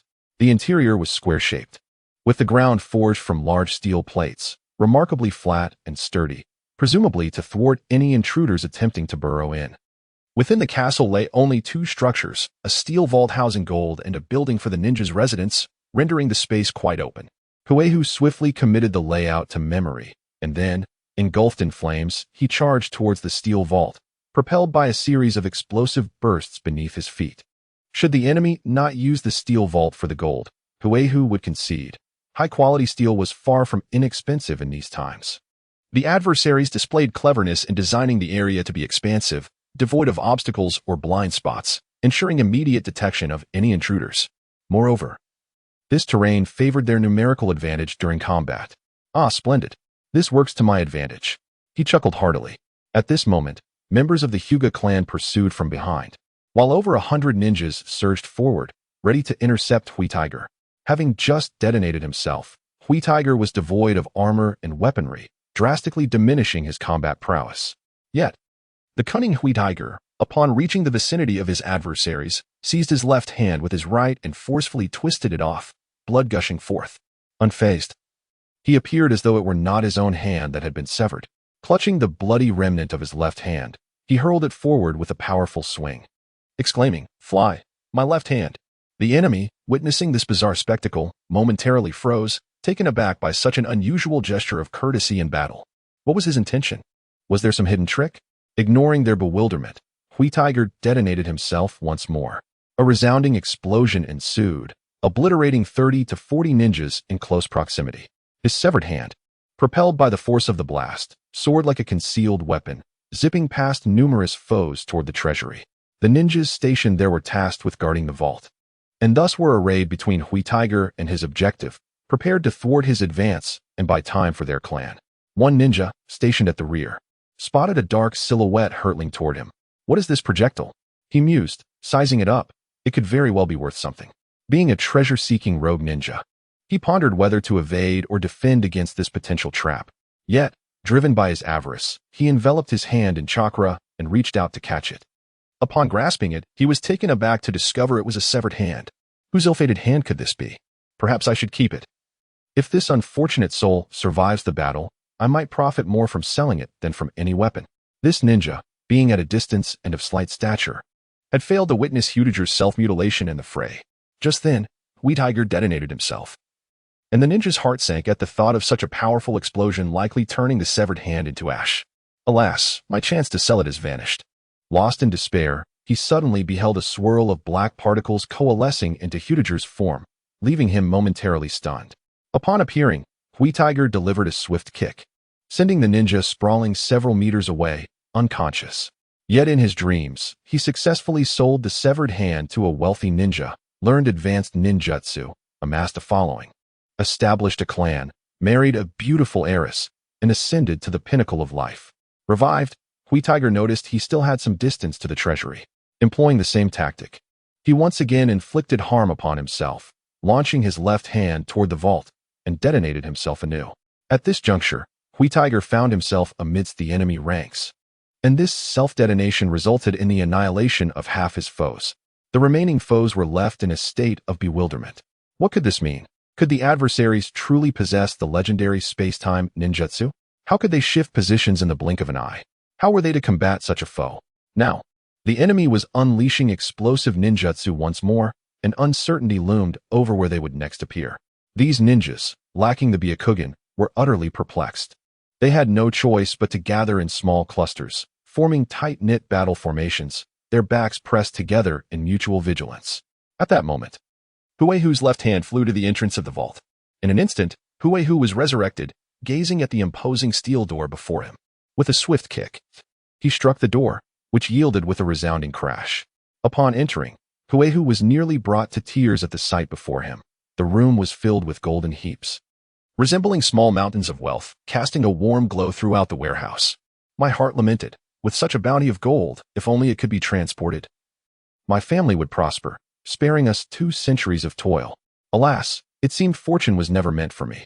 The life of indulgence I yearned for, where I could dominate and exploit, must be agonizingly far from my grasp. Huihu sighed deeply, feeling like a merciless executioner. He could not bear to witness these radiant treasures meet their demise, nor could he continue gazing at the golden mountains. Instead, he lifted his gaze to the ceiling, resolute in preventing his tears from falling. Forming a hand seal, he summoned forth a colossal scroll, unfurling it upon the ground. Release the seal. At once, the scroll unleashed a torrent of liquid, as if rivers were flooding, quickly submerging the entire warehouse. This liquid had been prepared in advance by Tori Motonari, specifically designed to dissolve gold. Indeed, this substance was of considerable value. Motonari had expended a significant sum for it. However, such was the nature of their adversaries. My losses mattered little. As long as your losses were greater than mine, I would deem it a victory. As Huihu witnessed the gold being engulfed by the liquid, a profound emptiness gripped his heart, as though he had lost the entire world. With a lingering glance back, he turned resolutely and dashed out of the warehouse, his silhouette exuding an aura of profound melancholy. Once, countless gold ingots lay before me, yet I failed to cherish them. And as a result, I endured a lifetime of poverty. This sentiment haunted Huihu throughout his existence. Huihu completed his mission of destroying the gold, and had just emerged from the warehouse when he found himself encircled by the Hyuga brothers and their entourage. The Hyuga trio had played a cunning trick, withholding Huihu's intelligence from their subordinates and opting instead to report back to their clan quietly. In the shinobi world, information is akin to currency, a vital resource that enhances combat prowess. Thus, sharing intelligence to bolster another's strength is an act they would never entertain. The subordinates were merely hired ninjas working for Naoki Uehara, not members of their clan, so their lives held little significance to the Hyuga brothers. Moreover, given their inferior abilities, informing them would scarcely alter the course of the battle. Their sole purpose was to expend their lives to buy time against the enemy. Now, the priority was to confront the foe. However, now that they were aware of the enemy's trump card, things became more manageable. Although the ability to resurrect posed a challenge, it was not insurmountable. If they could capture the enemy and bring him back to their clan, it would certainly yield substantial benefits. The three exchanged confirming glances and nodded in unison, understanding each other's intentions. As Huiyu stepped out, they immediately assumed combat stances, ready to subdue him. At that moment, a multitude of Huiyu emerged from the warehouse, 20 in total. The brothers stared in disbelief, their eyes wide with astonishment. How could this be? Each of these figures was indeed a true body, with identical chakra signatures. A throng of Huihus observed the incredulous expressions of the three Hyuga ninjas. Feeling a surge of delight, they placed their hands on their hips and laughed heartily towards the sky. Let us play a game, shall we? Guess which one of us is the real body. If you guess correctly, we shall engage in combat. If not, I shall take my leave. With that, the 20 Huihus unleashed their flame body technique, causing explosions beneath their feet as they scattered in various directions to escape. Huiyu felt a sense of pride. In this era, the shadow clone technique had yet to be developed, and basic clone techniques were nearly impossible to evade the Byakugan's scrutiny. However, he had combined the ninjutsu knowledge bestowed by Tori Madamian to create the flame clone, based on the principles of the shadow clone. Yet, Huiyu's proficiency in developing ninjutsu was rather ordinary. The flame clone was not as effective as the shadow clone. It merely divided the chakra of the fire release, allowing the clones to gain substance and evade detection, while also possessing self-detonation capabilities. As for the other attributes of the shadow clone, such as the transfer of memories and experiences back to the original body, those were beyond his grasp. Huiyu could not fathom the underlying principles. Such knowledge might be unique to the Senju clan, and he wisely chose to abandon further exploration. The Hyuga brothers, seeing the 20 Huihus escape, though unable to discern the true body, were not deterred from combat. After all, leaving the Byakugan did not render them incapable of fighting. You must intercept them. Just delay them, and we will handle the rest.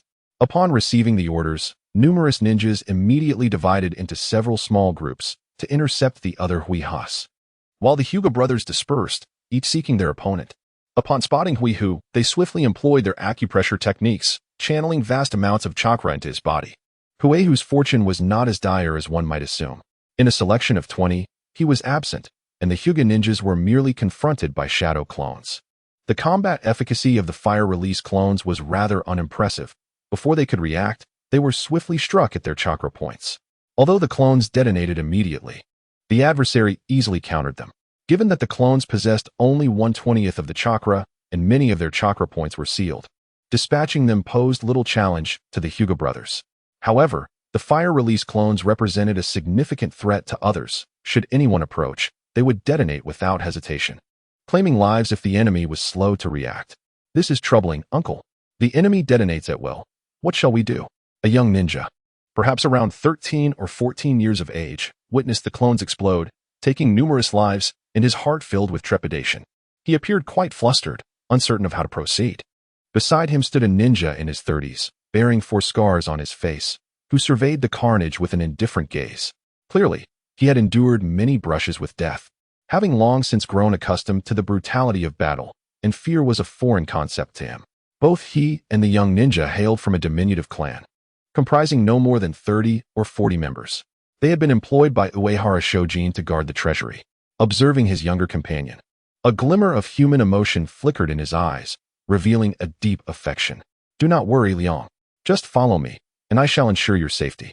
Understood. Upon hearing his uncle's assurance, Liang nodded, feeling a wave of relief wash over him. In his heart, he regarded his uncle as a formidable ninja, one who truly cared for him, and thus believed wholeheartedly in his promise. Consequently, Liang obediently trailed behind his uncle. His uncle's longevity in the world of ninjas was a testament to his true prowess. At that moment, guiding his nephew, he charged through the battlefield, rushing towards danger wherever it arose, demonstrating remarkable courage. Strangely, however, by the time he reached the site of conflict, the battle had already concluded. and he encountered no peril at all. When he came across the wounded, he promptly assisted them, carrying them back alongside his nephew, earning their gratitude. If Huehu had noticed this individual, he would have undoubtedly remarked with 3 words, "Old hand." Not only these two, but others shared similar sentiments. Although Ajara Shojin had offered a generous bounty, the toll of battle had already claimed 2/3 of their ranks. They could not claim they had not exerted themselves. Furthermore, the adversary had already disposed of the gold, completing their mission. Thus, fighting to the death had become futile. It is inherent for individuals to seek fortune and evade misfortune. Recognizing their inability to halt Huehu, the ninjas ceased their desperate attempts to intercept him. Boom, boom, boom. The 20 clones of Huehu detonated in succession amidst the enemy's attempts to thwart them. Most were intercepted, but 6 successfully escaped, including Huehu himself. Ignoring the seething Hyuga brothers behind him, Huehu raced onward towards a designated supply point. Upon arrival, he donned new armor and wielded a long sword. Sitting down to consume provisions and water, replenishing his energy. As he ate, Huehu reminisced about the gold within the vault. In 2 lifetimes, he had never encountered such an abundance of gold. He regretted not bringing a few pieces with him at the time. Alas, if only he had even a single piece of gold in his possession now, it would suffice to indulge in a hearty meal. Moreover, the little ones in the village always expected gifts upon his return, placing a considerable strain on his finances. As he muttered these futile thoughts, he savagely stuffed the dry rations into his mouth, chewing with little flavor, as the food was parched and tasteless. From this moment forward, I shall ascend to the ruling class. Today, I have come to comprehend their opulence. If I cannot become one of them, I shall incite a revolution. I have learned quite a bit from the rebellious history of my past life, and I have been profoundly shaped by the party's political education. While I may lack certain skills, can I not master the art of revolution? Furthermore, those who cannot rise in rebellion have no right to call themselves Chinese. As Huehu continued to ramble, venting his frustrations, a loud cry interrupted him. Brother Huehu, trouble. The village is under attack. The supply point of Huehu is a concealed cave, meticulously camouflaged such that the average person would remain oblivious to its existence. Only Huehu's 3 disciples are privy to its location. In light of the assassination mission assigned to Yuan Shangjin, Huehu had entrusted his disciples with various tasks, necessitating their communication. With this supply point also serving as a rendezvous. Huehu, it's bad. The village is under attack, came the urgent voice of Xinyo, as he and Qing Shilang rushed in. Upon confirming that the figures were indeed his disciples and not an enemy's disguise, Huehu relaxed his grip on the katana. Do not rush, speak slowly. Huehu gestured for Xinyo to catch his breath before continuing. Having been engaged in reconnaissance as directed by Huehu, Xinyo had hurried here upon receiving news from the village, panting heavily. Huehu, it's terrible. I've received word that our village is surrounded by hundreds of ninjas, suffering significant losses. We must return for rescue. Forget about the mission. In the hearts of the clan's ninjas, the family takes precedence. Missions are undertaken solely for the survival and prosperity of the clan. The Xinyo's words were not surprising to Huehu. Furthermore, Huehu shared this sentiment, for the family is indeed one's foundation. However, Huehu, being astute, refrained from making a hasty decision and inquired earnestly of Xinyo, where did you obtain this information? This news is known to many ninjas. Even the nearby villagers are aware and are discussing it, Xinyo replied. Oh, I see. Has communication with the village been severed these past 2 days? Yes, otherwise, I wouldn't be so anxious. Huehu, let us not waste any time. We must leave at once. Xinyo, genuinely distressed, was drenched in sweat, his forehead glistening as he reached out to pull Huehu along. Huehu seized Xinyo's hand, applying force, causing Xinyo to stumble and fall to the ground. Xiaolon has yet to return. You must wait here for her, and once she arrives, the 2 of you will conceal yourselves. You are aware of the retreat points I prepared. Use them as necessary. This time, I shall return with Qing Shilang. Why not take me with you? Why should I be left behind? Xinyo and Qing Shilang exclaimed in unison, visibly dissatisfied. Huehu chose not to respond to Xinyo. Instead, regarding Qing Shilang with a gentle smile, his tone sincere. Because you 2 are my beloved little disciples, with whom I share a special bond. I cannot bear to see you risk your lives. It would grieve me greatly if you were harmed. But I am also your disciple, Xinyo protested. Yet our relationship is strained, and you constantly vex me. Thus, in the face of danger, I could easily use you as bait to ensure my own escape.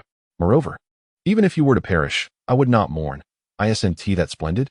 You, you, you. Qing Shilang was incensed by this remark, glaring at Huo, rendered speechless by his outrage. This peculiar individual spoke with such sincerity today, and I can assure you that this is precisely what he harbors in his heart. Brother Huehu. Xinyo still wished to speak, but at this moment, Huehu was neither in the mood nor had the time for a leisurely explanation. With a swift slap to Xinyo's smooth forehead, he sent him sprawling to the ground, then swiftly scooped up King Zileng and vanished from the spot. By the time Xinyo, with blood trickling from his nose, raised his head, there was no trace of anyone. He could only lament his fate and wait for Xiaolan's arrival. In pursuit of speed, Huehu chose to carry King Zileng on his back, racing towards his village. Master, you cannot truly intend to use me as a shield, for I am your disciple. You cannot simply abandon me. King Zileng lay on Huehu's back, the scenery racing by in a blur, and as he opened his mouth, he was met with a mouthful of wind. Yet, he genuinely feared that Huehu might follow through on his words. If so, his life would be in jeopardy. Listening to King Zileng's anxious words, Huehu felt a surge of amusement. After all, he was still but a child. If I truly did not care for your life, I would not have warned you in advance. Setting aside our master-disciple bond, I would not allow you to perish simply for your innate chakra. I merely sensed a discord in our relationship and wished to spend more time with you to deepen our connection. After all, fighting side by side is the best way to foster camaraderie. Huehu chuckled softly, thinking this to himself, yet his spoken words conveyed a different sentiment. Otherwise, what do you think? The only distinctions between you and Xinyo or Xiaolan are twofold: your poor relationship with me and your greater resilience to punishment. If I am not to use you as a shield, then what purpose could you serve? Upon hearing this, King Zileng nearly wept, realizing that although he had once lived freely as a bandit leader amid hardship, he now found himself forced to be Huehu's disciple, enduring daily torment, and worse yet, becoming a shield. Surviving had become a challenge, and he lamented his unfortunate fate. While King Zileng contemplated his woeful existence, Huehu was busy analyzing the current situation. Clearly, this was a trap, using the village as bait to entice him into a net. What kind of ninja undertakes a mission with such blatant publicity? Yet, despite the simplicity of this trap, it was remarkably clever, targeting Huehu's Achilles heel. The adversary had calculated that Huehu could not allow the village to remain in peril. Even knowing it was a trap, he must come to its rescue. Should he fail to act, they might very well consume the bait, turning the false into reality, and obliterating the Yasuji clan. Thus, although Huehu harbored a deep-seated resentment towards his adversary, he could not help but admire their cunning. To compel the enemy to rescue. How brazen this strategy is. One must not underestimate the opponent, despite their less-than-appealing appearance. Huehu's mind wandered to the astonishingly unattractive visage of Kobayashi Kiyotaka, and he mused that appearances can be deceiving, with hidden depths beneath the surface. It is not difficult to deduce that after aligning himself with Tori Mototada, Huehu had not offended anyone else. The only ones with the capability, motive, and strength to orchestrate such a scheme were the Uehara family. Interestingly, Uehara Nakiyo and Tori Mototada seemed to share an unspoken understanding, both plotting against each other simultaneously. How intriguing indeed. Huehu, carrying Qing Shilang upon his back, deftly navigated through the trees of the forest. Suddenly, with a fierce bite, he severed his own tongue and stuffed it into Qing Shilang's clothing. As Qing Shilang lamented the woes of life, he was not surprised to witness Huehu's self-inflicted torment. He had grown accustomed to such occurrences during this time. Whatever happens, happens. With both hands gripping Qing Shilang tightly, Huehu's muscles bulged with effort as he hurled Qing Shilang into the sky, propelling him far into the distance. Run forward with all your might. Huehu intended to exclaim, but as he opened his mouth, he was reminded of his lost tongue. Never mind. He would tell him next time. Like a cannonball, Qing Shilang shot into the sky, vanishing in the blink of an eye. Without pausing, Huehu pressed on. But after only 2 strides, he stepped upon a towering tree that erupted in a thunderous explosion, engulfing him in flames and scattering debris in a 20-meter radius, leaving the area in utter chaos. One must distinguish clearly between purpose and means in action. They must not be conflated. In that moment of self-detonation, Huehu contemplated that his current objective was to swiftly return to the village, and he could not afford to linger. Whether faced with traps or foes, he had no intention of engaging in battle. Following the explosion, 30 formidable ninjas emerged from the forest, each radiating an air of exceptional prowess. Surrounding the site of the blast, among them was a ninja from the Hyuga clan, who, upon activating his Byakugan, surveyed the area and finally declared, "The opponent has vanished." The leader of this group, adorned with an emblem of a folding fan on his armor, was a Uchiha ninja. Upon hearing the words of the Hyuga, he nodded calmly. It would be an affront to our prowess if someone worthy of ambush lacked any means. Their disappearance is inconsequential. We shall proceed directly to the Usuji village, for that is the only destination they could have. Yes. With remarkable speed, these powerful individuals swiftly disappeared into the depths of the forest. Meanwhile, Qin Shilang, having soared through the air, had just landed and risen to his feet when he was confronted by a cloud of black particles. Huihu had revived. "How are you?" Qin Shilang was momentarily stunned, only managing to utter 3 words before Huihu hoisted him onto his back and resumed running. "Less chatter. Should we encounter enemies again, I will throw you. You must run for your life." Fortunately, they encountered no further opposition, and after a day's journey, they successfully reached the village. After all, formidable ninjas are not commonplace. Uehara Nakaka had to protect himself while safeguarding the treasury. And deploying 30 elite ninjas against Huihu was no small feat. The Usuji village was not far from the capital. When the location of the village was chosen, Huihu specifically sought out a plain neither too close nor too distant from the capital, with a wide river flowing through it. Proximity to the capital would undoubtedly impact development and make it susceptible to interference from Tori Madamune or the daimyos. Distance from the capital has increased, and should any unforeseen event arise there, I would find myself ill-equipped to adapt swiftly. After all, I have resolved to ally with the prominent clan, and it is inevitable that I shall be embroiled in factional strife. Thus, proximity to the capital would be advantageous for me. Consequently, the journey from the capital to the village requires a day's time, at the utmost speed of a ninja, which is rather moderate. When Huitiger returned to the village, Kobayashi Kiyotaka was orchestrating an assault on the Usuji family. At that moment, Kiyotaka commanded a battalion of 300 ninjas, launching disjointed attacks against the Usuji residents, yet suffering considerable losses. The reason was straightforward. His forces comprised primarily low-ranking ninjas, appearing numerous but lacking in combat prowess. As the elite were dispatched to confront Huitiger and were ultimately left in the lurch, the Usuji family boasted over 100 ninjas, divided into 3 factions. One faction consisted of family ninjas, another comprised those selected by Tori Mototada for training, and the last consisted of rogue ninjas recruited by the Usuji. In truth, had Huitiger desired, he could easily gather 200 to 300 rogues, particularly with Tori Mototada's backing. However, Huitiger was cognizant of the term overwhelming the host, understanding that his family's frail power would diminish if too many rogues were enlisted, jeopardizing his command. Moreover, Huitiger sought only the elite, necessitating a concentration of resources on a select few, as low-level ninjas were abundant and could be recruited at any time. Thus, over this duration, Huitiger had only enlisted 25 rogue ninjas, all of commendable capability, into whom he had invested substantial resources, significantly enhancing their strength and loyalty. The 100 ninjas of the Usuji not only repelled Kobayashi Kiyotaka's attacks, but also launched counterstrikes, inflicting notable casualties upon the enemy. In a spacious tent within the nearby woods, Kobayashi Kiyotaka sat upon a bench, a table laden with fruits, pastries, and beverages before him, as he munched and sipped while listening to reports of defeat. "My lord, we engaged the enemy twice this morning, suffering 23 casualties and eliminating 4 foes. Enough, enough. I am aware, it is not the first time, and I have grown accustomed to such losses," he replied, chewing on an apple while raising a cup to his lips. He had anticipated such outcomes and remained unfazed. At that moment, a ninja rushed in, his expression one of urgency. "My lord, Usuji Huitiger has returned. We could not halt him, and he has entered the village." "Oh, excellent. Relay the command for a full-scale assault. Those who retreat shall be slain."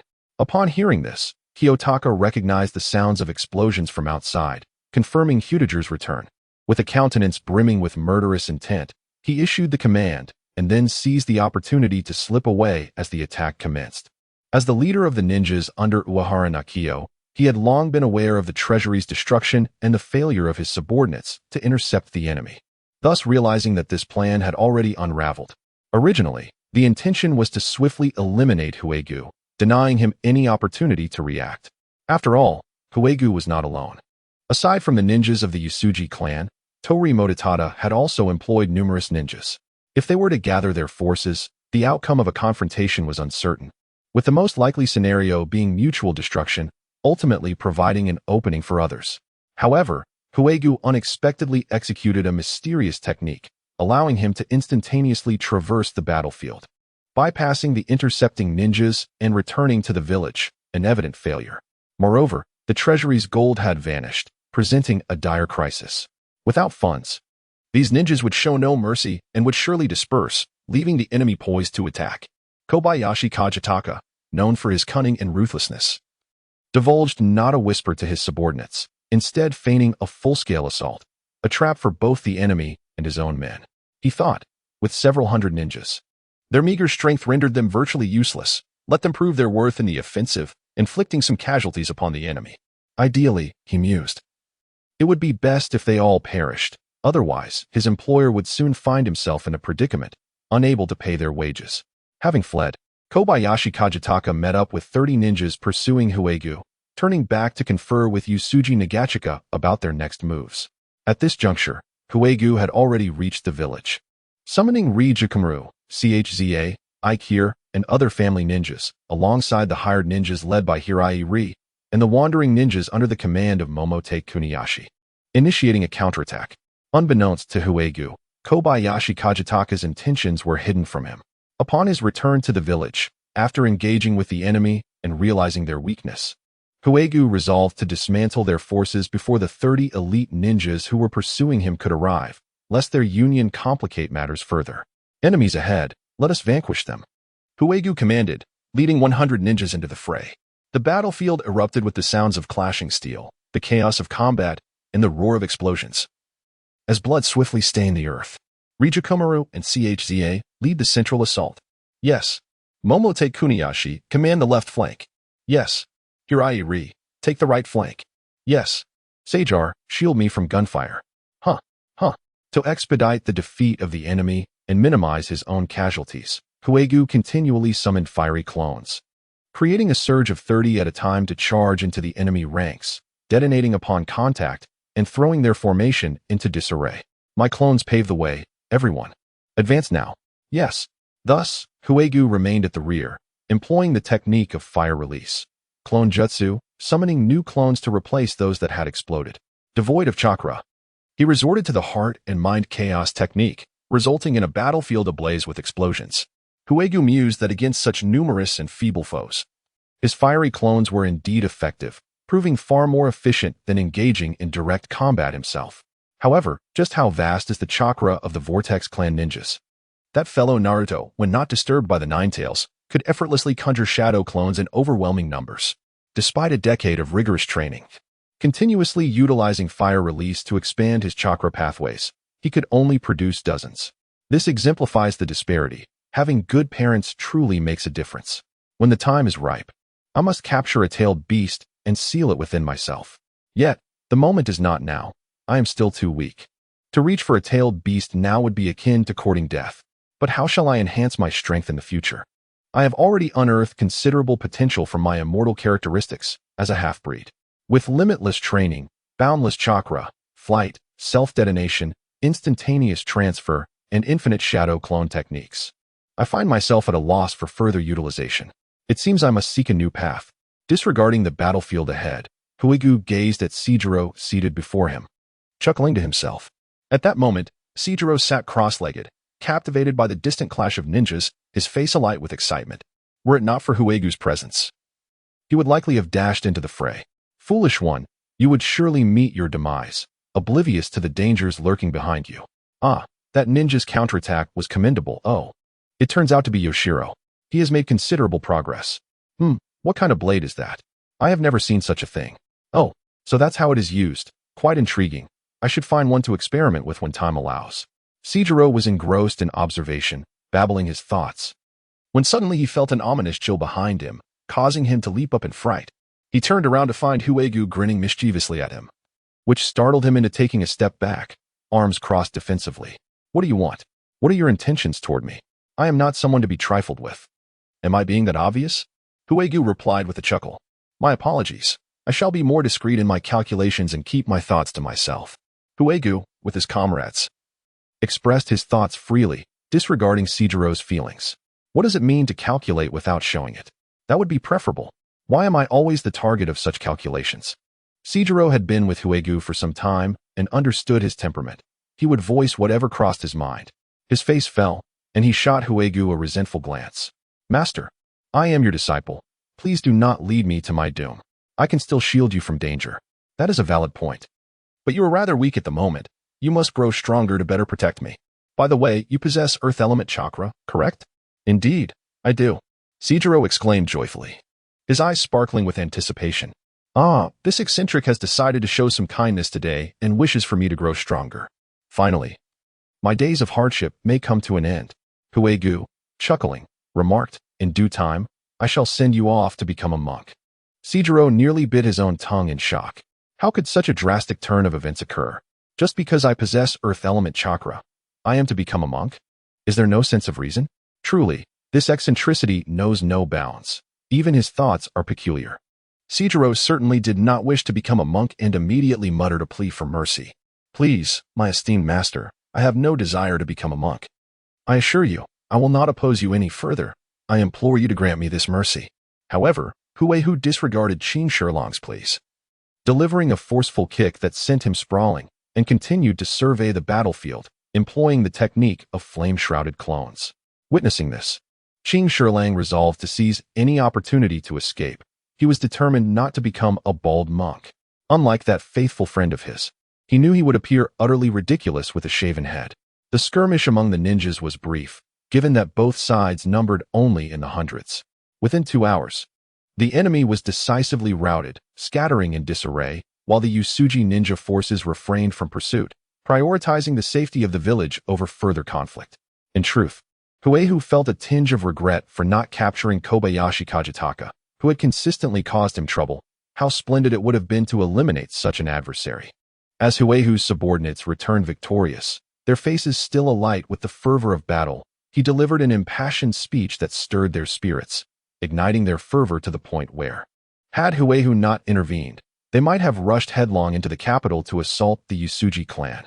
After calming his eager troops, Huegu returned to his second-floor office, only to be informed that 200 ninja reinforcements dispatched by Tori Mototada had arrived. Huegu promptly arranged for their accommodation. The following day, upon learning of the war's conclusion, Tori Mototada visited, and the two men retreated to a small room, kneeling across from each other at a modest table, conspiratorially discussing their schemes. I am deeply grateful for your reinforcements, Lord Tori. Think nothing of it. Our interests are entwined, and I could not allow you to suffer loss. Thus, as soon as I received word, I sent assistance. I never anticipated you would achieve victory so swiftly, Huegu. Truly, you possess remarkable strategy. The Usuji clan suffered significant losses in this conflict, eliciting joy from Tori Mototada, who found himself increasingly fond of Huegu. With the Usuji clan's reserves of gold now depleted, it was likely their numbers of ninjas would dwindle significantly in due time. Please, exercise patience. I shall then proceed to assassinate Usuji Nakio. Oh, handle this matter as you see fit. I have complete confidence in your capabilities. However, we must remain vigilant. I fear that the enemy may attempt a desperate counterattack while their ninjas are still under contract, which could pose a significant challenge. Huegu cautiously articulated his concerns, understanding that if he were in Usuji Nakio's position, he would undoubtedly fight to the bitter end, refusing to grant his foes an easy victory. Upon hearing Huehu's apprehension, Tori Mototada waved his hand dismissively, reassuring him not to worry. Huegu, the world of ninjas is foreign to me, just as courtly matters are to you. The Usuji clan has more enemies than just myself. Now that they find themselves in dire straits, there are many who would take advantage of their misfortune. You need not concern yourself with the specifics, simply know that for the time being, they lack the capacity to trouble us. Upon hearing this, Huegu realized that Tori Mototada had indeed prepared for the situation, even if he had not explicitly shared the details with him. It mattered little. As long as the enemy was prepared, Huehu's curiosity was not particularly strong. If he chose not to divulge information, he had no interest in prying further. After a prolonged conspiracy, Tori Mototada returned with 200 reinforcements. 2 months swiftly passed, during which Hui Tiger remained in the village. Although Tori Mototada assured that the Uehara clan would not pose any trouble, Hui Tiger remained apprehensive and refrained from venturing outside. One day, in the courtyard behind the clan leader's office building, Hui Tiger, adorned with weights, was diligently training alongside his 3 apprentices, counting rhythmically. While Ryuryumaru reported on the progress of various tasks. Sir, the population from the other 2 villages has been successfully relocated, bringing our total to 1,032 inhabitants indeed. Sir, as per your directives, the first batch of Umbu ninjas has completed their training, totaling 15 individuals. Led by Chuzai, their intelligence has been classified as top secret, and the personnel include the following individuals understood. Sir, the Ninja Academy has just been completed, with 6 instructors ready. We anticipate enrolling 20 students in the first cohort, with a duration of 1 year. The specifics are as follows. Excellent. There is no need to rush this matter. We lack experience. Let us establish the framework first and gradually expand enrollment in the coming years. Certainly. The next issue concerns the recruitment criteria for wandering ninjas wishing to join our village and become citizens. They must meet the following conditions understood. How many individuals are currently interested in joining our village? At present, none. Oh, it is natural that we are not strong enough yet. We shall take our time. By the way, how many tasks require my attention today? Let me see. There are 12 matters including the 3rd phase of the village expansion plan, the artisans-based construction proposal, commercial management regulations, and civil and criminal laws for commoners. As Ryuryumaru glanced at the towering stack of documents beside him, he meticulously recited them. Hui Tiger was in the midst of push-ups and nearly collapsed, realizing that the weight he bore was not as taxing as the sheer volume of paperwork that threatened to overwhelm him. All right, place the rest here for now. I will find time to review them later. First, tell me, what are the clan members saying about our reforms? Ceasing his push-ups, Hui Tiger picked up a long blade from the rack nearby to practice his swordsmanship. It seemed he would have to endure a late night, with so many pressing matters at hand, all pivotal to the future of their development. Upon hearing Hudager's inquiry, Ryuryumaru pondered briefly before articulating the sentiments of the clan members. Having recently endured great hardship, the clan members find solace in a stable environment. However, our reforms are unprecedented, leaving some members uncertain about what the future holds, engendering a sense of unease. Now, Ryuryumaru was Hudager's trusted confidant, expressing the clan's concerns candidly. Very well, that is good to know. Hui Tiger nodded, feeling a sense of satisfaction. In discussing these reforms, some are currently rendered obsolete, such as the regulations concerning the recruitment of ninjas and commercial management.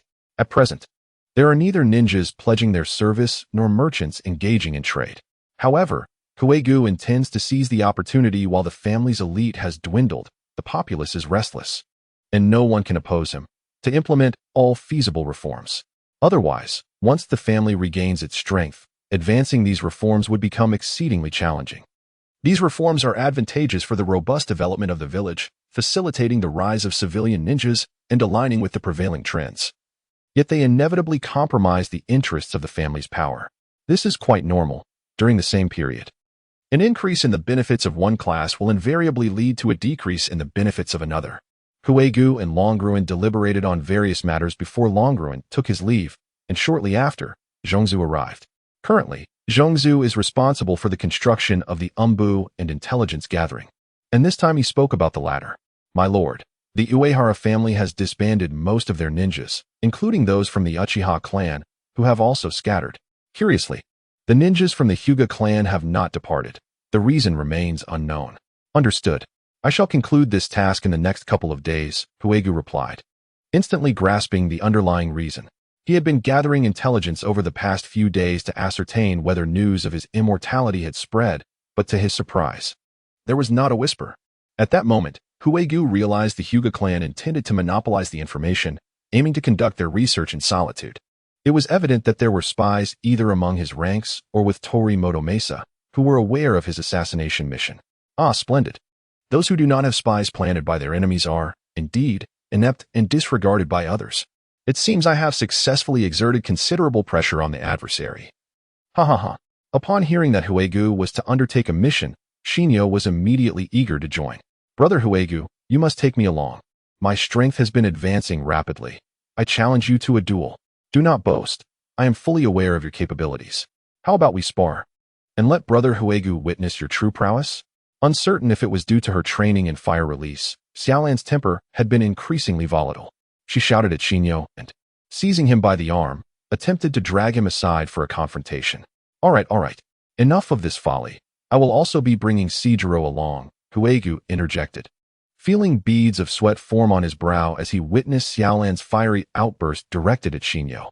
Perhaps he had been too lenient with her, and she was becoming increasingly unruly. Who knew what trouble she might stir up in the future? As Huegu chuckled inwardly, Sijiro wore a face of melancholy but did not intend to resist. It was futile, as Huegu would undoubtedly suppress him by force. He was not a masochist, and chose to accept his fate quietly. The following day, Huegu set off with Sijiro. As they departed, Xinyo gazed at Sijiro with envy, leaving Sijiro feeling speechless, further affirming that Huegu was indeed eccentric, always opposing his students, forbidding those who wished to go and insisting on taking along those who did not. Due to the dwindling finances of the Uehara clan, the majority of their ninjas were dismissed. Uehara Shuken, aware of the impending assassination attempt against him, sought refuge in a secluded manner, gathering the last of his elite ninjas to ensure his protection without stepping outside its confines. Before long, Keika found the location of the manor and, accompanied by Sage R, observed from a distance. Aware of the opponent's Byakugan, they dared not approach. Well then, Uehara Shuken resides in this manor. My dear apprentice, it is time for you to show loyalty to your master. Go forth. Sage R rolled his eyes and looked up at the crescent moon hanging in the night sky, retorting, Go where? To the moon? Keika, with a swift motion, smacked Sage R on the forehead. Enough of your nonsense. Hurry and lure the enemy. Master, this time I truly might perish. Sage R's eyes brimmed with tears. He wished to plead once more. Keika, however, lacked the patience for such lamentations and swiftly appeared behind Sage R, delivering a powerful kick that sent him flying. Enemies. Someone is attacking. Keika even helpfully alerted the adversaries. To thwart any potential infiltration, all trees surrounding the manor had been cleared, and from the lookout tower, the surroundings were fully visible. Sage R, having been forcefully expelled from his hiding spot, landed with a thud on the ground near the manor. He straightened up, and upon glancing at the manor's walls, he noticed shadows moving as if they had spotted him. His legs weakened, and he immediately turned to flee, shouting out and inadvertently revealing his master's position. Yusuji Keika is here. Yusuji Keika is here. Quickly, come out and slay the enemies. I will lead. You provide cover. Keika watched as Sage R dashed away, disappearing in an instant, and couldn't help but chuckle, scolding him lightly. Fortunately, I brought Sage R along for other reasons, or he would have truly caused my demise. I can't shake the feeling that this ungrateful apprentice will one day become my foe. As Keika envisioned a scene of the future, four figures burst forth from the manor, three of whom were familiar faces: Hinata Yoshiro, Hinata Yoshihisa, and Hinata Yoshiro, the three brothers. The fourth, Hinata Kazutaka, was one of the core warriors of the Hinata clan, sent specifically to capture Yusuji Keika. Kazutaka, this must be the true form of Yusuji Keika. The amount of chakra he possesses is beyond that of his clones. Understood. Spotting the four Byakugan users advancing, Keika stood tall, pointing at the foes and shouting, If you have the courage, do not pursue me. With that, Keika immediately unleashed the flame body technique combined with the flame explosion technique, turning on his heel to flee. I am here to take lives, not to be captured. These Hinata ninjas, neglecting their duty to guard Uehara Shuken, foolishly pursued him. Either their intelligence was lacking, they were captivated by his charm, or they had grown indifferent to their mission, remaining in Uehara Shuken's employ solely for their own benefit. Indeed, I personally believe they were enchanted by my allure. However, this seems rather more terrifying. Let us flee swiftly. Thus, Huegu led the ninjas of the Hyuga clan out of the manor. Moments later, Yusuji Tadasuk appeared near the estate, followed by 10 subordinates, each donning a mask. Members of Huegu's newly formed covert division. With the ninjas of the Hyuga clan diverted by Lord Huegu, they sprang into action. Yes, the 10 covert operatives dispersed immediately. Inside the manor, Uehara Naoki sat in a lavish chamber, indulging in a feast with several confidants, amidst an atmosphere of revelry. Yusuji Huegu has indeed come to take my life. Nevertheless, I have savored everything in this life, and death would be worthwhile. Everyone drink. There is no need for concern, my lord. Hyuga Ichitoyo's renown is widespread, and he will surely vanquish our foes. Indeed, Lord Uehara shall rise once more. Uehara Naoki displayed an air of bravado, seemingly indifferent to life and death, yet the deep hollows beneath his eyes betrayed the toll of recent days. Alas, even if I were to slay Yasuji Huegu, what of it? For every Huegu I vanquish, another will emerge, such as Yamashita Huegu. My adversaries include the Daime, Tori Mototada, and a horde of hyenas coveting my power and territory. They shall never permit my survival, fearing I might escape this peril and retaliate against them. Their concerns are well-founded. As long as I draw breath, I shall ensure they witness the inferno of hell on earth. At that moment, a guard approached Uehara Naoki, whispering in his ear, "My lord, Mizusawa Hidetada has arrived." My physician has come, indeed. Hidetada is overly serious. I have already declared my health restored. Yet he insists on another examination. Just then, a frail old man with graying hair, leaning on a wooden staff, approached Uehara Naoki. Naoki, indifferent, allowed the examination to proceed. Fortunately, it was brief, and shortly thereafter, Mizusawa Hidetada took his leave, allowing Uehara Naoki to resume his indulgent revelry. As Mizusawa Hidetada exited the room, a cacophony of shouts, explosions, and cries echoed from outside. This is grave. The enemy has breached the manor. They are attacking from the north, setting fires. Everyone, hasten to extinguish them. Remain calm. Follow the orders of your superiors. The enemy's infiltrating ninjas are few. Do not fall into their trap. Enemies have also been spotted in the south. 2 in total. Instantly, the manor was engulfed in chaos, with numerous ninjas and servants fleeing in panic. Yet Mizusawa Hidetada remained unfazed, calmly walking through the throngs, eventually arriving at a secluded courtyard. "I have arrived. You ought to appear now." In the courtyard stood a withered old tree. Suddenly, a ripple emerged upon the rough bark, spreading like ripples on water. And from the bark leaped a masked ninja, a member of Huegu's covert division. "This is the blood of Uehara Naoki, collected yesterday. I have processed it, and within 3 days, it shall become active. I hope you will honor your promise." Mizusawa Hidetada produced a small vial and tossed it to the ninja.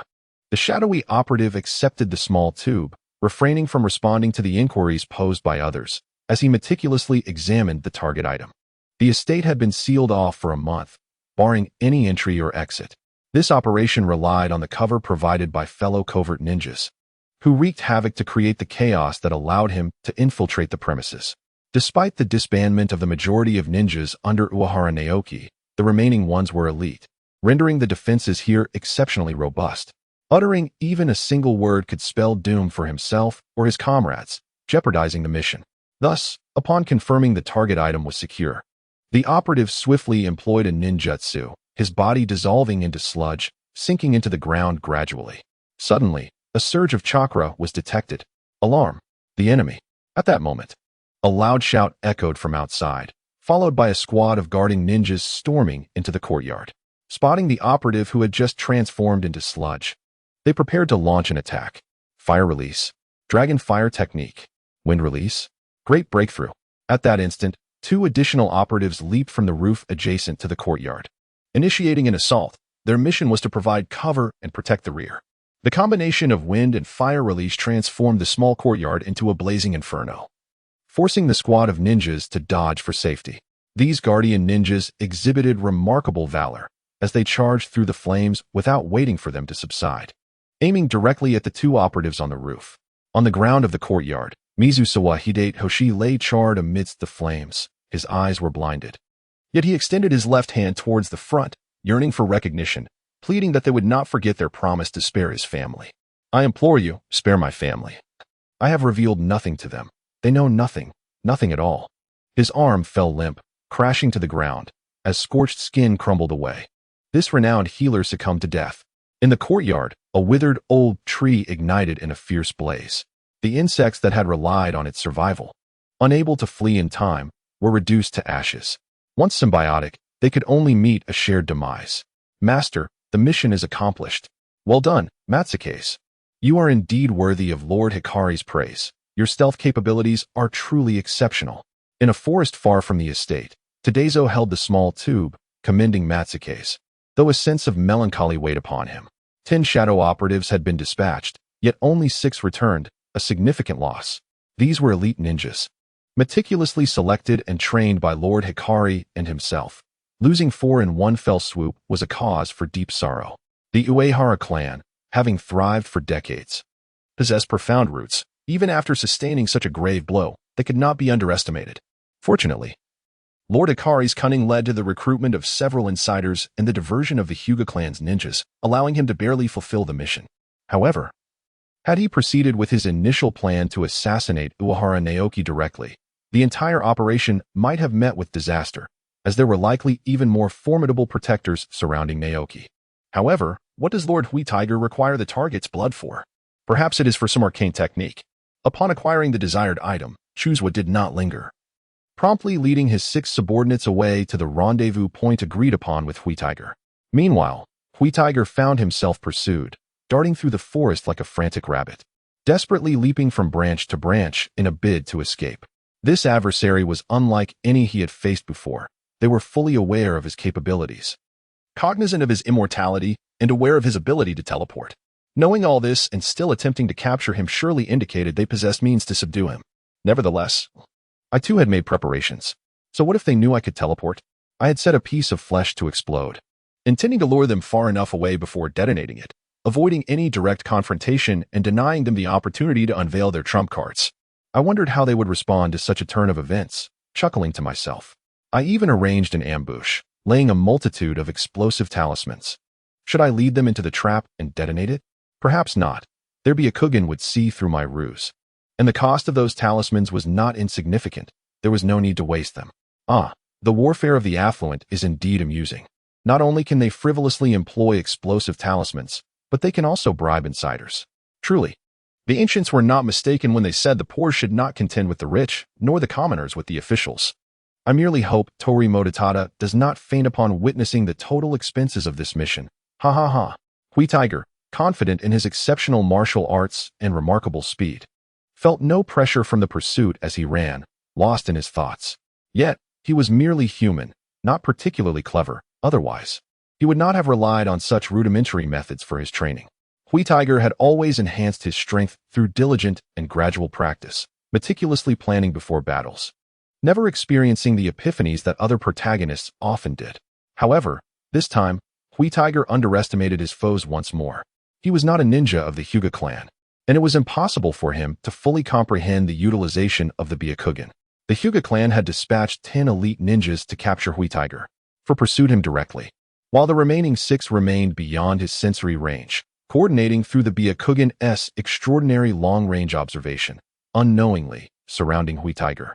By the time Hui Tiger noticed the other 6 Hyuga ninjas, he realized he had fallen into a trap, his heart racing in alarm.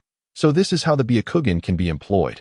In this era of rudimentary communication methods, it is rare for anyone to orchestrate such a precise large-scale encirclement. I never anticipated encountering this today. Yet, the distance to the manor was considerable. Even if they turned back immediately, they could not prevent Chuzwa from fulfilling his mission. Thus, self-detonation seemed the only option. Just as Hui Tiger was about to trigger the explosion, he discovered it was too late. The sky suddenly darkened with swirling clouds, and a massive circular black barrier descended upon him. Countless malevolent faces appeared upon the barrier, their expressions contorted in agony, mouths wide open in silent screams of torment. Surrounding the barrier, the 6 Hyuga ninjas positioned themselves at 6 points, forming a circle around Hui Tiger. Before them lay enormous scrolls depicting the grim and horrific scenes of hell, shrouded in darkness and bloodshed. With their hands forming intricate seals, they continuously channeled chakra into the scrolls. Upon activation, the scrolls released a torrent of black mist, incessantly reinforcing and enhancing the sealing barrier. The term sealing refers to a concept in Buddhism denoting a particular layer of hell. Once ensnared within this barrier, it felt akin to being thrust into the depths of hell, severed from the realm of the living. Fire release. Super fire explosion technique. A tremendous explosion ensued, unleashing a vast inferno and shockwave. However, as the flames and gusts approached the barrier, they vanished as if the inside and outside of the barrier were 2 disparate worlds, unaffected by one another. Following the explosion, the resurgent figure of Huehu appeared, his expression darkening as he surveyed his surroundings.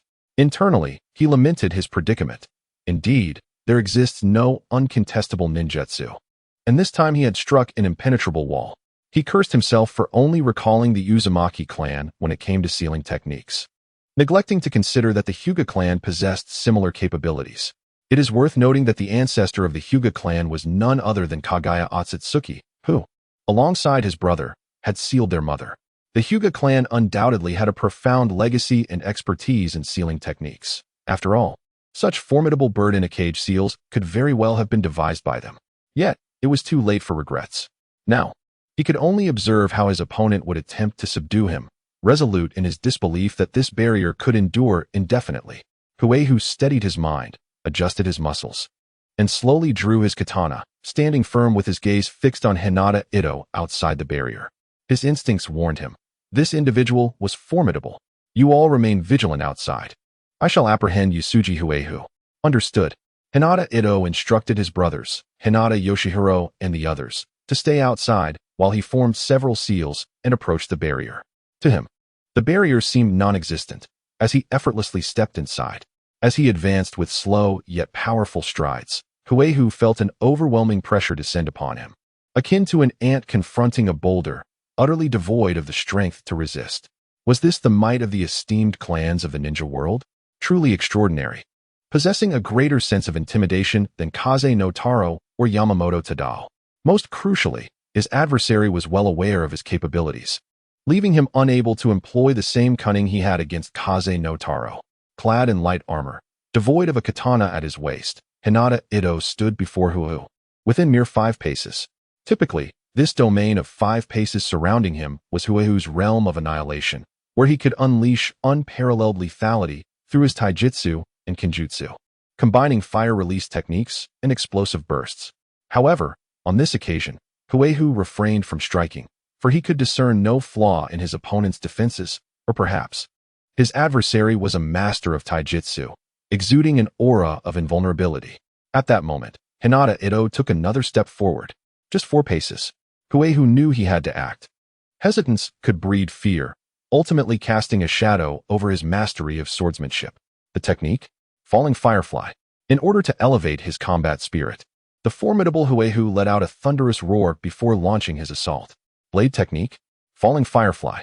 This once swift technique of Huehu, honed through arduous training in the depths of the ocean, had become even more astonishing. Previously, the enemy could sense the murderous intent before being struck, feeling the ominous aura around their necks. Now, however, the moment they felt the air pressure, the whisper of the blade, and the aura of death, they would already be slain. The instant they perceived the draw of the blade, it marked their demise. Yet, as the white light flashed, Huehu's blade merely severed a few strands of the enemy's hair. Hinata Ichiban, in his 20s and at the zenith of his combat prowess, faced little challenge within his clan. Otherwise, he would not have been dispatched to capture Huehu. Moreover, Hinata Ichiban possessed comprehensive intelligence on Huehu and, utilizing his Byakugan, perceived Huehu's body changes prior to the execution of his technique, enabling him to prepare adequately. How could he possibly fall victim to the falling firefly? Having evaded Huehu's blade, Hinata Ichiban had already maneuvered to Huehu's side. Bending his knees and compressing his chakra into his right palm, he lifted his hand to strike at Huehu's vital point. Blade technique? Swallow's return. Huehu, gripping his sword with both hands, pivoted to counterattack, plunging his blade towards the enemy's chest, disregarding Hinata Ichiban's assault. An exchange of injuries. A barter of lives. Who feared whom? Huehu was resolute, refusing to believe that his opponent's gentle fist held poison capable of incapacitating him in an instant, denying him the chance to end his own life. As Huehu thrust his blade towards him, Hinata Ichiban, with his wide eyes glinting with determination, seemed to have anticipated the move. His right palm, initially aimed towards Huehu, was transformed from a push to an upward block, striking against the katana. With a clang, the sword lunged forward, creating sparks as it collided with the chakra emanating from Hinata Ichiban's hand. This upward block diverted the blade's trajectory, grazing past Hinata Ichiban's face. At that moment, entangled in close quarters, Huehu resolved to self-destruct. For the ordinary ninja lacking the Byakugan, Huehu's explosion would be instantaneous. However, for Hinata Ichiban, the gathering of chakra within Huehu's body prior to detonation was as conspicuous as the moon on a clear night. It was impossible to overlook. Before Huehu could ignite the explosion, Hinata Ichiban aimed a kick at him, with 2 objectives in mind. First, to inject chakra into Huehu's body, disrupting the flow of his chakra and delaying the explosion while simultaneously diminishing its impact. Second, to utilize the reaction force to distance himself swiftly from Huehu, preparing to withstand the blast. The proximity of the two, coupled with Huehu's recent execution of Swallow's return, rendered him unable to evade Hinata Ichiban's rapid strike. With a resounding thud, Huehu was forced back 2 steps, his body inundated with chakra, momentarily disrupted, which also delayed the inevitable explosion. Boom. By the time Huehu detonated, Hinata Ichiban had retreated over 30 meters, safely distancing himself from the explosion's epicenter. Bawapom. Great reversal. The same technique, wielded by different practitioners, could yield remarkably diverse results. Hinata Itaru's powerful reversal not only withstood the explosive force, but also deftly redirected the fiery currents generated by the blast, spiraling them upward into a magnificent vortex of flames. As the reversal faded, Itaru regained his footing, only to be met with another assault from Huehu. Huegu's strategy was remarkably straightforward, against an opponent deemed insurmountable. He would rely on his boundless stamina and chakra to outlast his adversary. Unable to conceive of any alternative approach, he lamented the absence of time to devise cunning tricks. Now, embroiled in close combat with a true powerhouse, he knew that a moment of inspiration would not easily lead to victory. Thus, the two engaged in a relentless clash, with Huegu focusing solely on offense, entirely abandoning defense. Itaru, left with no choice, fortified his position, awaiting an opportunity to counterattack. Thanks to his Byakugan, he managed to defend against every strike. After a brief interval, Itaru discerned something peculiar. "Ah, I see you sometimes gather chakra around your heart and brain. At first, I presumed it to be a technique to invigorate your body, but now it seems you are courting your own demise. Splendid. It appears you not only possess the ability of resurrection, but can also restore chakra through it. How intriguing indeed. You have now become a subject worthy of further study." Listening to these words, Huegu merely smirked, continuing his relentless assault without acknowledging Itaru. "You, with that serious demeanor and wide-eyed scrutiny upon our first meeting, clearly have no regard for my privacy. Now that you've made a new discovery, you attempt to probe for information? I shall not grant you a single clue. You may ponder that at your leisure." Seeing Huegu's silence, Itaru remained outwardly calm, though thoughts churned within him. The revelation that Huegu could resurrect to regain chakra opened a significant vulnerability, one that could not be overlooked after his family had expended such vast resources to capture him. Itaru formulated a plan, seizing an opportune moment. As Huegu lunged with his blade aimed at Itaru's abdomen, he made no effort to evade. Instead, he raised his right hand to strike at Huegu's forehead. Elated, Huegu thought that as long as he could injure his foe, even at the cost of his own life, it would be worthwhile. With a sickening thrust, his blade pierced Itaru's abdomen, and Huegu prepared to use all his strength to eviscerate his opponent. At that moment, Itaru's palm was poised to make contact with Huegu's forehead, and Huegu cast a fleeting glance, his expression shifting to one of terror. A sigil appeared upon Itaru's palm, featuring a cross at its center, flanked by 2 lines. Upon seeing this symbol, Huegu's heart sank.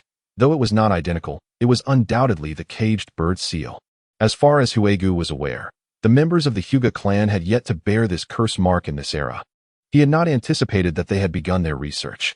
The realization that this seal could be applied to others, despite not knowing its full implications, filled him with dread. If they dared to employ it, it surely did not bode well for him. At this juncture, Huegu had no time for self-detonation. Itaru's palm connected with his forehead. The jutsu? Caged bird. Hinata Kizuto, disregarding his severe injuries, immediately unleashed the cursed seal. In that instant, Hikaru felt a surge of chakra flooding into his mind, leading to a tumultuous chaos that rendered his consciousness void. Externally, the brilliance in Hikaru's eyes faded, leaving them devoid of life. His expression became blank, mouth slightly agape, drool trickling down the corners. In simple terms, Hikaru had been rendered foolish. A fool is incapable of combat, unable even to take his own life. Thus he was effortlessly subdued by Hinata Kizuto. Unexpectedly, the very jutsu developed to prevent the Byakugan from falling into enemy hands was first employed on an outsider rather than its intended target. However, the caged bird technique was still in its nascent stage. Aside from damaging the enemy's cerebral tissue and incapacitating them, it served no other purpose. Yet, today it unexpectedly proved its worth. With a smirk, blood trickling from the corner of his mouth, Hinata Kizuto refrained from hastily extracting the katana lodged in his abdomen, wary of inflicting further harm and excessive bleeding. Gazing at Hikaru, he reveled in his success. Capturing Yusuji Hikaru, mission accomplished. At that moment, the barrier dissipated, and several other ninjas from the Hinata clan swiftly approached to tend to Kizuto's wounds. They produced a cylindrical sealing device, placing Hikaru inside before sealing it tightly. And without delay, they departed. As Huegu was captured, a solitary bald eagle soared high in the sky, its keen eyes fixated on the unfolding events below. 2 kilometers away, atop a small hill, Komeiji Masatake awaited news alongside 30 subordinates. One of the ninjas, closing his eyes and forming hand seals, spoke after a brief moment. "My lord, through my ninja eagle, I have discerned that Yusuji Huegu has been apprehended. The Hinata clan's 10 members are preparing to retreat, and their leader, Hinata Toyotaka, has sustained an injury to his abdomen. Oh, the Lord's command is clear. Yusuji Huegu must not fall into the hands of the Hinata clan. We shall intercept them at once." Indeed, why does Komeiji Masatake seek to rescue Huegu? This traces back to Huegu's destruction of gold and his battle against the Hinata brothers. Following that confrontation, Huegu realized that his ability to resurrect was no longer a secret, prompting him to contemplate his next steps. Since the secret was out, he pondered how to leverage it for considerable gain. Having gained a modicum of strength, he felt prepared to engage in exchanges with others. A few days later, Huegu met with Tori Mototada, revealing his intentions. "Are you suggesting that you possess the ability of immortality and wish to inform the Lord? Willing to cooperate with him for research purposes?" Tori Mototada's eyes widened in disbelief as he scrutinized Huegu's expression, uncertain if Huegu was jesting. The revelation was profoundly shocking, requiring time for digestion. "Do not be so astonished. My immortality merely entails a swift revival post-mortem, not eternal life. I will age and eventually die," Huegu replied nonchalantly, savoring the delectable cuisine before him, seemingly oblivious to Tori Mototada's reaction. Tori Mototada, a man of wealth, indulged in exquisite delicacies, an experience Huegu seldom enjoyed. Thus, he relished the opportunity without reservation. "Oh, so it is not eternal life. Yet, it remains an extraordinary ability, comparable only to the powers of the Uchiha, Senju, and Uzumaki clans. Are you not concerned that the Lord may imprison you for research?" Upon hearing that it was not eternal life, Tori Mototada's enthusiasm waned slightly. While the ability to resurrect was indeed remarkable, as a high-ranking official, he was well aware of the myriad extraordinary bloodline abilities within the ninja world, rendering him somewhat unfazed. "Years ago, I would have feared, but now, what do I have to fear? Whatever the Lord desires, I shall provide: heart, liver, spleen, lungs, kidneys, blood, and brain. For every request, I offer 2. What could possibly dissatisfy him? Moreover, I am not an ordinary ninja. I possess a modicum of bargaining power. If you were the Lord, how would you choose? Are you not concerned about others discovering your weaknesses? What do I have to fear? At most, a few others like me may emerge to share the burden. At the very least, those who covet my abilities will not focus solely on me. Furthermore, even if my vulnerabilities are uncovered, I am self-aware. Secrets will eventually be revealed, and methods to counter me will inevitably arise. It's only a matter of time. Oh, by the way, are you interested in researching my blood and organs? As old friends, I shall offer you a 20% discount. Why are you asking me for money? Does the Lord also require payment? The esteemed Lord is someone I cannot provoke, hence I shall not ask for remuneration. However, I can offer a maximum discount of 20%. Nevertheless, seizing such an excellent opportunity, Mototada Tori, too, wished to partake in this venture, and thus procured the blood of the illustrious Kagetora for research purposes, subsequently introducing Kagetora to the Lord. The Lord was delighted upon learning of this development, for which noble family does not regard their bloodline abilities as paramount. None have willingly offered theirs, yet. This Yusuji Kagetora has done so, truly embodying loyalty and patriotism. The following day, the Lord summoned Kagetora. Due to the sensitive nature of the matter, the Lord wished to keep Kagetora's abilities discreet. Thus, their meeting took place in a private chamber. Aside from the fully armed Masamune Komai, standing beside the Lord, it was just the Lord and Kagetora in the room. The Lord, adorned in a splendid kimono and holding a fan, regarded the tall figure of Kagetora with increasing approval. Yusuji Kagetora. I recall the ancestors of the Yusuji clan have rendered great service to the nation, renowned for their loyalty and valor. By the way, Do you still possess the armor of Shieldless and the sword of Tombokiri? Kagetora knelt before the Lord, and upon hearing the inquiry, he bowed respectfully and responded succinctly, yes. They are now treasured relics of the Usuji clan, enshrined in the ancestral temple. Ah, the Lord nodded, continuing his inquiry. What reward do you seek for your offering of immortality? Kagetora, having anticipated this question, feigned hesitation for a moment before speaking. My lord, you are aware of the circumstances surrounding the Usuji clan. I dare not deceive you. I have 3 objectives in this endeavor. Oh, pray tell your objectives. Firstly, it is, of course, for self-preservation. In the realm of ninjas, there are many powerful adversaries who would covet my abilities. My strength is insufficient to protect myself. Hence I seek your sanctuary. Moreover, you are the leader of the land of fire. All beneath heaven belongs to the sovereign, and all within the borders are your subjects. Thus, rather than allowing others to usurp my abilities, it is far preferable to offer them to you. Kagetora's words filled the Lord with elation, a broad smile illuminating his face. Indeed, all beneath heaven belongs to the sovereign. All within the borders are your subjects. Excellent, splendid, marvelous. The Lord repeated the word excellent 4 times, for he was particularly fond of Kagetora's vision of unity, which was precisely what he had longed for. It is essential to recognize that this era is one of feudal warfare, where lords engage in constant conflict, and the presence of ninja clans exacerbates the tumult. The Lord's power had always been relatively weak, and none had ever harbored thoughts akin to Kagetora's. And what of your second objective? At this question, the Lord's tone softened. My second objective is for the sake of my family. The Usuji clan has fallen into decline, and revitalization is unattainable without your support. And your third objective? My third objective is to seek an opportunity to serve you in the future. In these chaotic times, a man ought to courageously forge ahead. I aspire to assist you in quelling the insurrectionists, unifying the nation, thereby achieving merit in this era and securing my name for posterity. Kagetora articulated his thoughts in one breath, his sincerity evident, for he had not spoken falsehoods. When addressing astute individuals, Kagetora had always been forthright. He holds no conflicting interests with the feudal lord, whose ambition is to unify the nation, while his own goal is to unify the ninja world within the land of fire, thus complementing each other perfectly. Of course, the current moment is not opportune. Huegu merely sought to express his intentions to the feudal lord, preparing for future endeavors. It is unlikely that the feudal lord would accept Huegu based solely on a few words. Not only must Huegu's loyalty be tested, but accepting a ninja clan also necessitates consideration of various interests. Presently, Huegu remains a subordinate of Tori Mototada.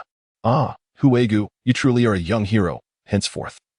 You must devote yourself to training, as the nation requires talents like you. Indeed, the feudal lord's response was rather formal and devoid of any indication, which was entirely anticipated by Huegu. Subsequently, Huegu was taken to a research facility, where he generously donated a substantial amount of flesh and blood, leaving the researchers astonished. With great enthusiasm, Huegu pointed at the array of organs before him and quipped, have you gathered enough? If not, I have more to offer. Do not hesitate. That is sufficient. Enough. Thus, Huegu successfully sold himself, becoming a blood and flesh donor for the feudal lord's research, who was, of course, greatly concerned for Huegu's safety, hoping to yield results that could enhance his own body. Upon learning that Huegu had embarked on a mission that day, the feudal lord immediately dispatched his trusted aide, Kamaki Masatake, to observe the situation and prevent any unforeseen incidents. As fate would have it, Huegu was indeed captured, prompting Kamaki Masatake to spring into action to rescue him. Leading his men along the path that Hinata Ichiyo and his companions were bound to traverse, Kamaki Masatake set an ambush and prepared for battle. Saimada, where are they now? He inquired. Morita Saimada, the ninja controlling the bald eagle, stood behind Kamaki Masatake, eyes closed in concentration, utilizing the eagle to surveil Hinata Ichiyo and the others. At their current pace, they will arrive here in 10 minutes. Good. Kamaki Masatake had complete faith in Saimada's reconnaissance abilities. Moreover, the bald eagle could soar to altitudes of 3,000 to 4,000 meters, remaining well hidden from Byakugan detection. He stood with 4 subordinates on the main road, awaiting the arrival of Hinata Ichiyo and his party. 10 minutes later, as Hinata Ichiyo reached the location, he furrowed his brow at the sight of Kamaki Masatake and his 5 men, who had been waiting.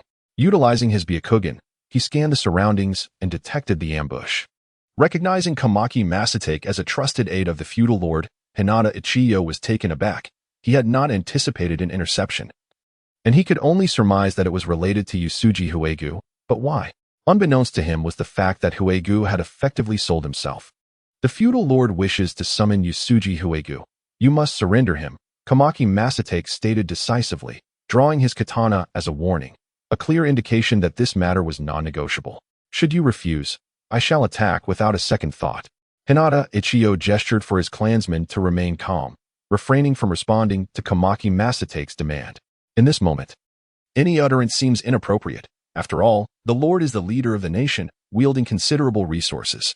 An overt defiance of the Lord's commands would undoubtedly bring misfortune upon one's clan. Engaging directly is equally unfeasible, having already sustained injuries. The remaining individuals are no match for Kuga Masatake, especially given the enemy's numerical superiority and the ambush that has encircled them. As the chief guard of the Lord, Kuga Masatake is known for his stubborn disposition and iron-fisted approach, having ruthlessly quelled opposition to the Lord on numerous occasions, exhibiting a fierce brutality towards adversaries while remaining unwaveringly loyal to his liege.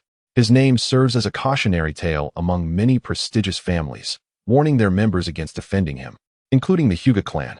Faced with the current predicament, unable to fight back, escape, or offend the Lord, the only course left is to acquiesce.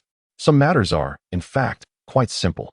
If one sheds their subjective emotions of pride and honor, the correct action becomes abundantly clear. Hyuga Ita's countenance was grim, harboring profound indignation, yet he remained silent. His left hand, hanging at his side, subtly gesturing twice with his index finger. The Hyuga ninja with the cylindrical container, witnessing it as signal, displayed a reluctant expression but complied with the order to lower the container. Withdraw. After suffering this setback, Itu refrained from issuing harsh words, deeming such barking beneath his dignity. Instead, he etched this incident deeply into his memory, waiting for the opportunity to retaliate fiercely. As Ita turned, his long hair billowing, he led his clan members away with deliberate grace. Once the figures of Itu and his companions had vanished from sight, Kuga Masatake waved his hand, signaling his subordinates to depart as well, lest they discover the immortal ability of Kaido. He then approached the cylindrical container. Drawing his sword, he executed a swift motion, and with a flash of white light, the seal containing Kaido was cleaved in two, resulting in Kaido's demise. Damn it! Those bastards from the Hyuga clan have truly messed with my head. I swear I'll make them pay. Kaido erupted from the container with a thunderous crash, shattering it with a kick. His face was a tempest of rage, teeth grinding audibly, fists clenched in frustration, uncertain of whom to unleash his wrath upon. This battle had left a profound impact on Kaido, instilling a genuine sense of dread within him. Although he had long been aware that his immortality could be countered, knowing it intellectually and facing it in reality are two entirely different matters. To his astonishment, he had been subdued so easily. How ridiculous!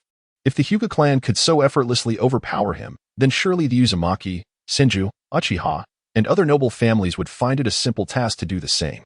Furthermore, these clans represent only the aristocracy within the Land of Fire. The power of noble families from other nations remains unaccounted for. The ninja world is vast, teeming with exceptional talents. He realized he was still insignificant in the grand scheme of things. The more he pondered, the angrier he became. His jaw clenched tightly as he struggled to suppress the fear and fury within him, offering his thanks to Kuga Masatake.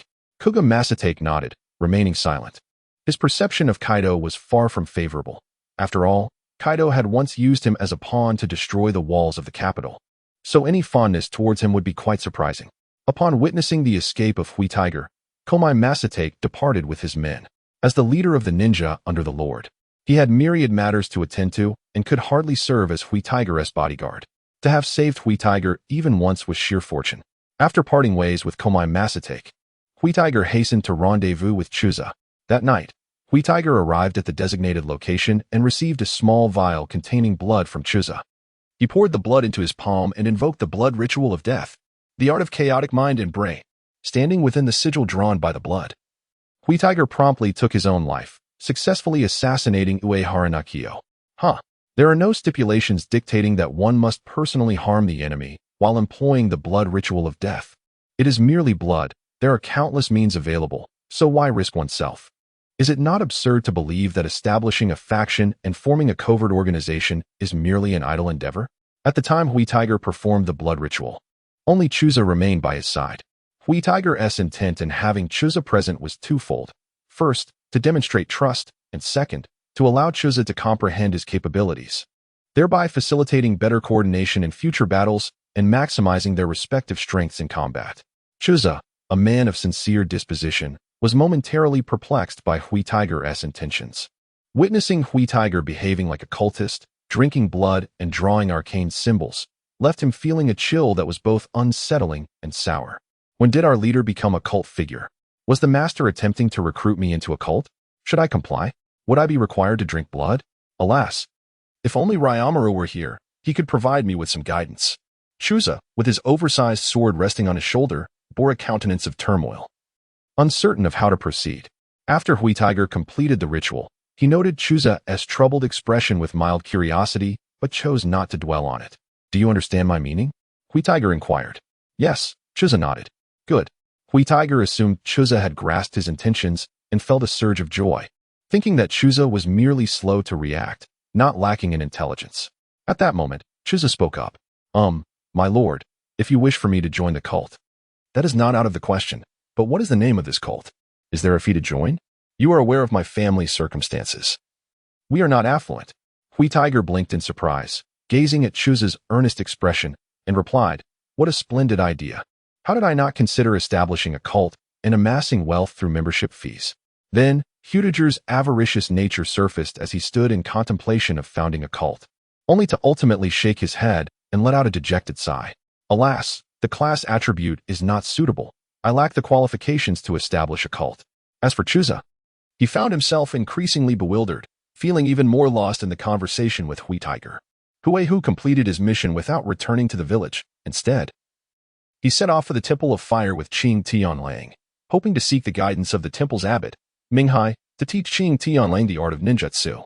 Among Huehu's 3 disciples, Xinyo specialized in swordsmanship, while Xiaolan focused on fire release techniques, both of which Huehu could instruct. However, Qing Tianlang lacked aptitude for swordsmanship, and with nearly 11 years of age, it was rather late for him to begin training, as mastery in swordsmanship requires years of dedication, typically starting around 4 or 5 years old. Moreover, Qing Tianlang possessed Earth-type chakra, rendering Huehu's ninjutsu capabilities inadequate for his instruction. Thus, Huehu resolved to find another skilled ninjutsu master for Qing Tianlang. Ordinary individuals did not pique Huehu's interest. After much deliberation, he settled on Minghai. Firstly, Minghai was exceptionally skilled in ninjutsu and also possessed Earth-type chakra, making him a suitable mentor for Qing Tianlang. Secondly, Tori Mototada frequently donated to the Temple of Fire and shared a good rapport with Minghai, thus providing Huehu a means to establish a connection. This time, Huehu brought along a letter of recommendation from Tori Mototada. Otherwise, as a mere clan leader, it would be unlikely for him to garner any attention. However, en route to the Temple of Fire, Huehu's character led him to inadequately explain the situation to Qing Tianlang, who mistakenly believed he was destined to become a monk. Much to his dismay, subsequently, Qing Tianlang devised a plan.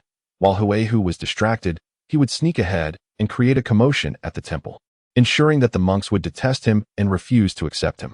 How clever he thought himself. Not only would he avoid becoming a bald monk, but he could also dissuade the temple from accepting his eccentric master. The thought of Huehu's embarrassment brought him immense joy. After a night of rest, Huehu awoke to find Qing Tianlang had run off.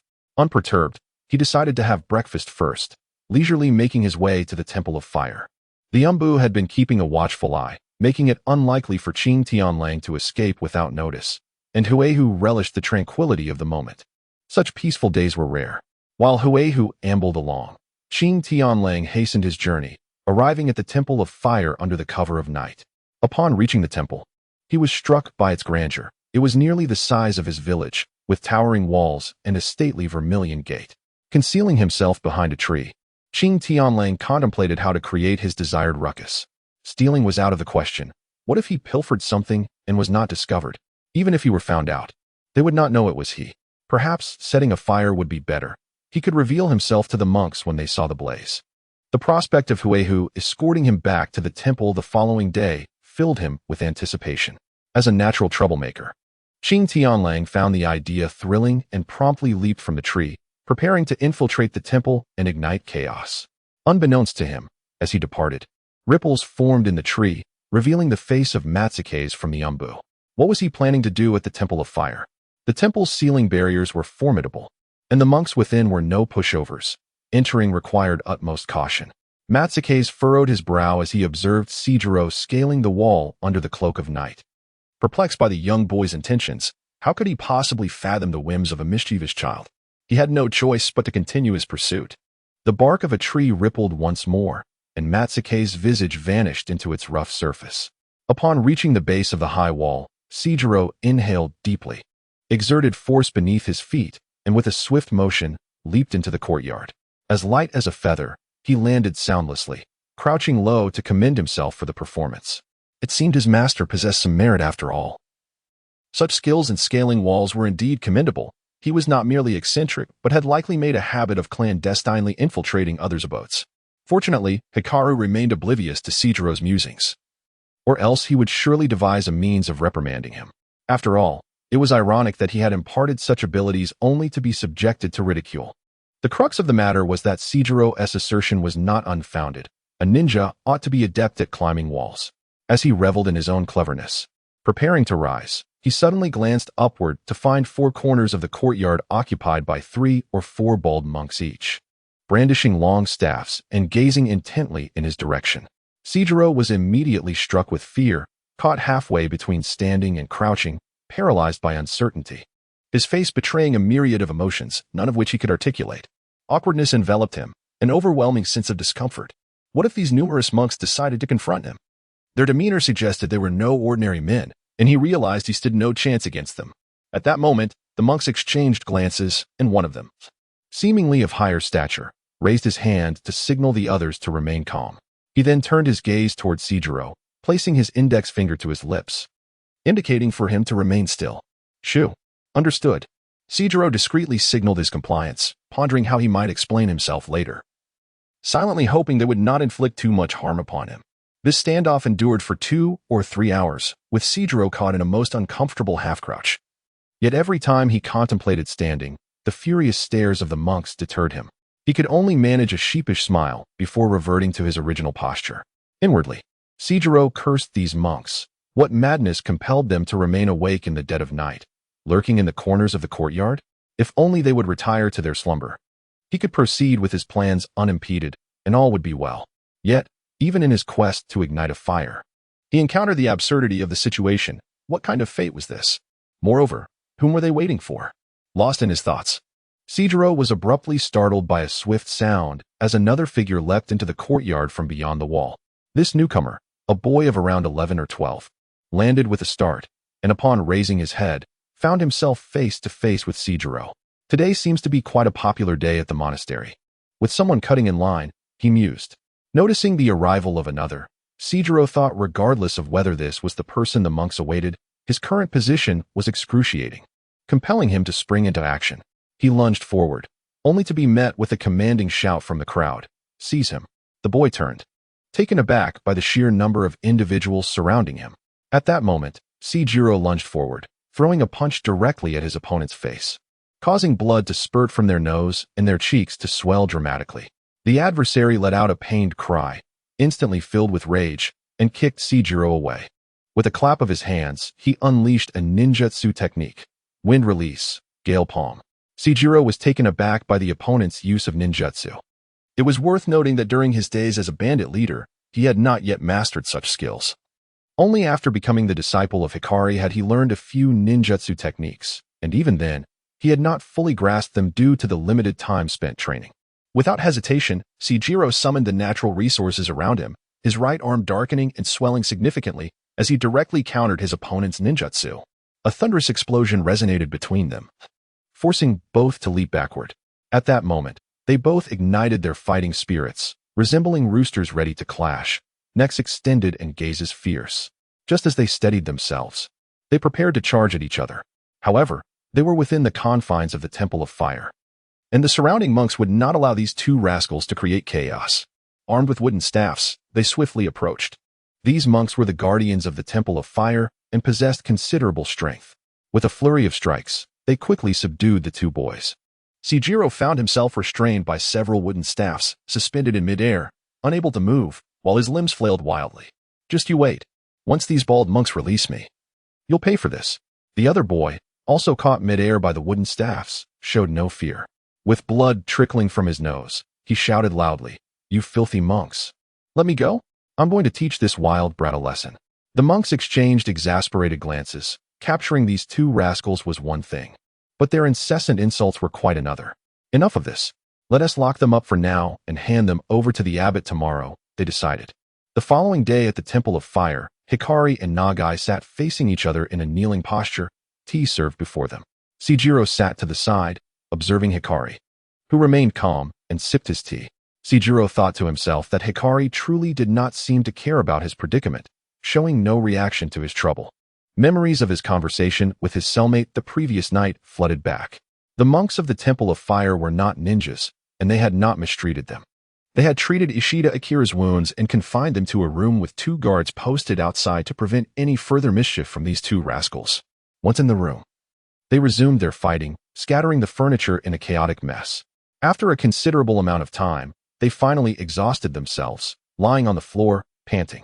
Outside, the monks listened to the commotion, shaking their heads helplessly, feeling a sense of bitterness. They thought to themselves that the youth had such vigor. Yet it was their own brothers who would suffer.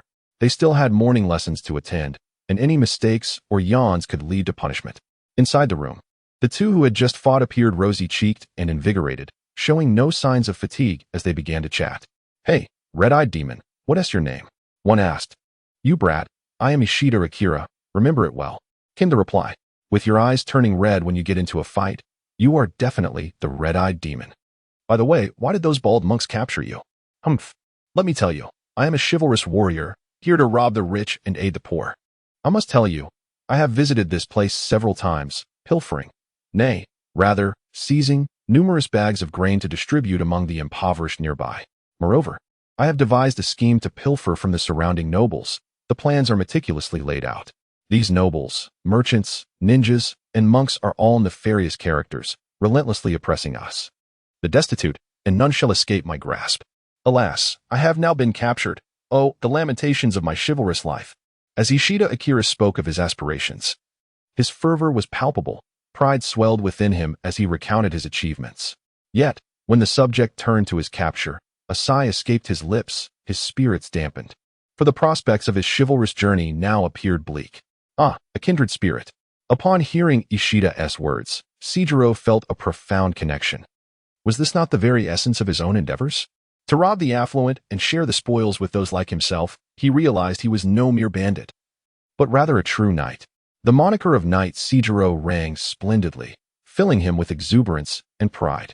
"Fear not, I shall orchestrate your escape," he proclaimed, his heart alight with the promise of future exploits in the noble pursuit of justice. Transformed by Ishida's redefinition of his past, Seijiro, who moments ago felt the sting of Ishida's blows, now felt no pain at all. With a determined leap, he rose to his feet, exuding confidence. One hand on his hip and the other gesturing grandly, assuring that he had a plan. Yes, it was time to grant his eccentric master an opportunity to demonstrate his care for his apprentice. After all, he was now a knight, and ought to embody magnanimity. Ishida lay on the ground, casting a glance at Seijiro before turning away, too fatigued to engage in conversation. However, Seijiro seemed to have found newfound purpose, squatting beside Ishida and incessantly chattering. "So, what of your plan to rob the nobles? Allow me to assist you in refining your strategy. I have pilfered from many nobles in my time." Turn your head, would you? By the way, I have an idea. There is a peculiar fellow who is the leader of a village. What do you think of robbing him? Though he possesses considerable strength, with careful planning, success is assured. Do listen, don't cover your ears." Seijiro was indeed brimming with ideas, contemplating how to persuade Hikari to aid in Ishida's defense while simultaneously plotting against him. "How about we form an organization? What shall we call it?" At that moment, outside the window, the North Star shone brightly against the night sky. Seijiro looked up, clapped his hands in delight, and exclaimed, "Let us name ourselves the North Star. We shall be the guiding light for the impoverished." "Ha! Oh, why are you snoring? Awaken, you scoundrel."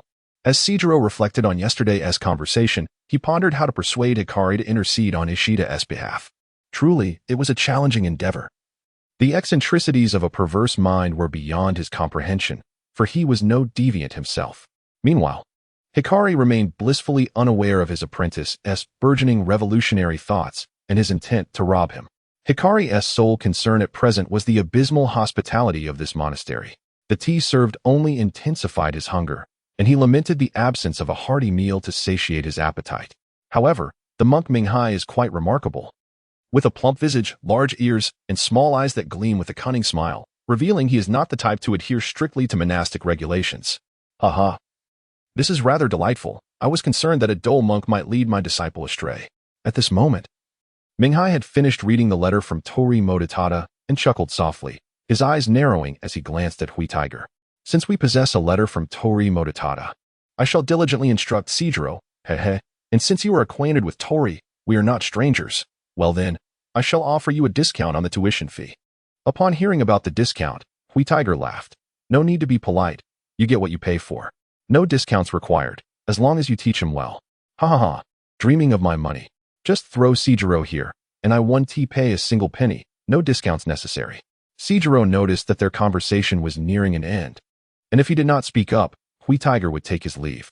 He immediately interjected, Master, I beseech you to save Akira Ishida. He is my friend and is currently imprisoned here. Akira Ishida? A girl? Hui Tiger stroked his chin, thinking to himself how quickly his disciple had acquired a romantic interest. Not bad, quite commendable, although that name sounds rather masculine. He is a male, Seijiro clarified, puzzled by Hudiger's inquiry. Oh, so he is a boy. But fret not. I am quite open-minded and shall not interfere with your private affairs, as long as you do not appear before me together. Hui Tiger seemed quite liberal, indicating that personal preferences were of no consequence. Upon hearing this, Seijiro realized that his eccentric master was once again indulging in wild fantasies, and he hurriedly recounted the circumstances surrounding Akira Ishida. And that is how he was captured. He is a valiant soul, like myself, an orphan who simply wishes to aid the impoverished. You may inquire outside. Many have received his assistance. Seijiro initially aimed to elicit a favorable impression of Ishida from Hui Tiger, but was dismayed to find Hui Tiger entirely indifferent, as if Ishida's actions held no interest for him. Ah, so he is a class enemy. I am now part of the nobility, a lackey to the wealthy merchants, fitting the mold of the bourgeoisie, a vested interest in the status quo. Ishida represents the revolutionary faction, seeking to redistribute societal benefits and topple individuals like myself. Indeed, I have eliminated many such individuals during my previous missions. Yet now that there is no remuneration, I shall refrain from action. After all, these people are inexhaustible. Why waste time? Regarding Seijiro's plea, Hui Tiger chose to disregard it entirely, dismissing Seijiro to the Temple of Fire before departing. Countless attempts at self-destruction and 5 years of deep-sea training had indeed influenced Hudiger's psyche, rendering his self-control quite tenuous in moments of relaxation. He had initially planned to foster a deeper bond with Seijiro, yet when it came to tangible actions, he still preferred a more straightforward and forceful interaction. Fortunately, Hui Tiger recognized his own shortcomings. When patience was required, he could still manage his emotions. Otherwise, even if he were a daimyo, he would have no desire to engage. In the blink of an eye, a year has passed since the establishment of Yasuji's new village. During this period, Hikiguro has refrained from undertaking missions, as the daimyo and Tori Mototada are currently engrossed in consuming and assimilating the influence of the Uehara clan. There have been no significant developments, and the usual minor tasks do not require Hikiguro's involvement, allowing him to focus primarily on training and managing the village. In terms of internal affairs, the village is steadily reforming in alignment with the model of a shinobi village, establishing relevant institutions, consolidating various powers, nurturing and recruiting talent, and developing commerce, among other initiatives. Presently, the village is home to over 3,000 residents, including 500 shinobi, 300 of whom are village inhabitants, while the remaining 200 are hired ninjas. After a year of collaboration, Tori Mototada has developed a profound trust in Hikiguro, leading him to disband his hired ninjas and entrust the task of safeguarding his safety to Hikiguro. Some of the disbanded ninjas were recruited by Hikiguro, thereby augmenting the village's shinobi count to 300. On the diplomatic front, Hikiguro has accomplished 2 significant undertakings. The first is that he has once again offered himself for sale, this time to the Hyuga clan. Following their failed attempt to capture him, Hikiguro, having regained his composure, contemplated the situation thoroughly.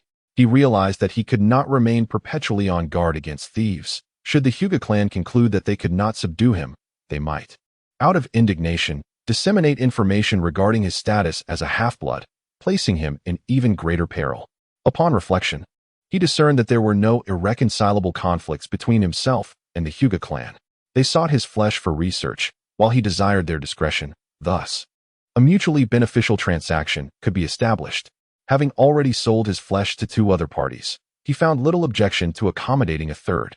Hikiguro was aware that this course of action might prove detrimental in the long run, yet he felt he had no alternative.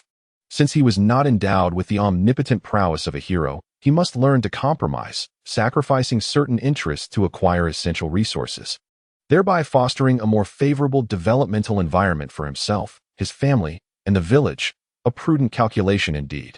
Were the Usuji clan to possess the strength of the Uchiha or Senju clans, capable of exerting dominance over the shinobi world, he would not resort to such measures.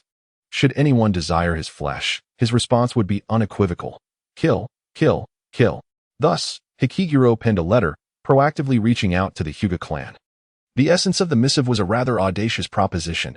Fresh flesh from Usuji Hikiguro was available for sale, with any part selectable and unlimited supply, all at a generous 95% discount.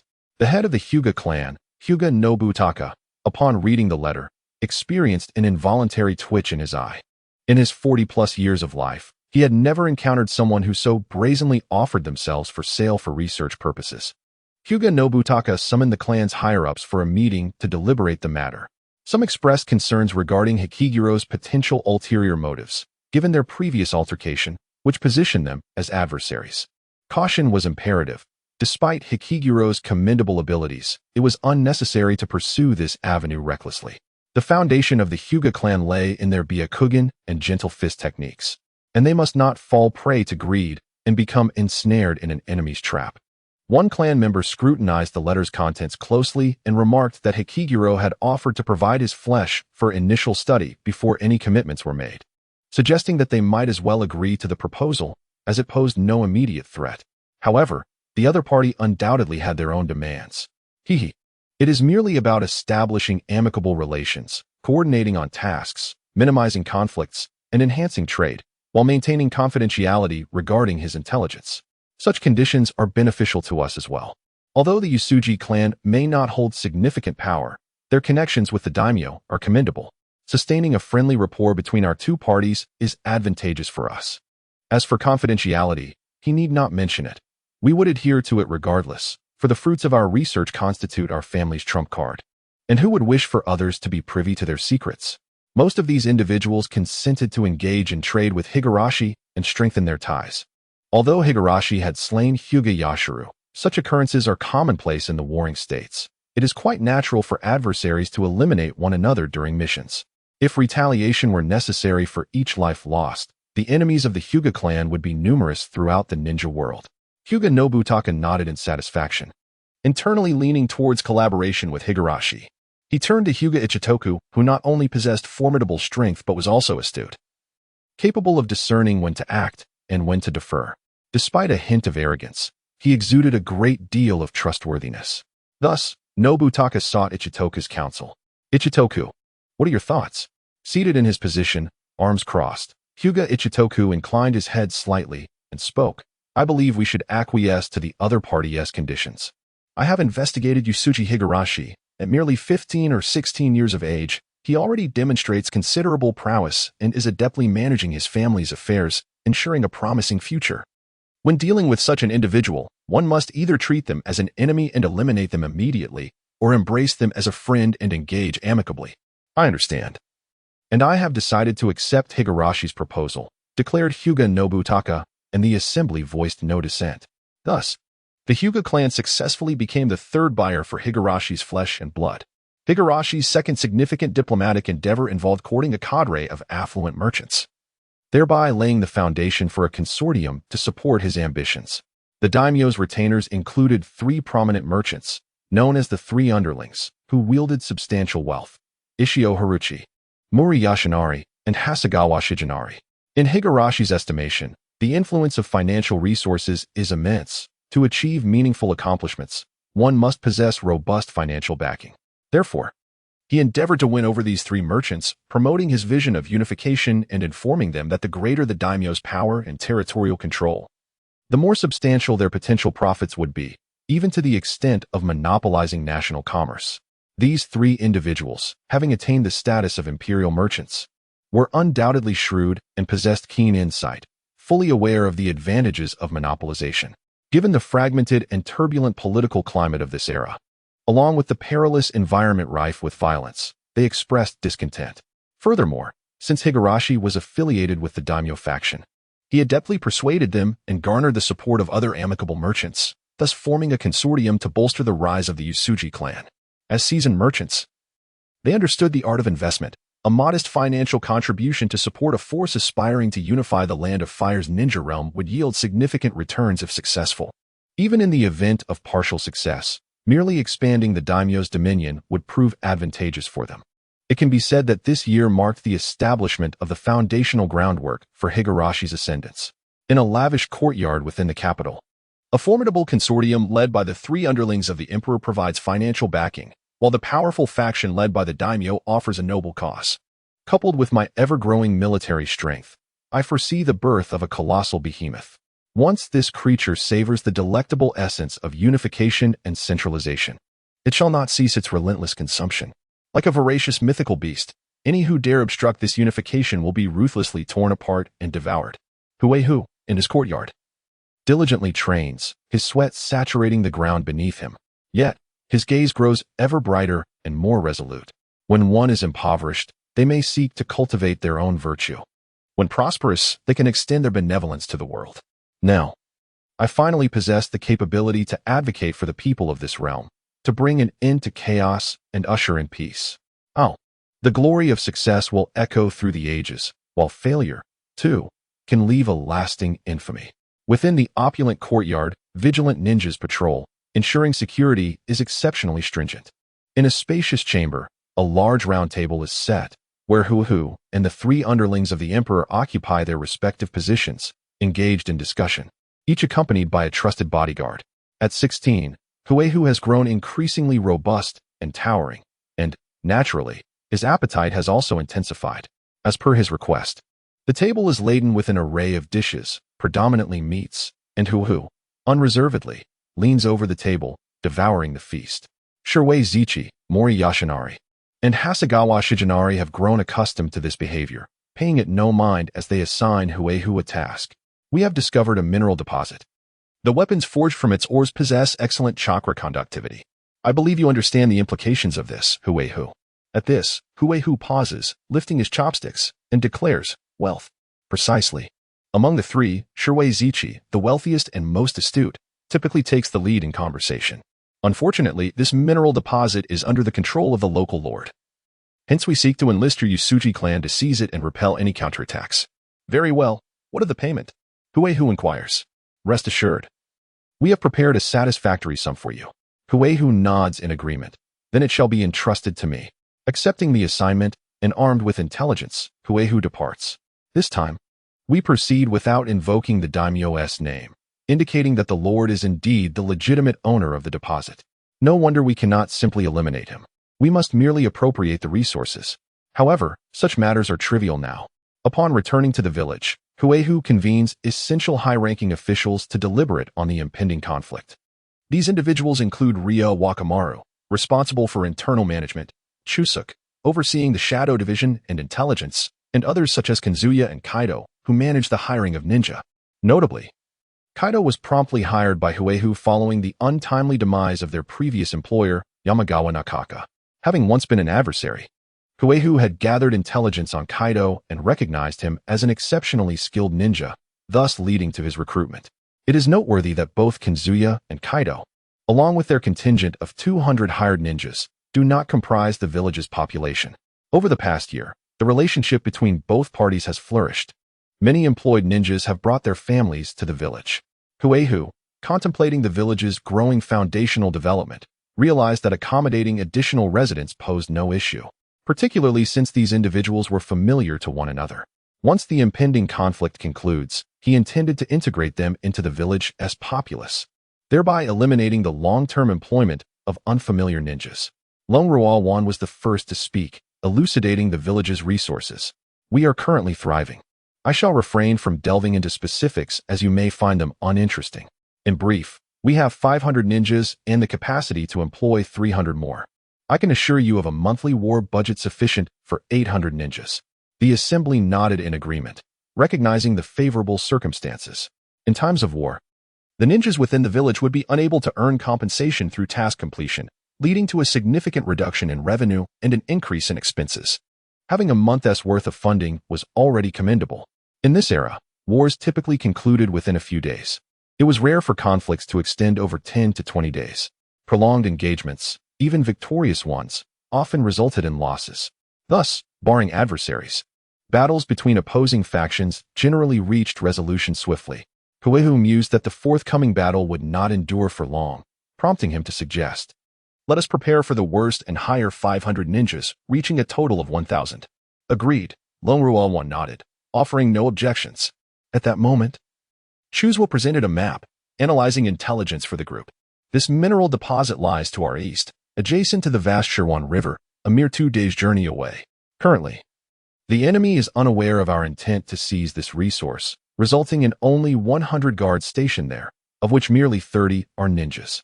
We can easily capture it. However, once we do, the enemy will undoubtedly hire ninjas to retaliate and attempt to reclaim the deposit.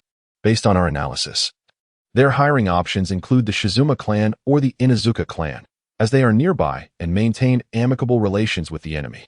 He continued, presenting detailed intelligence on both clans. The Inazuka clan specializes in breeding combat dogs, with their members possessing heightened senses, smell, hearing, and sight, far surpassing those of ordinary individuals. They fight with the ferocity of beasts and excel in beast-based ninjutsu, boasting an astonishing combat prowess, with approximately 600 ninjas in their ranks. The Shizuma clan, a traditional ninja family, primarily employs wind techniques, having repeatedly demonstrated powerful, large-scale wind jutsu in battle, securing victory. They have around 800 ninjas in their lineage. This is the comprehensive intelligence we have compiled. I hope you all committed to memory, Chuzwa concluded, distributing reports marked with the bold red word confidential to those present. At that moment, the usually reticent Baiwu Guajian raised a question. In this war, the students of the ninja school will not be required on the battlefield, will they? Although the inquiry was somewhat inappropriate for his position, he felt compelled to ask. The ninja school currently enrolls students biannually, with the first cohort having graduated and the second cohort, consisting of 100 students, having been admitted 6 months ago. Given the village's limited population, primarily from the Yusuji clan, most of the second cohort comprised children from civilian families or war orphans. To speak candidly, the abilities that these children can acquire within a year are exceedingly limited, merely encompassing the basic 3-body technique, along with some physical and blade skills. As for advanced ninjutsu, not only do they lack the means to learn, but even if they did master it, their meager chakra reserves would render it essentially useless. Thus, when they step onto the battlefield, they are destined to become mere cannon fodder. However, in this conference room, apart from myself and Kiyotaka Kobayashi, all present are members of the Yusuji clan, who could scarcely care less about the lives of these children. Kiyotaka Kobayashi, cunning and ruthless, shares this indifference. What can one do? I, too, was an orphan who endured countless hardships, and through a series of fortuitous events, I have attained my current prowess. For these children, if I can lend a hand, I shall. Baiwu Guijian, though his countenance appears grim, possesses a surprisingly tender heart, having served as a ninja for 2 or 3 decades without becoming jaded. However, today he is bound to be disappointed. No, students are also ninjas. They must go to war. Upon hearing this statement, Baiwu Guojian felt a twinge of disappointment, albeit not unexpected. In this era, amidst war, the presence of children on the battlefield is all too common. Among those present, who has not faced the enemy in their youth, Kiyotaka's rationale is not merely rooted in the belief that since he killed at a young age, these children must do the same to maintain equilibrium in their hearts. His singular justification lies in cost. As the enrollment in ninja schools expands, there are plans to extend the curriculum to 2 years. 2 years equates to 4 cohorts, amounting to at least hundreds of students. Not only do these individuals fail to generate profit, but they also demand vast resources for training. Kiyotaka lacks the financial foundation to sustain them. Thus, he is compelled to make a hard decision, reducing numbers through warfare while filtering out the weaker and less fortunate, leaving only the strong. Furthermore, my current foundation remains as a member of the Usuji clan. If my kin are to engage in combat, while outsiders remain safely at school, discontent among my clan will surely arise, despite the presence of a few Usuji children within the institution. After all, those children possess the advantages of family teachings, significantly enhancing their survival on the battlefield compared to others. Nonetheless, Kiyotaka harbors these thoughts privately. True to his character, he refrains from voicing them, believing that his subordinates should simply follow orders without the need for superfluous dialogue. The Shermanto River, a broad and meandering waterway, nourishes a lush expanse of land. Along its banks lie numerous villages that thrive on its bounty, cultivating fields and catching fish and crabs for sustenance. At the river's edge stands a modest mountain, within which a mine has been discovered. The local lord has dispatched workers to extract resources and has employed dozens of ninjas for protection against marauders, bandits, or rogue ninjas seeking to cause havoc. These individuals have established a small village at the mountain's base, laboring by day and resting here by night. On this particular night, dark clouds obscured the bright moon, and a gentle breeze caressed the weary miners, offering a refreshing respite. In the deep of night, aside from the vigilant ninjas on guard, the rest of the villagers had succumbed to slumber when the dark forces made their approach. Today, it is rumored that several miners have perished. Our employer is truly heartless, treating them as if they were mere commodities. Indeed, it seems that human life has become exceedingly cheap in these times. Moreover, there are countless individuals eager to work here, rendering the plight of the miners insignificant in the eyes of those in power. By the way, I heard that not long ago, a merchant attempted to acquire this place, only to be driven away by our employer. Those merchants are foolish to think they could possess this mine, which is akin to a golden goose. Only a fool would consider selling it. At the village entrance, two ninjas leaned casually against the gateposts, engaged in conversation. In recent days, aside from driving away a few brazen bandits, there has been little danger, and as time passed, the ninjas naturally lowered their guard. Suddenly, two minuscule projectiles whizzed through the air, striking the necks of the two men. As they were attacked and prepared to cry out a warning, readying themselves for battle, they found themselves paralyzed. This is bad. Poison. Such potent venom. They opened their mouths, yet the muscles in their throats had relaxed, rendering them unable to make a sound, while their bodies grew rigid and immobile. Xiaozhao, you go in first. Tando and I will follow shortly. Very well, but remember, Qingyu, Matsuke's is our captain. I am merely following the plan, not taking orders from you. Spare me the chatter, just don't lose your wits. At that moment, three members of the Umbu rushed toward the village gates. One dashed directly into the village, while the other two remained behind to swiftly snap the necks of the incapacitated foes, gently laying their bodies on the ground without a sound or a trace of bloodshed. Xiaozhao, who had entered the village, quickly approached a house, having received intelligence that the majority of enemy ninjas resided there. Water release, rain jutsu. Xiaozhao formed hand seals, summoning a torrent of water chakra from the sky, which fell like bullets, powerful and encompassing the entire structure. I'm injured. Help me. There's an enemy. My leg is broken. The house that was under siege soon became riddled with holes, splintered wood flying everywhere, until it could bear no more and collapsed with a resounding crash. The unsuspecting enemies, deep in slumber, were caught completely off guard, resulting in chaos and casualties. An alarm sounded. Inside a small room, the village's ninja leader, who had been sleeping, was abruptly awakened. He leaped from his bed and promptly extinguished the candle, plunging the room into darkness. The fact that the sentinels outside the village had not sounded any alarms indicated that a formidable foe was at hand. He could not act recklessly and decided to observe cautiously. Listening to the anguished cries outside, the leader's expression grew grave. He carefully moved to the window, intending to use the dim, scant light of the moon to assess the situation before determining his next course of action. He remained oblivious to the silent emergence of ripples on the ceiling above him, from which a figure clad in a cloak of pine wind gradually descended. Wielding a short blade, Pine Wind's gaze fell upon the head before him, and with a forceful sweep of his right hand, the blade sliced through the darkness, revealing a flash of white light. With a thud, a spurt of blood splattered against the wall, and a severed head rolled to the ground, its visage frozen in a state of astonishment. At that moment, the other ninjas in the village converged, launching an assault on Qiuzhao. Huh, only a handful of enemies remain. Perfect for a bit of sport. Water release, mist concealment technique. He cackled. Come forth, crimson blood, the finest medium for my artistry. Let me conjure the most resplendent masterpiece. Qiuzhao, undeterred by the encirclement, bore a flush of excitement beneath his mask, his eyes gleaming with fervor. As the mist thickened, Qiuzhao unsheathed his katana, weaving through the fog, reveling in the ecstasy of slaughter. We must flee. The enemy is beyond our capability, one of his comrades cried. With a thunderous crash, a stout figure descended from above, slamming a hefty fist into the ground, sending the enemy's small commander crashing into the earth, leaving a deep crater. The newcomer donned formidable iron armor, heavy yet agile. Though his gaze appeared somewhat vacant, another silhouette emerged, grumbling as he plunged into the fray. That rascal Qiuzhao cannot adhere to the plan. Lord Huigu's command was to minimize noise, yet he wreaks havoc. Enough of your complaints, Qingyu.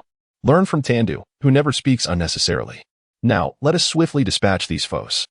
Our reinforcements will soon arrive, and I refuse to let them underestimate our covert division.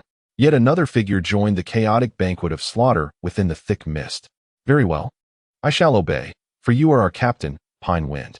However, I shall not emulate Tandu's taciturnity. I must hone my eloquence to attract a future spouse. You see, I am the sole child in my family. Pine Wind pierced the neck of an enemy before him, forcefully slicing through flesh, leaving the head dangling precariously. Despite the ruthless efficiency of his actions, a sense of melancholy enveloped him. Alas, what kind of subordinates do I have?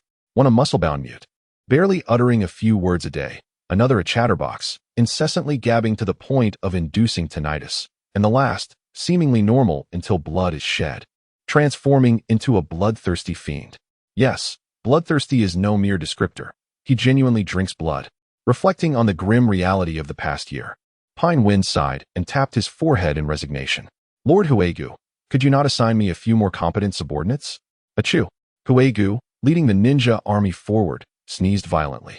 Rubbing his nose, he pondered who among his enemies was scheming against him this time. Shaking his head, Huigu dispelled his chaotic thoughts and gazed at the procession moving through the night.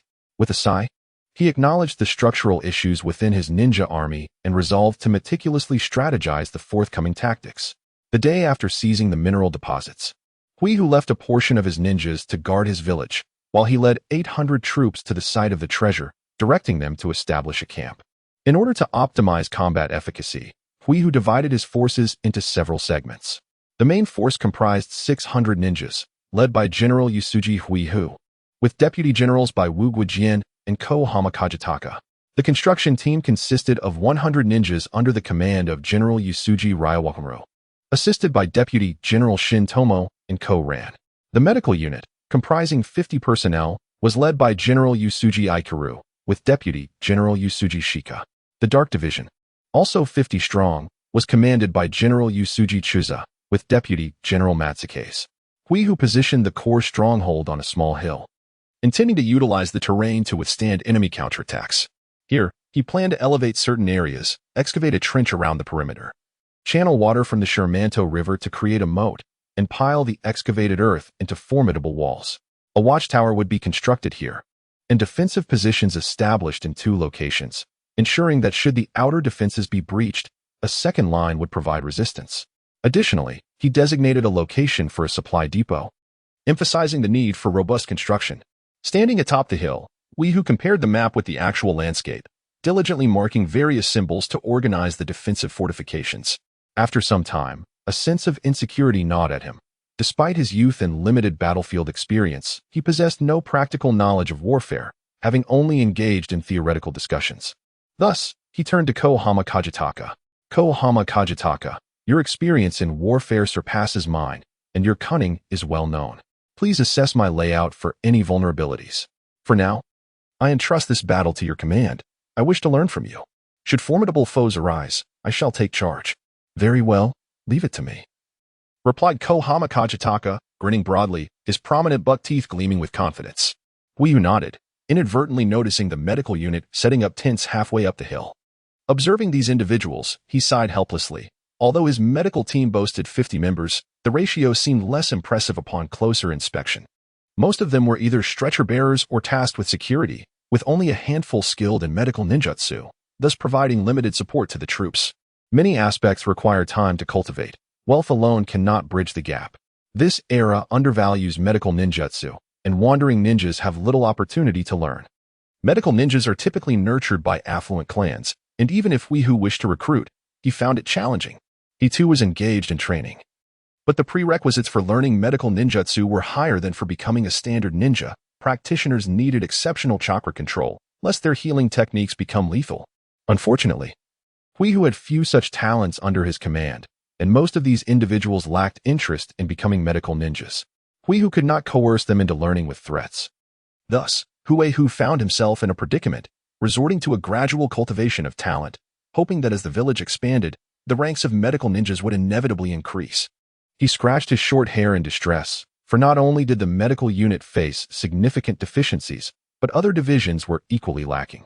The main force consisted of 100 child soldiers, while the relationships among the remaining ninjas were far from harmonious. There was a palpable discord between the clan ninjas of the Usuji family and the later recruits, as well as among the various factions formed by these new ninjas, resulting in a lack of coordination. Alas, such is human nature. A scene of harmony exists only in an ideal world. With an increase in numbers, various interest groups inevitably emerge, and Hui Hu could do little but seek ways to alleviate the tension. In truth, had it not been for the burdens of war, he might have contemplated instigating conflict, relying on external warfare to divert internal strife. Without wise ministers at home and formidable enemies abroad, a nation is destined to perish. Realizing his own shortcomings, he had no choice but to establish adversaries, employing external pressures to unify internal forces. Fortunately, there were no significant discord within the construction unit, primarily due to their smaller numbers. However, most of these individuals possessed only rudimentary earth-style ninjutsu. While they could dig and build walls, they would merely become casualties in battle. Speaking of which, he found his greatest satisfaction in the Umbu, as it comprised the elite of the entire village, with ample resources ensuring their strength was quite reassuring. Nevertheless, the members of the Umbu were not nurtured from a young age. They were predominantly adult ninjas, many of whom were wandering ninjas. Each harboring their own psychological issues, and loyalty was often questionable. This was an unavoidable circumstance. In just a year, where could Hui Hu find loyal and formidable warriors? Even with lowered standards of loyalty, he had managed to assemble only 50 Umbu ninjas. Alas, he could only bide his time, awaiting the maturation of Xinyu and Xiaolan's generation. He chuckled to himself. At merely 16 years of age, time was on his side. In the tranquility of everyday life, it was easy to overlook his average pace of development, but with the onset of war, he recognized the urgency for a decisive victory to reap the spoils of conflict. He had heard whispers that both the Shimura and Inazuka clans boasted several commendable subordinate families. Once victorious, he intended to negotiate for a few concessions from them, facilitating a leap in his village's development. As for the Shimura and Inazuka clans, he resolved to wait a few years. He was not yet ready to absorb them. While Hui Hu indulged in dreams of triumphant warfare, the local lord received news of the plundered mines and was immediately alarmed. He promptly dispatched envoys to the Shimura clan, seeking to hire them to reclaim his lost treasures. The Shimura clan accepted the mission on the spot, though internal disagreements arose regarding the selection of candidates for the expedition. Originally, the Shimura clan had 3 formidable warriors: the clan leader Shimura Kageyasu, his brother Shimura Kajifuku, and Shimura Mamoru. However, 3 months prior, in a bid to repel the attacks from the Yui clan, the Shimura clan had allied with the Sarutobi clan, engaging in a fierce battle against the Yui family. Although they succeeded in repelling the Yui clan's offensive, it came at a significant cost. Kageyasu was gravely injured, Kajifuku perished in combat, and the clan suffered numerous casualties. They had initially wished to avoid further conflict, yet the lucrative remuneration offered by the employer provided them with the necessary funds to restore their strength. The Usuji clan, albeit a modest family, has managed to amass some wealth by aligning themselves with the formidable Tori Mototada. They have attracted numerous wandering ninjas, yet when juxtaposed with our clan, their prospects appear rather bleak for this upcoming conflict. During a clandestine high-ranking family meeting, an elder from the Shimura clan expressed an unwavering optimism regarding the war, a sentiment echoed by other elders who nodded in agreement. Indeed, The Usuji clan has their young leader, Usuji Teratora, who possesses a modicum of strength and is destined to become a formidable force in the future. However, at present, one cannot help but chuckle. It is rumored that a year ago, had it not been for the intervention of the daimyo, he would have been a prisoner of the Hyuga clan. Oh, why did the Hyuga seek to capture him? It seems that Usuji Teratora eliminated an important member of the Hyuga during a mission. Ah, I see. Due to the dealings between the Hyuga clan and Usuji Teratora, the outside world remains oblivious to Teratora's immortal status and thus the true motives behind the Hyuga's attempts to apprehend him. Ahem. We shall delve into the Usuji clan's intelligence at a later time. For now, let us discuss whether we should allow Moritsune to command this war. Shimura Kajitaka, observing that the discussion had veered off course, quickly interjected to reaffirm the meeting's purpose. The assembly fell into a thoughtful silence, with several elders exchanging furtive glances, clearly contemplating their responses. After a brief pause, an elder with a thick beard, stroking his luxuriant facial hair, let out a hearty laugh. I find Moritsune to be quite capable. Let us appoint him as the commander of the war. Shimura Kajitaka cast a sidelong glance at this elder, realizing it was indeed Shimura Tadao, whose daughter was married to Moritsune, thus explaining his endorsement. In truth, Moritsune is a formidable force, having contributed significantly to the clan's endeavors, and he commands substantial respect. He is indeed the optimal candidate. Alas, his ideologies are excessively radical. He perpetually seeks to instigate conflict.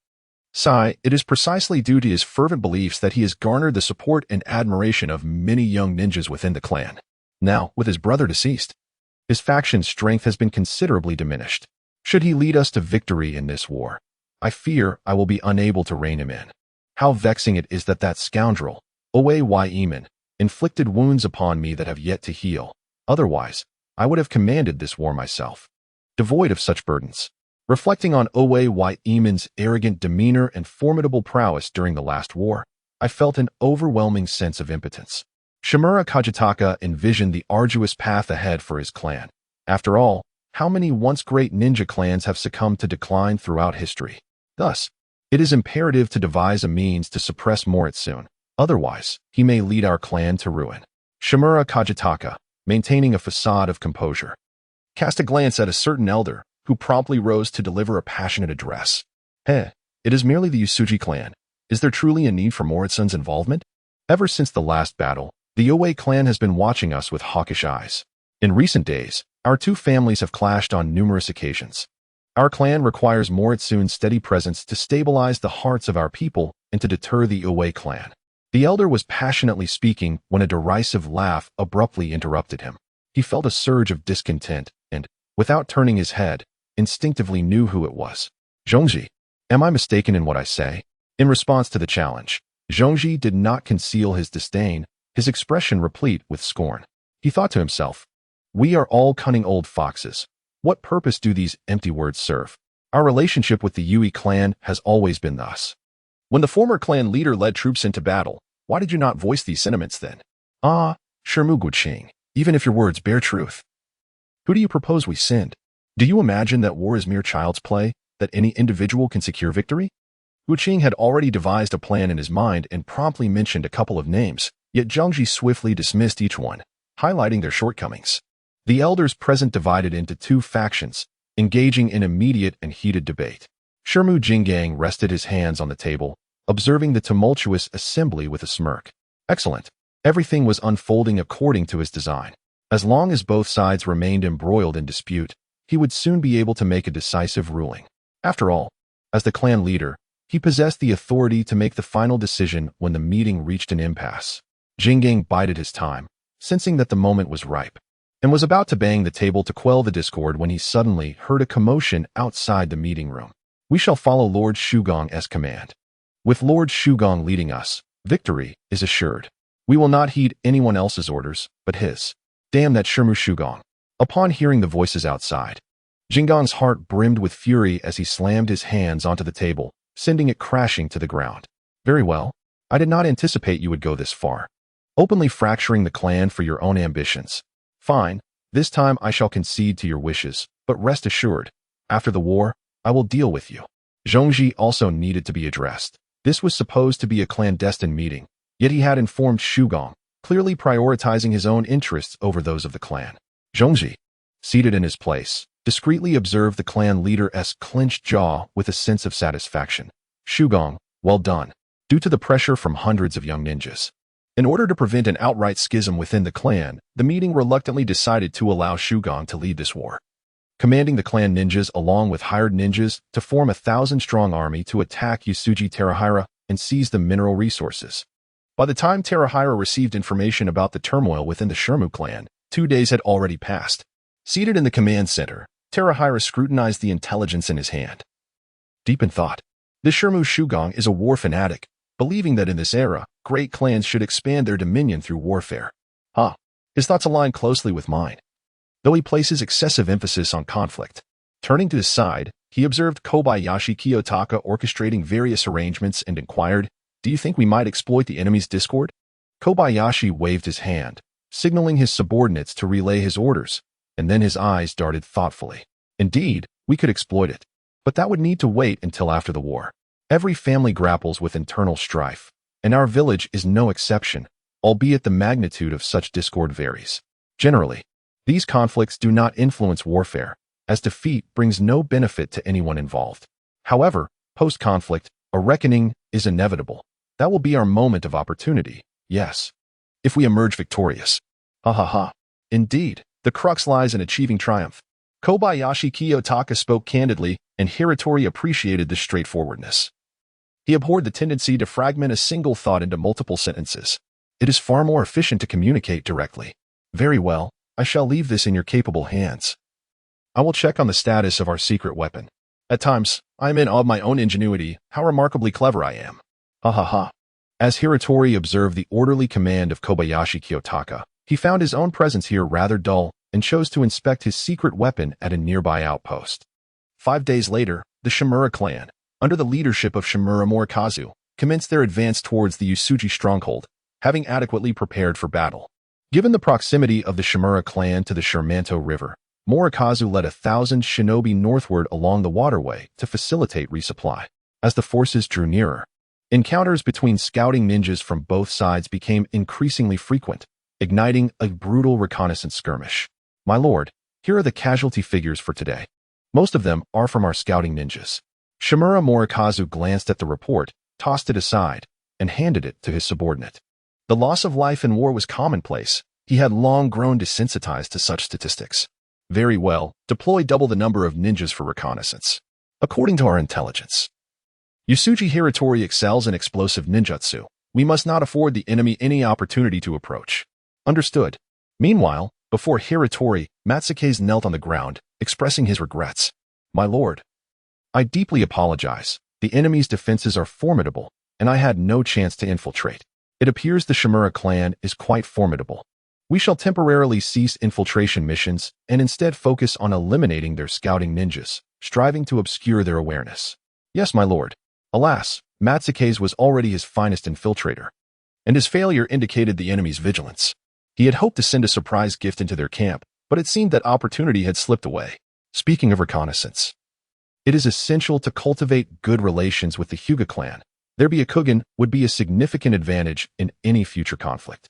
However, dear enemies, do not underestimate my ingenuity, nor overestimate my limits. Prepare to receive my gifts. On both banks of the Shermanto River, aside from the human settlements nearby, most areas are cloaked in dense forests. Shimura Nagahide lay concealed within a thicket, devoid of any chakra fluctuations. His attire was smeared with substances to mask his scent, and his heartbeat was subdued to an almost imperceptible level. He remained utterly still, like a silent rock, for 2 hours. As a reconnaissance ninja meticulously trained by his clan, he could accomplish this with ease. Not far from him, a Shimura ninja dangled from a tree, hands bound. The ninja was stripped of all clothing, with humiliating words scrawled across his chest and back, multiple knife wounds marring his body, and blood slowly seeping from his wounds. Although he was now lifeless, he had been alive when Shimizu Nagasaki first discovered him, his cries for help drawing the elder's attention. However, rather than render aid, Shimizu Nagasaki chose to conceal himself, watching helplessly as the ninja succumbed to his injuries. The trap had been skillfully laid, undoubtedly the work of the so-called dark operatives of the enemy. Yet, 2 hours had passed. Surely, they were due to appear soon. Shimizu Nagasaki's vigilant gaze swept the surroundings, his heart brimming with caution.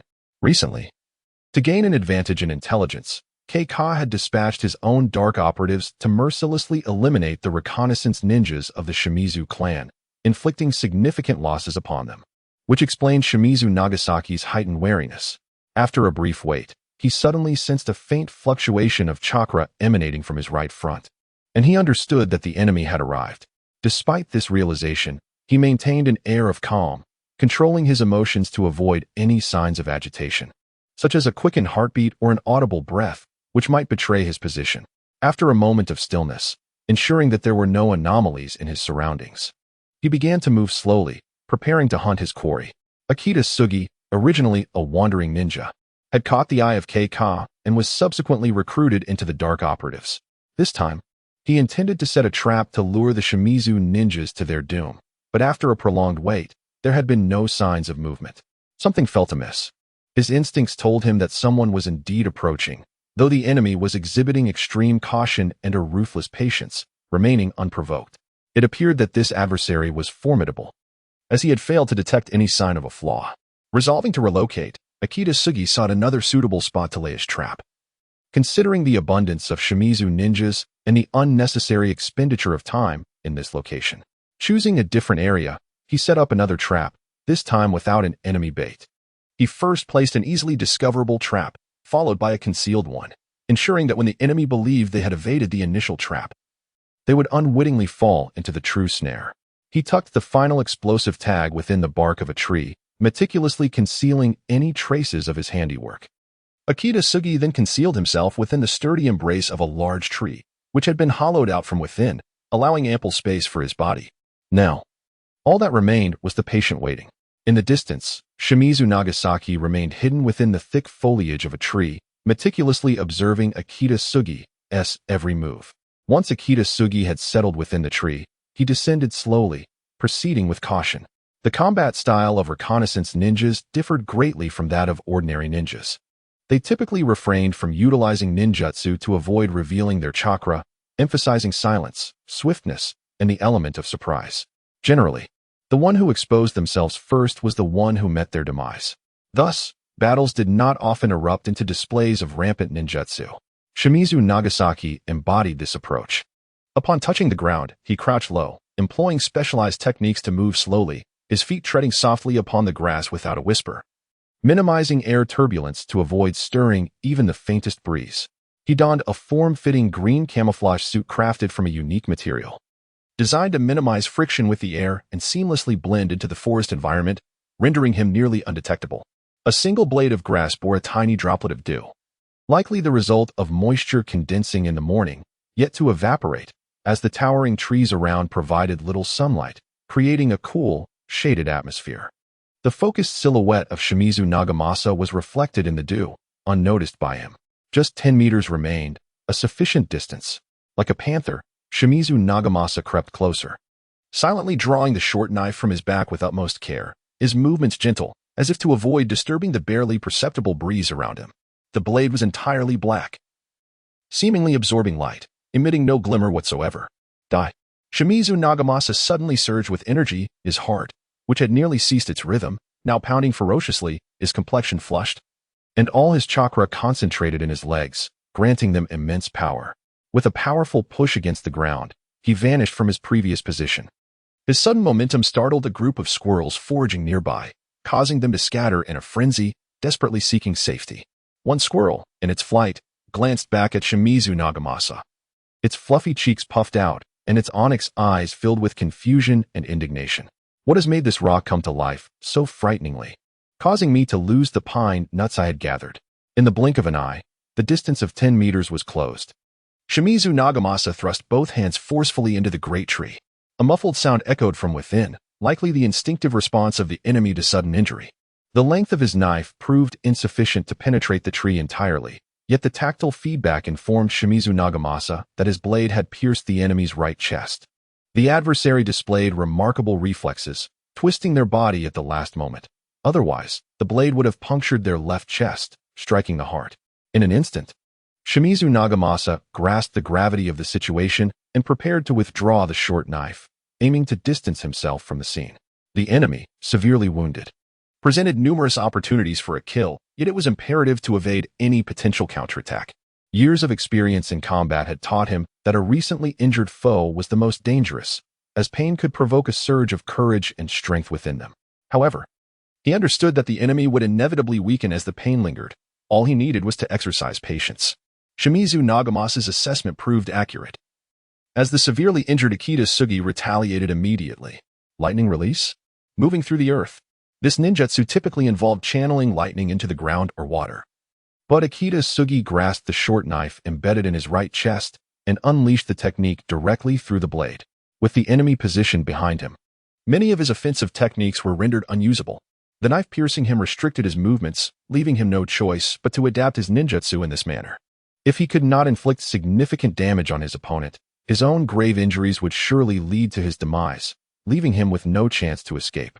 A powerful current surged instantaneously across the blade, with the first to suffer being Akita Sugi himself. Lightning coursed through his body, causing it to tremble, charring the flesh of his wound and effectively halting the bleeding. The current traveled up the short sword, producing a thunderous impact that created a large hole in the great tree, directly injuring Shimizu Nagamasa, who gripped the hilt of his sword with trembling hands, his flesh writhing, and his body beginning to exhibit signs of paralysis. Nagamasa was taken aback by the opponent's decisive and self-destructive ninjutsu, but he remained unperturbed. He had encountered such reckless adversaries before and knew how to manage them. However, a sudden turn of events unfolded. A ripple appeared in the bark of the tree above Nagamasa, and an arm wielding a short sword swiftly pierced his neck. Matsuke's had arrived.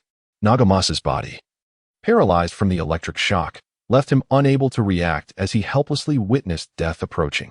Matsuke's made a powerful slash, severing the opponent's head, and after confirming the enemy's demise, he assisted Akita Sugi out of the tree, providing him with basic medical attention. Akita Sugi, having been rescued from the brink of death, felt immense gratitude.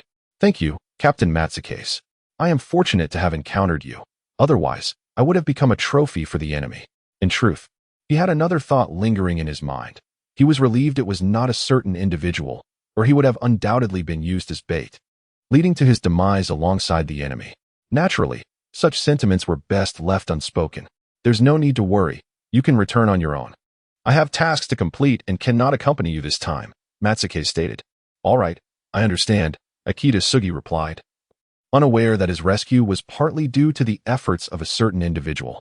Kawazu possessed a ninjutsu that allowed him to scout a wide area through the dew, which enabled both Matsuke's and him to detect Akita Sugi's peril and arrive in time for the rescue.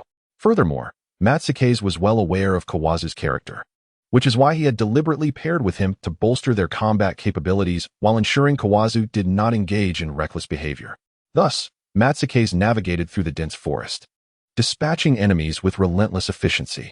However, the Shimizu clan, being a prominent ninja family, proved resilient. Despite the efforts of the Umbu, which came at a considerable cost, they could only manage to suppress their adversaries temporarily. Nevertheless, that was sufficient for the moment. By the riverbank of the Shermanto River, Hikaru received the battle report and felt a sense of satisfaction. It was time to deliver the first surprise to the enemy. Sitting on the grass by the riverbank, Hikaru squatted, while Nobuyuki, carrying a straw basket, and Lon looked on with curiosity. "Brother Hikaru, are you planning to grill fish here?"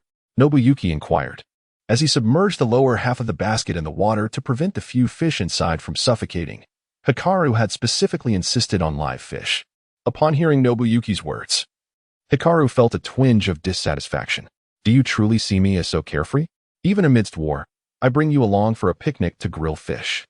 With a playful slap, he affectionately patted Nobuyuki's bald head, watching as the latter's eyes brimmed with tears of emotion, which satisfied Hikaru. He then rubbed his slightly numb right hand, pondering if Nobuyuki might develop an iron head from his training, as the impact had left his own hand tingling. "Do not speak nonsense. It is the afternoon now, having just enjoyed lunch, and dinner is still some time away. What is this talk of grilled fish?" Indeed, Shinyo should not regard Brother Huefu as superficial. His intent in bringing us here certainly transcends the mere consumption of grilled fish. Xiaolan pointedly mocked Shinyo once more. Yet her words resonated with Huefu, who, in turn, felt a sense of depth within himself. Indeed, it is often the discerning nature of women that reveals the truth. He chuckled. Just as Huefu was about to express modesty, Xiaolan earnestly stated, given my understanding of Brother Huifu, he must be preparing fish soup. He has mentioned before that a sip of soup after a meal is the key to a healthy digestive system.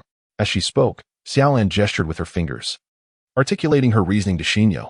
First, observe how the fish Brother Huifu instructed you to catch is larger than the last. It is not easy to handle.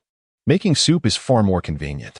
Second, having subsisted on dry rations these past few days, a bit of fish soup would surely soothe the stomach. Third, grilling fish is quite troublesome, requiring one to cook each piece individually, whereas soup can be prepared all at once.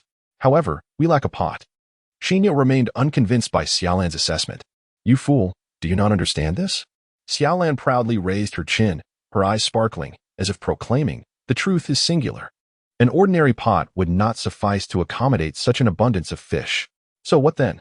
We shall employ fire release, melting the earth to create a large pit, allowing the intense heat to crystallize the pit, and then we shall cook the fish therein, without the need for firewood, as the fire release will suffice for heating. Indeed. Xiaolan, you are quite clever. Xinyo gazed at Xiaolan with admiration, astounded by the potential of fire release. Humph. At last, you have uttered a correct statement. Let me tell you, once the fish is ready, we must swiftly seize one, lest Brother Huifu devours it all. I understand, have no worries. I am quite experienced in this regard and shall certainly procure a fish. Listening to his two apprentices, Huifu mused that his reputation as a foodie was well established, and he could not be bothered to explain further. Thus, he issued a directive to his guests. Hey, since the fish has arrived, what are you still standing around for? There is much to be done during wartime. Hasten back to assist. Yes, they both replied, exchanging glances that conveyed a mutual understanding. See, Brother Huifu intends to indulge himself. Indeed, he allows us to catch the fish, yet drives us away at mealtime. Why not voice an objection? Not a chance, my aching bald head protests. Having dismissed the two, Huifu meticulously examined the fish before him. They were indeed magnificent, each one larger than the last. Observing their formidable teeth, one could surmise they were carnivorous, capable of biting off a small arm with a single chomp. Huh, you are indeed fortunate, the flesh and blood of superior beings, for which others toil and risk their lives to obtain, I shall graciously present to you, feeding you personally. Huifu grasped a fish, disregarding its desperate struggles, and inserted a prepared piece of meat directly into its mouth. The size of this morsel was significant, for it held meaning. Once, while Huifu was refining a self-detonation technique for self-sacrifice, he did not merely return to life at the same spot, but instead found himself in a renowned laboratory. It was indeed the case that Huifu had just provided fresh flesh the day before, resurrecting himself atop the largest meat chunk in the laboratory. Consequently, Huifu promptly conveyed his message to the daimyo and the Hyuga family, stating that in the future, he would impose restrictions on the size of the flesh he provided.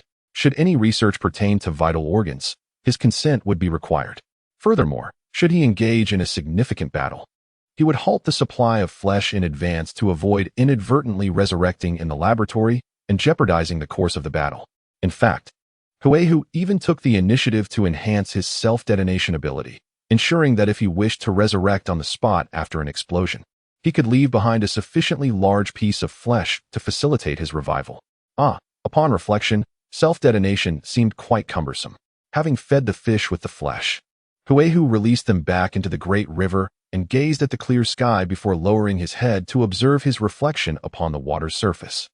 The day was bright and serene, prompting him to cast a divination for himself. The space between his eyebrows appeared dark. Surely, he would experience several deaths today.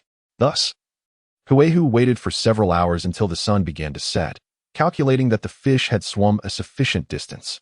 Without hesitation, he took his own life. He deemed the time allotted for the torpedoes ample, and now it was a matter of fortune. He hoped the fish would obediently swim downstream, at least one of them reaching the designated location. To avoid making a commotion, Huifu refrained from self-explosion and instead utilized fire-style chakra for self-immolation, ultimately reducing himself to ashes.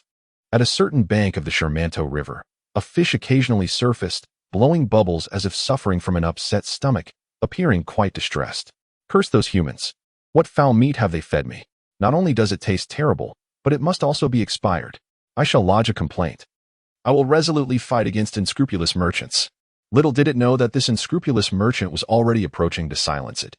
A mass of black particles appeared out of thin air, swirling around the fish. With a sudden bang, the fish's body exploded into a mist of blood, and from within emerged a human. From that moment on, through relentless effort and cultivation, this fish transformed into a magnificent koi spirit, traversing the three realms with unparalleled freedom. Ah, thank you. Your transformation has sparked inspiration within me. I shall write novels on the Chinese web to earn money. Ha ha ha. Mother, come quickly and see the monster. Do not look. The other party is not wearing clothes. Viewing it may lead to censorship. Who would have thought that the world of ninjas also harbored monsters, particularly among our kind, the fish? Long live the fish. We shall rise. The aged one never expected to witness such a scene. The fish, shrimp, and crabs in the surrounding waters, upon witnessing Huehu's resurrection, began to chatter excitedly, creating quite a commotion. However, Huehu was not in a celebratory mood. He turned to glance around and realized he was clearly not at his intended destination. Good fortune should come in pairs. Suicide should occur in twos. Let us try again. With that, Huehu ignited himself once more. Mother, come see the deity. Oh, is the great god returning to the celestial realm? Beautiful angels call to you from afar, brave youth. Go forth and create miracles. Thus, Huehu's self ignited 5 times in succession, until on the 6th time of his resurrection, he beheld a grand ship in the distance, and excitement surged within him. At long last, we have breached the enemy's defensive line. Come forth, let us engage in a grand battle. Ha ha ha, to desire a peaceful march is but a foolish dream. Under the vast expanse of my imagination, you are all mere ants. The broad river surface lay bare before us. As the mighty Huegu discovered the enemy vessels, the adversaries too became aware of Huegu's presence. Lord Kawada, suspicious figures spotted in the distance. Oh no, it's the enemy. They are charging towards us. Do not panic. Prepare for battle. Humph. Those wretched sentinels ahead always allow the enemy to slip through. Commander Kawada, upon receiving his subordinate's report, made his way to the bow of the ship. Upon seeing only a single foe, he felt a wave of relief wash over him. The vessel's purpose was to safeguard the transport ships in the rear from the upstream enemy descending upon them, potentially wreaking havoc on the supply route. Thus, the 50 ninjas aboard were elite warriors, and with the enemy approaching alone, Kawada felt no trepidation. Not long ago, Huegu had dispatched a team of skilled operatives proficient in water ninjutsu to gather intelligence on the enemy's logistics. However, they vanished without a trace, having rejoined the Earth's cycle. Huegu raced across the water's surface, flames erupting from his form, explosions cascading beneath his feet as he swiftly approached the vessels. Water release. Water Fong bullet. Half of the ninjas aboard were adept in water ninjutsu, and some immediately unleashed their techniques. In an instant, a dozen compressed water columns emerged from the river, spinning violently and launching toward Huegu with formidable lethality, aimed to disrupt and repel him. Water release. Mist concealment technique. Concurrently, other water ninjas summoned a dense fog to obscure Huegu's vision. Wind release. Eye of the wind. Within the thick mist, the other ninjas of the Shimura clan promptly executed their favored wind techniques. Several small leaders employed the eye of the wind, sensing the changes in airflow to ascertain Huegu's movements, directing their subordinates on where to strike. Wind release. Vacuum sphere. The other wind ninjas swiftly followed their leader's commands to initiate their assault. Huegu, confronted with the enemy's fierce onslaught, felt no surprise. Such is the nature of war. If one can attack from a distance, they shall not allow the enemy to approach. If one can strike multiple foes at once, they shall not engage them one by one. Come at me. Faced with the ferocious water columns around him, Huegu remained unfazed. Flame explosion. With a sudden kick, he shattered the incoming water column before him, a thunderous explosion transforming the fierce water into a billowing mist. Flame fist.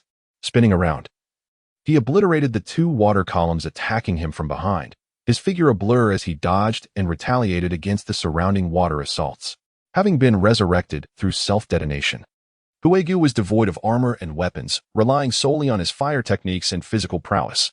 He had initially intended to bypass the ship and directly assault the enemy supply vessel. However, he was no deity. How could he expect everything to unfold according to his desires? Those great fish do not comprehend human speech. Although Huegu obliterated all the water columns, the enemy had achieved their objective, momentarily stalling Huegu's advance. At this moment, the fog enveloping the river had thickened considerably. Dozens of vacuum orbs, accompanied by a piercing sound, swiftly approached before Hui Hu, with a fierce gust of flames. Hui Hu extended his left hand, unleashing a torrent of scorching fire chakra that engulfed an area exceeding 20 meters in front of him, shattering the vacuum orbs into fragments. However, the use of his ninjutsu revealed his identity. "My lord, the enemy is Yusuji Hui Hu. I understand. Immediately contact Lord Mamoru and inform him that Yusuji Hui Hu is here. Additionally, swiftly prevent Yusuji Hui Hu from approaching the vessels, according to intelligence. The enemy's explosive ninjutsu is exceedingly formidable." Understood. A ninja aboard the ship, responsible for communications, utilized summoning techniques to relay the situation to headquarters in an expedited manner. Simultaneously, 30 ninjas aboard leaped onto the river's surface, traversing the water to prepare for an ambush against Hui Hu. Just as Hui Hu annihilated the vacuum orbs, 2 samurai swords surged from the mist, thrusting toward him from both the front and rear. A look of surprise crossed Hui Hu's face, and before he had a moment to react, he was pierced by the 2 blades. His heart shattered. His liver ruptured. The 2 attacking ninjas stood before and behind Hui Hu, momentarily confirming their successful strikes with a glance at one another, ready to withdraw their blades. At that moment, a smile crept onto Hui Hu's lips as he parted his lips to softly utter a single word: explosion. With a resounding boom, flames instantly engulfed an area exceeding 20 meters around him, incinerating the 2 assailants into ashes. This Hui Hu was a fiery clone, created as a diversion while utilizing the fierce gust of flames to obscure himself amidst the conflation of fire and vapor. Originally, Hui Hu intended to create multiple clones to shield his approach toward the vessels. However, after considering the current circumstances, he dismissed that notion. Though Hui Hu possessed an inexhaustible reservoir of chakra, it merely indicated his unparalleled endurance rather than an infinite supply of chakra at any given moment. Presently, his chakra capacity was only 4 to 5 times that of an average adult ninja. Should he create 10 fiery clones, his chakra would dwindle to a disadvantageous state, a perilous situation given his lack of weaponry and the presence of enemies surrounding him. If he resorted to self-detonation to replenish his chakra, all clones would vanish upon his demise. Moreover, his current fiery clones were of mediocre strength, sufficient against ordinary ninjas but ineffective against these elites. Reflecting on the few members of his covert unit who had fallen to these foes days prior, Hui Hu shook his head. Those individuals were ones he had particularly favored. Be cautious. Do not let the enemy approach. Utilize ninjutsu for ranged attacks. A voice rang out from the fog, clearly a reminder from the enemy leader, evidently shaken by the explosive power of Hui Hu's clone. Wind release. Great breakthrough. Several ninjas from the Shiramura clan combined their combat ninjutsu, expelling a formidable gale towards Hui Hu's hidden location. The coverage of the wind was extensive, primarily aimed at restraining Hui Hu's movements and preparing for the subsequent actions of their allies. Water release. Great waterfall technique.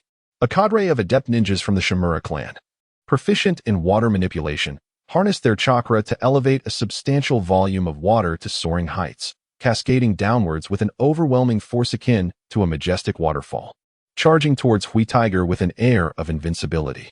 Although this jutsu wielded formidable power, it inherently demanded a considerable expenditure of chakra from its wielder, posing a certain degree of peril.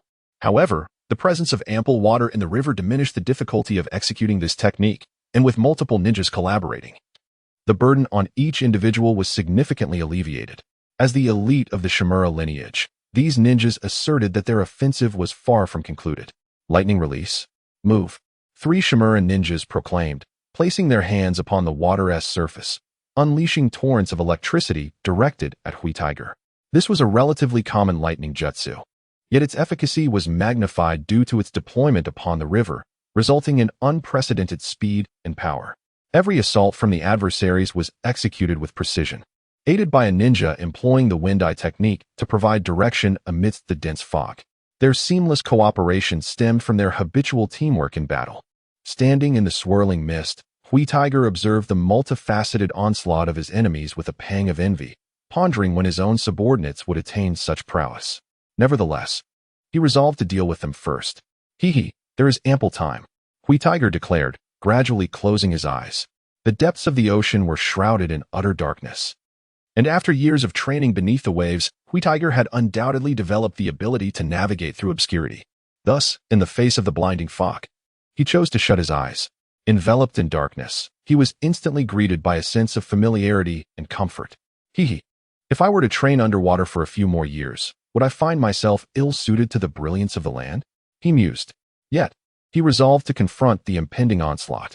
TSK, such a vast range of attacks, wind, water, and lightning, each sealing off the space above, on the surface, and beneath the water. Indeed presents a formidable challenge. Blazing tornado. The wind-infused assault was the first to arrive.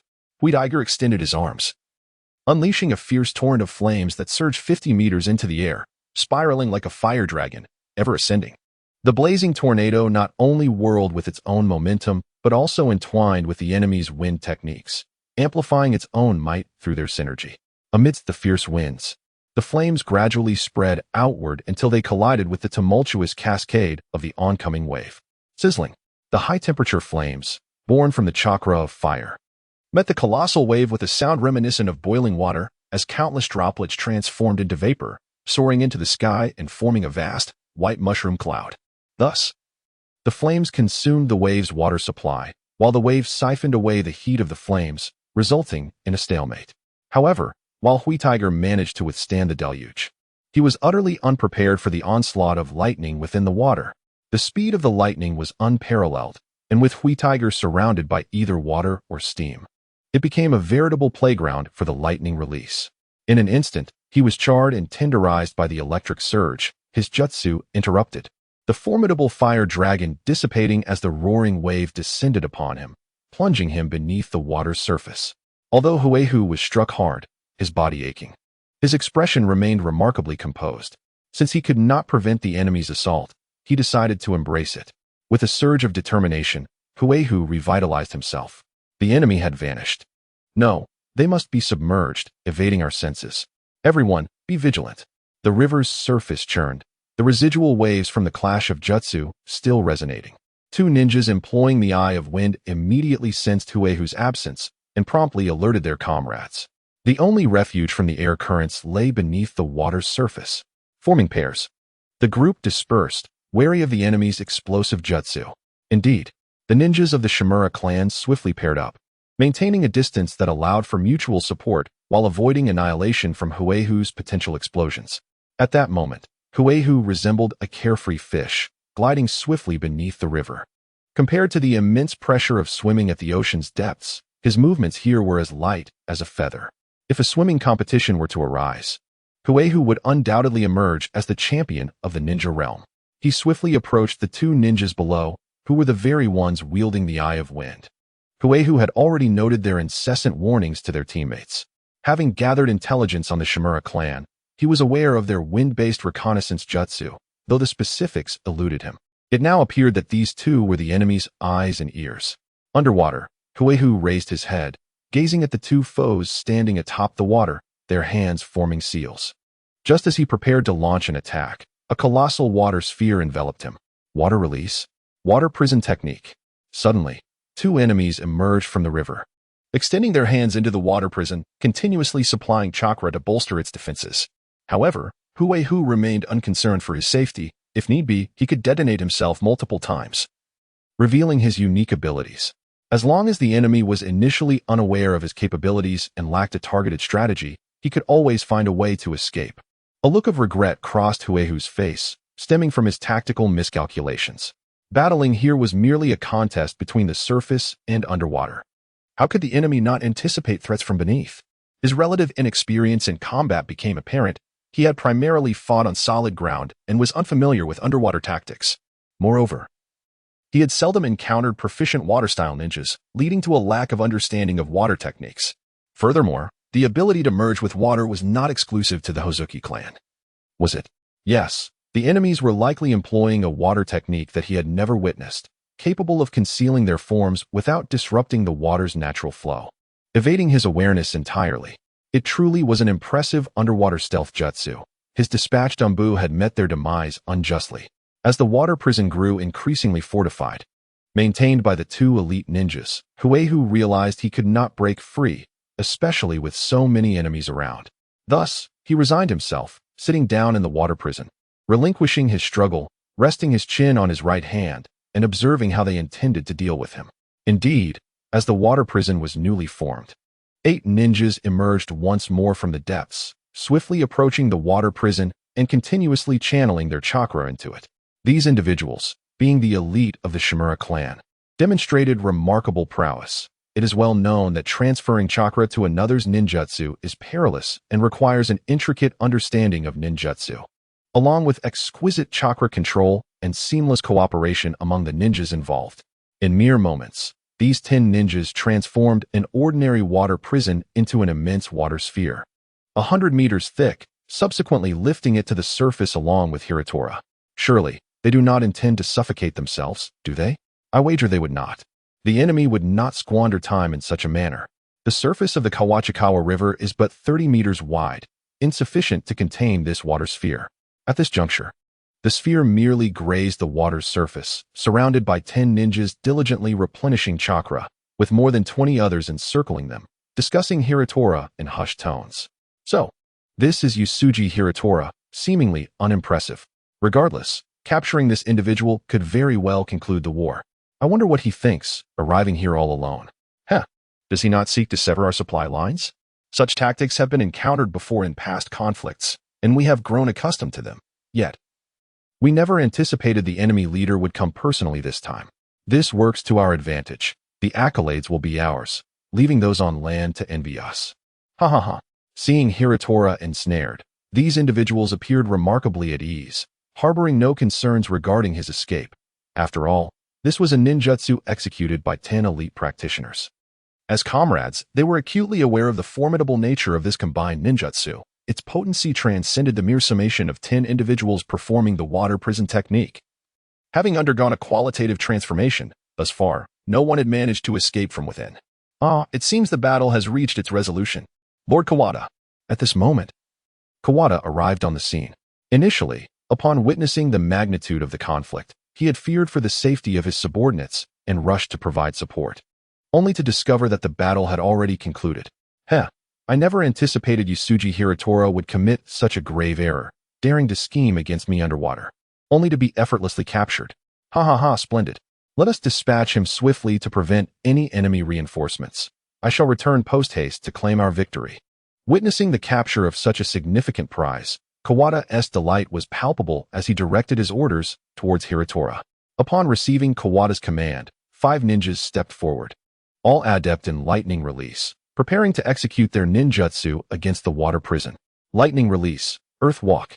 The tactics of a ninja army differ from those of individual combat.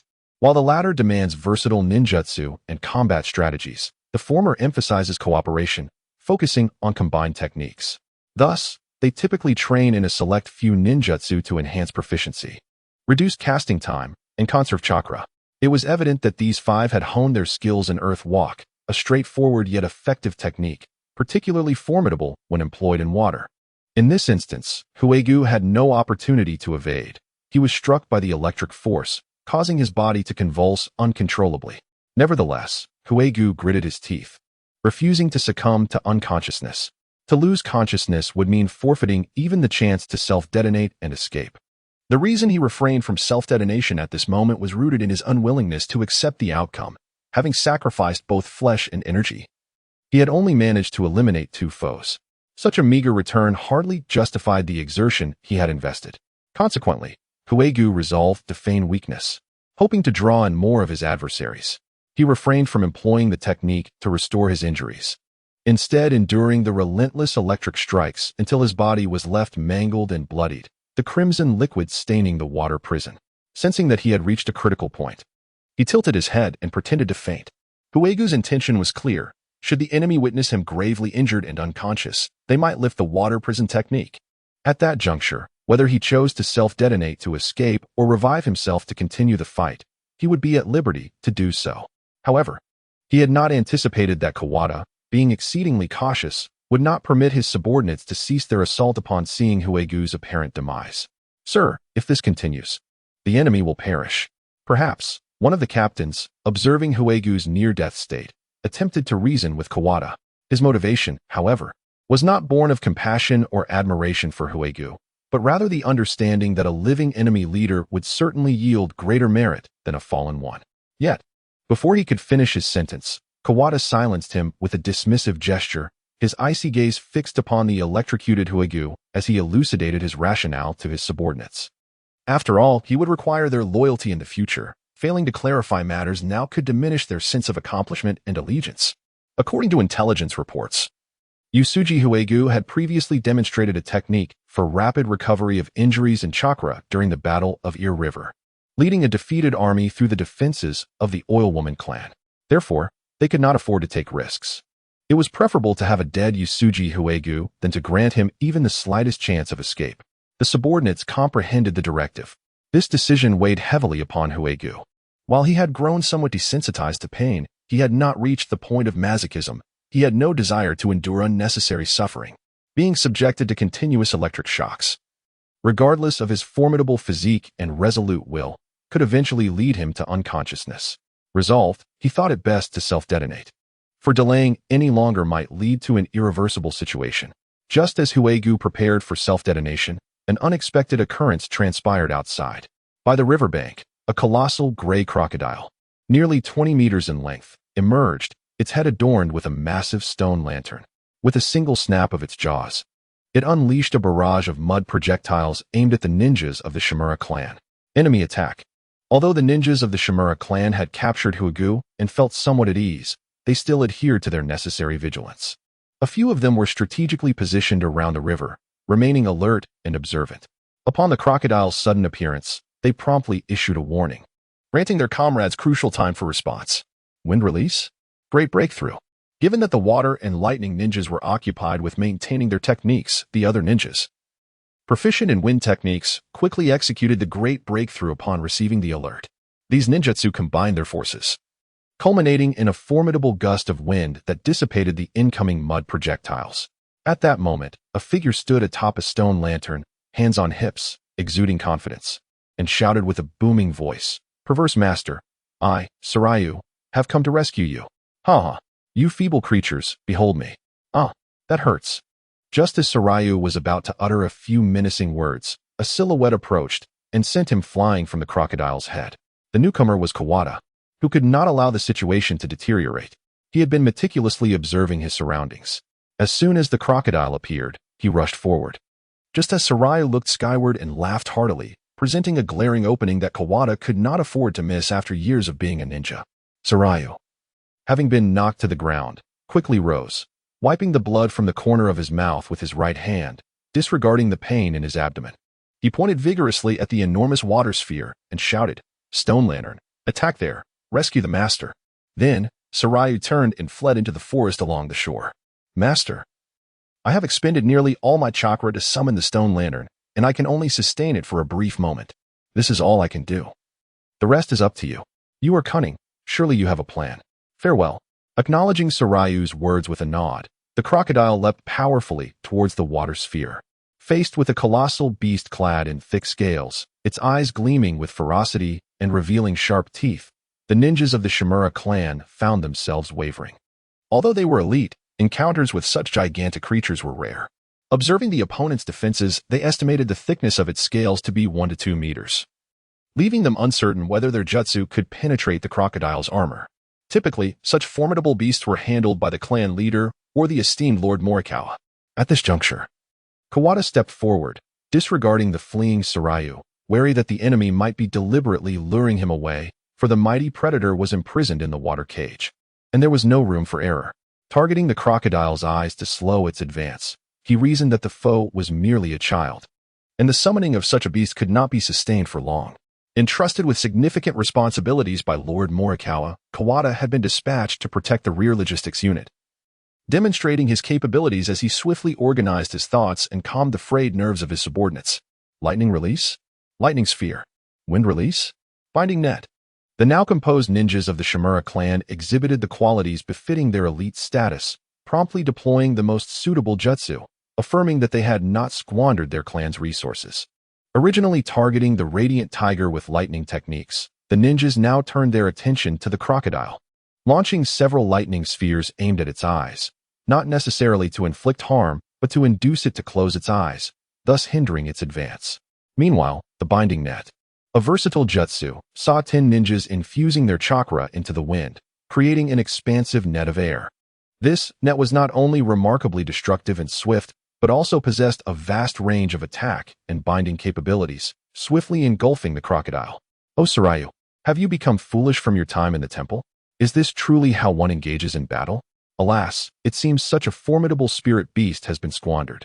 At this moment, the radiant tiger ceased its feigned confusion, preparing to flee the confines of its cage while casting envious glances at the colossal crocodile. "Why am I not blessed with such an exceptional spirit beast? Truly, Sarayu is fortunate beyond measure." Huihu sat up, his eyes keenly observing the unfolding situation outside while internally expressing his disdain. He wondered where Qing Tianlang had found such a formidable summoning beast. It appeared far stronger than himself. It seemed that he was the true protagonist, naturally adept at harnessing the energies of nature. Upon reaching the age to learn ninjutsu, he encountered Huihu, and now, with a master of ninjutsu like Ming Hai to guide him, coupled with such a powerful summoning beast, Qing Tianlang's prospects appeared far brighter than his own. Perhaps in the future, he would need to cling to his apprentice's coattails. Alas, it seemed that over the past year, Ming Hai had treated Qing Tianlang quite well, sparing him from frequent battles. A glance at his combat experience revealed its insufficiency, and his timing was less than ideal. However, there was no shortage of opportunities for battle in this era. With this thought in mind, Huihu scrutinized the expressions of the enemy, noting the rapid rise and fall of their chests and the slight gasps for breath, their faces betraying discomfort. Although they were elite, capable of jointly utilizing ninjutsu to conserve chakra, prolonged use of such techniques was bound to be exhausting. After all, they were not like him. Meanwhile, the enemy was engaged in a fierce struggle against an alligator, managing to momentarily hinder its advance through sustained ninjutsu attacks. "Curse you. If you have the skill, don't attack my eyes." I am enraged. The stone lantern, no matter how tough its exterior, still had vulnerable eyes. Faced with the enemy's onslaught, it had no choice but to shut its eyes, expressing its dissatisfaction only through a deep and resounding roar. Unable to open its eyes and attack indiscriminately, it devised a solution. The stone lantern plunged its two massive claws deep into the earth at the shore, then forcefully raised its claws, hurling two large clumps of soil forward. Given their substantial surface area, even with its eyes closed, the stone lantern managed to envelop several enemies. "Not good, scatter quickly." The adversaries promptly dispersed, significantly diminishing their assault on the stone lantern. The great stone lantern is about to unleash its power. Watch me." The alligator felt the reduction in the intensity of the attacks on it, and, filled with excitement, raised a claw to shield its eyes, preparing to unleash its own abilities. Yet, just as it proclaimed, "Watch me," a loud bang resonated, and the alligator vanished amidst a cloud of white smoke. "Ah, my apprentice. Are you and your summoning beast here for comic relief? In the end, I must rely on myself." Huihu quickly sprang into action, striving to free himself from the watery prison. Though he verbally criticized Qing Tianlang, he felt a swell of gratitude within. The commotion caused by Qing Tianlang had distracted the 10 ninjas maintaining the water prison. After all, the enormous alligator was charging toward him. The few of them sustaining the water prison were already exhausted, and if the alligator broke through, it was likely that they would not escape unscathed. The other enemies, having previously unleashed their ninjutsu recklessly to fend off the alligator, were now fatigued. The sudden disappearance of the alligator momentarily led to a lapse in their vigilance. Huihu had been waiting for this very moment. Flame body technique, flame explosion technique, and fiery wind vortex, cast simultaneously. Huihu transformed instantly into a rocket, truly resembling an arrow ablaze, as explosions erupted beneath him, and flames surged from his hands as he ascended desperately. "Be cautious. The enemy is attempting to flee. Reinforcements, swiftly." The 10 ninjas maintaining the water prison immediately recognized Huihu's movement and called for aid. "How can this Huihu possess such abundant chakra?" they exclaimed. "The lightning release ninjas must hurry. If they continue to strike Huihu, they will surely confine him." At that moment, Huihu summoned his specter to launch an attack. Speaking of specters, Huihu had invoked it less frequently as his strength grew. In the world of the demi-humans, their adversaries were either fellow demi-humans or ordinary humans, making the stealthy specter exceedingly potent. However, in the realm of Naruto, the specter faced numerous shortcomings against ninjas. Firstly, its time was limited. Secondly, due to its physical form, its actions could easily be detected by ninjas. Thirdly, Huihu's specter lacked independent will and required commands from him. When confronting weaker foes, Huehu could dispense with summoning the specter and simply strike with a decisive blow. In encounters with formidable opponents, Huehu had little time to issue commands to the specter amidst fierce combat. The time spent commanding it could be better utilized in attacking the enemy or even resorting to self-detonation, which would yield greater destructive power than the specter. Nevertheless, this was the opportune moment for the specter to shine. The enemy, bound to maintain the water prison, could not afford to act recklessly.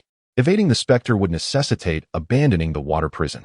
With a sudden thrust, the specter pierced through a ninja's chest, shattering the heart of the adversary, before swiftly darting towards its next target. The abrupt assault set the remaining ninjas on edge, and they called out in alarm. Caution, an invisible enemy. They warned. Look at the water surface. The enemy leaves traces as they walk. Everyone, be vigilant. Oh no, it's coming for me. There's no time. I must retreat. One ninja cried out. You hold it off first. The 8 of us will maintain the water prison. Understood. The ninja, facing imminent attack from the specter, swiftly withdrew his left hand from the water prison, drawing his katana, and turned to engage the specter. Initially, he felt a twinge of apprehension. After all, he had sustained the water prison for quite some time, depleting his chakra and tiring him. The enemy's ability to render themselves invisible and having just eliminated one of his comrades indicated they were a formidable foe. However, after a brief skirmish, he felt reassured. The adversary was not as daunting as anticipated, and he promptly communicated to his comrades, urging them to remain calm. Leave the enemy to me. You can trust that I can hold them off. Your invisibility technique is impressive, maintaining it without a hint of odor. Yet the ripples beneath your feet and the sounds of wind as you move render your stealth ineffective. Your weapon is indeed sharp, but your attack style is too direct and simplistic. Are you a fool? Such tactics cannot harm me. Oh, such a desperate approach. It seems you fear no injury and wish to exchange wounds? Not a chance. He chuckled. So, you can speak after all. Are you mute? Or does speaking reveal your position?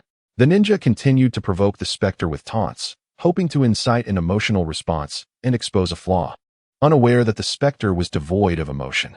In summary, both sides engaged in a fierce exchange, evenly matched in prowess. The ninja exhibited agile movements and sharp attacks, while the specter remained rigid yet undeterred by casualties. Thus, for a time, neither could gain the upper hand.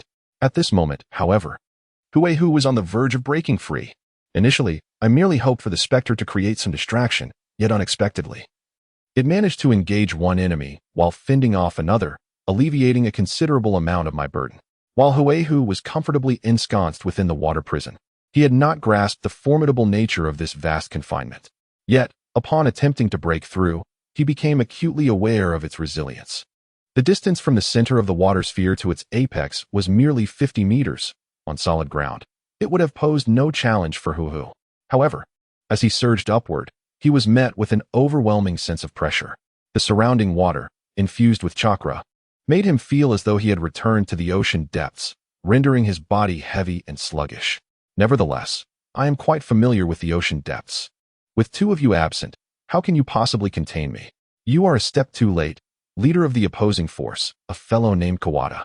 Huehu cast a sidelong glance at the approaching Kawada, his face etched with urgency, and a mocking smile crept upon Huehu's lips. The exquisite sensation of instilling hope only to snatch it away is truly delightful. Bang! The water prison began to shatter from the top, transforming into a torrential rain that cascaded onto the river's surface. Huehu emerged triumphantly. As Huehu escaped from the water prison, he was immediately confronted by the ferocious onslaught of Chuan Tian. Wind release, whirlwind fist. Chuan Tian seethed with anger. The situation had been in his favor, and he was poised to claim a reward, only for a troublesome brat to disrupt his plans. He seemed to channel all his hatred into his right fist, aiming a vicious strike at Huehu's infuriatingly cheerful face. Despite Huehu's smile, his own spirits were equally low. Accidentally trapped in the water prison, he almost returned empty-handed, unable to face the Umbu who had fought so hard against their enemies. Therefore, Huehu quickly gathered fire-release chakra within him, ready to endure Chuan Tian's assault and self-detonate in a final act of vengeance. At the very least, he would take down one of the enemy's formidable fighters. You, expressionless one, I shall send you to the afterlife. Chuan Tian's face appeared somewhat gaunt, his muscles rigid, if not for his lack of a smile. He would have resembled a mere mask. With his keen perception, he suddenly sensed the chakra within his adversary surging violently. Although he lacked the Byakugan to visualize Huahu's chakra pathways, his extensive combat experience and knowledge of Huahu's capabilities led him to deduce that a significant move was imminent. Humph. I already know you intend to explode, yet you boldly perform your ninjutsu right before me, truly considering me a mere trivial opponent. Unfazed, Chuan Tian's right fist crashed forcefully against Huahu's head, while his left hand swiftly formed seals to activate the body replacement technique and make his escape. As Huahu concentrated on gathering chakra for his self-detonation, he did not resist Chuan Tian's attack, resulting in a brutal blow that left his face bloodied and mangled, exposing his bones beneath the flesh. No matter, I shall forego my dignity. That was not all. After delivering the whirlwind punch, Chuan Tian unleashed a gust of wind that sent Huahu flying several meters, prompting a stream of curses to escape his lips. Why is it always an improved ninjutsu? Do you even have the copyright for this? Be wary, for I might accuse you of infringing upon the inventor's rights. A proper whirlwind fist does not create such a powerful wind. However, it was too late for complaints. His internal fuel was primed, and holding back the ignition was equally uncomfortable. Self-detonation it is.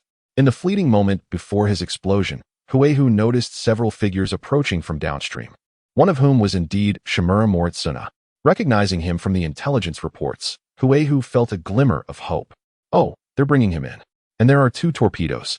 If luck is on my side, I might even create a chain reaction against the enemy. Huahu detonated himself, leaving a chaotic mess for Shimura Moritsuna and Chuan Tian. The effective lethal radius of Huahu's explosion was stated to be 100 meters, with the resulting whirlwind of flames capable of engulfing several hundred meters. Given that Huahu was positioned only 40 to 50 meters from the Shimura family's large vessel, the ship was nearly certain to sink unless someone intervened to mitigate the explosion's force. Immediately, let us employ our ninjutsu, Chuan Tian commanded, rallying his subordinates to protect the ship. It was his duty. Despite their exhaustion and dwindling chakra after such a lengthy battle, the Shimura family had provided for them abundantly. They could not falter in the face of adversity. Several ninjas bore expressions of profound sorrow, contemplating their imminent sacrifice. The impending explosion loomed ominously, and they realized their meager chakra reserves would likely be exhausted. A lack of chakra equated to certain death. Fortunately, the stalwart Morikawa arrived just in time, positioning himself before the group and unleashing his ninjutsu. Wind release. 1,000 faces of wind. Thousands of wind blades surged forth, assailing the rapidly expanding shockwave of the explosion. The blades converged on a single point, creating a tremendous force that cleaved through the hurricane of flames birthed from the explosion. The inferno, as if missing a piece, roared past the group and the great ship, grinding everything in its path. The onlookers were awestruck as they witnessed the aftermath of the explosion. The river surged into mist, the water level plummeting by 3 to 4 meters as the currents violently receded. The scorched earth shimmered like crystal, and trees were reduced to ash, dissipating into the wind. A wave of shock coursed through the crowd, cold sweat trickling down their brows, engulfed in a sense of dread.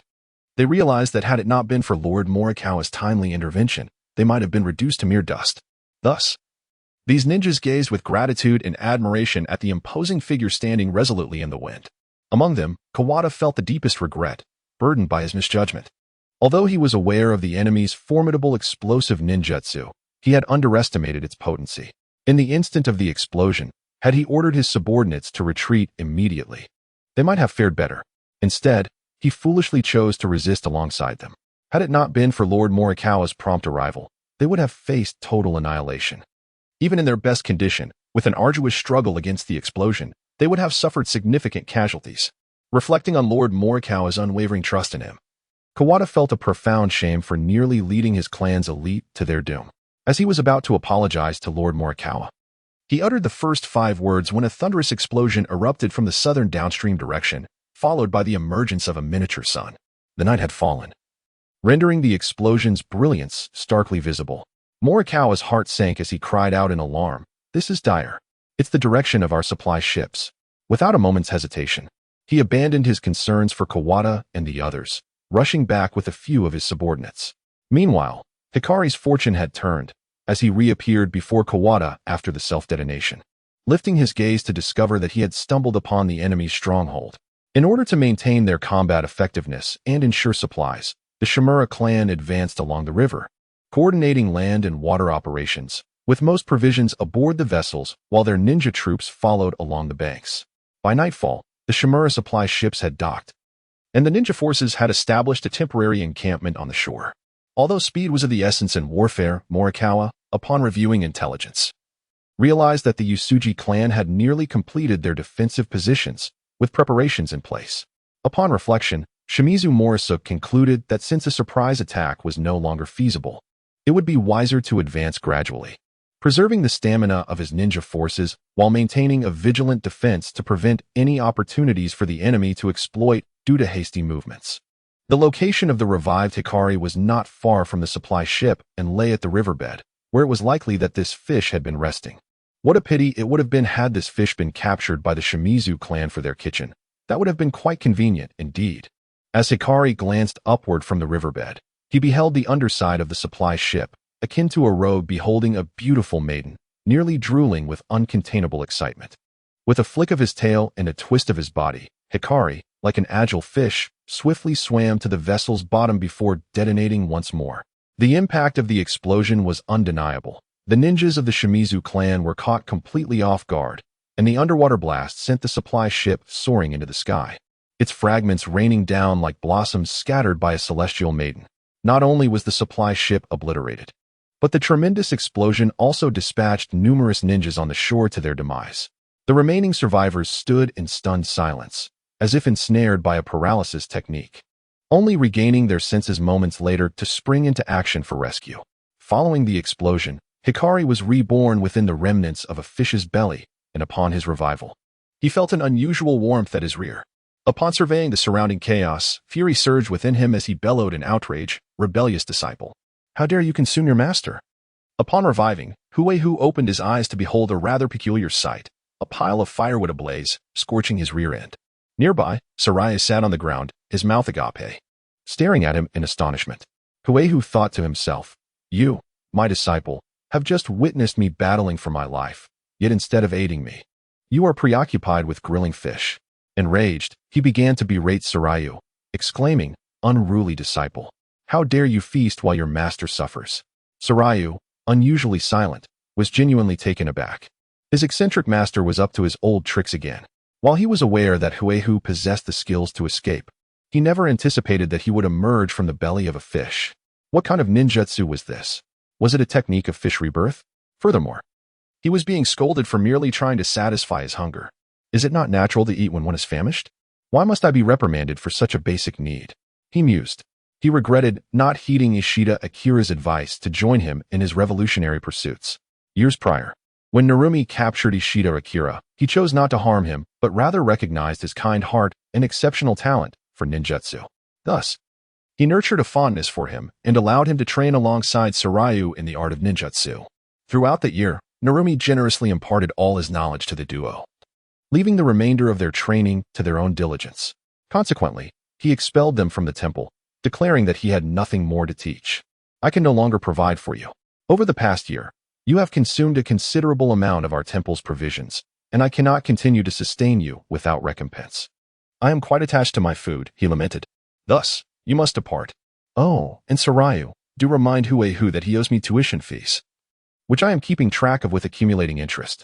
Grateful, the two expressed their thanks to Narumi and exited the Temple of Fire. Ishida Akira then proposed, "Sarayu, why not continue as my companion in adventures? I have several acquaintances, and we could embark on a grand endeavor with our Beidou. By the way, it was you who named Beidou, after all." Sarayu, intrigued, contemplated the offer. However, after a moment's reflection, he shook his head and declined. "I apologize, but I recently learned of the conflict between the Usuji and the Shimura clans, and I must investigate. I made a promise to my eccentric master, and I cannot go back on my word." Seeing Ishida Akira's disappointment, Sarayu reassured him, "Do not worry. The matter I promised to attend to will only require a few years at most. Once it is settled, I shall seek you out. In the meantime, focus on your training, lest you hinder me in the future. If you cannot best me, the position of leader will rightfully belong to me." "Ha ha ha. Very well. I shall await your challenge." Thus, Sarayu hurriedly made his way to the Shermanto River, intending to follow the current to the Usuji camp. only to discover Huehu ensnared in a watery prison. In that moment, he showcased his prowess. Sarayu had no choice but to cook fish, as summoning the lantern had drained his chakra, and the blow from Kawada had significantly injured his insides. Unlike Huehu, who could recover through self-infliction, he needed to find a safe place to prepare a meal and recuperate. Qing Tianlang surmised that his eccentric master, with his convoluted psyche, would surely leave him an escape route, and thus he felt reassured that all would be well this time. Furthermore, should the adversary truly be unable to flee, they would merely be captured alive. Surrendering was merely a facet of warfare. Failure was simply a possibility, and he had little faith that his cowardly master would willingly embrace death.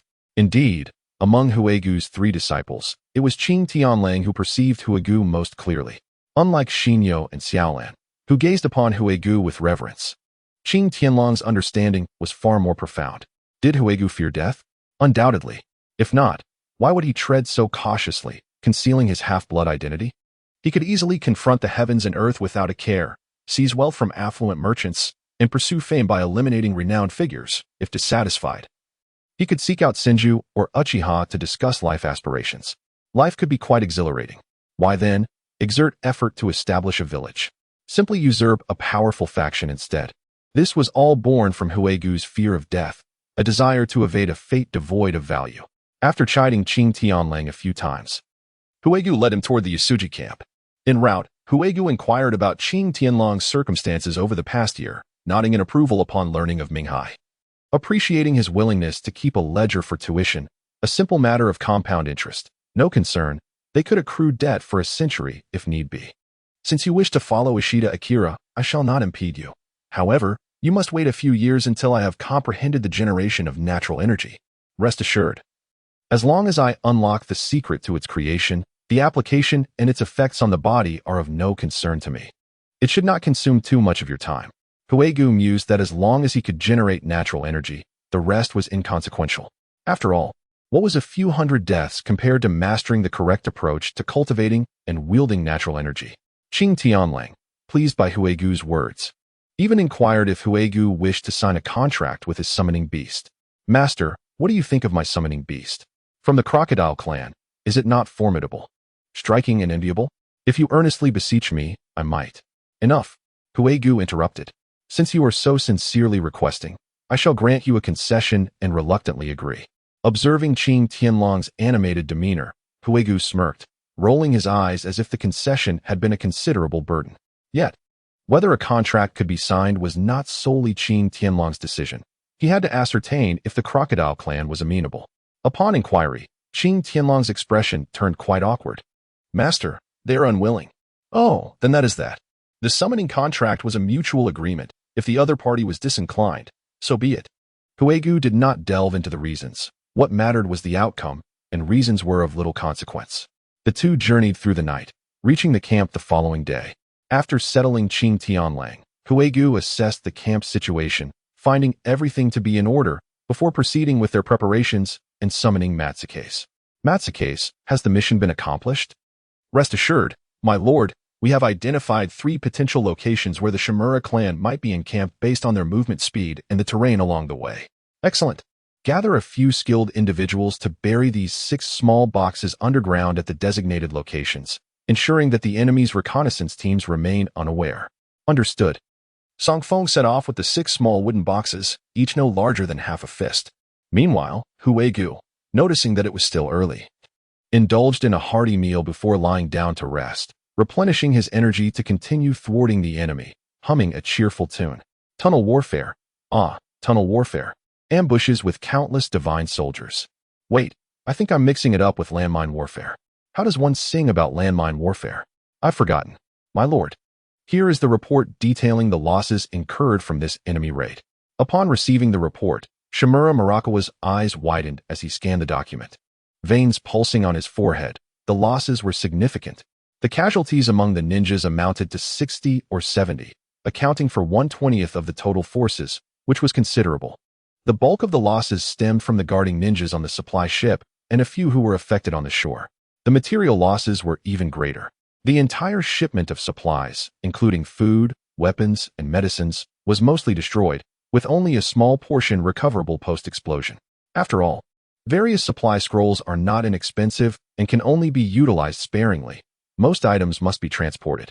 In a foul mood, Shimura Murakawa lowered his head in silence. Someone nearby said, "My lord, do not worry. Our ninja forces still have 2 days' worth of supplies. It may be wise to wait here until the supply ships from the rear arrive before advancing." "Very well, let us rest for 2 days.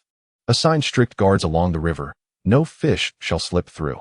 We shall also expand our reconnaissance range to prevent the enemy from exploiting any opportunities," Shimura Murakawa commanded, then continued to ponder his concerns alone. He had recently offended the clan leader, and many within his family were dissatisfied with him. If this war did not result in a resounding victory, he feared the aftermath would be grim for him. It appeared the enemy was not an easily vanquished foe, and he needed to prepare accordingly. In the dim light, Shimura Murakawa's eyes gleamed with resolve, contemplating his next steps. Thus, the Shimura clan's ninja forces waited for 2 days until new supplies arrived from the rear before continuing their march. On this day, the vanguard of the Shimura clan reached a broad expanse along the Great River. The leader observed that the campsite indicated on the map was indeed here, perfectly suitable for establishing a camp. Ah, excellent. The reconnaissance team has chosen a favorable location, level terrain, open visibility, conducive for construction and defense. Let us hasten to erect the camp as the main forces will arrive shortly. With that, the leader summoned several commanders to discuss the camp's construction, sketching plans based on the terrain before setting off to execute their tasks. Establishing a camp was swift and straightforward for the ninjas, aided by their jutsu. The main structure of the camp quickly took shape, with only minor details needing refinement. After all, ninjas were there to fight, not to embark on a leisurely outing. Their constructions needed to be functional. Just as the camp was completed, the main forces arrived. As Shimura Murakawa organized the troops, he emphasized, "Every inch of this area must be thoroughly inspected, from the ground to the underground and the river. There must be no oversight." Understood. The ninjas of the Shimura clan were evidently exceptional. The sensory ninjas meticulously followed orders, scrutinizing every inch of the camp and its surroundings, yet uncovered nothing. This exemplifies the disparity between those with the Byakugan and those without. Had they possessed the Byakugan, they would undoubtedly have detected the buried flesh and blood beneath the ground. However, these sensory ninjas lacked the ability to perceive through solid matter, relying instead on their chakra sensing skills to investigate what lay hidden below. Unfortunately, the flesh of Huahu was not infused with chakra like that of a tailed beast.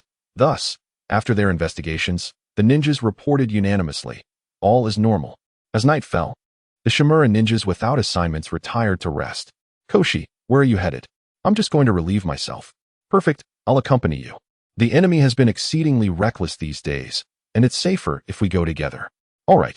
The accommodations of the Shimura ninjas were divided into 5 sections, with one located in the center of the camp and the others in the 4 corners.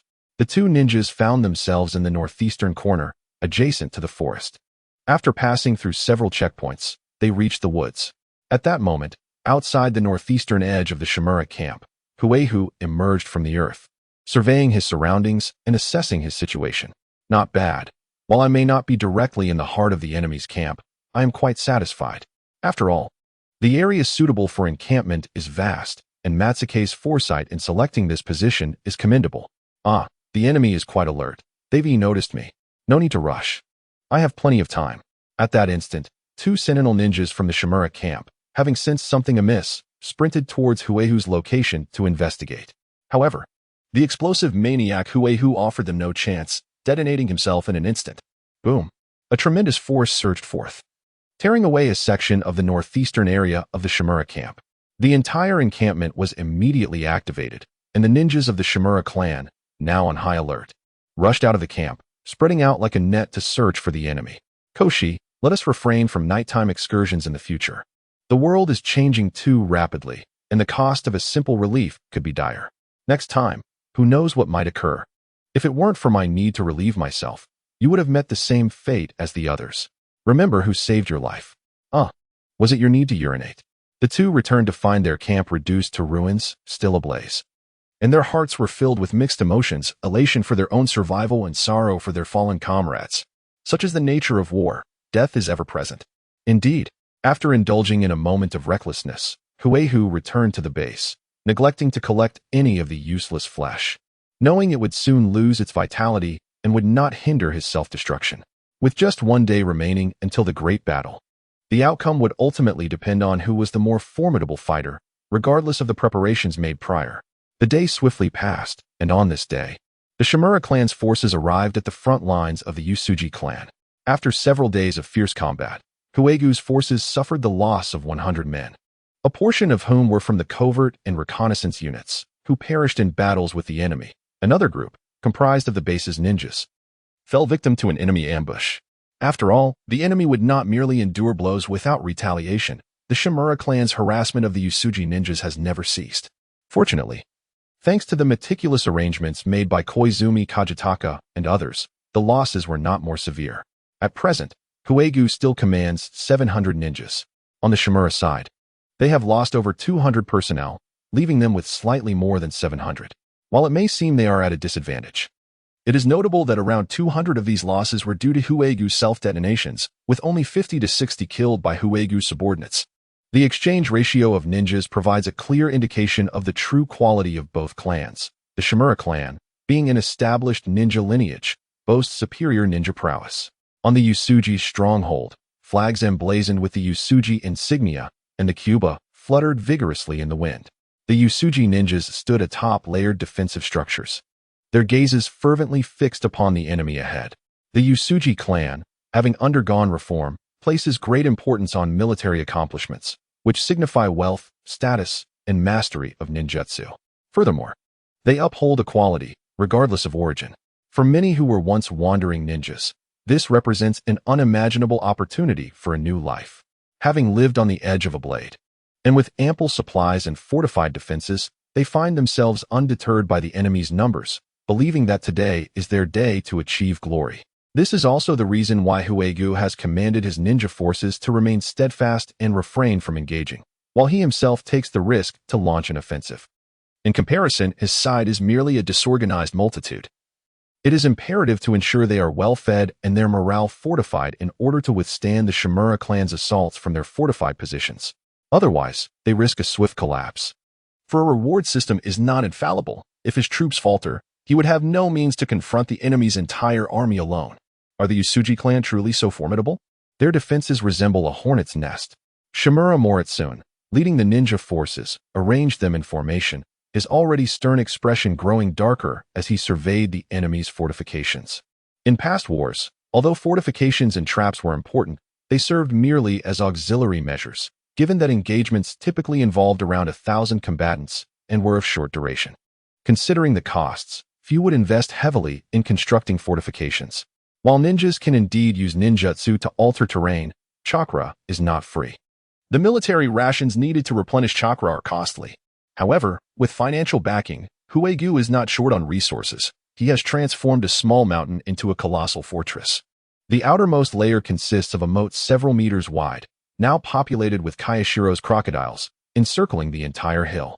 Next are two broad walls, each 10 meters wide, interspersed with numerous robust guard towers and concealed bunkers designed to withstand extensive enemy ninjutsu.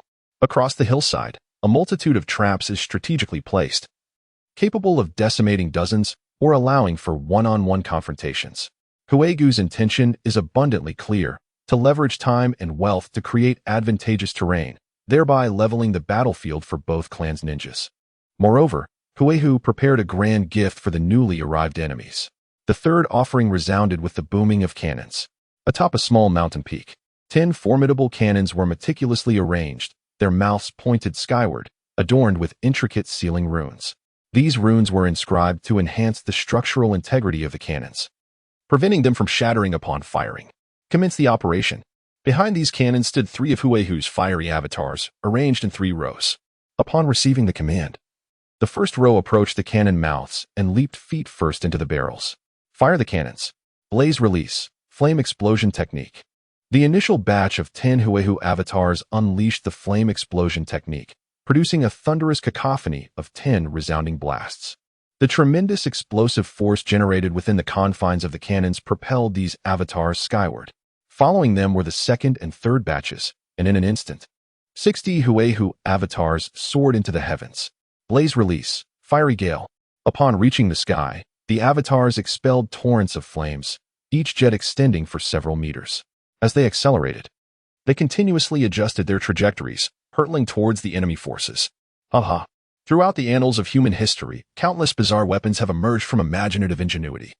Though I cannot enumerate them all, yet I am aware that all novel weapons are products of boundless creativity. Forward, Huehu brand intelligent missiles. Ha ha ha. Huehu stood upon the forefront wall, gazing at the missile formations soaring overhead, brimming with exuberance.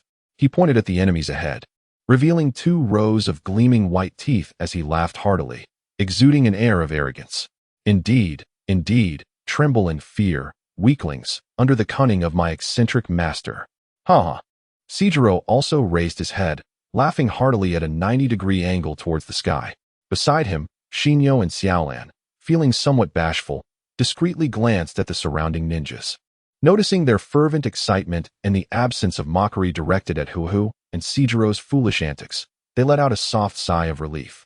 The appearance of 60 airborne Huehu avatars indeed filled the ninjas of the Shimura clan with deep concern, although they maintained strict discipline and refrained from whispering.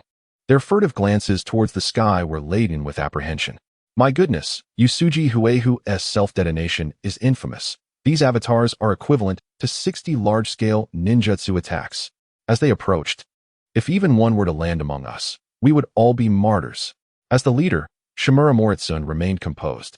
While Usuji Huehu possessed a multitude of tricks, fundamentally, they were merely ranged attacks, a common occurrence, and he believed in his subordinate's ability to handle it. Immediately intercept.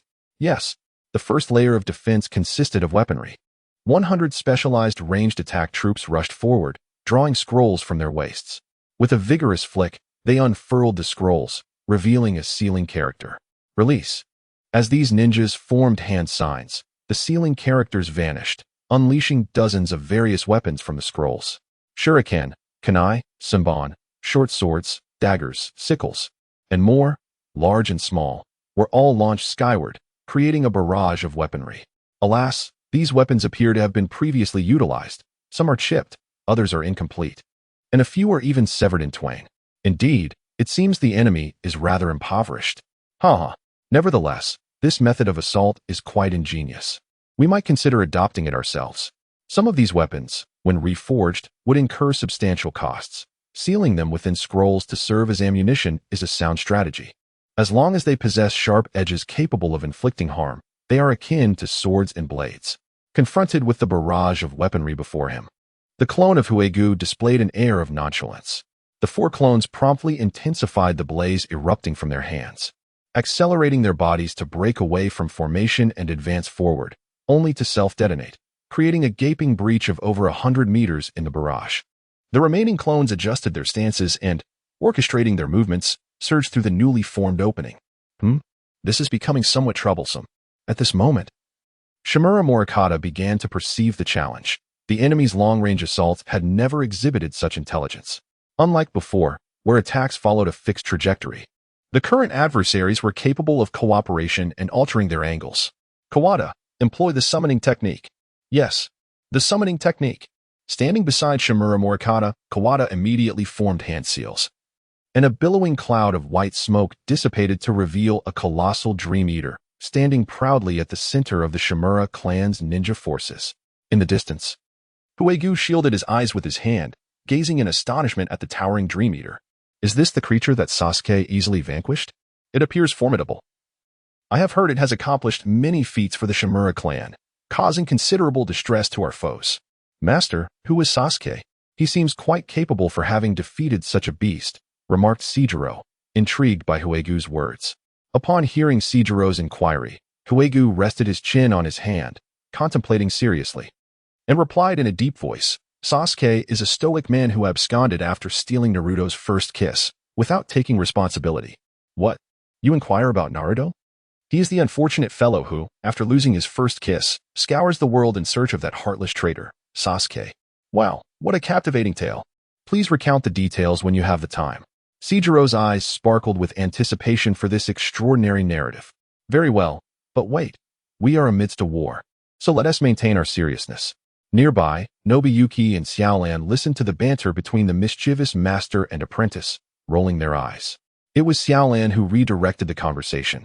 Discussing the intelligence of the Dream Eater. The Dream Eater is proficient in wind-style ninjutsu, often opening its mouth wide to use powerful winds to draw in and consume objects before it. In legends, it is said to even devour dreams. In summary, it is an exceedingly formidable summoning beast. Upon hearing Xiaolan praise the enemy, Sijiro immediately voiced his discontent, exclaiming, "What Dream Eater? Merely a long-nosed monster. Watch as I summon a stone lantern and obliterate it. Ah, my esteemed disciple Sijiro is quite impressive. I wish you smooth sailing. Go forth, Sijiro. Ha ha ha, what splendid weather we have today." Seeing that Huagu, Nobuyuki, and Xiaolan did not deter him, and instead observed with cheerful expressions, Sijiro's face flushed, and he chuckled heartily. He is not a fool. Having summoned the stone lantern, he is left with little to no chakra, effectively rendering him incapacitated. Even so, the stone lantern cannot maintain its form for long. It is likely to dissipate just as it approaches the enemy. In this war, Huehu tasked him with summoning a modest crocodile to assist his ninja army in defending their position. Although in the anime the Dream Eater was easily defeated by Sasuke, this does not imply its weakness. After all, Sasuke is the protagonist, an invincible figure, and being bested by him does not denote inferiority. Upon the appearance of the Dream Eater, it gazed up at the rapidly approaching clone of Huehu. Without needing any command, it opened its massive jaws, summoning a fierce gust of wind that enveloped the entire sky, intent on drawing Huehu's clone into its maw. Unbeknownst to Huehu's clone, the situation within the Dream Eater's belly could be precarious. Should there be any hidden trick, it might find itself unable to self-destruct, let alone harm its foe. Thus, these clones immediately scattered, some ascending towards the sky, others plunging towards the ground. However, when they engaged in a contest of wind techniques with the Dream Eater, they quickly discovered a troubling reality. Their power was insufficient to escape its pull. Several clones, having recklessly resisted the Dream Eater's wind, were torn apart by the resulting force, exploding into fiery remnants. Seeing this, the remaining clones resolved to confront the challenge head-on. They turned around, heads down and feet up, utilizing the wind's momentum and the thrust of the flames in their hands to surge towards the Dream Eater. "If you won't allow me to harm your ninjas, then I shall eliminate you." The Dream Eater, observing the advancing clones of Huehu, gleamed with a cunning light in its eyes. Its elongated snout stretched upward, unleashing a tempest that was laced with countless razor-like wind blades, aimed at Huehu's clones. "To our true form, we have done our utmost. Yet the enemy is too formidable. We cannot withstand this. Wishing you success, amen." At this moment, Huehu's clones were ensnared by the Dream Eater's pull, utterly unable to evade. They could only watch as the wind blades approached, transforming into brilliant bursts of red fireworks against the sky. Dream Eater, assault the enemy's stronghold. With the threat in the sky now neutralized, Shigemura Morikaze commanded his troops to diligently dismantle the traps laid by the enemy and disrupt their positions, alleviating their geographical disadvantage. Meanwhile, Kawada, the summoner of the Dream Eater, had settled to the side, panting as he consumed military rations to replenish his chakra.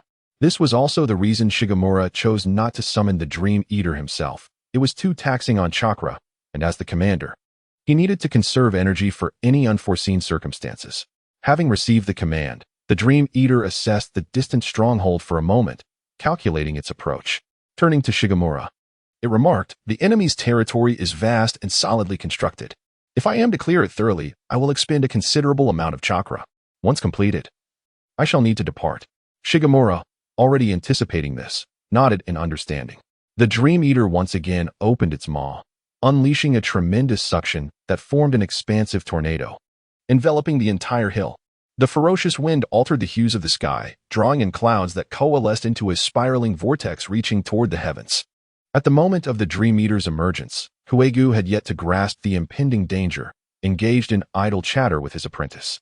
It was only after witnessing his clones being annihilated that he realized the Dream Eater was far more formidable than his memories had suggested. To avert further catastrophe, Huegu promptly commanded those nearby to take refuge in the fortifications. However, it was too late, as the Dream Eater had already unleashed its wind technique. Fortunately, Huegu had entrusted command to Kobin Kiyotaka, a seasoned strategist who immediately ordered the various combat units to retreat into defensive structures at the Dream Eater's first appearance. As the hurricane approached, the waters of the moat, the loosely constructed wooden watchtowers, concealed traps, and explosive tags were all swept skyward by the tempest. Then, With a snap of its jaws and a swift extension of its snout, the ferocious winds returned, this time as a forceful gale, propelling debris, water, building materials, weapons, explosive tags, and timber toward the Usuji stronghold like a barrage of bullets. It seemed the Dream Eater was wary of the potential toxins within the Usuji defenses that might prove indigestible. It skillfully manipulated the winds, directing the debris to block the water supply at the confluence of the moat in the battle of the Shermanto River, effectively stifling the moat's flow. It is noteworthy that over half of the moat's waters had been siphoned away, reducing it to a mere trickle, thereby significantly diminishing its intended deterrent effect against foes. After a time, the Dream Eater vanished, leaving the Usuji stronghold in disarray. Scarcely a structure remained intact, and the ground was pockmarked and uneven. Although most of the ninjas had sought refuge within the sturdy earthworks, nearly 100 had sustained injuries, and very few traps remained, greatly undermining the stronghold's defensive capabilities. The Usuji ninjas, witnessing the enemy's onslaught akin to a natural disaster, felt their morale wane, replaced by an overwhelming dread. Kill. Shimura Moritsuna would not let this opportune moment for attack slip away. He drew his katana and charged forth. His target was Huegu, whose explosive ninjutsu posed a grave threat to his forces, demanding utmost vigilance. Huegu also leapt from the fortifications, rushing toward Shimura Moritsuna, fearing the latter's potential for indiscriminate slaughter among his own ranks. As for the others, they all adhered to Kobun Kiyotaka's command, focusing entirely on defense. Shimura Moritsuna. Behold my blade. Usuji Huegu, let us see what you are capable of. In the blink of an eye, Huegu and Shimura Moritsuna clashed, clearing the surrounding area to afford them ample space for combat. Blade technique? Indomitable strength. Huegu gripped his sword with both hands, his eyes alight with combat fervor, and initiated the assault. Shimura Moritsuna raised his blade in defense, immediately feeling the weight of the impending attack. A sense of foreboding washed over him. Realizing his strength paled in comparison to that of his adversary, he could not help but admire the younger warrior, who, despite being a decade his junior, possessed such formidable power. He was left to ponder the nature of the latter's training. However, he was no weakling. With a swift twist of his wrist, he angled the blade downward to deflect the force, avoiding a direct clash with his opponent. Simultaneously, he bent his left leg forward while retreating with his right, channeling chakra into his feet to firmly grip the ground, maintaining his stance against the overwhelming force of the attack. With a sharp sound, Huegu's blade grazed against the opponent's descending edge, creating a dazzling spark as they passed each other. Although Shimizu Moritaka was pushed back a few steps, he did not find himself at a disadvantage. His opponent possessed an abundance of combat experience, making it a challenge to devise a strategy against him. A perplexing predicament indeed. In a clash of masters, one could gauge the opponent's prowess with just a single exchange. In that brief encounter, Huegu recognized that his adversary was formidable.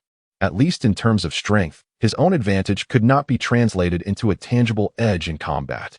Given this circumstance, what of his swordsmanship? The technique, flowing fireflies. As Huegu executed a strike, he immediately followed with another. The speed of his attack surpassed even the sound of the wind and the intent to kill. How would his opponent defend against such a flurry? Huegu's face revealed a smile of victory. Even if his adversary managed to barely fend off the flowing fireflies, it would surely disrupt his composure, allowing Huegu to unleash a torrential assault that would deny his opponent the opportunity to employ ninjutsu while depleting his stamina, ultimately increasing the likelihood of mistakes that would lead to a decisive blow. In simpler terms, it was a battle of attrition, wearing down his foe through sheer, relentless endurance. The technique? Flowing fireflies. Huegu wielded his blade with unmatched speed, targeting Shimizu Moritaka, the blade slicing through the air, instantaneously nearing his adversary's neck. Shimizu's eyes widened in shock, his mouth slightly agape, as if to utter a word. A thin line of crimson appeared on his neck, and after a moment, droplets of blood began to seep forth. Huegu approached Shimizu, delivering a swift kick that sent him crashing to the ground, his head rolling away into the distance. I despise illusions, Huegu thought. Shimizu, with his robust physique and stern demeanor, turned out to be a master of illusions. How had he not been aware of this intel? Yet, reflecting on it, he considered his own secrets as a half-breed. Why should he be privy to all information about others? Huegu slapped his face in frustration, seeking to vent his exasperation. and then surveyed his surroundings, realizing that the environment had indeed transformed. What remained of the battlefield was gone. He found himself in a realm of wind. Aside from the small patch of ground beneath him, the earth had vanished, engulfed by a swirling tempest that howled around him. As Huegu observed the shift in his surroundings, he analyzed his current predicament. The fact that he had sensed the illusion instantaneously indicated it was a rather basic technique. The absence of mental harm suggested the illusion lacked lethality. It merely caused a momentary stasis in his body, granting his opponent an opportunity to strike. The only conundrum was, when and how had he fallen victim to this illusion? If he did not unravel this mystery, he might remain ensnared. I must escape first, he resolved.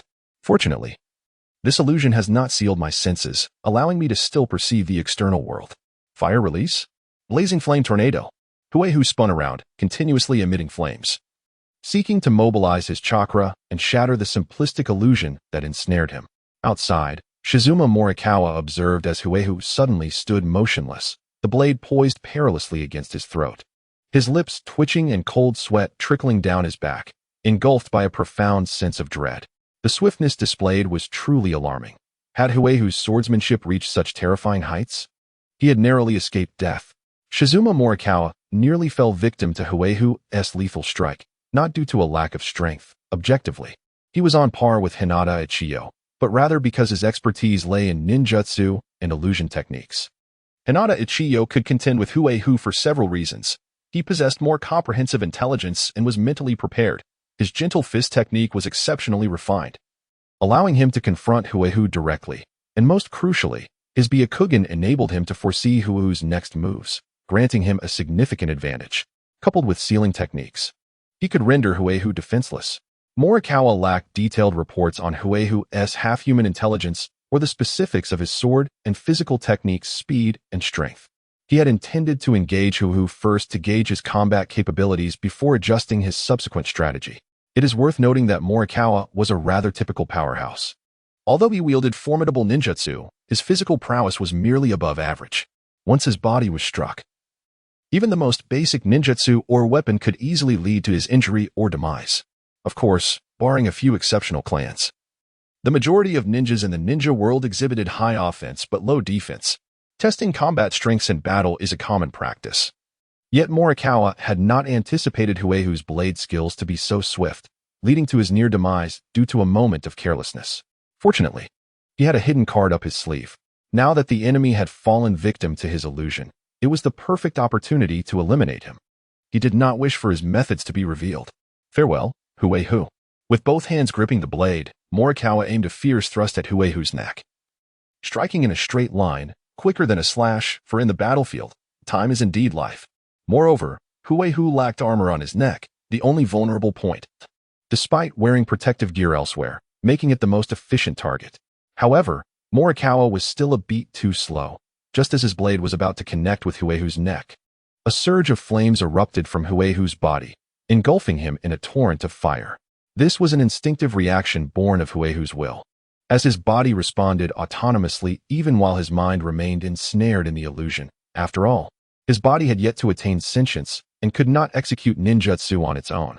Yet, upon witnessing the roaring flames, Morikawa immediately retreated, his face etched with trepidation.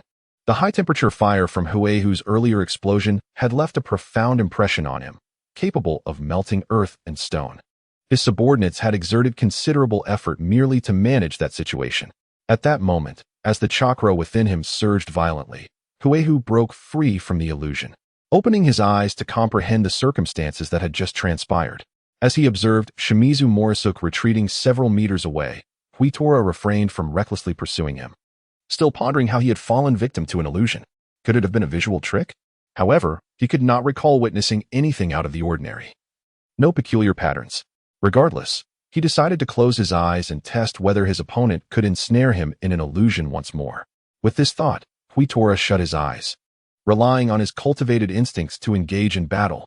Although this intuition was not entirely clear and would diminish his responsiveness and combat prowess, he believed he could compensate with his speed.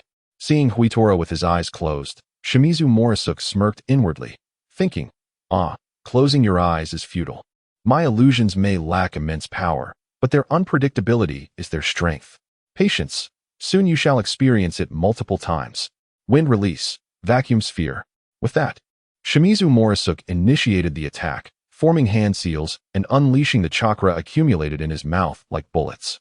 Huitora, with his eyes shut, continuously dodged. Hearing the whistling sound of the vacuum spheres and the crashing noise as they struck the rocky ground. Internally, he scoffed. This vacuum sphere hardly qualifies as ninjutsu. It resembles a machine gun, firing incessantly. If I react slowly, I might end up like Swiss cheese. However, merely defending without retaliating was not in Huitora's nature. After evading a barrage of vacuum spheres, he swiftly executed the flame burst technique, his form resembling a shadow as he darted towards Shimizu Murasuk, his blade raised high. Blade technique? Diamond Might. Shimizu Murasuk raised his blade to counter, yet Huitora's assault was relentless. He held nothing back, attacking fiercely while leaving himself wide open to counterattacks. Vulnerable and unable to change his tactics. Nevertheless, this sacrificial defense yielded a tremendous offensive power in his strike. Huitora was resolute, even at the risk of exposing his identity. He would strive to eliminate his foe. The other's illusions were too insidious, ensnaring him without his awareness. Even with his eyes closed, he felt no assurance. Prolonged engagement could lead to unforeseen complications. Kill. The long blade fell, and with a single strike, Huitora forced Shimizu Murasuk to half-kneel, utterly disheveled. As the ground cracked beneath the weight of Murasuk's knee. A prime opportunity. Flame release, super flame burst technique. Seeing his adversary partially subdued and unable to evade his blade, Huitora seized the moment and detonated his attack. A moment later, Huitora cursed loudly. Damn it, another illusion. After Huegu's self-detonation, he revived and found himself back in the hurricane space. The winds here were surprisingly tranquil, swirling quietly without disturbing him. Hello everyone, I am back, he exclaimed. Oh, no need for such formality. You needn't line up to welcome me, as I shall be leaving shortly. This time, Huegu had gained experience. He immediately employed his ninjutsu, channeling all his chakra to unleash a surge of power. Outside, Shimura Morikata launched another attack at the dazed Huegu. This time, he maintained a safe distance and resorted to ninjutsu to avoid any unforeseen complications. Wind release, vacuum sphere, he declared. Shimura Morikata's strategy was sound. Although Huegu's chakra had erupted once again, igniting flames in a desperate bid for defense, the flames could repel Morikata but were powerless against the vacuum sphere. With a piercing sound, Huegu, just emerging from the illusion, felt as if he were a target, riddled by a barrage of gunfire. With wind coursing through the numerous holes in his body. Damn it, I've fallen into an illusion again. I had my eyes closed. He lamented, frustration boiling within him. How could you have ensnared me in a sequence of illusions without my awareness? With over a dozen wounds bleeding profusely, Huegu's pale visage betrayed the extent of his injuries. Blood gushed from severed arteries, and his muscles were punctured in multiple places. Severely wounded, Huegu appeared weak. Unable to stand as he sank to one knee, his right hand gripping his katana embedded in the ground for support, swaying precariously to avoid collapsing. His face was etched with despair and fury, his eyes reflecting a blend of resignation and fear, embodying the quintessential expression of a ninja on the brink of death, yet unwilling to accept his fate. My acting skills could surely earn me a truckload of accolades in the future. He chuckled darkly. At this moment, Huegu no longer closed his eyes. It was evident that his enemy's illusion did not rely on visual cues. The answer was clear. Most illusions fundamentally manipulate one of the five senses, and since sight was not the mechanism here, it must be sound. Furthermore, it need not be an audible sound. It could be an inaudible frequency. Huegu vividly recalled the insect chirping technique of the oil woman, Wai Nami Kaimoku, which led him to contemplate this aspect. However, despite his deductions, Huegu found himself at a loss against such an assault. While Shimura Morikata's technique lacked the offensive power of the insect chirping method, its stealth and unpredictability far surpassed the latter. The insect chirping technique allowed one to anticipate an enemy's attack, discerning potential trajectories and ranges, yet Morikata's actions were subtle, rendering any form of defense nearly impossible. Amen, Amitba, infinite deity, infernal demons. I hope that upon witnessing the plight of this dying soul, my adversary may momentarily lower their guard, granting me a fleeting chance for a swift demise. Otherwise, being ensnared in illusions is perilous, who knows? I might soon expose my inhuman form, and my foes, prepared for such an eventuality, may find amusement in my inability to perish, choosing instead to let me languish in my own folly. This time, there is no savior like Kawaii Masamune to rescue me. Cough, cough, cough, as the thoughts swirled within. Huehu's condition grew increasingly frail, his relentless coughing expelling blood and fragments of internal organs, pooling at his feet. Indeed, Huehu was not merely performing, he bore grievous wounds. The ninjutsu of Shimura Moritsuna was no trifling matter, it was a lethal art. Observing Huehu's imminent collapse, Shimura Moritsuna felt a moment of relief. His enemy was formidable. A master of swordsmanship, and had his illusions faltered for even a second, he would have found himself on the ground instead. Nevertheless, Shimura did not hastily approach Huehu, nor did he utter a word. Instead, he adhered to protocol and prepared to deliver the final blow. Wind release? Vacuum sphere. Regardless of your intentions, eliminating you eliminates the risk.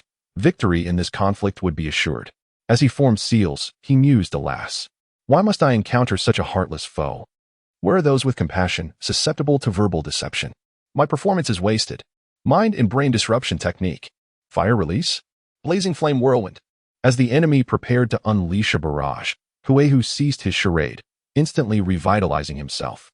With his left hand extended, flames erupted like a dragon, engulfing a vast area and dispersing the incoming vacuum sphere. Seizing the opportunity provided by the ferocious fire to obscure the enemy's vision, Huehu refrained from offense. Instead, he summoned a specter. His intent was not to use the specter for attack, as it posed little threat to a powerhouse like Shimura Moritsuna. Huehu's strategy involved positioning the specter nearby, remaining stationary to maintain its concealment. In the ensuing battle, Huehu aimed to corner Shimura Moritsuna near the specter, at which point the specter would strike. He sought not to inflict severe injury, but merely to obtain the enemy's blood, allowing him to retreat to a hidden location and invoke the Death's Blood ritual to eliminate his foe. Huehu had often pondered while reading the original work. How could Haydn possess a negative IQ, openly revealing the Death's Blood ritual before his enemies, granting them the chance to dismantle it while exposing his own intelligence? Perhaps his immortality had rendered him arrogant and naive, believing himself invincible and unafraid. A cautionary tale for me. I must not repeat such a blunder. Having summoned the specter and commanded it to remain still, attacking only those who approached, Huehu launched his own assault once more. Now it was Shimura Moritsuna's turn to grapple with uncertainty, reflecting on Huehu's swordsmanship and formidable fire release, bewildered by this rapid recovery technique that surpassed the intelligence reports. Such grievous wounds, astonishingly, can heal in an instant.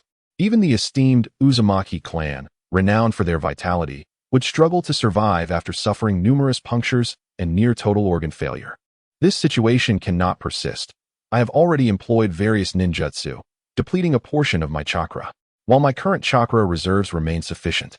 Should the intensity of the forthcoming battles continue at this rate, I can only endure for another half an hour before exhausting my chakra completely. In the past, aside from a few scoundrels, no one has withstood my illusion techniques twice and lived to tell the tale. You are exceptional, Yusuji Terahiko, truly deserving of the title Flame of Summer, which the Shimura clan acknowledges. What was initially perceived as a simple task has turned into a confrontation with you, a scoundrel, and thus I must eliminate you to prevent you from becoming a future calamity for my family. You possess such formidable abilities now. I shall not allow you to continue your ascent. It was now Shimura Morikazu's turn to speak. He engaged in a relentless dance of substitution and shadow techniques, keeping his distance from Terahiko while radiating fury, his gaze piercing as if to devour him whole. He feigned ferocity to extract information from Terahiko while simultaneously flattering him.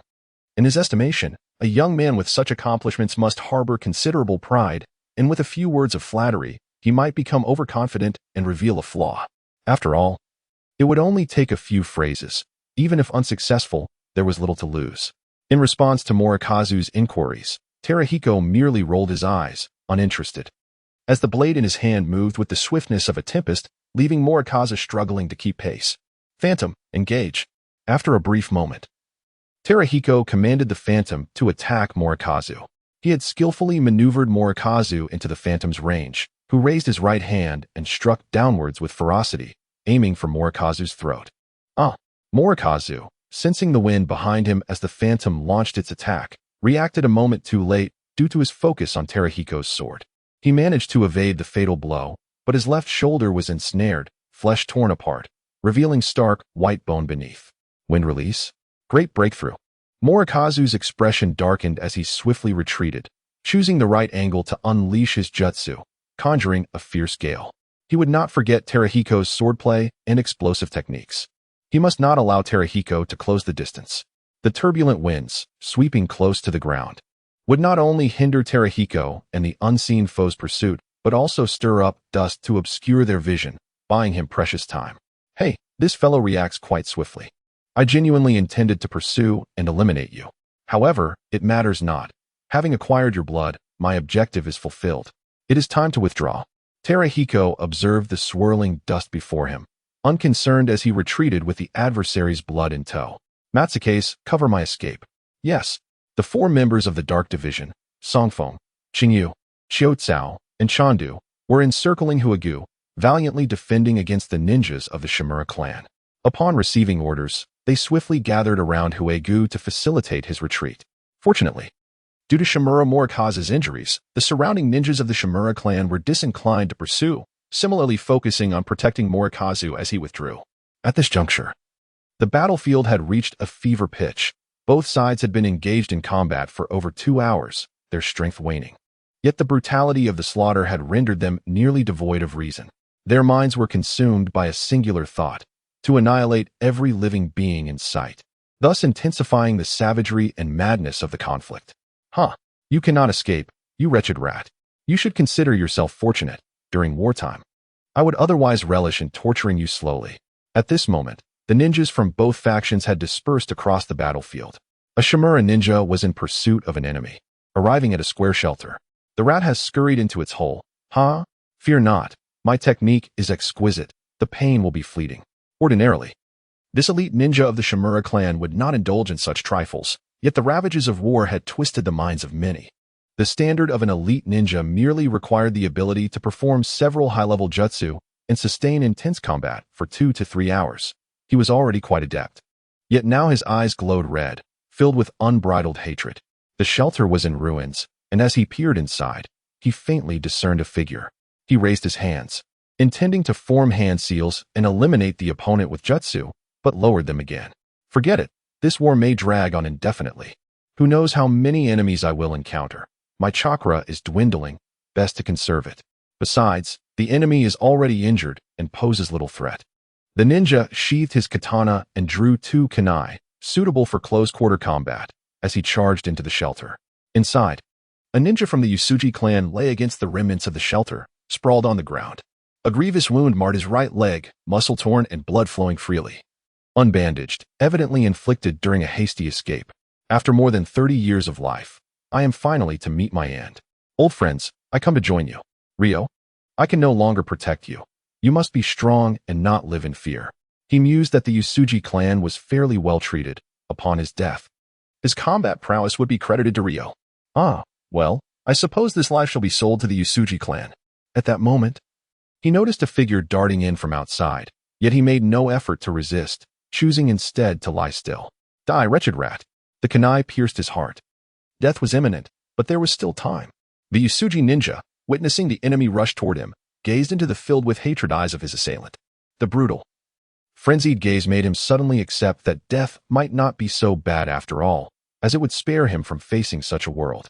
Surely his own eyes mirrored those of his adversary. They were both tragic souls, having fought for so many years without understanding the purpose or gain of their struggles.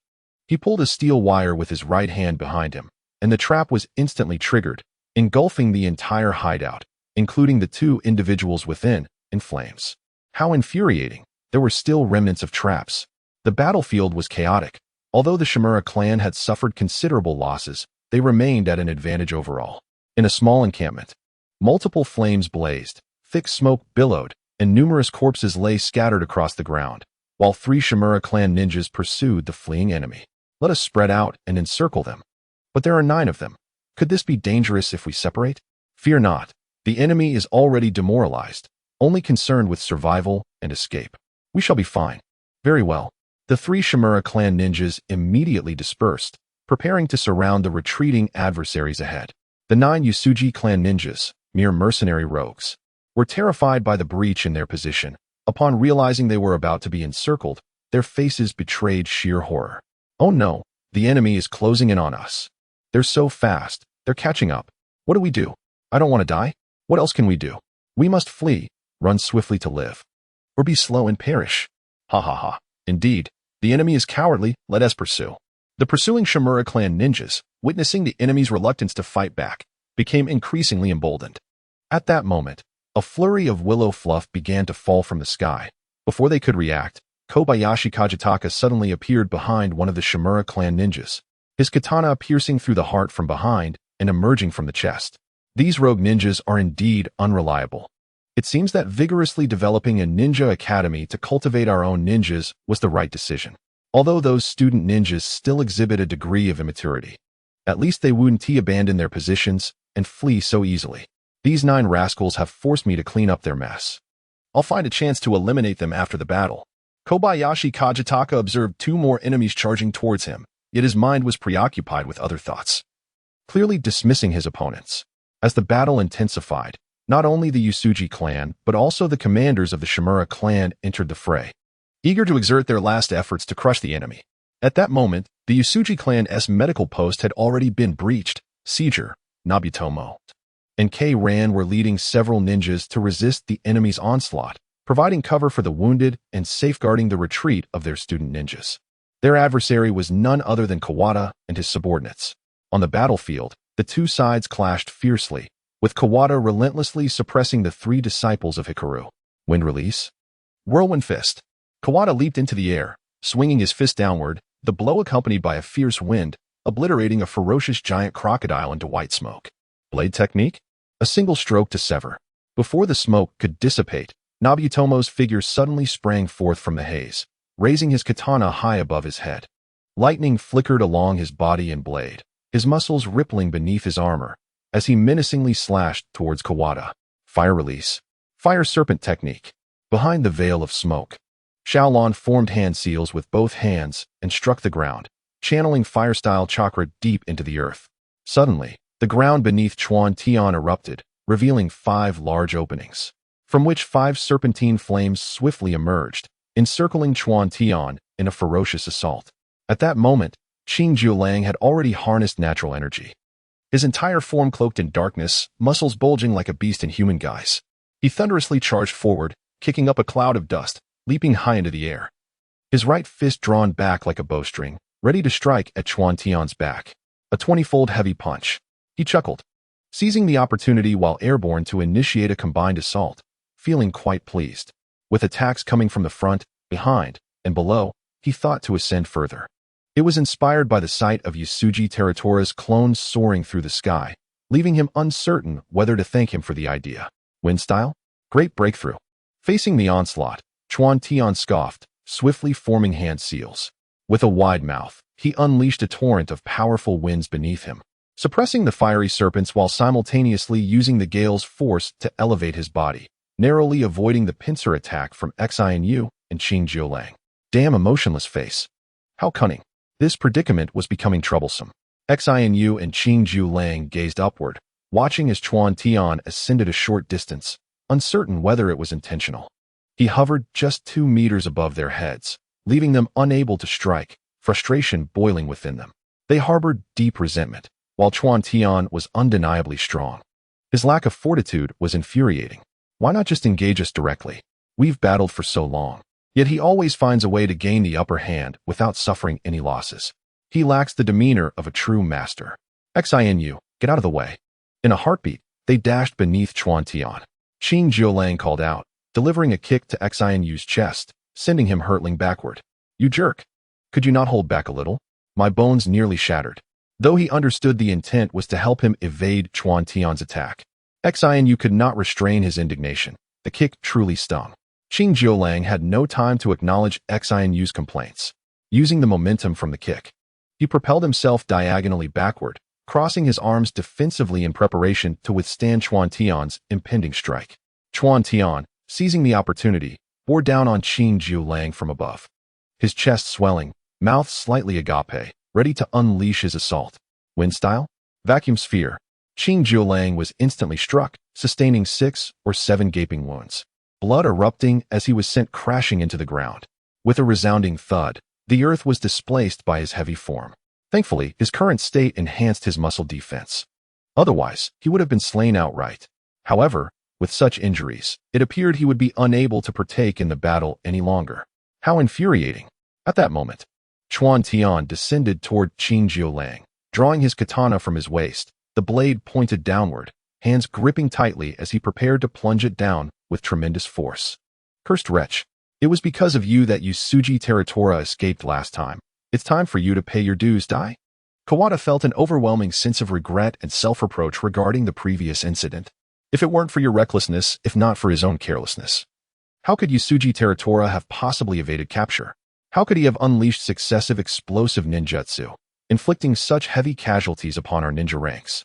If only we had apprehended Yusuji Teratora, today's battle would never have ensued. Thus, Kawada's hatred towards Seijiro soared to unprecedented heights. Fire release. Fire sparrow technique.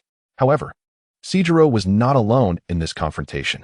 Xiaolan swiftly initiated her ninjutsu, summoning a dozen fiery sparrows that surged toward Kawada, obstructing his assault on Seijiro while simultaneously launching their own offensive. Faced with these searing fire sparrows, Kawada dared not confront them head-on, resorting instead to evasive maneuvers, thereby granting Seijiro and the others precious time to regroup. My chakra is running low. I can only use fire release 2 more times, Xiaolan exclaimed. Consuming a military ration pill, I initially expended a considerable amount of chakra using earth release and summoning techniques, and now, having sustained injuries, particularly to my leg, my mobility is severely hampered. I fear I may be of little assistance. Despite feeling embarrassed, Seijiro spoke candidly. The battlefield was not a place for bravado. He needed to provide his comrades with accurate information to prevent any misjudgments that could lead to dire consequences. As the leader of the trio, Nobuyuki recognized the gravity of the situation. There was no time to spare on his teammates' well-being. He issued a direct command.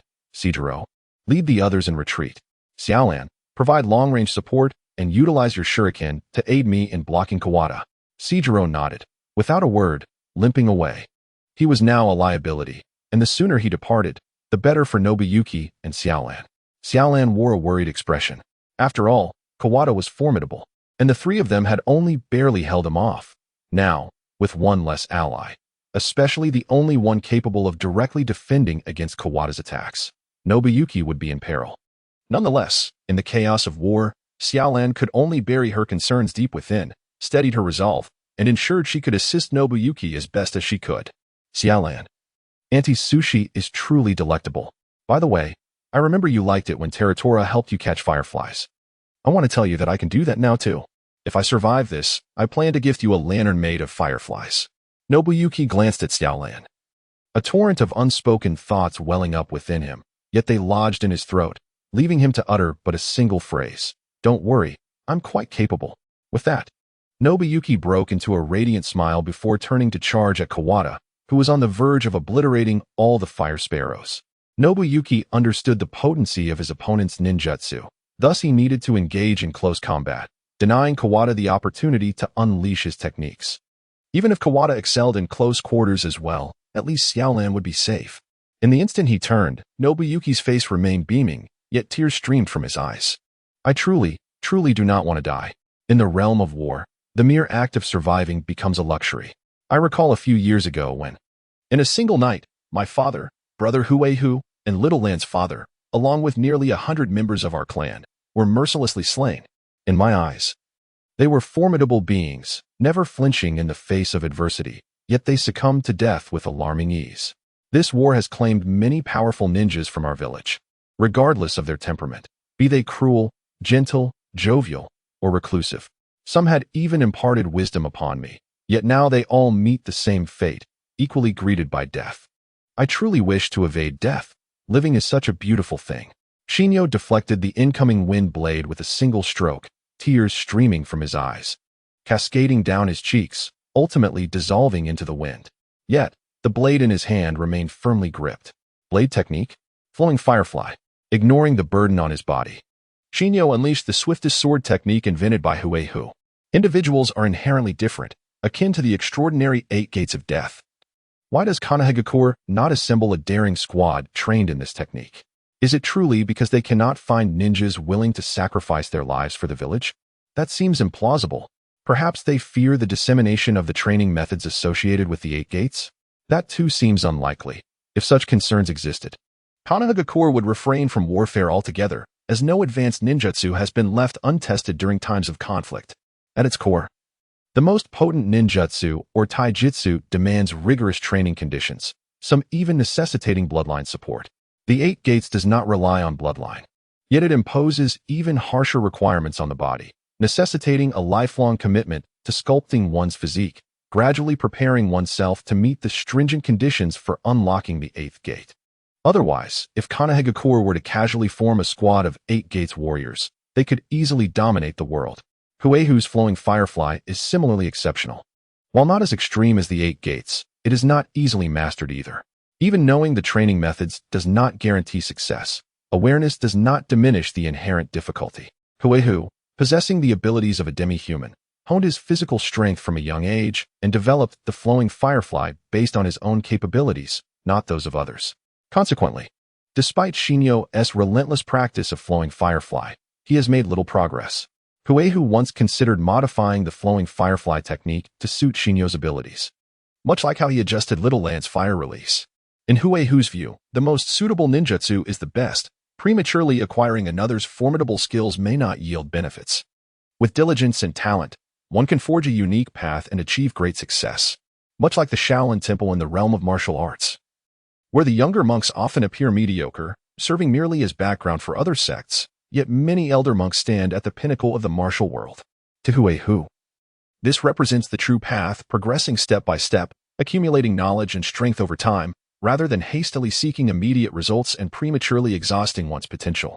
However, Shinyo stubbornly rejected Huehu's suggestions, resolutely pursuing his own training philosophy.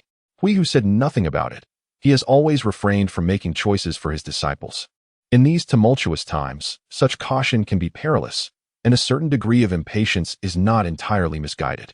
Today marked the first occasion on which Xianyu unleashed his full potential with the flowing firefly technique. As soon as he executed it, he felt a profound ache throughout his muscles, and his joints emitted a creaking sound. A wave of dizziness washed over him, a clear indication of his body being overwhelmed. Before Xianyu could inflict harm upon his adversary, he had already wounded himself.